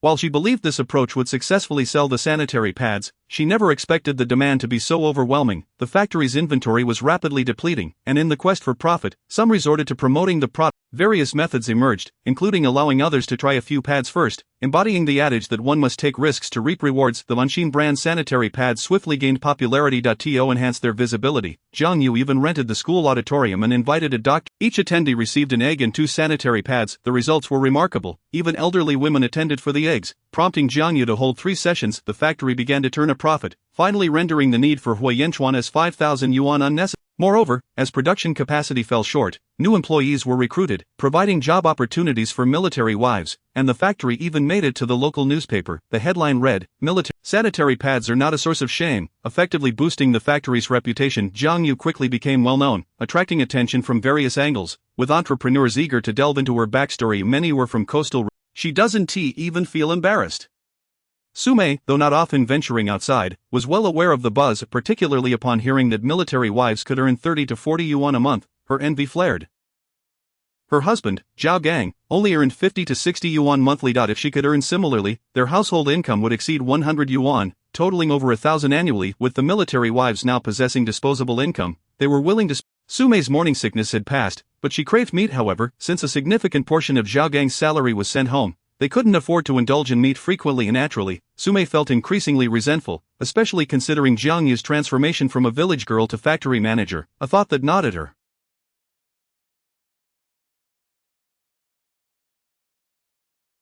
Not only Sume, but even Suwan felt envious initially. Suwan had considered working at the factory, but Jiang Yu had made it clear that only military wives were eligible, leaving Suwan furious, believing Jiang Yu was intentionally targeting her. Glancing at the sanitary pads in her hand, Suwan acknowledged their quality. She had purchased a pack and found them effective, yet she was unwilling to see Jiang Yu revel in her success. Suwan's thoughts ran deeper. If a village girl was of little assistance to Huayanchuan's endeavors, then a factory manager capable of generating profit would be immensely beneficial. Suwan's expression twisted with resentment. If this were the case, she would ensure that Jiang Yu's factory would not thrive. Chapter 70 Infiltrating the Factory. In truth, Su-wan's demeanor stood in stark contrast to that of her sister Su-mei. They were worlds apart. Su-mei bore an intimidating presence, with a sharp gaze that could unsettle anyone, while Su-wan appeared quite charming and graceful, particularly when the two sisters were together. Su-mei's words often irked those around her, whereas Su-wan possessed a knack for diffusing tensions. She would occasionally treat the children in the courtyard to sweets, further endearing herself to them. Consequently, Su-wan garnered a favorable reputation, especially after she tidied up Su-mei's household, taking on the responsibilities of laundry and cooking with remarkable skill.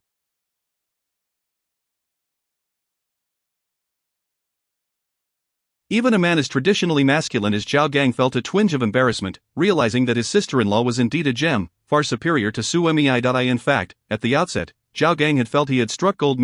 They enjoyed a few years of blissful matrimony, but as time passed, their inability to conceive and his stagnation in career advancement led to an increasing rift between them. It seemed that Su-mei's demeanor had grown even more erratic since Hu Yanquan's women, he mused, were undeniably troublesome, yet, the mere mention of Hu Yanquan stirred discomfort within him. He considered himself quite capable, but Hu Yanquan's prominence overshadowed him. Any task that arose. Zhao Gang had recently heard whispers that Hu Yanquan was poised to become a battalion commander, which inexplicably soured his mood. In a contest of true skill, he believed he could rival Hu Yanquan.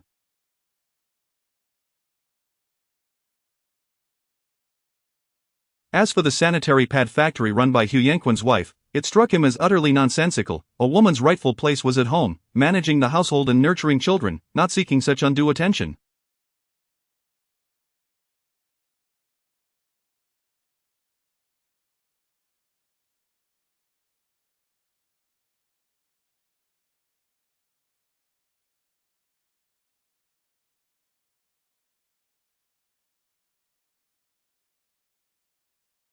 Nevertheless, despite his disdain, he couldn't help but feel a twinge of envy that fortune seemed to favor Hu Yanquan. Rumor had it that Hu Yanquan's ascent to battalion commander was not solely due to his military prowess but also had connections to Jiang Yu.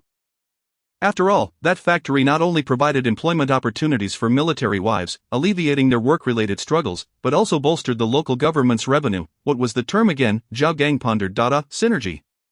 Furthermore, the harmonious relationships within the factory facilitated its operations, a crucial aspect indeed. However, Zhao Gang's envy was not directed towards that, rather, it was aimed at Hu Yanquan's wife, whose beauty was truly captivating, her figure was exquisite, and her culinary skills were remarkable. It was a classic case of comparison breeds contempt. While Zhao Gang brooded over these matters, Su-wan was not idle. Are you saying that initially, Commander He did not have feelings for Jiang Yu? Su-wan inquired, but they seem to have a wonderful relationship now. Oh, Su-comrade, it's no mystery, Jiang is not only beautiful but also possesses an enviable figure and earns a good living.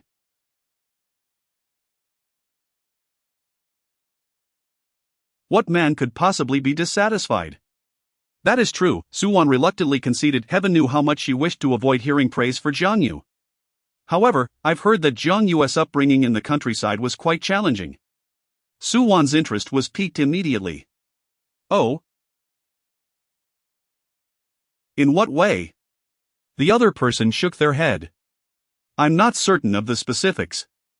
Su-wan frowned, finding the information rather unhelpful, yet, it was not entirely fruitless. She had gleaned the name of Jiang Yu. Su-comrade, forgive my candor, but after years of marriage, I've never brought anything home to my family, and now that my sister is pregnant, I finally have the chance to buy her some gifts, but I need to request a couple of days off. With the current staff shortage, taking 2 days off means losing a few bucks. Upon hearing this, Su-wan's mind raced. It was an opportunity she couldn't pass up. Sister-in-law, why don't I cover for you for a couple of days? You can go home and visit your sister worry-free. I won't accept any payment, consider it a favor. Oh, that may not be appropriate, you'd be at a disadvantage. The other person immediately felt embarrassed. Nonsense, sister-in-law. I have no standing here, and if you don't mind my presence, this little bit of help is nothing. Well then, I truly appreciate it, your sister cannot compare to you. My sister isn't a bad person.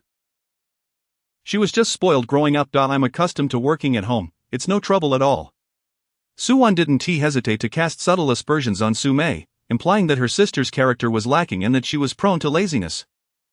Su-mei successfully infiltrated the factory due to her amiable nature. After all, it was quite normal to seek help from acquaintances for a few days of labor, thus, no one found anything amiss. As Su Wan observed the orderly factory, she felt a twinge of astonishment, yet soon concluded that Jiang Yu was undeserving. Initially, she contemplated sabotaging the sanitary pads directly, but then reconsidered. Such an act would undoubtedly draw suspicion upon her. Su Wan promptly abandoned that notion and instead committed every step of the pad production process to memory. Since she could not tamper with the product itself, she resolved to create difficulties for Jiang Yu while she had her eye on a pair of lovely little leather shoes for quite some time. Chapter 71 Imitations and Disturbances. After working at the factory for several days, Su Wan had memorized the crucial steps and formulated a plan in her mind. Soon, a new brand of Akin sanitary napkins appeared on the market, selling for a mere 50 cents per packet. In contrast, Jiang Yu's factory set a uniform price of 1 yuan per packet, with a wholesale price of 8 dimes at the lowest. However, compared to the 5 dimes per packet, it was far less appealing. Moreover, why would one opt for the pricier option when both were branded Akin? In truth, these counterfeit sanitary napkins were produced at Su Wan's behest, with the assistance of her numerous siblings from her maternal family. The Su family profited significantly from this venture, elevating Su Wan to the status of a prominent benefactor within her clan. Su Wan's sister-in-law, Wang Ernie, beamed with delight. I always knew our. Just look at Mei Zi, married to an officer. What good does that do? He only brings back a bit of pork during festivals, hardly enough to feed our large family.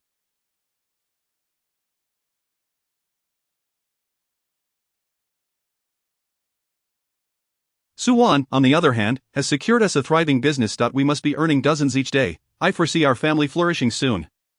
Wang Ernie's praise for Su Wan was genuine, as they had indeed reaped the rewards, even indulging in luxuries like milk for her son. She had long recognized that her sister-in-law was no ordinary person. Hearing Wang Ernie's words, Su Wan felt a swell of pride. Was it not true? What was so remarkable about Jiang Yu? She could run this business just as effectively, if not more so. However, Su's elder sister-in-law, Zhu Zuihua, expressed some concern. What if something goes wrong? The materials I noticed some cotton has even gone moldy. Upon hearing this, Wang Ernie couldn't help but roll her eyes. Sister-in-law, what's the big deal? It's merely moldy cotton, it's not that delicate. We aren't profiting excessively, we only make 4 dimes per packet. If anyone thinks it's too expensive, perhaps they should reflect on whether they've been diligent in their work. Their wages haven't changed for years.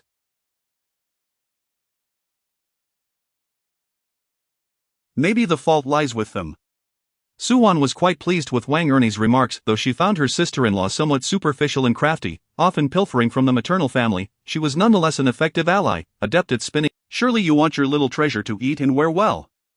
At this, Zhu Zuihua fell silent, for her child was her lifeblood, and she desired nothing but the best for him.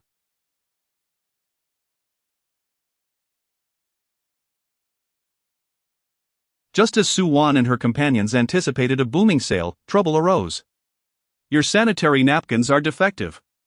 What do you mean? Wang Ernie retorted defiantly. The cotton inside is spoiled, they are uncomfortable to use. You're just being finicky.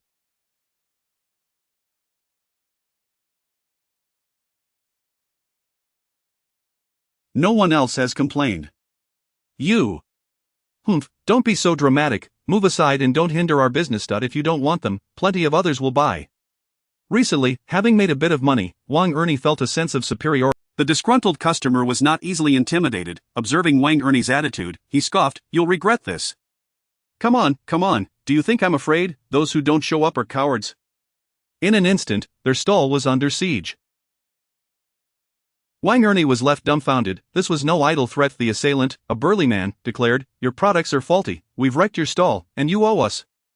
After receiving a punch that left her face swollen, Wang Ernie's bravado faltered, and she quaked as she asked, "How much do I owe?" The man, "Have you lost your mind? Why don't you just rob us?" Just then, the leader of the group raised his fist again. Wang Ernie froze, suddenly recalling the packaging of the sanitary napkins.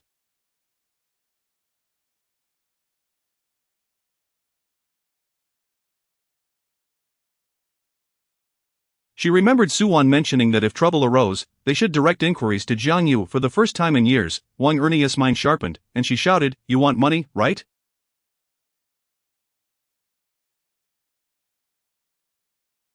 Fine, our brand is Akin, and the factory is located near the military district. If you want compensation, go there.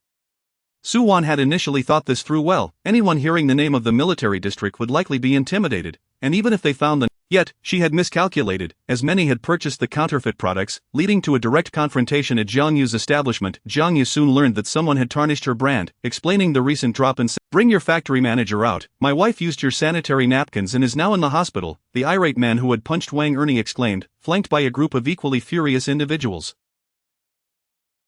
Feng Chun and I felt a pang of fear, worried these men might harm Jiang Yu, whose slender frame could hardly withstand a confrontation. She quickly approached Jiang Yu and whispered, "Sister, I'll hold them off here." Jiang Yu was touched by Feng Chun's concern. However, she was not one to shy away from challenges, especially since they were not even producing the faulty products. She patted Feng Chun's hand reassuringly. "Sister Chun and I, don't worry, I'll take care of this." Seeing Jiang Yu's resolve, Feng Chun and I could only stand back. "Everyone, I understand your frustration, but the sanitary napkins you have are not produced by our factory." "What do you mean? Are you denying responsibility? Your factory name is clearly printed on them. Take another look." Upon hearing Jiang Yu's words, some began to examine the packages in their hands. "If anyone is concerned, you are welcome to visit our factory for a tour." Hearing Jiang Yu's assurance, the crowd began to reconsider, realizing they might have been duped. No wonder the price. Yet, some still felt cheated and were intent on seeking restitution. "But this is still your responsibility. If you hadn't used your name, we wouldn't have bought them." Yes, indeed. It was as if they mistook a tiger for a sickly cat. Jiang Yu, however, was not taken aback. She understood that common folk often failed to grasp reason. They likely realized they had been deceived but sought an outlet for their frustrations and were looking to place blame. Jiang Yu found the situation amusing. "Ladies and gentlemen, our factory bears no responsibility in this matter. We produce diligently, create employment, and fulfill our social obligations. Even if you were to report us to the authorities, we would have no qualms about our conscience." Observing from a distance, Zhou Xiao turned to Hui Yanchuan and remarked, "Old Hua, your little wife is quite the orator." Hui Yanchuan, initially worried that Jiang Yu might be overwhelmed, had rushed over but hesitated to intervene, preferring to assess the situation first. He felt a swell of pride for Jiang Yu. "So you expect us to just accept our misfortune?" "Not at all. While we bear no responsibility, we are equally outraged by those who disrupt market order and harm relationships. We are willing to work with you to identify the culprits and hold them accountable. However, we need your cooperation to provide any relevant information, which we will then report to the police and share the outcomes with you." Moreover, as they departed, each received a generous gift pack containing a variety of sanitary napkins, further diffusing the tension. "Wow, your little wife is truly impressive. Not only did she resolve the conflict with just a few words, but she also managed to. I am growing more and more fond of her," Zhou Xiao commented. Hui Yanchuan shot him a disapproving glance. "No need for that." "What do you mean, old Hua? Are you getting jealous?" "Who would dare to provoke it? It was akin to courting death." Soon, the Su family came into the spotlight. "I cannot let this be known. You all understand that I must marry a good man in the future. Your ability to profit this time is largely thanks to me. If you wish to rely on me in the future, you must assist me this time," Su Wan declared, her frustration palpable at home.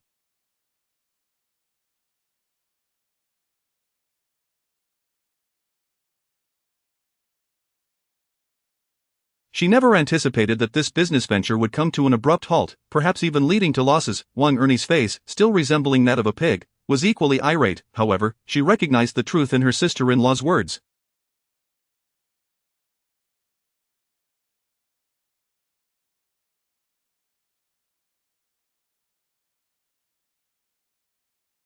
This sister-in-law was quite presentable and had received a few years of education. If someone like Su Mei could attract a military officer, then Su Wan might even secure a better match. "Indeed, we cannot abandon her," they murmured among themselves, casting glances at one another until someone suddenly recalled a particular individual. "Mother, the second sister is pregnant and married to an officer. If she takes. Could it truly be so?" Su Wan, seizing the opportunity, continued, "Mother, I am considering the well-being of my younger brother. He will need money when he marries. However, the second sister has never. I, on the other hand, can provide for my younger brother and help the family prosper." Su Wan's words struck a chord with Su Laopa. Despite having several children, Su Laopa found no reason to doubt Su Wan, for she was indeed more astute than Su Mei. "Mother, do not worry, the second sister has her husband to protect her, she will be fine." With this a daughter who had been married off no longer warranted excessive concern. It was a relief if she could contribute to the family. "Very well, I shall inform Mei Zi," she decided. "I know this is unfair to you, but you are pregnant, and your husband is an officer. the police cannot do much to you. Are you suggesting that now that you are married, you will abandon your family, or do you want me to kneel before you? Despite Su Mei's foul temperament, she listened to her mother.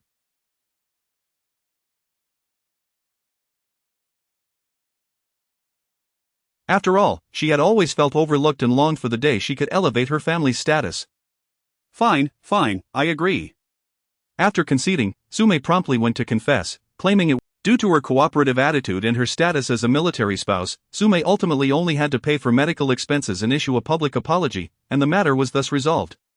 Meanwhile, Feng Chunyi sat in Jiang Yu's home, savoring the snacks Jiang Yu had prepared while sipping on milk tea. Su Mei truly got off easy. She is nothing but a rotten apple, always wishing ill upon others. However, Su Mei had never claimed to have stolen Jiang Yu's factory's technology, and Jiang Yu had no means to prove otherwise. After all, the essence of sanitary napkins lay in the initial concept. Once produced, the mechanics were not particularly challenging. Jiang Yu felt fortunate to have registered her trademark, otherwise, it would have been quite troublesome. Never mind, this was never a matter of great technical difficulty. Even without Su Mei, there are others who could undertake this task. There is no need to be upset. You truly have a good temperament, Feng Chunyi remarked, genuinely impressed, before indulging in another delightful sip of milk tea. I can share the recipe with you so you can prepare it for the children at home, Jiang Yu offered. Let's not, both milk and tea leaves are too pricey, Feng Chunyi replied. Then you can come here to enjoy it whenever you wish, Jiang Yu suggested. After Feng Chunyi left, Jiang Yu picked up Little Black, who had grown considerably of late. Do you wish to have some too? No, little pup cannot have this, you shall have some milk instead. Milk tea? Hui Yanchuan's interest piqued. He recalled Jiang Yu's penchant for experimenting with new snacks. Although he had not heard of milk tea before, its aroma was undeniably enticing. Would you like to try some? Jiang Yu offered. Sure, Hui Yanchuan accepted without hesitation.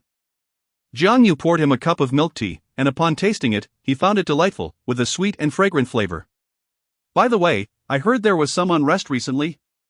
Hui Yanchuan inquired. Hui Yanchuan, observing Jiang Yu's nonchalant demeanor, felt a twinge of dissatisfaction. The young girl seemed unwilling to lean on him for support.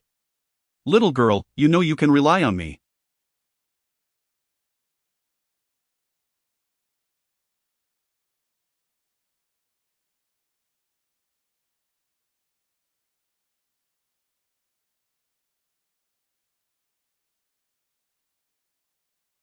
When faced with challenges, do not bear them alone, understand? Your reluctance makes me feel like a failure, he said, his gaze intense as he fixed it upon Jiang Yu. A tightness gripped Jiang Yu's chest. Her previously tranquil heart now rippled with emotions. Hui Yanchuan's demeanor was peculiar. He seemed particularly attentive and caring, hinting at a desire to share a life together. At times, Jiang Yu felt as if Hui Yanchuan had transformed into a different person.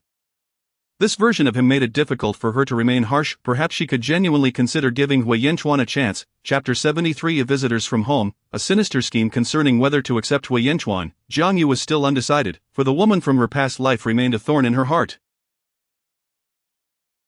However, that woman had yet to appear in this life. Due to her rebirth, many events had taken a different course. Jiang Yu understood that she could not view Hui Yanchuan through the lens of her previous existence.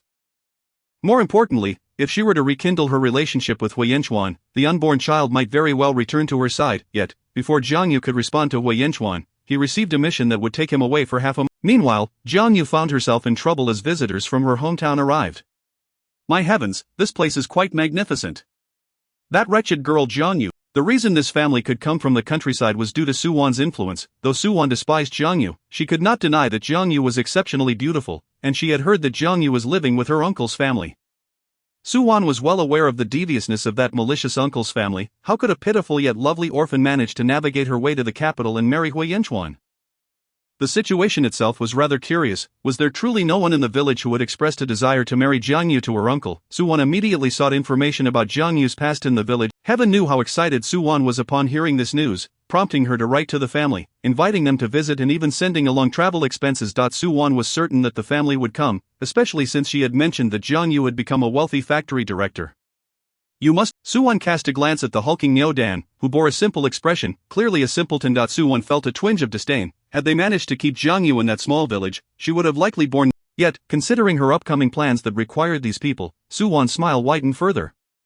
Please, do not be alarmed. I harbor no ill will. The letter you received was penned by me. You wrote it? They had given Jiang Yu's uncle 50 yuan, yet Jiang Yu had vanished. Although Wang Lanhua eventually reclaimed the money, the entire village knew that Niu Dan was to wed. It was utterly humiliating. Some even whispered that Jiang Yu had not simply run away but had taken her own life. Because of such rumors, families in the village were reluctant to marry their daughters to Niu Dan, fearing scorn. Consequently, Wang Lanhua harbored a deep-seated resentment towards Jiang Yu, wishing to settle the score for the embarrassment her family had endured. As for this visit, it was to demand compensation.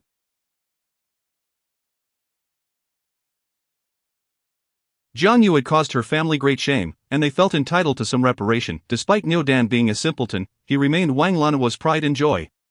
Why are you asking so many questions?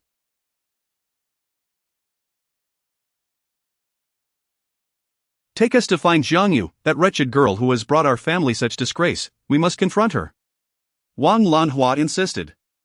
Aunt, do not be. It is Jiang Yu who does not recognize a good opportunity. I wonder if you would still be willing to let Niu Dan marry Jiang Yu. If they were to wed, Jiang Yu's factory would also belong to your family. As expected, Wang Lanhua's eyes lit up at this proposition. Even Niu Dan clapped his hands in delight. Jiang Yu, I want Jiang Yu. Wang Lanhua, however, was not foolish and scrutinized Su Wan. Young lady, please speak plainly. We country folk are not adept at deciphering your implied meanings.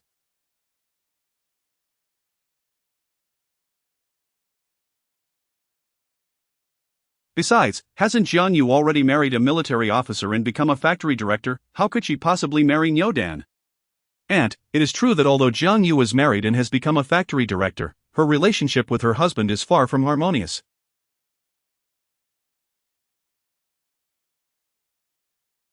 Furthermore, her factory has recently encountered some issues and is likely to be sold. However, Jiang Yu still possesses money. In fact, I sought you out to take Jiang Yu away. Jiang Yu's husband wishes to divorce her, but she is unwilling. Given his military background, he fears her causing a scene, which is why I need your assistance. At this point, Wang Lanhua began to understand, though her expression remained sour. What does this mean? Are we to take in a discarded woman, one who has been used and thrown away? Aunt, you must not be upset. In truth, Jiang Yu is still a virgin, and her constitution is quite extraordinary. It is said she could give birth to twins. Upon hearing Su Wan's words, Wang Lanhua's breath slowed, as if on the verge of receiving a monumental surprise. Yet, to confirm the veracity of Su Wan's claims, Wang Lanhua suppressed her right. That little hussy cannot go a day without causing a ruckus she could possibly endure? Su Wan thought to herself, as expected from a country dweller. Her speech was rather coarse. However, the prospect of seeing Jiang Yu under the thumb of this woman filled Su Wan with a sense of satisfaction.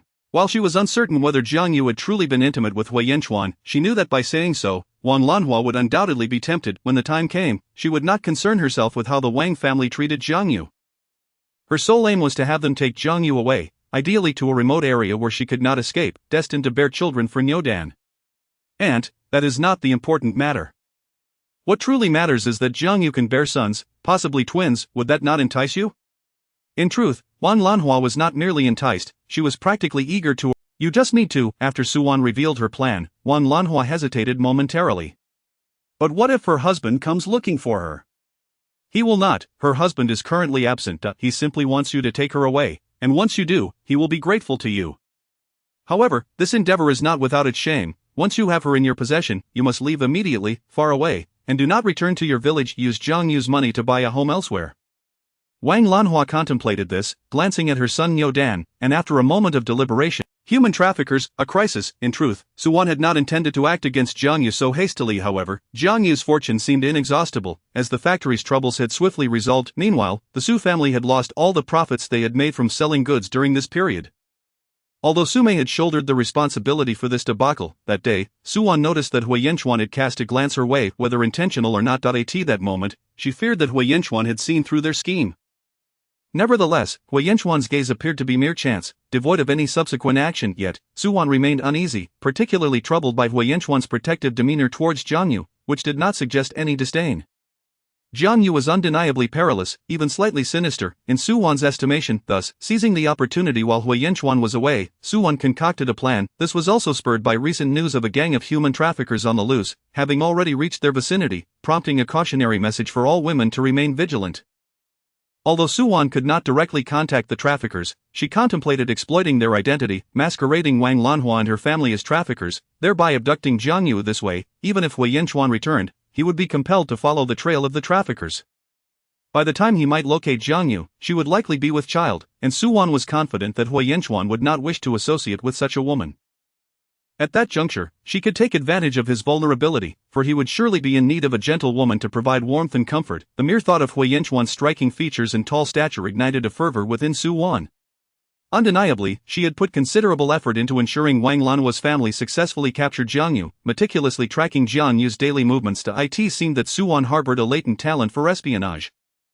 Unbeknownst to Jiang Yu, danger was drawing near. Wei Yinchuan had been away for a week, and Jiang Yu, feeling quite at ease amidst her busyness with work, studies, and earning money, finally found a moment to herself. She decided to venture into the city to purchase some fabric for making 2 cotton coats. Suwan had long awaited her outside and, upon seeing Jiang Yu emerge, promptly followed her. Jiang Yu chose not to ride a bike but instead took a car into the city. Suwan boarded the same vehicle, even greeting Jiang Yu, whose smile struck her as rather peculiar.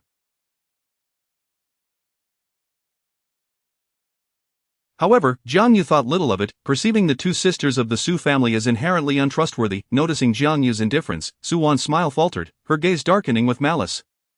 "You wretched creature! Let us see how long you can revel in your pride." Upon reaching the city, Jiang Yu alighted at one of the bus stops, with Suwan discreetly trailing her. The stop was bustling with people, making Suwan's presence unremarkable. As Jiang Yu approached a department store, she passed through an alleyway and noticed an individual sprawled on the ground, muttering, "Old man, old man." Though Jiang Yu was not one to meddle in others' affairs, "My husband and I came here looking for relatives, but we couldn't find them, and then a thief made off with our money. Have pity on us, and spare us some food." Observing their distressed expressions, Jiang Yu immediately produced 2 yuan. "Take this we're unfamiliar with this place, please take us to eat instead." With that, she seized Jiang Yu's hand. Startled, Jiang Yu was taken aback by the old woman's surprising strength. Annoyance welled up within her at the perceived coercion. "I am not familiar with this area either. Take the money and find a state-run restaurant ahead. 2 bowls of noodles should suffice." As she attempted to pull away, the old man who had been lying on the ground roused, and both he and the old woman firmly grasped Jiang Yu. The old man brandished a knife. Jiang Yu gasped, a mix of shock and anger flooding her. "What do you want?" "Miss, don't be afraid, we mean you no harm. We simply wish for you to lead us to a place to eat. There's a cheap eatery down this alley." With that, they began to drag Jiang Yu deeper into the alley. Though she yearned to cry out for help, the desolate path offered no one to hear her.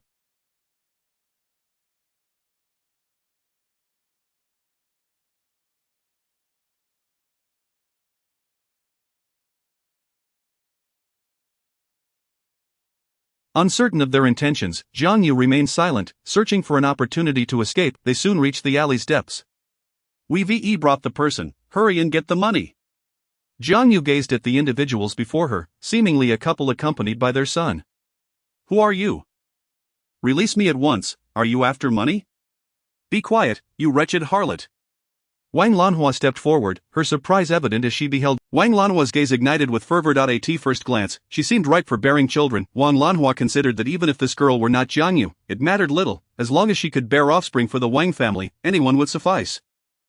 Moreover, Jiang Yu's clothing suggested she had not fallen into poverty, implying that the girl had struck a fortunate chord. Just as Wang Lanhua prepared to pay the couple, a thought struck her, and she swiftly rifled through Jiang Yu's wallet.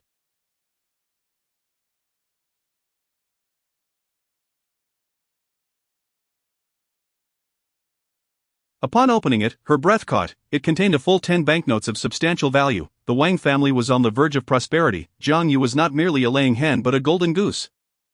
Wang Lanhua reluctantly extracted 1 10-yuan note. "Here's 10. Although they had initially agreed on 10, the old woman, with her keen eyes, spotted the considerable amount and demanded 20. "We want 20, or we will head straight to the police." The old woman was as unscrupulous as Wang Lanhua.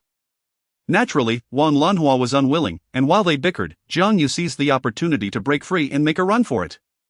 She's running. Wang Lanhua cried, pursuing her but tripping and falling flat on her face, losing a front tooth in the process. "Ouch! Ouch, that hurts." However, seeing Jiang Yu about to escape, Wang Lanhua disregarded her pain and shouted, "Nyodan, your wife is getting away, hurry and catch her." Though Niu Dan was somewhat simple-minded, he was still a grown man.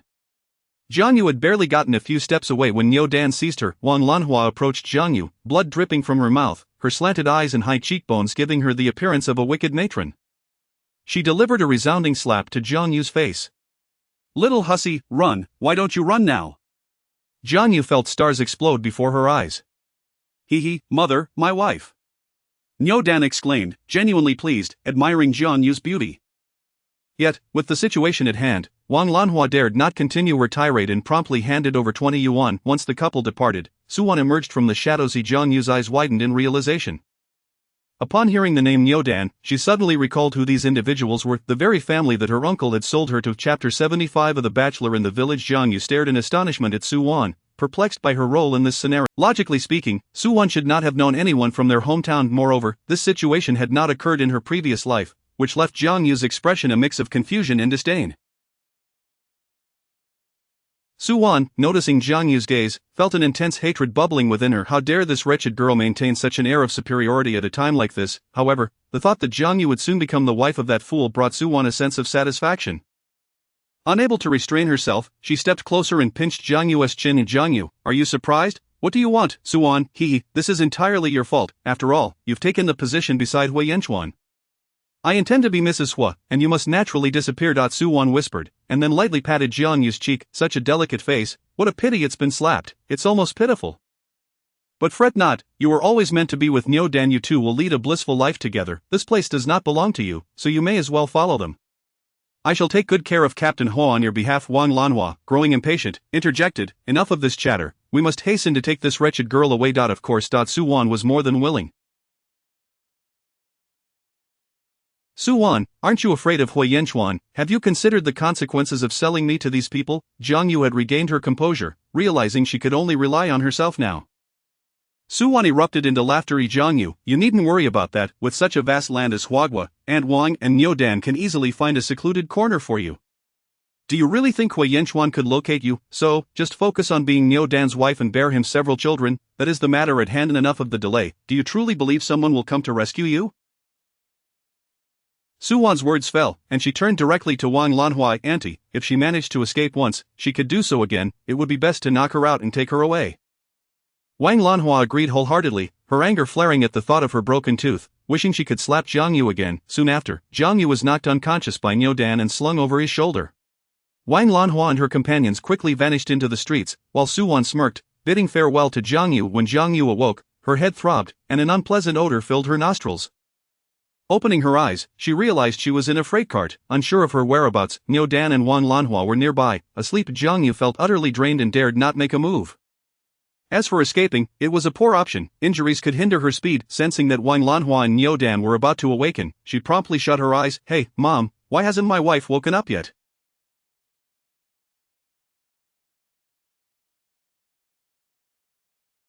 Niu Dan inquired. Wang Lanhua, harboring no fondness for Jiang Yu, soothed Niu Dan. "Don't worry, dear, this wretched girl will wake up shortly." A time passed, and at last, the cart came to a halt. Jiang Yu felt a large sack thrown over her, and then she was hoisted up. "Mom, when will my wife give me children?" Niu Dan asked eagerly. "That LLB tonight, dear, tonight, you will be the groom." All right, the groom." Hearing their conversation, Jiang Yu clenched her fists, her heart sinking. Though her eyes remained shut, she stayed on high alert. Wang Lanhua approached, noticing Jiang Yu had not yet stirred. She poured a bucket of cold water over her. Jiang Yu had no choice but to open her eyes. "Little hussy, let me make this clear. You'd better serve my son well tonight, or you will regret it," Wang Lanhua warned, her gaze fierce.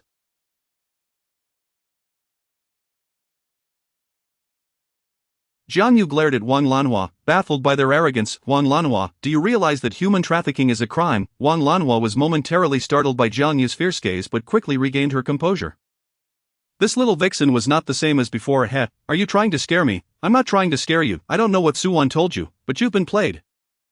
If you release me now, I won't hold you accountable." Jiang Yu hoped to avoid provoking Wang Lanhua, as her hands were bound, leaving her utterly defenseless. Wang Lanhua, despite some doubts, dismissed Jiang Yu's words. After all, she thought, why would her man come after her? Wang Lanhua scoffed. "Little hussy, who do you think you're fooling? You just want me to release you, but that's a pipe dream. Suwan said you can bear sons, even twins." Niu Dan doesn't mind you. Don't overestimate your worth. In truth, Wang Lanhua was already swayed by the notion that Jiang Yu could bear children, failing to consider anything beyond that. Jiang Yu's heart sank further upon hearing Wang Lanhua's words. Wretched girl, don't even think about escaping. Not if you try again, I'll break your legs and chain you up. Wang Lanhua threatened viciously, recalling her past as a servant to concubines, and was well aware of the methods to torment others. To ensure Jiang Yu lacked the strength to resist, Wang Lanhua had refrained from providing her with food or water. Jiang Yu remained silent, conserving her energy. Observing Jiang Yu's silence, Wang Lanhua's demeanor softened slightly. You, a worthless girl, are not worthy of my son, but you do have a considerable backside that can bear children, and Suan claimed you have money. I'll hand it over to our Niu family. With that, Wang Lanhua's gaze drifted to Jiang Yu's chest, envisioning a future where her grandson would not lack nourishment, perhaps even Niu Dan would share in it. The thought brought Wang Lanhua delight. However, she did not linger in the room for long, locking the door from the outside as she went to prepare for the grand occasion. After all, it was her son's moment of joy, and with the money she had obtained from Jiang Yu, she was prepared to spend lavishly. Seizing the opportunity while Wang Lanhua busied herself outside, Jiang Yu took a cup from the table and smashed it on the floor, shattering it into pieces. The noise prompted Wang Lanhua to rush back inside. You wasteful little thing, you haven't even stepped through the door and you're already breaking cups and bowls. You'll ruin our Niu family.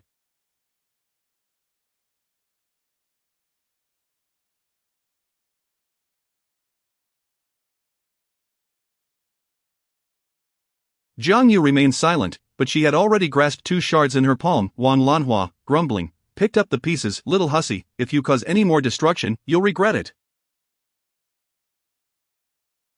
Once Wang Lanhua locked the door, Jiang Yu immediately began using the shards to cut the ropes binding her. As she could not see well, her wrists were soon stained with blood from the sharp edges. However, she no longer cared, desperately sawing at the ropes. Wang Lanhua, being miserly, likely assumed Jiang Yu posed no threat, for the quality of the ropes was poor. After a struggle, Jiang Yu finally freed herself while maintaining her original position, mindful that it was still daytime, making escape impossible. Finally, night fell. Jiang Yu, feeling faint from hunger and dehydration, noticed her lips had begun to crack. She clutched the shards tightly, using them to keep herself alert. Suddenly, a commotion broke out. Niu Dan, tonight you'll be the groom. Do you know what to do? Do you want the older boys to teach you? Haha. The rural men made crude jokes, showing little curiosity about Niu Dan's bride. In this backward village, many men unable to find a wife often resorted to purchasing one. Yes, buying women from traffickers. Thus, many women were sold to this village, and they assumed Niu Dan's bride was no different. Niu Dan merely chuckled foolishly. After Wang Lanhua sent the others away, she remarked, Dan, remember what I told you? Do you know what to do? Oh mom, I remember. Wang Lanhua nodded in satisfaction, confident that her son was far from foolish.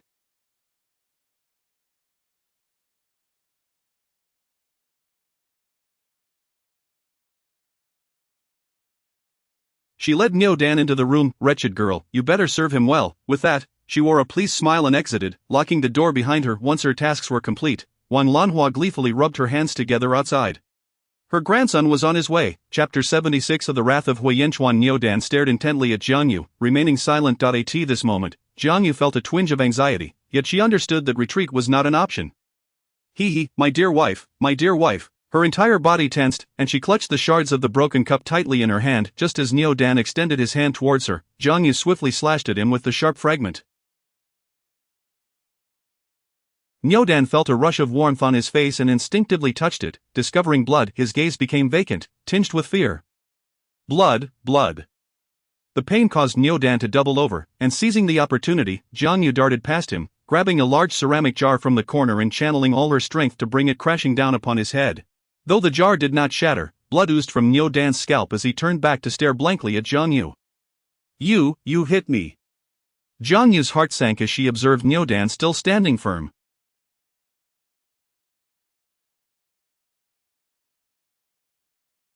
If there was no other choice, she would have to fight to the bitter end. However, before she could make her next move, Niu Dan collapsed onto the bed. Jiang Yu felt a sudden loss of strength, yet she knew this was not the time to relax. She had already surveyed the room while severing the ropes. There was a large window, and perhaps confident in her inability to escape, Wang Lanhua had left it unsealed. Outside, the sounds of revelry and dining persisted.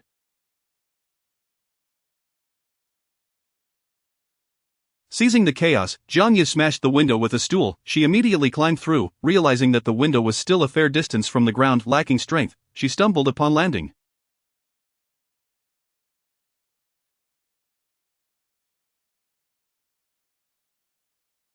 The moment her feet hit the ground, she grimaced, having twisted her ankle, and nevertheless, there was no time to halt her escape. She gritted her teeth and sprinted towards the outskirts of the village.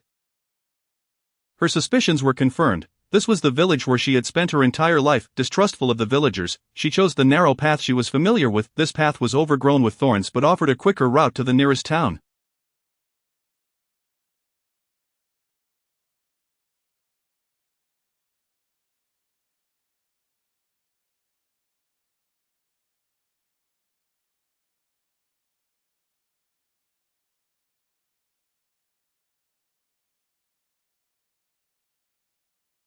Jiang Yu ran swiftly, her breath the only sound she could hear, until a sudden shout pierced the air. "Catch that wretched girl, she injured my Nyodan, seize her and sell her to the mountains."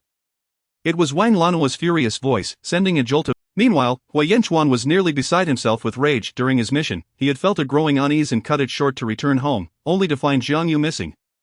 "What do you mean she has gone?" Suwan cautiously interjected. "Captain Hua, please don't panic, perhaps Jiang Yu simply went out for a bit or returned to her family." As she spoke, she carefully observed Hui Yanchuan's furrowing his brow. He recalled his grandmother mentioning that Jiang Yu's hometown was now only home to her uncle's family, who were not particularly kind to her, thus, it was improbable that she would return there. Even if she did, she would have certainly left him a note or a message, regardless of whether he was home, but now, there was nothing. Hui Yanchuan's mind raced with possibilities. His identity was too unique, and enemies lurked everywhere. He even considered whether someone might have abducted her because of him. However, he quickly dismissed that notion, for if it were true, they would have contacted him with. Suddenly, Hui Yanchuan's icy gaze fell upon Su Wan, his voice frigid enough to chill. "So, you were the one who discovered Jiang Yu was missing?" "Yes," Su Wan replied. Su Wan hesitated. "Captain Hua, I know you have a poor impression of me, but I changed. I truly wish to improve my relationship with Jiang Yu and meant to speak with her." Her words seemed innocuous, yet Hui Yanchuan remained skeptical.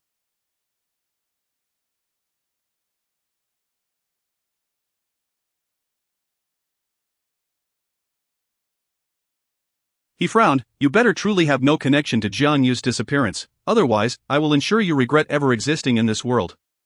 Su Wan flinched at his words, unable to admit her true feelings, secretly wishing for Jiang Yu's demise.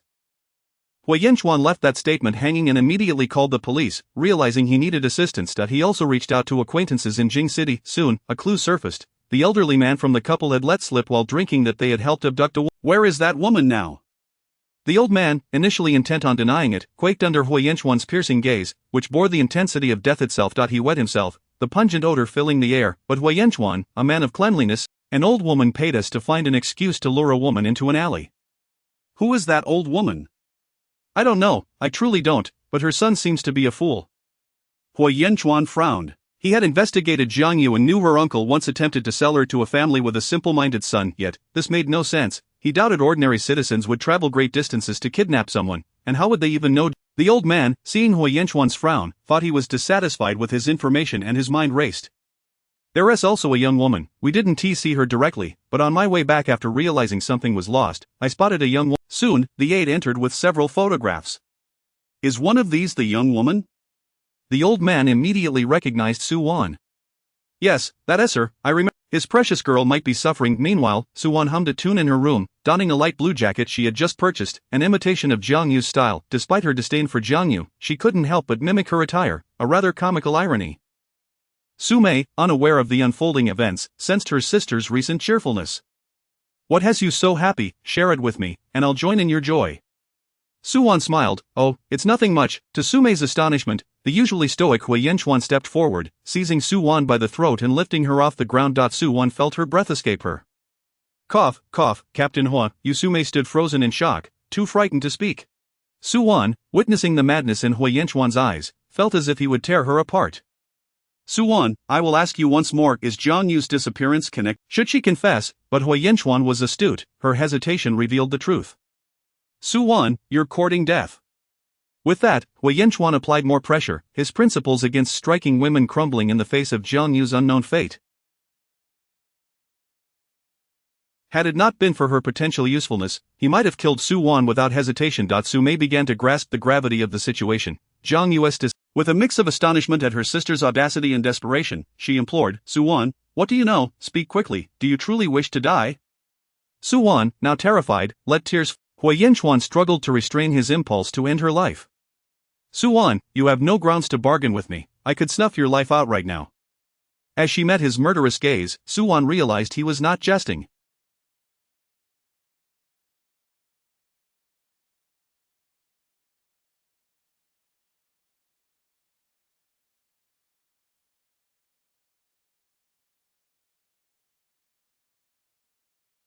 He genuinely intended to kill her. I'll tell you, I don't know much, I just hope they wouldn't return to their hometown, to find some secluded place, but they might have gone back. Hui Yenchuan threw Suwan to the ground.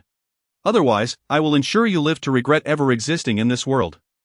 Chapter 70 Escape and Embrace. Suwan gasped in surprise as she was unceremoniously thrown to the ground, yet Hui Yenchuan did not even spare her a glance. He harbored no sympathy for a woman as vile as Suwan, even feeling that she had unwittingly provoked Hui Yenchuan's wrath, effectively courting disaster. Sume, observing Hui Yenchuan's demeanor, could not suppress a gulp of apprehension. She felt a wave of relief wash over her, thankful that her own petty grievances with Jiang Yu had not escalated, otherwise, she might have endangered the child she carried. I will head to Jiang Yu's hometown while you search along the way, he instructed Zhou Xiao. Rest assured. Thus, the two parties set forth. In truth, Hui Yenchuan had realized Jiang Yu was missing on the very first day. As he neared the village of her origins, she was simultaneously making her escape from it. Jiang Yu was uncertain how long she had been running. After navigating through thickets, she finally spotted the main road leading into the county town.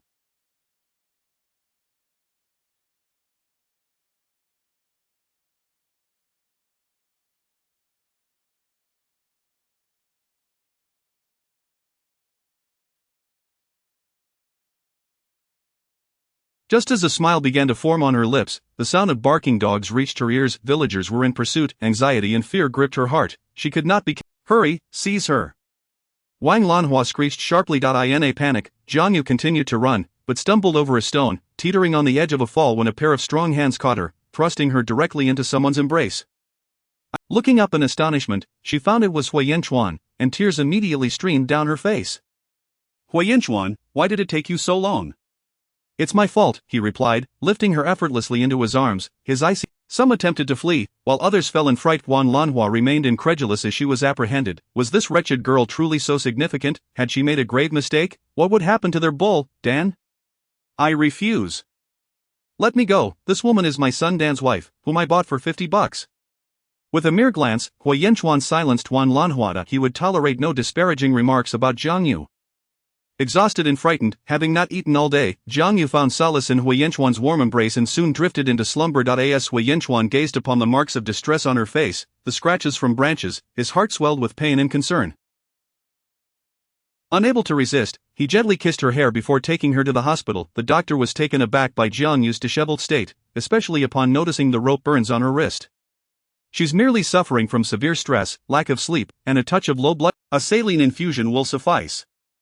Thank you, Hui Yenchuan replied, appearing amicable, yet the doctor felt a surge of anger. How could you let her get into such a state? Hui Yenchuan remained silent. It was indeed a heavy burden, and he acknowledged his part in Jiang Yu's suffering. When Jiang Yu awoke, she found Hui Yenchuan seated at her bedside, his unwavering gaze fixed. At his words, memories of her fainting came rushing back. Just then, a nurse entered. Oh, you're awake. Yes. You must not treat your wife this way, with ropes and slaps. The nurse seemed to believe Jiang Yu was merely defending Hui Yenchuan. Don't bother explaining yourself, we understand. We've had military wives come in before after suffering abuse. Seeing the nurse's demeanor and Hui Yenchuan's calm expression, Jiang Yu chose silence. Once the nurse departed, Jiang Yu immediately questioned, why didn't you clarify? It's not your fault. Hui Yenchuan took her small hand in his, gripping it tight. You saved me, you did wonderfully. If it weren't for you, I would likely have been captured again. A smile crept onto Jiang Yu's face at the thought, feeling genuinely fortunate. By the way, weren't you on a mission? Jiang Yu inquired with curiosity. At the mention of Wan Lanhua, Hui Yenchuan's expression darkened, yet he remained gentle with Jiang Yu. As for her son, due to mental health issues, he has been sent to a psychiatric hospital. Jiang Yu was taken aback. A psychiatric hospital was certainly no favorable place, especially given the severe measures employed to manage unruly patients. However, she felt no sympathy, as she recalled the unsavory tales about Dan from her time in the village. As for the other villagers, they have also been detained. Many families had purchased brides. Jiang Yu nodded in understanding.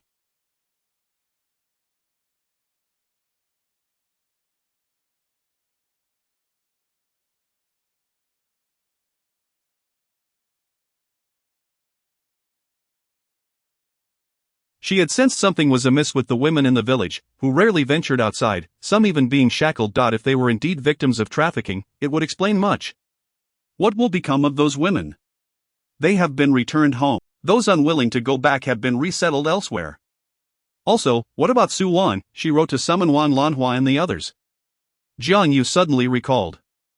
Ah, you little thinker, rest assured, Su Wan will not escape. Hui Yanchuan affectionately ruffled Jiang Yu's hair. Smiling, Jiang Yu found herself unexpectedly lost in Hui Yanchuan's deep, affectionate gaze, the icy barrier. Suddenly, she addressed him. Thank you, Hui Yanchuan, you found me and saved me. Hui Yanchuan's heart stirred as he pulled her closer. Don't say thank you. Chapter 78 The Kiss. Being seen. In her past life, Hui Yanchuan had indeed treated her poorly. However, in this incarnation, he had committed no transgressions. Many circumstances had changed, and perhaps that woman would never reappear. Jiang Yu yearned to grant herself. She lifted her gaze to meet his. Hui Yanchuan, I believe we can give this a try. For a moment, Hui Yanchuan was taken aback, but once he comprehended Jiang Yu's meaning, a look of the typically composed and serious Hui Yanchuan spoke with a slight tremor in his voice. Jiang Yu, is it truly what I think it is? You won't reject me, you'll choose to live with me. Jiang Yu smiled and nodded. Hui Yanchuan, resembling a love-struck fool experiencing romance for the first time, pulled Jiang Yu into a tight embrace, leaning down to capture her lips in a tender kiss. This time, Jiang Yu did not resist. Instead, she clutched Hui Yanchuan's clothing tightly, closing her eyes as they became lost in each other's presence. Suddenly, the sound of a door opening broke the moment. Ah, my apologies, Lawa, please continue. I saw nothing.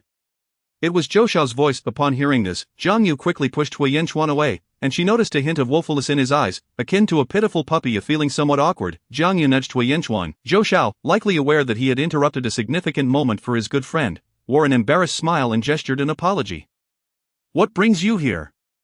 Though slightly displeased, Hui Yanchuan understood that Zhou Xiao must. Is she alright? When will she be discharged? And what are you planning to do about Su Wan? Zhao Gang has come to plead for leniency, stating he is willing to apologize to Jiang Yu and even offer compensation, Zhou Xiao asked.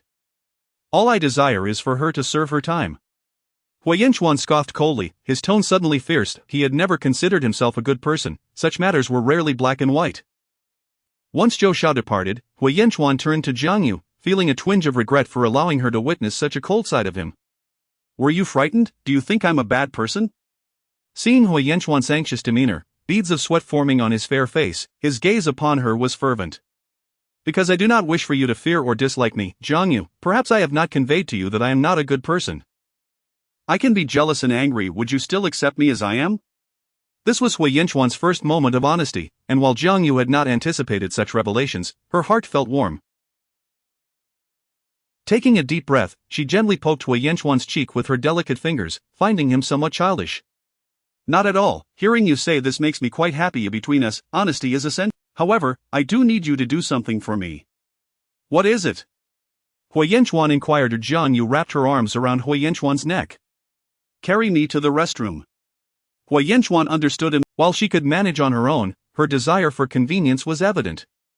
As you wish, my lady. Despite Hui Yanchuan's usual stern demeanor, his endearing words were irresistible. Upon hearing she truly did not require prolonged recovery in the hospital. Hui Yanchuan took her home, devotedly attending to her every need. Indeed, he catered to her, dressing her, feeding her, and escorting her to the restroom. Jiang Yu found herself devoid of any complaints. Hui Yanchuan, I twisted my ankle, not lost a leg or broken a hand. Be good. I've taken leave to care for you at home for the next few days. When not occupied, he would read the news to Jiang Yu or help her with her studies. Why do you want to tutor me? Jiang Yu asked, perplexed. Hui Yanchuan, for once, was reluctant to respond.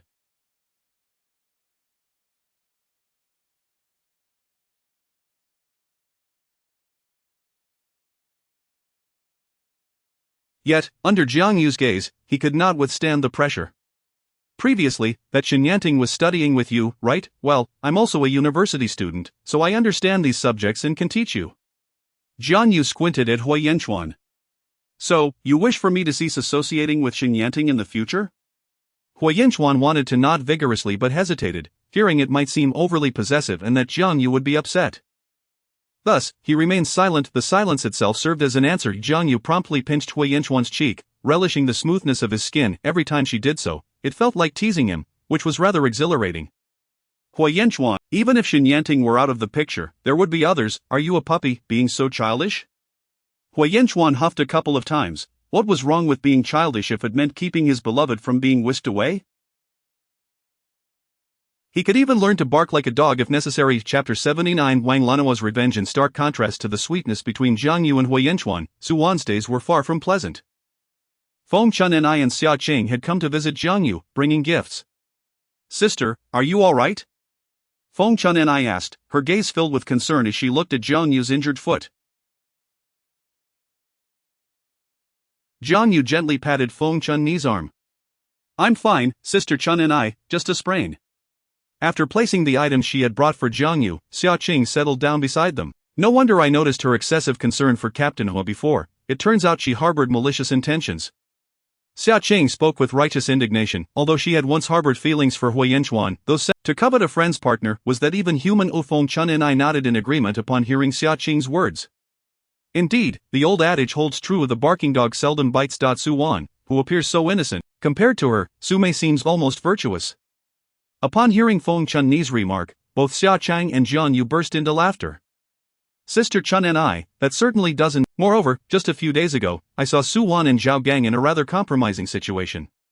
Really, Zhao Gang is Su Wan's brother-in-law, isn't he?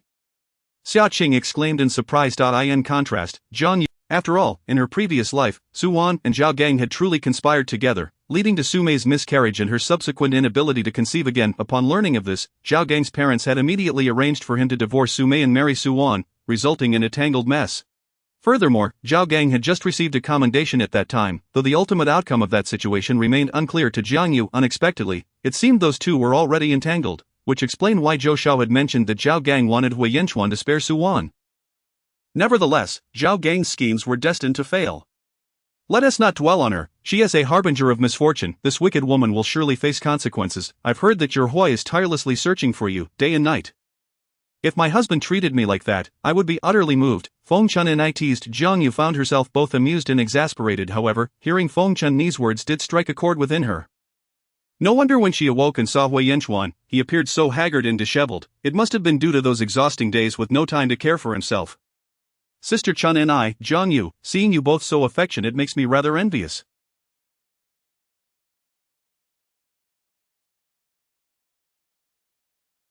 Shouldn't I also find a partner? Xia Qing couldn't help but express. Oh, that is easy to arrange. The young men in our compound have likely been waiting for you to say that. The troupe's leading lady, beautiful and with a great figure, who wouldn't be smitten? If it weren't for my three little rascals being so young, I would want you as my daughter-in-law, Feng Chun and I responded. Sister Chun and I, you just love to tease me. Xia Qing felt a bit bashful. It is just that watching Captain Hua take such good care of you made me realize having someone warm and understanding by my side would be wonderful. I'm not getting any younger, and while I'm still the leading lady, this profession thrives on youth. Recently, a few young ladies have joined the troupe, and they're quite impressive, Xia Qing lamented. Jiang Yu understood that it was entirely normal for a dancer like Xia Qing to seek companionship. You have plenty of options. Just don't settle. Don't feel pressured to marry simply because of age. Even if you stop performing, you can still remain in the troupe as a rehearsal coach or teacher, Jiang Yu advised Xia Qing. Upon hearing Jiang Yu's words, Xia Qing felt a weight lift off her shoulders. That is true. I suppose I'll just let fate decide. However, if you come across suitable candidates, do let me know. Xia Qing, with her, a man should not be judged solely by his looks. What matters most is his character. Feng Chun and I winked at Jiang Yu, who immediately understood the underlying meaning. In that regard, Hui Yanchuan was indeed exceptional.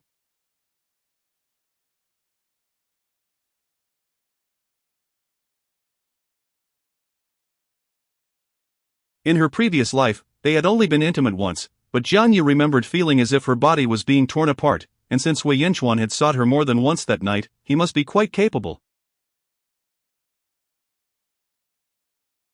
Curious about their cryptic conversation, Xia Qing inquired, Sister Chun and I, Jiang Yu, what are you two discussing? Want to know? Come over, and I'll whisper it to you, Jiang Yu teased. Xia Qing approached, half skeptical, while Feng Chun and I leaned in to share something in her ear, causing Xia Qing's face to flush instantly. Women at 30 are like fierce wolves. Once you're married and have a man, you'll understand the benefits, Feng Chun and I quipped. Sister Chun and I, you're being so unrefined. That's all nonsense. Yet her remorse was not directed at Jiang Yu, but rather at her decision to ally with Wang Lanhua, a failure in every sense, who had ultimately dragged her down. She had the opportunity in hand but failed to seize it. Moreover, Suwan regretted not having the audacity to act. Despite purchasing the means to incapacitate Hui Yanchuan, she had never found the opportunity to administer it. Once the deed was done, Hui Yanchuan would have no choice but to accept the consequences. Contemplating this, a sly smile crept across Suwan's face. That wretched Jiang Yu would never suspect that she still had a trump card up her sleeve. "Old Hua, can't you just give me?" Hui Yanchuan merely cast a brief glance at Zhao Gang. "No. You." Zhao Gang felt anger rising within him, but recalling Suwan's predicament, and the fact that Hui Yanchuan outranked him and was on the verge of a promotion, she didn't mean any harm. Women often act without thinking. Just speak to your sister-in-law and ask her not to hold a grudge later. Suwan can apologize, and we men should stay out of it. Why make such a fuss over trivial matters? If the higher-ups hear about this, they surely wouldn't approve. It would tarnish our reputation as soldiers. Initially, Zhao Gang felt a twinge of guilt, but the more he spoke, the more convinced he became of his reasoning. Indeed, this wasn't just for himself, it was about preserving the dignity of the military. Hui Yanchuan sat casually on the sofa, his hands interlaced, exuding an effortless charm paired with an indescribable aura. Suddenly, Zhao Gang found himself at a loss for words. "Speak, why have you gone silent? What do you mean, old Hua?" Zhao Gang pressed, bracing himself.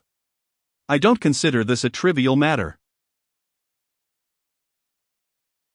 My wife is the victim, and I cannot speak on her behalf, nor can I forgive anyone in her stead. Suwan has committed a wrongdoing and must face the consequences. In the eyes of the law, all are equal, and I possess no such authority. Suwan has committed crimes of conspiracy and human trafficking, showing no signs of repentance. Zhao Gang, you should be thankful that my wife only suffered minor injuries, and to be frank, if it were up to me, I would wish for Suwan's demise." Zhao Gang caught sight of the terrifying fury in Hui Yanchuan's eyes and instinctively took a step back. "Furthermore, you needn't place such lofty ideals upon me. Such a vile individual poses a danger. Today she dares to harm a soldier's wife, and tomorrow she may steal military secrets. If this matter reaches the higher-ups, I fear nothing. You may leave now. Today, I'll pretend you never came. Should you dare to return, do not blame me for being heartless." At that moment, Zhao Gang's complexion turned ashen, yet he dared not linger any longer and could only leave, gnashing his teeth in frustration. In prison, Wan Lanhua and Suwan found themselves incarcerated together. Wan Lanhua was utterly terrified. In her village, she was invincible. Whenever a problem arose, a good cry and some theatrics would send others fleeing. Yet here, her cries and protests were met with demands for silence from the guards, and now, seeing Suwan, Wang Lanhua felt an intense hatred bubbling within her. "You wretched woman, you've ruined me. If it weren't for your foolishness, we wouldn't have been caught. You're nothing but a liability, and your son, a complete fool. He couldn't even keep a woman who came to him willingly. Truly a waste. However, I'm not like you. You'll be stuck here, while I'll be out in no time." Upon hearing this, Wang Lanhua's rage flared, and she seized Suwan's hair, scratching her face with her nails. My face, you old witch, let go. Help, help." Wang Lanhua clung tightly to Suwan's hair, and by the time the guards arrived, Suwan bore several scratches across her face, a patch of her. "You envious of Jiang Yu and want us to be your pawns, how pathetic." Wang Lanhua spat venomously, uttering whatever came to mind, while Suwan seethed with the desire to tear the old hag apart. "You all heard that. Hurry and bring him to me, I want to get out." Chapter 80 of The Fate of Suwan. "Silence, behave yourself," the prison guard bellowed, showing no semblance of goodwill towards Suwan. At that moment, Suwan dared not utter a word, opting instead to endure the situation, hoping for relief upon her eventual. Unbeknownst to her, the support she believed she had was utterly incapable of offering assistance. When Suwan was forcibly led to the judgment seat, panic set in. How could this happen? "I need to contact my brother-in-law, Zhao Gang. Bring Zhao Gang out."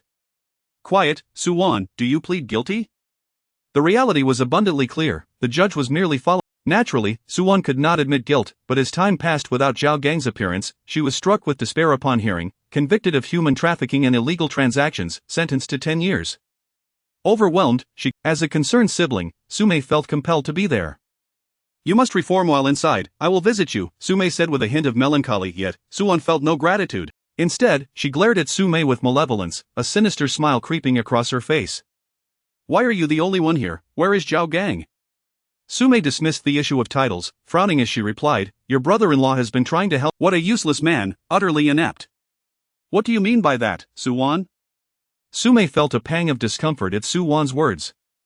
"Nothing much, but, dear sister, are you not pleased to see me and also, did Zhao Gang truly attempt to pull strings for me?" "Suwan, do not be ungrateful. Zhao Gang has been working tirelessly for you. The truth is, Wei Yanchuan and Jiang Yu have no intention of letting. I assumed Zhao Gang wished to rid himself of me. Even Su Mei sensed the disquiet, her voice trembling slightly. What do you mean? Ha, it's nothing, merely that I had a clandestine encounter with Zhao Gang while you were hospitalized. Alone together, one can imagine what might transpire. Tell Zhao Gang that if he cannot secure my release, I shall expose his indiscretions with his sister-in-law. Su Mei's face turned. She had presumed it was out of respect for her, but now realized it was for his own interests, as the two had evidently been entangled long before. Gazing at Su Wan's piercing smile, Su Mei felt her blood run cold. In a fit of rage, she slapped Su Wan, but Su Wan dodged, causing Su Mei to fall to the ground. My belly, my belly. The police they rushed Su Mei to the hospital, with Su Wan being reincarcerated. When Jiang Yu received the news, it was relayed by Feng Chunyi. Su Mei has died. What? Upon learning it was a girl, they didn't even cast a glance. Feng Chunyi, having borne 3 sons herself, had a good relationship with her mother-in-law and was not one to suffer in silence. Jiang Yu pursed her lips, taken aback by Su Mei's death, especially since in her past life, the child had not been born. Although she loathed Su Mei, she never wished for her demise. What will happen to the child? Jiang Yu couldn't help but inquire. Still in the hospital, reportedly in poor health. That child is pitiful.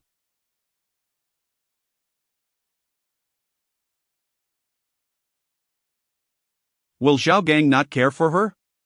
Upon hearing Jiang Yu's question, Feng Chunyi scoffed. He's too preoccupied with his own troubles. I once thought Zhao Gang merely had a poor temperament, overly patriarchal.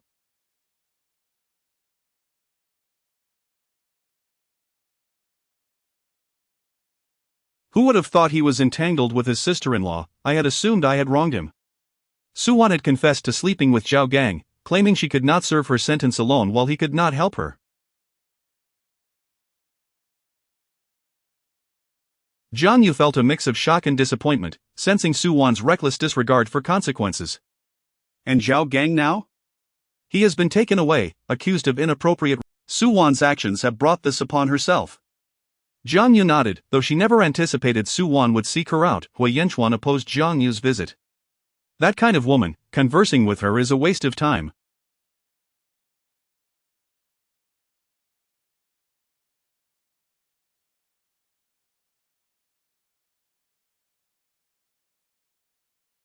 You need not go, she may have ulterior motives. Wei Yanchuan expressed his disdain for Su Wan. Initially, Jiang Yu had no intention of going, but after some contemplation, she resolved to visit.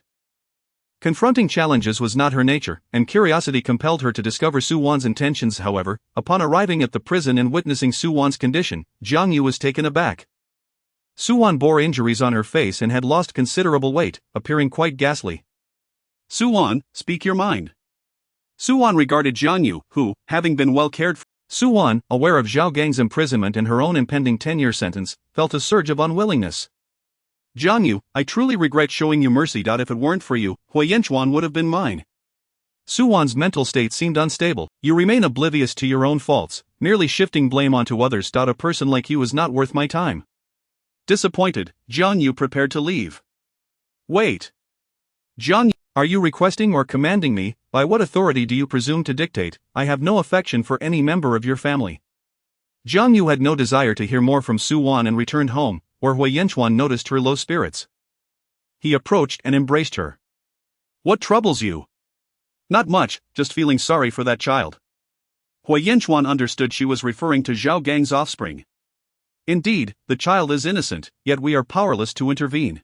However, she did not dwell on her sorrow for long. As the new year approached, marking her first celebration in this place, Wei Yanchuan promised a lively occasion. Nonetheless, Jiang Yu soon learned from Feng Chunyi that Zhao Gang had been demoted, and Su Wan's original 10-year sentence had transformed into 20 due to extraordinary circumstances. It was said she had fainted from crying in prison, while Wang Lanhua and the others from the village faced similarly grim fates, likely to spend the rest of their lives incarcerated. Thus, one should simply. Preparing for the new year. Time flies swiftly, and before long, it will be Jiang Yu's first new year here. Wei Yanchuan mentioned that it would be quite lively. In addition to the grand performances and celebrations, there will be communal dining.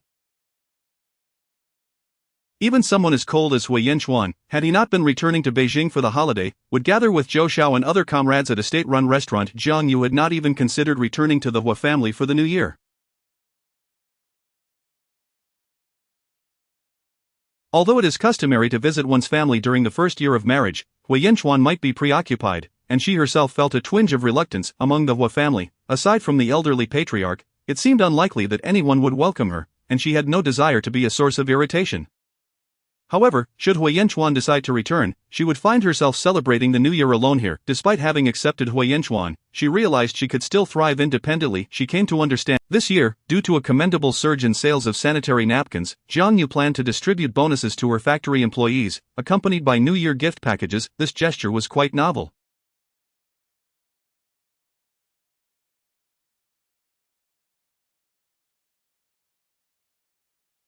Even Feng Chunyi, upon hearing it, couldn't suppress her joy, as she too worked in the factory. However, Feng Chunyi was not a workshop worker but was responsible for recruitment. Jiang Yu prepared 20 gift packages, each containing a pound of brown sugar, a bottle of honey, a packet of sunflower seeds, a packet of peanuts, and a bag of white rabbit milk candies.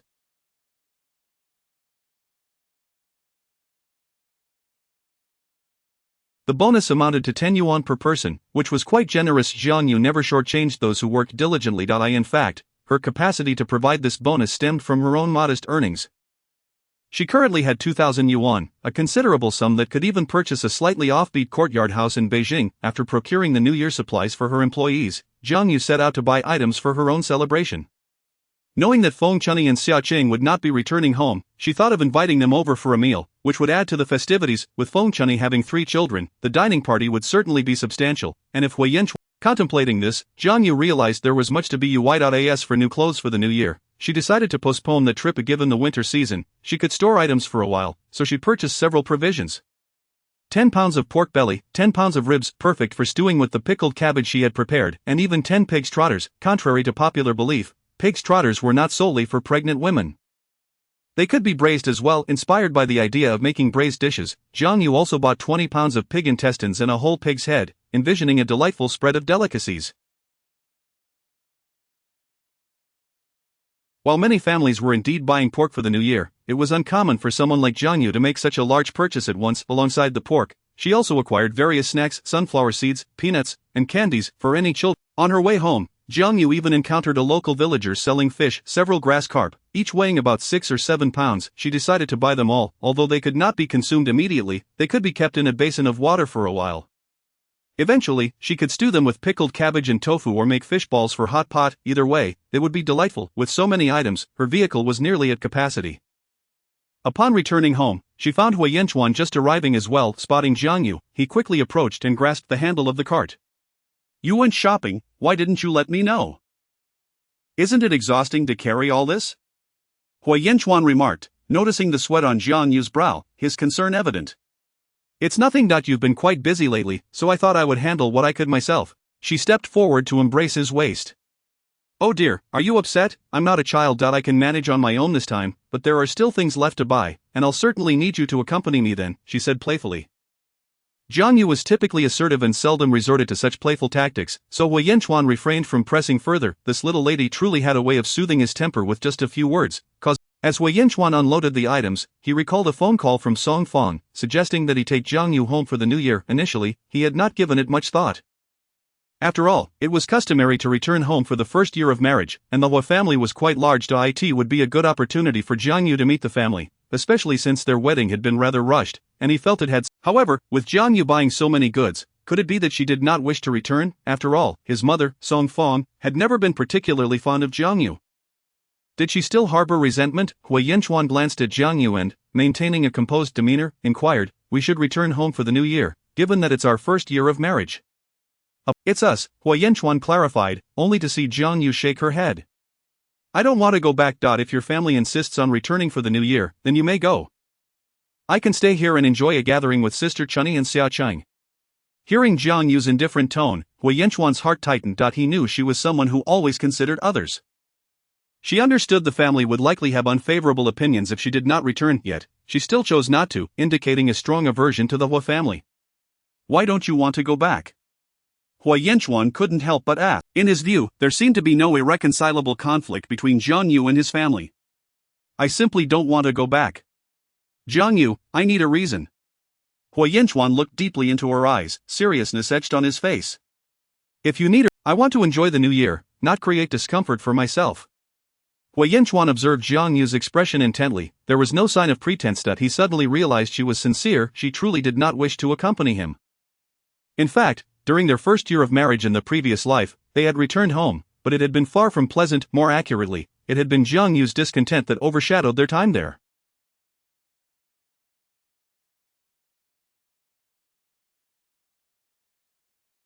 Their relationship was still in its infancy, and while Wei Yanchuan engaged with friends outside, Jiang Yu remained at home, enduring the scorn of Huo Xiuxiu and her friends. Moreover, Song Fong had taken advantage of the holiday to assign household chores to Jiang Yu under the pretense of giving the maid a break.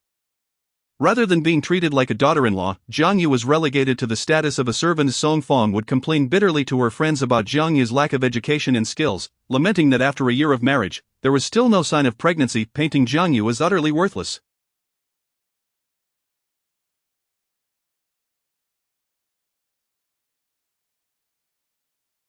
During these moments, Jiang Yu bore the brunt of the disparagement, all to spare Wei Yanchuan from feeling caught in the middle. What hurt her most was when Huo Xiuxiu's necklace went missing, and since Jiang Yu had been tidying up at home, she was unjustly accused. Despite her protestations of innocence, Jiang Yu refused to confess to something she had not done. Ultimately, it was Wei Yanchuan's failure to defend her that left a lasting wound, even though it was later revealed that Huo Xiuxiu had lent the necklace to a friend. Consequently, Jiang Yu harbored no fondness for the Huo family. Noticing Jiang Yu's visibly displeased expression, Wei Yanchuan chose not to press further. Alright, I understand. Perhaps, with time, as the bond between them deepened, she would come to accept his family. Chapter 82, Not going home. Since you have no desire to return, then neither shall I, Wei Yanchuan declared to Jiang. Despite Wei Yanchuan's assertive demeanor and undeniable excellence, he possessed a fundamentally traditional essence. To be precise, the entire Huo family places significant importance on the new year. Had it not been for the pressing tasks at hand, Wei Yanchuan would undoubtedly have returned home. Jiang Yu, however, held a distaste for that particular atmosphere. In her previous life, she had been utterly inept, and apart from enduring the challenges posed by her mother-in-law, Song Fong, and her sister-in-law, although not every descendant of the Huo clan matched Wei Yanchuan's prowess, they were indeed remarkable compared to the average person. They would not go out of their way to engage in topics of interest to Jiang Yu, not because it was impossible, but rather unnecessary. A woman of little regard from both her in-laws and Wei Yanchuan held no value that would prompt them to lower themselves. This was yet another reason why Jiang Yu was reluctant to return.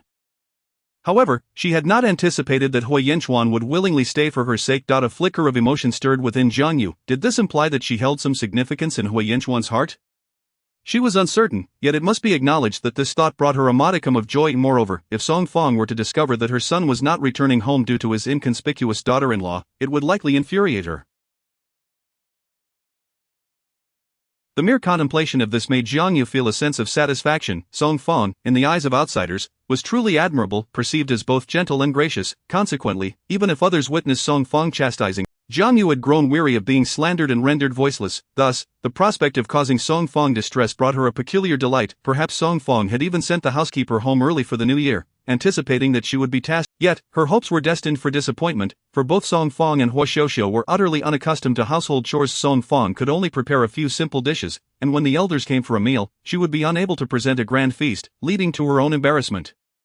What are you laughing at, little girl? You seem to have some mischievous intent. Looking rather sly, Wei Yanchuan remarked, observing Jiang Yu's smile, which resembled that of a clever little fox. He couldn't resist pinching her cheek, finding it delightfully soft. Nothing much, just reminiscing about something joyous, Jiang Yu replied, choosing not to reveal that she was envisioning Song Fong's embarrassment. However, if you don't return, your family will likely be displeased, won't they? Jiang Yu could not help but inquire. Upon hearing her refer to his family as your family, Wei Yanchuan furrowed his brow slightly.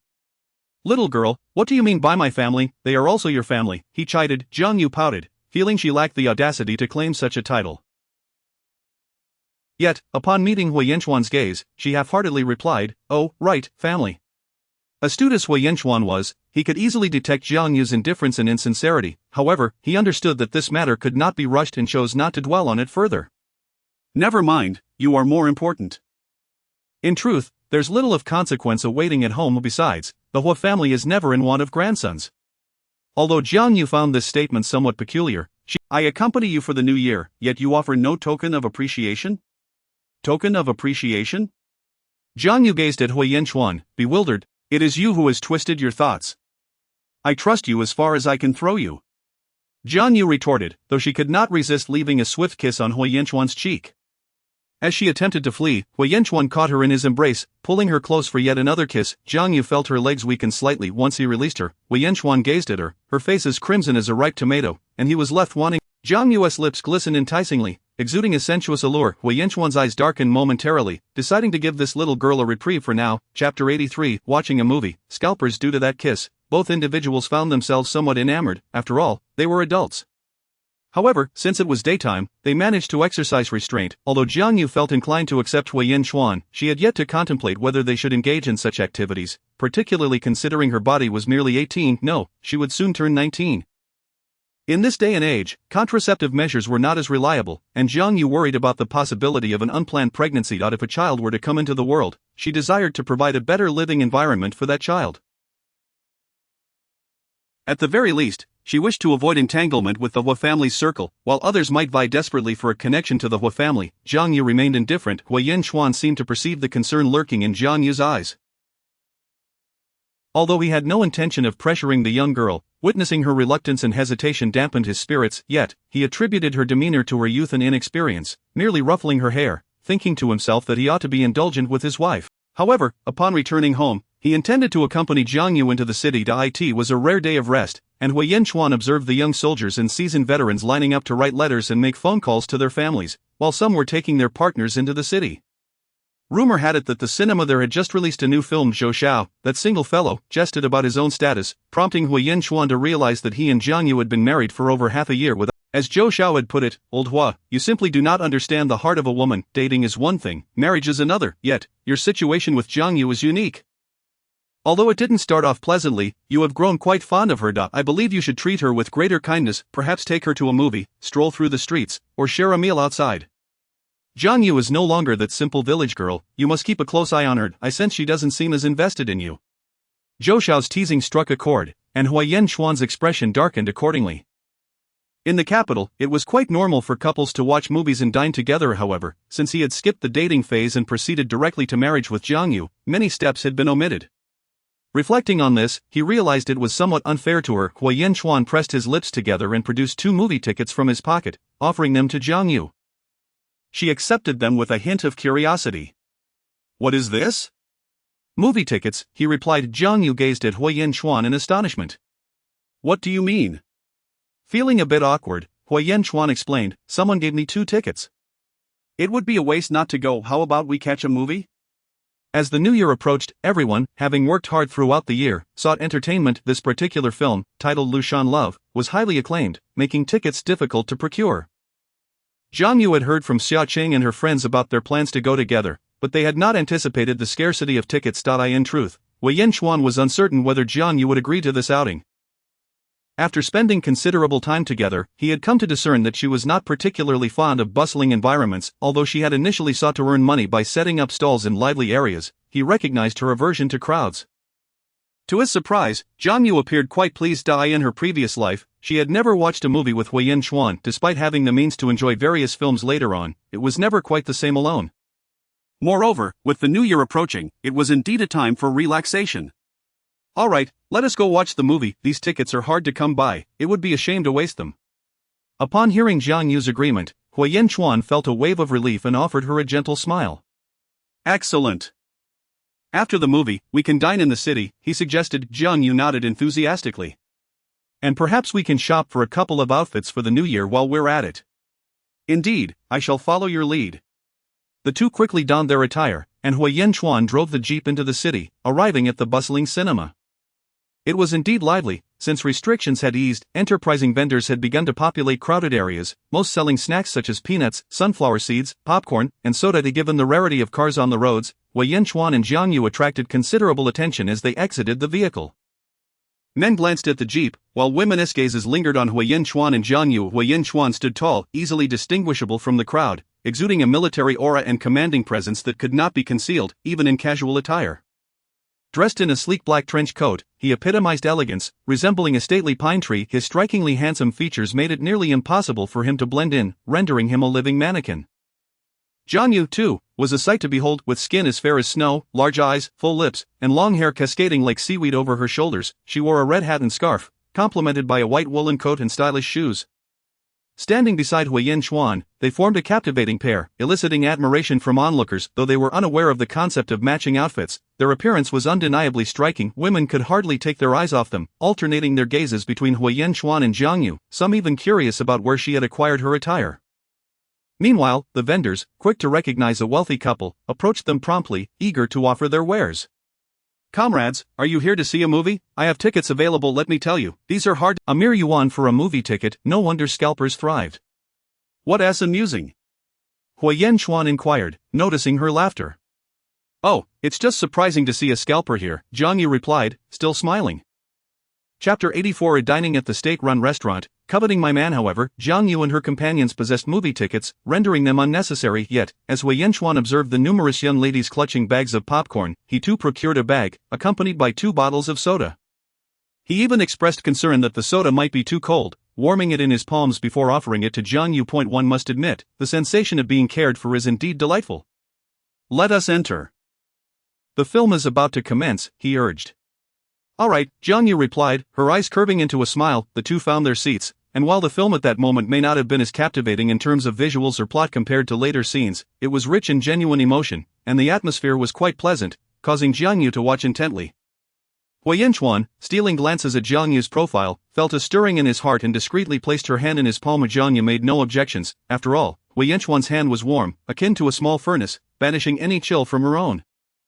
As intimate scenes flickered across the screen, the whispers of other couples reached them. Hui Yanchuan longed to kiss Jiang Yu, but mindful of their public setting, he suppressed the urge. "May you grow up swiftly, my dear." Once the film concluded, they had barely touched the popcorn, and as noon approached, Jiang Yu felt a pang of hunger. They proceeded directly to the state-run restaurant. Although reforms had taken place, the waitstaff at state-run establishments and department store clerks remained highly sought after. At that moment, others were also placing orders, yet the waitstaff's demeanor lacked warmth. The restaurant was bustling with patrons, prompting Hui Yanchuan to furrow his brow as he sought a table by the window. "What would you like to eat?" Jiang Yu inquired, glancing at the chalkboard menu. "Surprisingly, they have lamb." "Let us order the stir-fried lamb with scallions, along with a vegetable dish. Either noodles or rice will suffice," he replied, nodding. "However, 2 dishes seem rather scant. Let us order a few more," she suggested. "Just the 2 of us. We could never finish it all," Jiang Yu countered, and Hui Yanchuan relented. Ultimately, they settled on the stir-fried lamb, braised pork, a stir-fried vegetable medley, and 2 bowls of rice. "Would you care to try it?" the waitress inquired, her gaze fixed on Hui Yanchuan. Having worked there for quite some time, she had never encountered a man so strikingly handsome, attired so impeccably, and the admiration in her eyes was nearly palpable. Though Hui Yanchuan found her overzealous attentions off-putting, he refrained from voicing his discontent, simply stating that he did not require it. Yet, others were not as pleased. "What is the meaning of this? Did you not just say there was no braised fish? How is it that as soon as this man arrives, the fish suddenly appears? Are you looking down on us? Why are you making a fuss? The fish was never truly unavailable, it was merely set aside for us. If you do not wish to dine here, feel free to leave, who cares?" The waitress was unperturbed, even rolling her eyes. "You! Where are your superiors? Call them out." "Summoning our superiors would be of no consequence." Enough, can't you see, this gentleman has caught her eye," someone interjected. "I suggest you abandon that hope. It's clear that man is no ordinary person, and he would never set his sights on you." "You!" This time, it was the waitress who was incensed, yet she found herself at a loss for a retort. Unbeknownst to Jiang Yu, who was gazing out the window at the lively street, she suddenly spotted a familiar figure, Yanting, clad in a long coat, his expression somewhat sour, clutching something in his hand, accompanied by a woman she recognized as the one who had come. Jiang Yu had no intention of greeting them. Although she had once shared a cordial relationship with Yanting, maintaining distance now seemed prudent. She was uncertain how Hui Yanchuan would react, and moreover, she wished to avoid any entanglements with Yanting. Just observing the hustle and bustle, she replied. Hui Yanchuan glanced outside, noting that Yanting and his companion had already departed, and nodded. Of course, it is only natural, after a year of hard work, families come together to enjoy some leisure and do a bit of shopping during the new year. As he spoke, in her previous life, Jiang Yu had not been employed, and all the family's expenses had been covered by Hui Yanchuan, which had led to Song Fang's constant snide remarks. She had been ridiculed for living like a former young mistress while her son toiled to build a career. As for the gifts exchanged during festive seasons, they had never been to her liking. If too extravagant, they were criticized for wastefulness, yet if too modest, it was claimed she lacked sincerity and did not value them. Thus, Jiang Yu was determined not to invite trouble upon herself.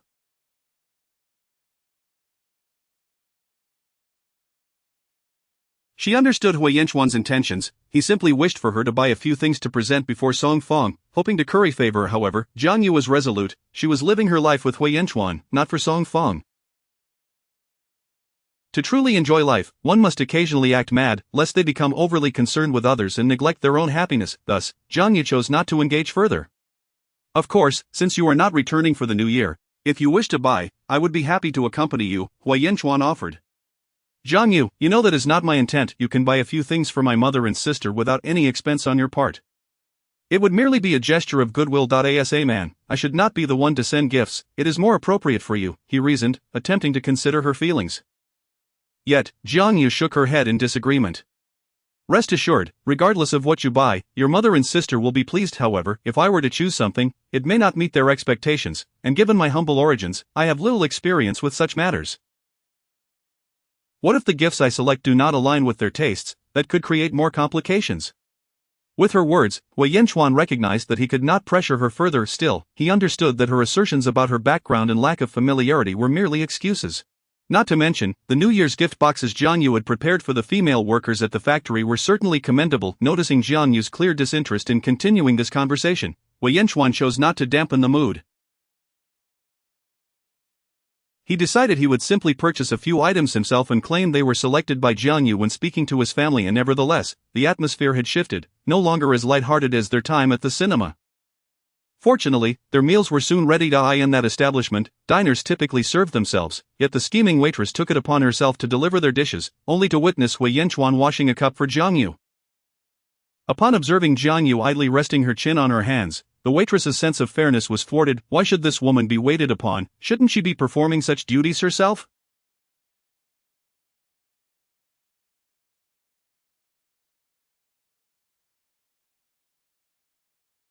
Moreover, the coat Jiang Yu wore appeared to be worth a considerable sum. The waitress slammed the dishes onto the table, nearly spilling the sauce onto Jiang Yu's pristine coat, startling her into attention. This lady, it is unbecoming for a woman to allow a man to serve her, the waitress snapped, her words laced with indignation. As soon as these words left her mouth, Hui Yanchuan frowned at her foolishness.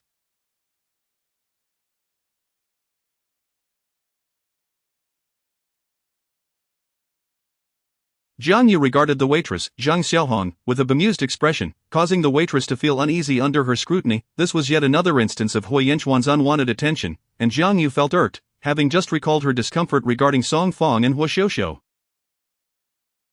This was the perfect opportunity to vent her frustrations. While she was typically patient and considerate towards good people, this waitress was clearly coveting her man, and Jiang Yu saw no reason to grant her any leniency. Oh, on what grounds do you make such a statement? What do you mean? Zhang Xiaohong stammered. My husband wishes to serve me.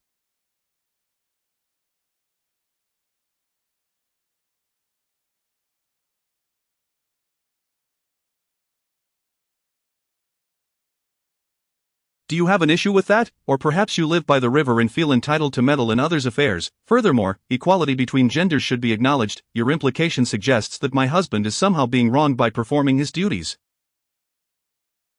Such outdated thinking is unacceptable, especially coming from a woman. With so many patrons dining here, why have you chosen to confront me? Do you harbor feelings for either me or my husband?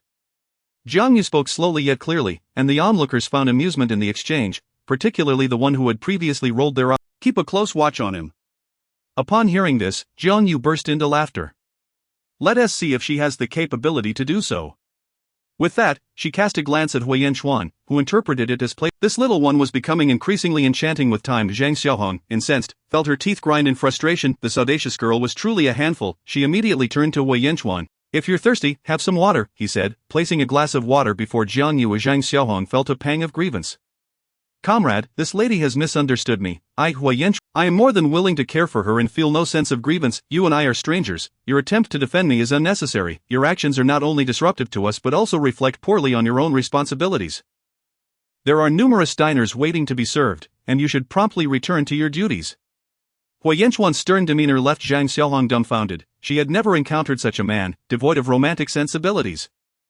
With a huff, she stormed off into the kitchen, tears brimming in her eyes. Surrounding patrons began to murmur animatedly. "Brother, that was impressive. This woman has been abusing her authority here, making diners grovel for her favor. UVE certainly avenged us today. Indeed, she only knows how to pander to those with influence. This time, she has met her match. Haha, yet your wife is quite formidable as well, beautiful and sharp-tongued, quite refreshing." Despite the minor altercation, it was of little consequence. Jiang Yu was eager to eat and promptly picked up her chopsticks, savoring a piece of lamb. One must acknowledge that the chef's skills were commendable, as Jiang Yu found the meal utterly delightful. Particularly, the stir-fried lamb brought a smile to Hui Yanchuan's face as he observed her eat with the enthusiasm of a little squirrel, though a morsel of rice clung to her cheek. "Rice grain," he noted, pointing to his own cheek. With a sigh, Hui Yanchuan reached out to remove the rice grain from her cheek. While dining out, one must refrain from being too casual. Jiang Yu, feeling a touch proud, Hui Yanchuan was utterly exasperated. This little girl was truly ungrateful, failing to appreciate his efforts. However, as his wife, she was someone he could only cherish. Chapter 85, a group photo. Hui Yanchuan planned to take Jiang Yu shopping. "Shopping, aside from sending things back home, we also need to buy New Year's clothes, right?" "Yes, indeed." The essence. However, before they even reached the department store, Hui Yanchuan noticed a photography studio not far away. In this day and age, photography was quite a rarity, primarily due to its expense. As the new year approached, it was common for city dwellers or young couples to visit such studios, yet for Hui Yanchuan, the cost was trivial, though a family owned a camera, but Hui Yanchuan had not brought it along. "What's the matter? We're not in a rush to shop. There's a photography studio ahead, shall we take a picture first?" Hui Yanchuan proposed. Jiang Yu glanced at the queue ahead and pondered for a moment. "That sounds good, we can take a At that moment, the process of taking photos was quite swift, as it was simply a matter of capturing a single image. When it was their turn, the photographer was taken aback by the pair's striking appearance. It was undeniable that they were far more stunning than the posters adorning the studio walls. Their attire also appeared superior to the clothing available in-store, although the studio offered garments that looked quite impressive for "You can trust my skills." The two followed the photographer into the studio. Yes, come a bit closer. Sir, try not to look so serious." After a bit of fuss, they finally completed the group photos. "You both look absolutely fantastic, and if you agree, I'll waive the fee for this session." "Absolutely not. That's out of the question." They replied in unison. Hui Yanchuan believed that it was. Seeing their refusal, the owner felt disappointed but had no recourse but to agree that they would return in 3 days to pick up their photos. "Let us go," Hui Yanchuan said to Jiang Yu. "I declined due to professional reasons, not wanting to draw attention." Jiang Yu cast a glance at Hui Yanchuan. "Honestly, it's nothing serious. I just felt that displaying the photos would make us appear like spectacles, which feels quite awkward. We're not celebrities after all." This response alleviated Hui Yanchuan's discomfort somewhat. As long as she didn't dislike being with him, he was content. "Alright, don't overthink it. I only found that a good reason. Now, let us continue shopping." Jiang Yu playfully intertwined her fingers with Hui Yanchuan's, which finally brought a smile to his face. Jiang Yu thought to herself how childlike and immature he seemed. Upon arriving at the department store, Hui Yanchuan first accompanied Jiang Yu in selecting a complete outfit: a blue woolen coat, a white cashmere sweater, black trousers, and a pair of elegant leather boots, which looked stunning on her.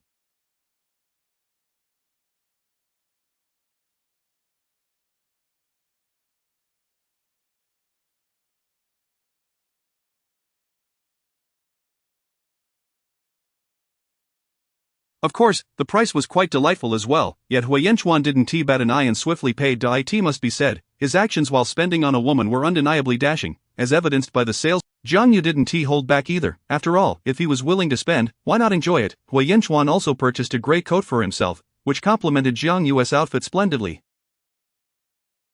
After their clothing purchases, they proceeded to shop for items for the Hui family. Hui Yanchuan casually selected several items, all of which were of considerable quality, while Jiang Yu observed silently, refraining from offering her opinions. Hui Yanchuan was at a loss with Jiang Yu's indifference. Nevertheless, most of their purchases were local specialties from the Northwest, such as wild honey, jerky, and dairy products, which he arranged to send home. Once they finished shopping, the two leisurely made their way back home. Since there was no telephone at Jiang Yu's house, Hui Yanchuan dropped her off and headed to his office to inform his family that he would not be returning for the new year. "I'll make a call from the office." You rest at home, Hui Yanchuan advised Jiang Yu. Right, by the way, what do you want to eat for dinner? We have plenty of ingredients at home. I'll eat whatever you prepare. Indeed, it was the truth, as Jiang Yu's cooking was undeniably delicious. Zhou Xiao had already asked several times about it. However, Hui Yanchuan had yet to agree this year, since Zhou Xiao would not be returning home for the new year. After Hui Yanchuan left, Jiang Yu immediately washed her face and settled into the sofa. Xiaohong came over to nuzzle against Jiang Yu, having grown rapidly and well-fed. To Jiang Yu, Xiaohong didn't resemble an ordinary mutt. Rather, he appeared like a mixed breed with a hint of wolfishness. Jiang Yu patted Xiaohong's head. I'll prepare a nice meal for you tonight. Xiaohong let out a low growl in response. Oh ho! Despite the Hua family's wealth, they were not so affluent as to squander money carelessly. They all worked in government jobs, and their salaries were fixed, spending 50. I've spotted a pair of leather shoes that I want him to buy for me. His monthly salary must be over 80 yuan, right? Or perhaps even more than 100? Always asking your brother for money, Song Fong remarked, though without anger. She was merely reminded of the money her son would eventually have to spend on a village girl, which left her feeling breathless. When her son had married, her friends had feigned congratulations, but surely they had laughed behind her back.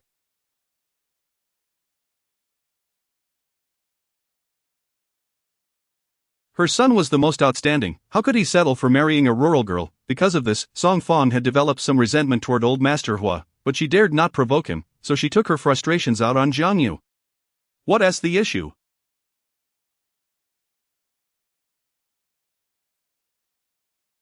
Mom, if this money isn't spent on me, it's just going to Jiang Yu. It's better spent on me. Hua Xiuxiu felt no remorse for her sentiments.